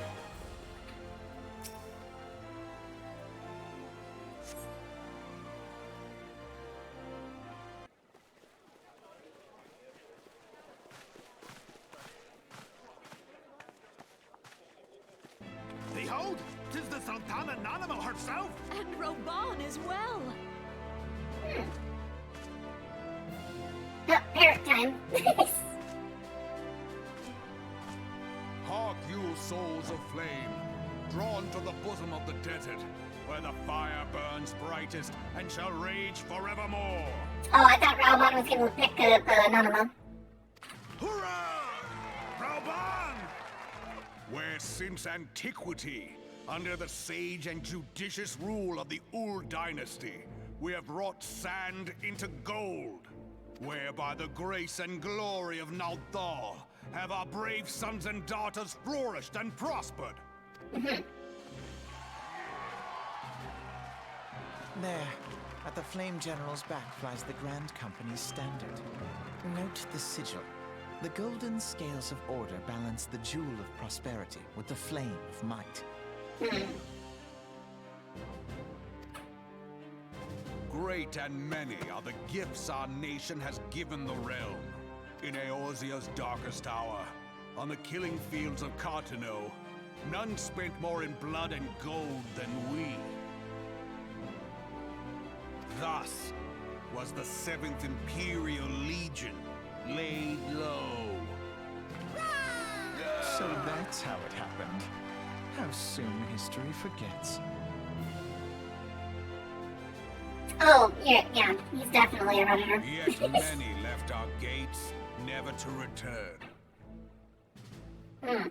Let us pray for our absent brothers and sisters, that they might know happiness in the great beyond, as Thal's honored guests. If the fates were fair, the price we paid that day would have bought us victory. Alas, they are not. Alas, a dragon showed up and kind of ruined everyone's party. And now, but 5 years into this 7th Umbral era, The spirit of sacrifice which granted us our strength is all but dead. Look around you. What do you see? A people divided, downtrodden, and enthralled. Where are Man, what a bunch of party poopers. the rich? Where is the just steel of the righteous? I ask you, is this the great nation our brothers and sisters gave their lives to save? You who call this living, dishonor the name of the immortal flames. It is but a slow death. Our enemies surround us. The savage hordes of the Amalja wait beside our roads, strangling the lifelines of trade.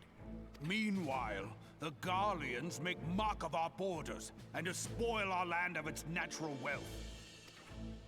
We stand on a precipice, yet we do not act. Whether trader or soldier, monetarist or royalist, all must recognize that a divided Uldar stands to fall.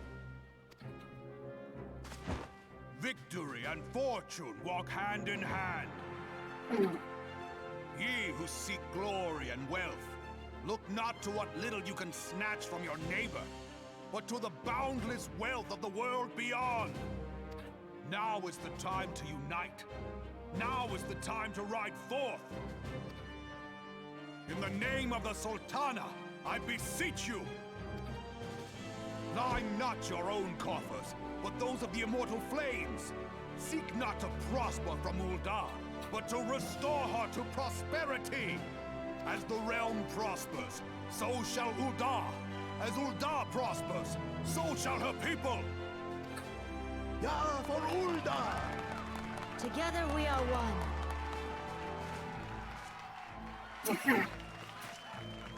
Your grace. Oh, okay, is it parrot time now? Raubon? It's kind of funny that the way she addresses Raubon all the time is Raubon!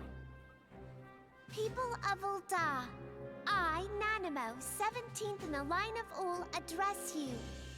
Much has been made of the wealth of Uldar. Yet those who measure that wealth in coins and carats are gravely deceived. For the true wealth of Uldar lies in the health, happiness, and hopes of her people. Beloved subjects, I bid you raise aloft the torch of Uldar, that her flames might serve as a beacon for all Eorzea to see. Long live Nanamo! Glory to the Sultana! For victory and Oh, jeez, what is that voice? fearless into the inferno, for we are by fire reborn! Yeah, fire! And, yeah.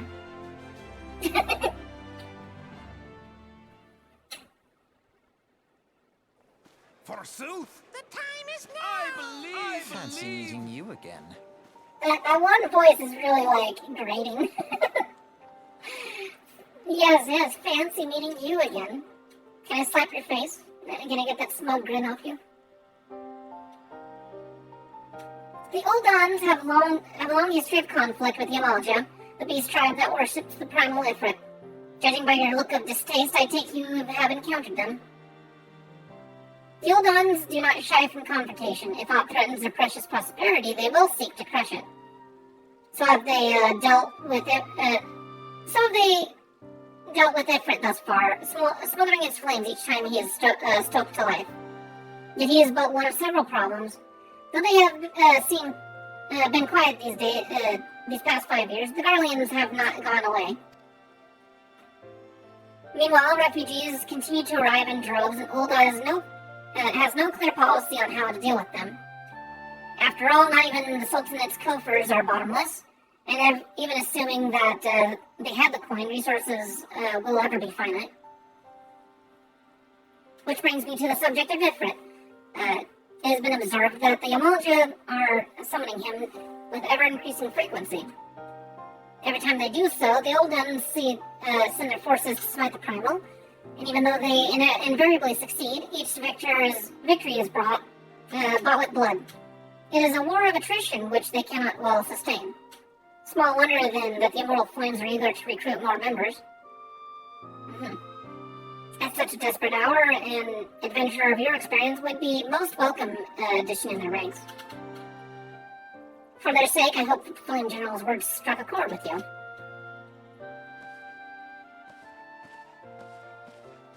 Yeah, no. Not really.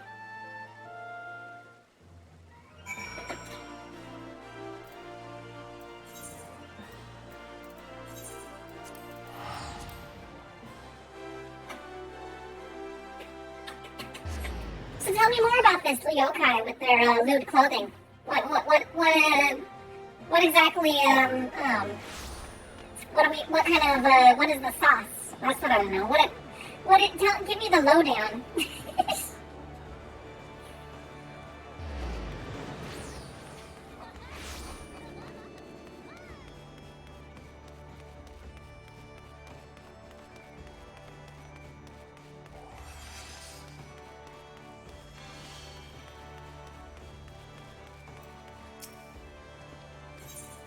Okay, so here to attend the Remembrance service, be quick. The Admiral is due to give her address at any moment. Enter the stateroom. The Garleans are another matter altogether. So much for our alliance. It's sunk beyond the seabed.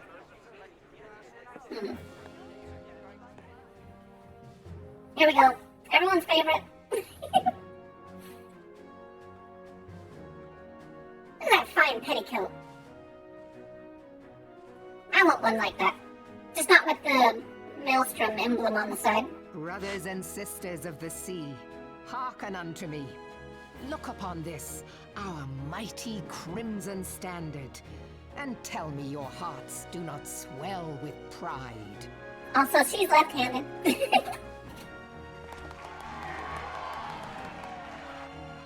700 summers have come and gone since our forefathers first ran aground in this fertile bay. In that time, guided by the Mother of Oceans, Limsa Lominsa has grown from humble fishing village to uncontested ruler of the 5 seas and beyond.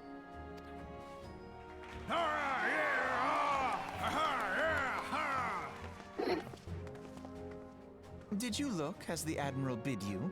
It is a rather stirring standard, I must say. I hate his voice so much. The Crimson Field is meant to signify the blood of fallen crewmates, while the Black Longship represents a pirate vessel. When the Garlean Empire marched upon Eorzea, we assembled beneath the Maelstrom Standard, and our Grand Company was reborn. All answered the call, from the Knights of the Barracuda to Hilthier's bloody executioners. And together, we met our would-be conquerors upon the field of Cartano. That day, the world bore witness to the united strength of Limsa Lominsa. Yay!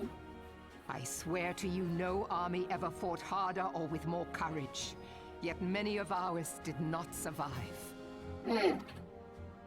Join me now in remembering those who fought in the name of freedom and fell. May their souls be returned to the sea.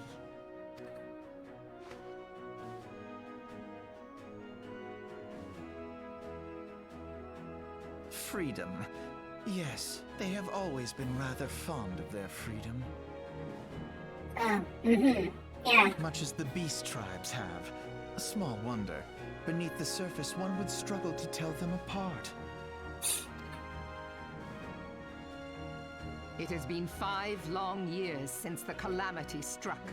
5 long years of tireless rebuilding. Yet still the wounds of the calamity fester and weep.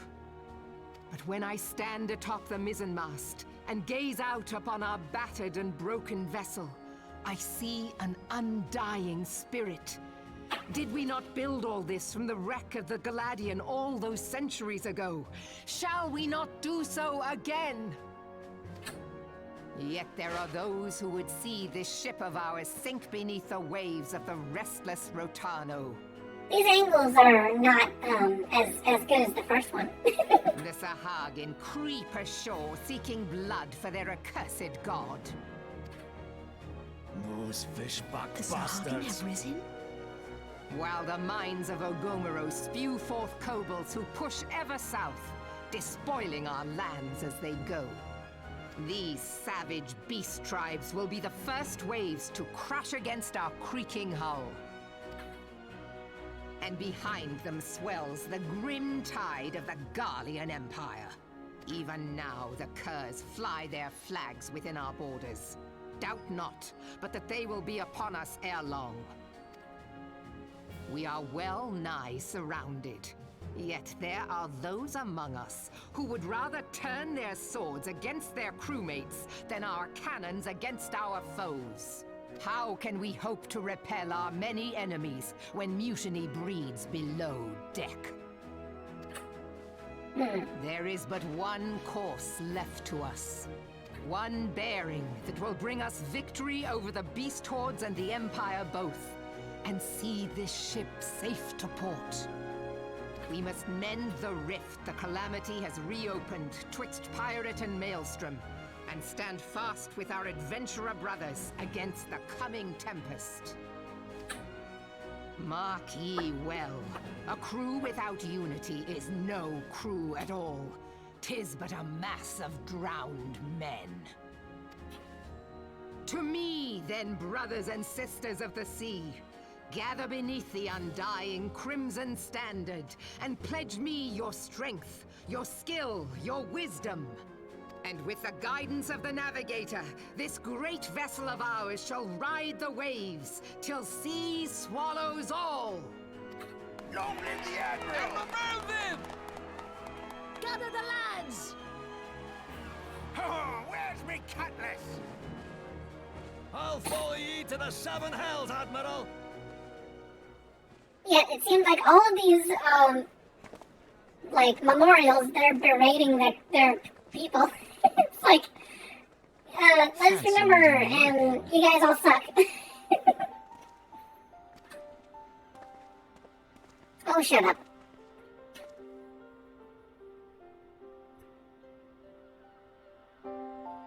As the Admiral mentioned in her address, Limsa is plagued by two beast tribes. The first are the fish-like Sahagin, worshippers of the primal Leviathan. The second are the kobolds who dwell beneath the earth and take the primal Titan for their god. As if the beast tribe's presence weren't troublesome enough, the Garleans have also chosen to erect a fortress right in Lomensen's backyard. And that is to say, not for the internal strife. As a nation of pirates, there is no end to the blood feuds between the various factions. And when they fight amongst themselves, the Garleans whet their blades and watch. If the Lumensens are to have any hope of withstanding the Empire, they must first resolve their own affairs. Differences must be set aside, the primal threat dealt with once and for all. To this end, I expect that they soon should take decisive action against the beast tribes. Mark my words, the Maelstrom Standard will be drenched a deeper shade of crimson ere long. So, black, basically. That a capable adventurer like you would be a valuable addition to their crew is beyond question. Alright, I don't think I've chosen the Grand Company yet, like, story-wise. I think these ceremonies were to kind of warm me up to the struggles that each nation has. Popo, this is Minfilia. Are you well? You are well, I hope. Would I be correct in thinking that the final remembrance service is now concluded? A moment ago, you say? What a coincidence. No, you've been listening in. Jesting aside, I trust you remember our guests from the Grand Companies. Well, delighted though we are to have them in at the Waking Sands, it would not keep them in. It would not do to keep them in suspense any longer than necessary. In short, hurry back. Pray return.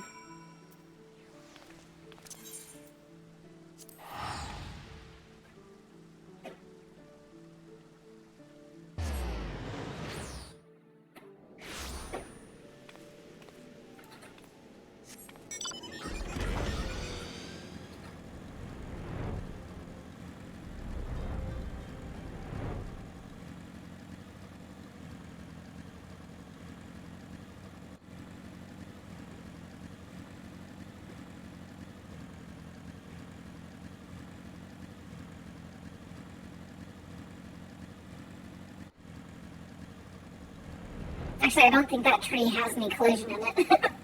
Dodging a tree for no reason. Oh well. It's like one or two frames slower.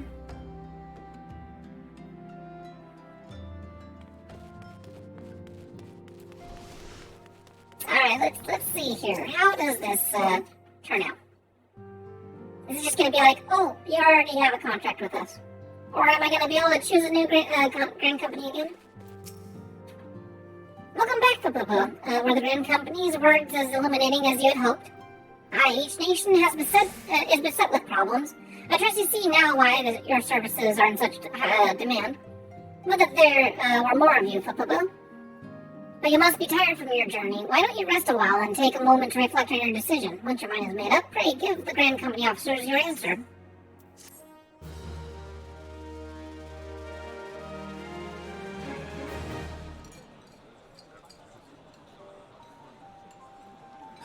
The gods only know what grand company our adventurer friend will keep. The wheels of change are in motion regardless. Brother, are you certain this course is best? Whatever do you mean, dear sister? I would grow so tired so quickly of his presence. Ceremonies were little more than standard waving rallies. As though the Calamity and Seventh Umbral Era warranted scarcely a mention. Well, of course they were standard waving rallies. Since you are so observant, mayhap you noticed what mention was made of the Warriors of Light? None. I suppose they must have forgotten the heroes who spared Eorzea a fate worse than the Calamity? No, dear Alize, they haven't forgotten these details. They have elected to omit them. Deep are the wounds the Calamity inflicted upon Eorzea. So deep, in fact, that the realm still bleeds. Needless to say, the beast tribes and their primals do little to alleviate the pain. So, the task of salving Eorzea's wounds falls to the scions of the Seventh Dawn, with a little help from our friends, the Grand Companies. Remembrance will yield no remedy. If our world is to heal, we must put the horrors of the Calamity behind us. Our grandfather would never entrust the fate of the realm to despots who rewrite history to their convenience. A little scoff as she walks off. There must be another way to cure what ails this world, and I need to find it. You are most welcome to try. Our paths may differ, but our destination is the same. In time, I dare say we will see eye to eye. I should hope so. My lady! We are to escort you! Hope does not come into it. We share the burden of this fate, dear sister, and will prevail together or not at all. The salve will serve not only to close up our present wounds, but prevent old ones from opening anew.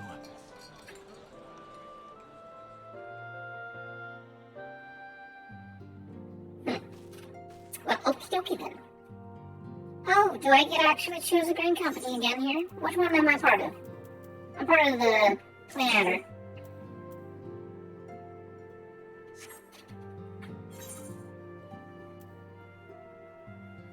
I have Flame and Serpent. I guess I'll go for Maelstrom.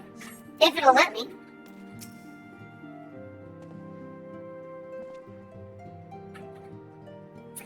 How was the Admiral's speech?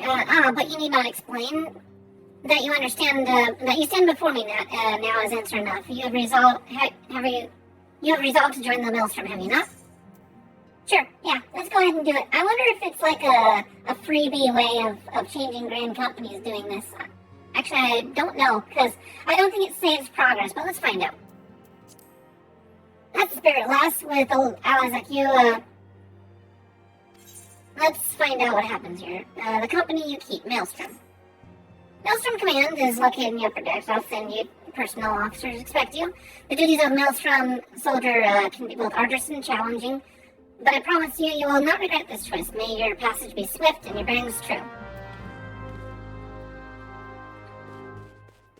I don't think it's going to save the progress, but let's find out.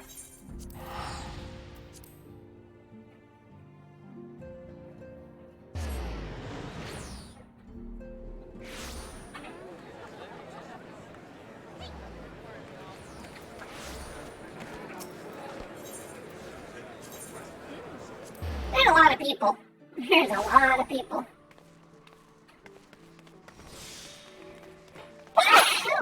Excuse me.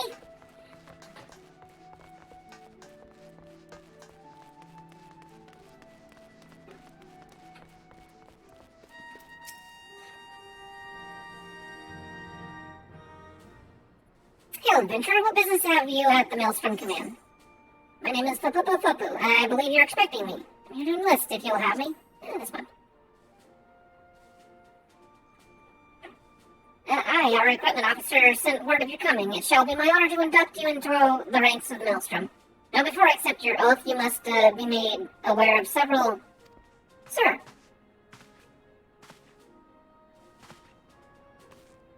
What is it, Private? This better be important. Sir, we've received a report from a lookout in Lower Lenosha, sir. Imperial forces have fired upon the Highwind Skyways airship. The vessel is in a bad way, sir, and appears to be banking for an emergency landing in Cedarwood. Cedarwood? Damn it. We have no troops available in that area. The bulk of our inventory is bogged down on the coast, skirmishing with the fishbacks. This is highly irregular, but I fear your first duty in service to the Maelstrom must needs be unofficial. If our man in Lower Lenosha is correct, the airship will come down in territory crawling with Imperial scouts. If there are any survivors, we must reach them before the Garlands do. Make haste to Cedarwood, locate the airship, and if any of our occupants are alive, make sure they come to no further harm. We'll see about swearing you in upon your return. Cool. It would be nice, though, if I could, join the Maelstrom through this questline. Let's finish that up. Actually, I think an Ethernet should just pop me out in the right spot.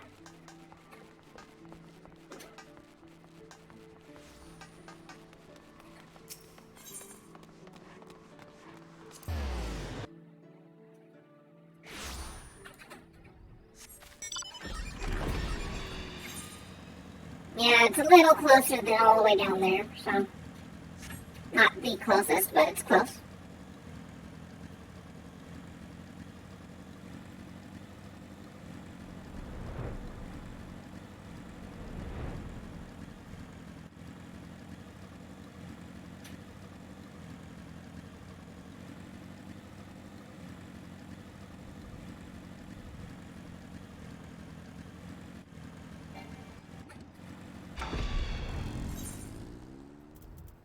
Sure, let's go.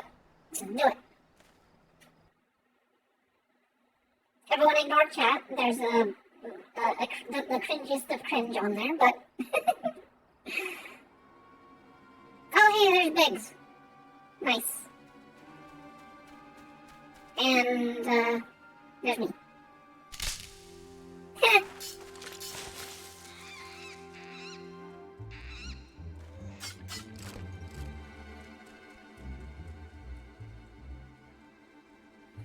Adventurer, what are you doing here? No, wait, let's find some cover first.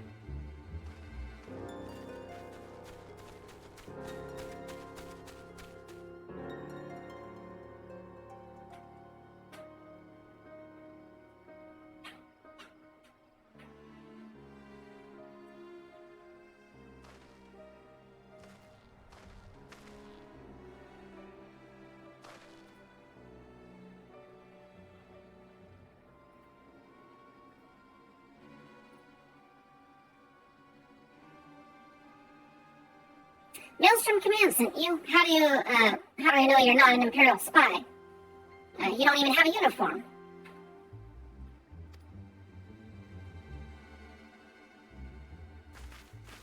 I do look kind of like an Imperial. A little bit.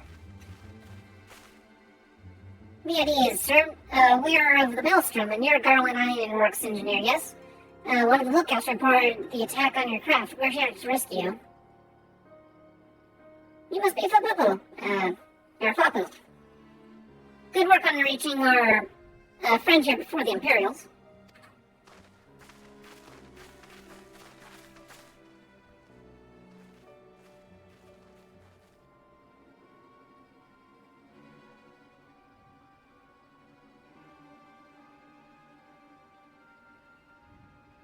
Super stealthy. A casual step out from the tree before kneeling. I've never seen a craft of this design. It must be Garland's work. Is there no end to the man's treachery? The secrets of Magitech belong in Imperial hands. They are not to be squandered on Eorzean savages. You little onion hair. We're taking this craft back to the fortress, dismantle it if you must, and bring the engineer. Someone must pay for Garland's crimes.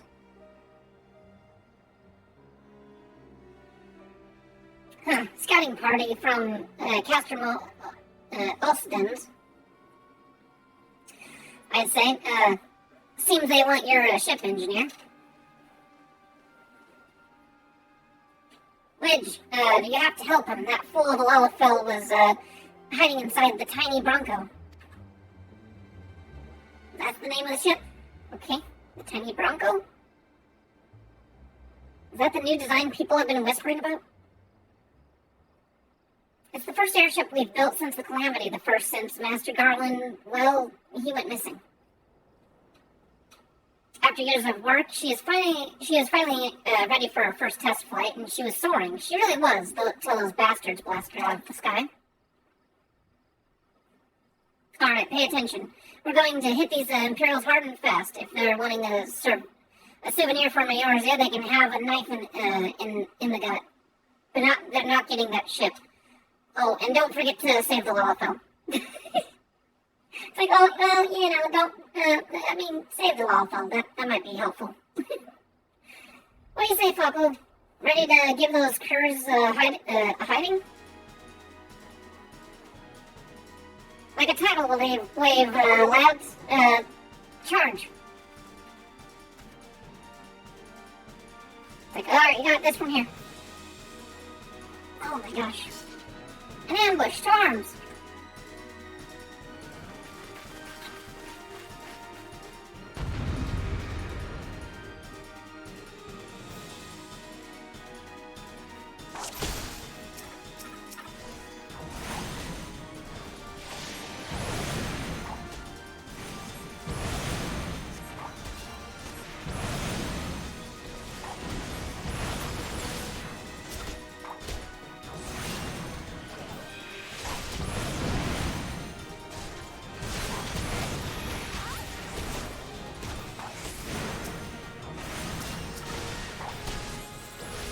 Oh, this guy. I need to get rid of this dude.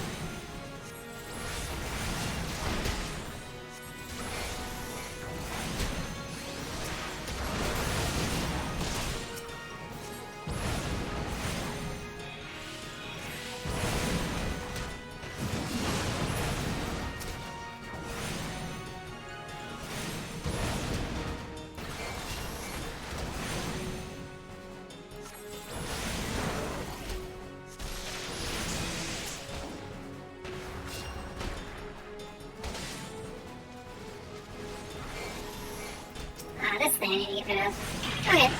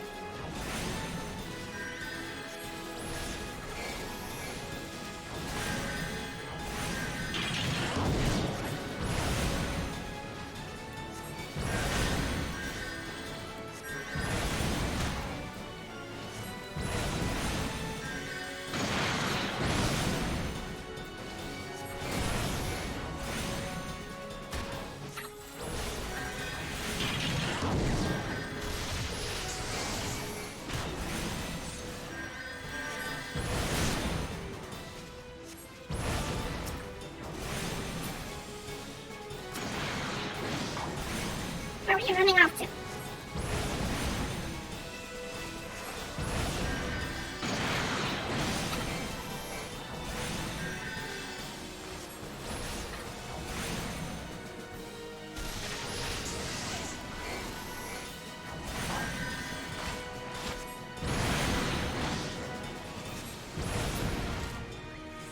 I said stop.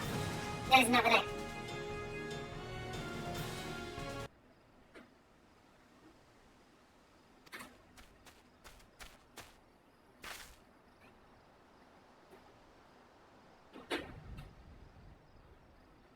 Wedge, you shouldn't have stayed with the ship. That was a close one. Too damn close. So, how's she looking anyway? The auxiliary power is a dead loss, but I think we can bring enough thrust for the main propeller to get us airborne. A few minor modifications, and we should be able to fly the tiny Bronco home.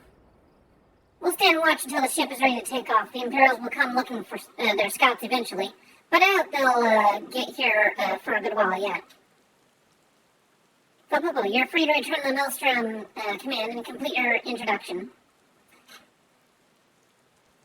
Ordinarily, I'd ask you to stay, but I think we'd all feel better knowing an adventurer of your ability was safely sworn in and ready for the next mission. Rest assured, I'll inform command of the party you played today. I just wanted to say sorry, for calling you an Imperial spy and all that. Got that one wrong, didn't I? Seriously though.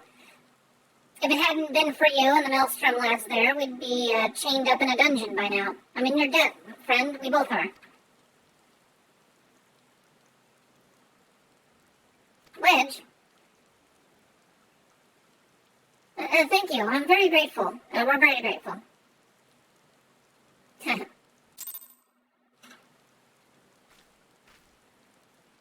Alright. So, now where are we with... Let's do that. Go back.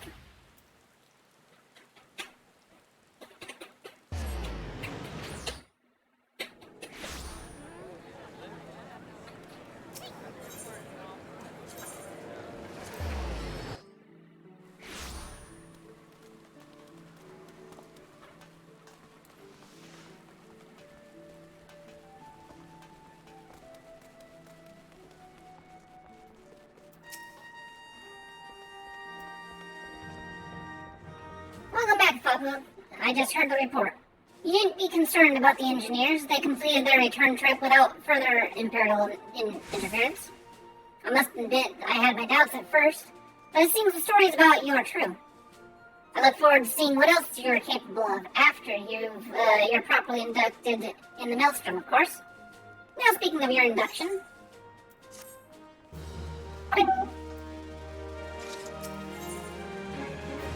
Till C swallows all, the personal officers stand ready to complete your induction into ranks.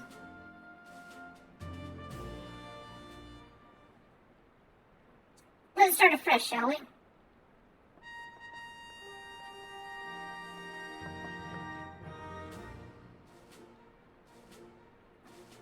You're welcome here, Fukubo. With such a well-respected adventurer who's would choose to join our ranks is most heartening. Before you swear your allegiance to us, however, it is only right that I tell you exactly what it is you will be joining. A grand company is more than simply a collection of soldiers. It is an all-encompassing organization which draws upon the resources of an entire city-state to form a united military force capable of standing against a nation's deadliest enemies. We of the Maelstrom are charged with meeting the threats posed by primals and the Garlean Empire, and solving the many problems caused by the calamity. Every man and woman who serves under our colors has a role to play in keeping the great warship that is Lamensa afloat, and on whatever heading Chief Admiral Merlin Lofiswin sees fit to set. As part of the Grand Vessel's crew, you'll be expected to take your turn at the oars. For the winds do not look favorable, lass. And strength of arm may be all that sees us safe to port. If I've lost you with the talk of ship and oar, let me put it another way. A Maelstrom soldier labors until his last breath, fights until our last drop of blood. We shall give all our service to this nation, and no less is expected of you. Fapu, it is customary for new recruits to swear an oath of their own choosing upon entering Maelstrom's ranks. Is there aught you'd like to say? Yeah, my sworn till sea swallows all. What skills I have are yours till sea. I'll follow the Admiral to the very bottom of the abyss. I'm not gonna say anything. I'm gonna be ... and find out what happens. Silence. I just give like a squint. No love for grandiose proclamations, eh? Ha! Such silent resolve is not uncommon among brothers and sisters of the sea. Fapu, I hereby assign you the rank of Storm Private 3rd Class. You are now officially a soldier of the Maelstrom. Welcome aboard, Private. May you serve Limsa Lumensa till sea swallows all. I got inducted into a military and I didn't even actually swear myself in. This is, I'm being, forced into military action.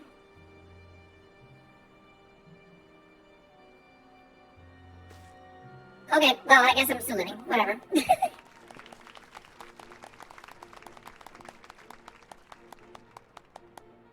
Oh, such a happy ending. Can you hear me, Fapu? This is Minfilia. An officer of the Maelstrom contacted me with news of your enlistment. My congratulations, Private Fapu. I have no doubt that you're eager to make the acquaintance of your new comrades, but I ask you pay a visit to your old ones first. Remember, though you are now a woman of the storm, you are no less a scion. Pray return to the waking sands at your earliest convenience. Pray return. There are some friends here whom I very much would like you to meet. We shall be waiting. No rest for the wicked, eh? Before you make yourself scarce. There we go. I recommend having a word with Commander Ricky. Might be worth your while.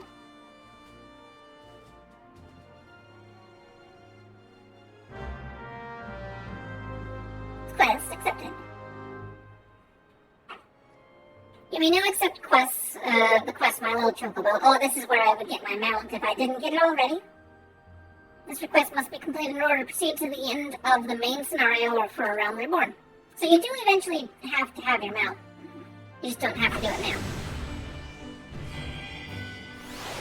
Storm Private 3rd Class. Delivery missions unlocked. Wait. It still shows right here. 2nd Serpent Lieutenant. Yeah.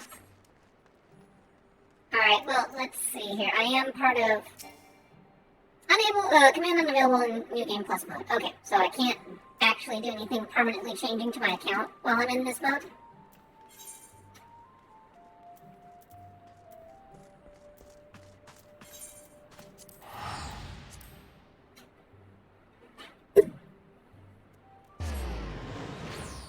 I wonder where you buy Vesper Bay tickets, or if it's just like a limited sort of item.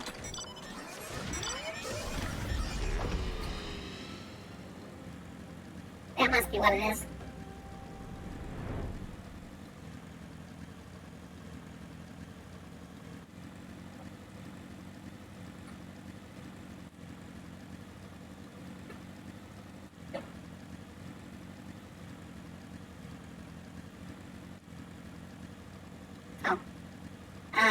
Apparently, as I'm turning my camera, it wasn't actually turning my character.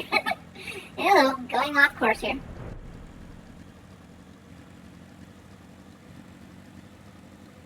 Almost went all the way to Cape Westwind before I realized.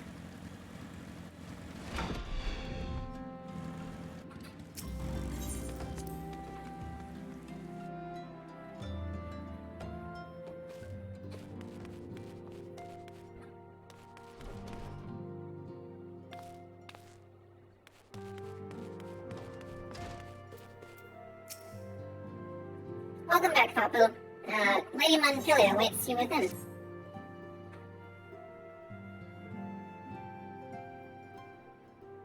Welcome back. It seems you've wasted no time in putting your skills to work. How do I know? Why, the recruitment officer called to regale me the tale of your heroics.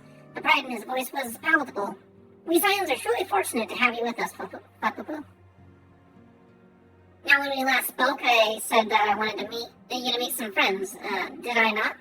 Well, I neglected to mention that you have. I neglected to mention that you have already met. Tataru, please show them in. Have we? Oh wait, it's the two kids or whatever. Or I guess it's those guys. Never mind. Thanks again for getting us out of that mess. We owe you our lives. I don't think we've properly introduced ourselves. I'm Biggs. And I'm Wedge. Well, that's what he's gonna say. Gods, man, spit it out, will you? Wedge, at your service. I'm pleased to say that Biggs and Wedge will be staying with us for a while. Meditech-driven contraptions such as airships grow even more vital in city-states of Eorzea. As a neutral party, it was judged that we Scions should serve as the keepers of this technology. Of course, for this we needed the knowledge of experts. So I requested the assistance of Garland Ironworks, who very kindly sent us two of their finest engineers. Our happy family continues to grow. On behalf of the Scions, I bid you welcome to the Waking Sands.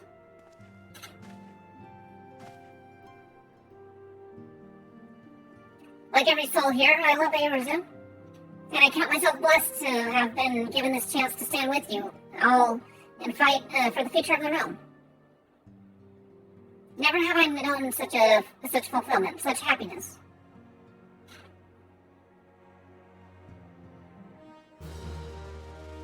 Man, I'm gonna be spoiled whenever I get to Heaven's Ward onwards, because there's gonna be a lot more voiced cutscenes. Not to say I don't mind reading for you all, but I like the voice cutscenes. It's a nice little break from continuous commentary.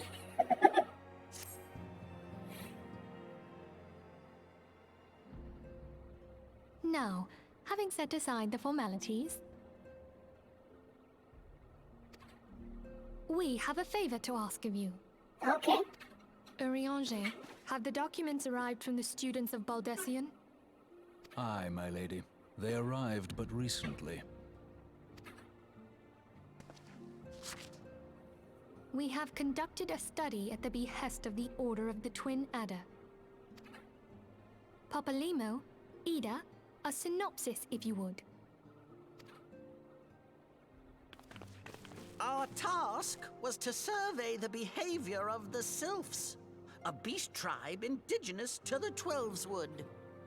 Oh, how to describe them. They look like Gisselcreens, floating ones, that worship the primal Ramu. Though technically a beast tribe, Sylphs are blessed with a comparatively personable demeanor, conducive to peaceful communication. Offering us an invaluable opportunity to learn what the beast tribes know of the primals. While Ramu's existence is well documented, the Sylphs do not, or perhaps cannot, summon the primal any longer, insofar as can be ascertained. Until such time as we know, it would be unwise to assume that the threat posed by the primal has passed. Which leaves Gridania with the added worry of not knowing what they should be worrying about. In that regard, they are hardly alone. What we can say with absolute certainty is that Gridania has its hands full fending off Garuda, who, I need hardly remind you, is among the most savage and terrible of all known primals. In short, it is essential that we approach the Sylphs in as diplomatic a manner as possible. Words and actions can be misconstrued. The only sure way to communicate our intentions is the echo. Winning the Sylphs' favor may well bring us a step closer to mitigating the threat of the primals. Will you help us? I am grateful. Lovely. Well, as much as I'd like to help, I'm afraid I would be of little use to anyone in Gridania. a veritable babe in the woods. Ida and Papalimo, however, should be able to see the forest for the trees. Is that not so, Minfilia? Indeed. You are willing? Leave it to me. Us, Ida, us!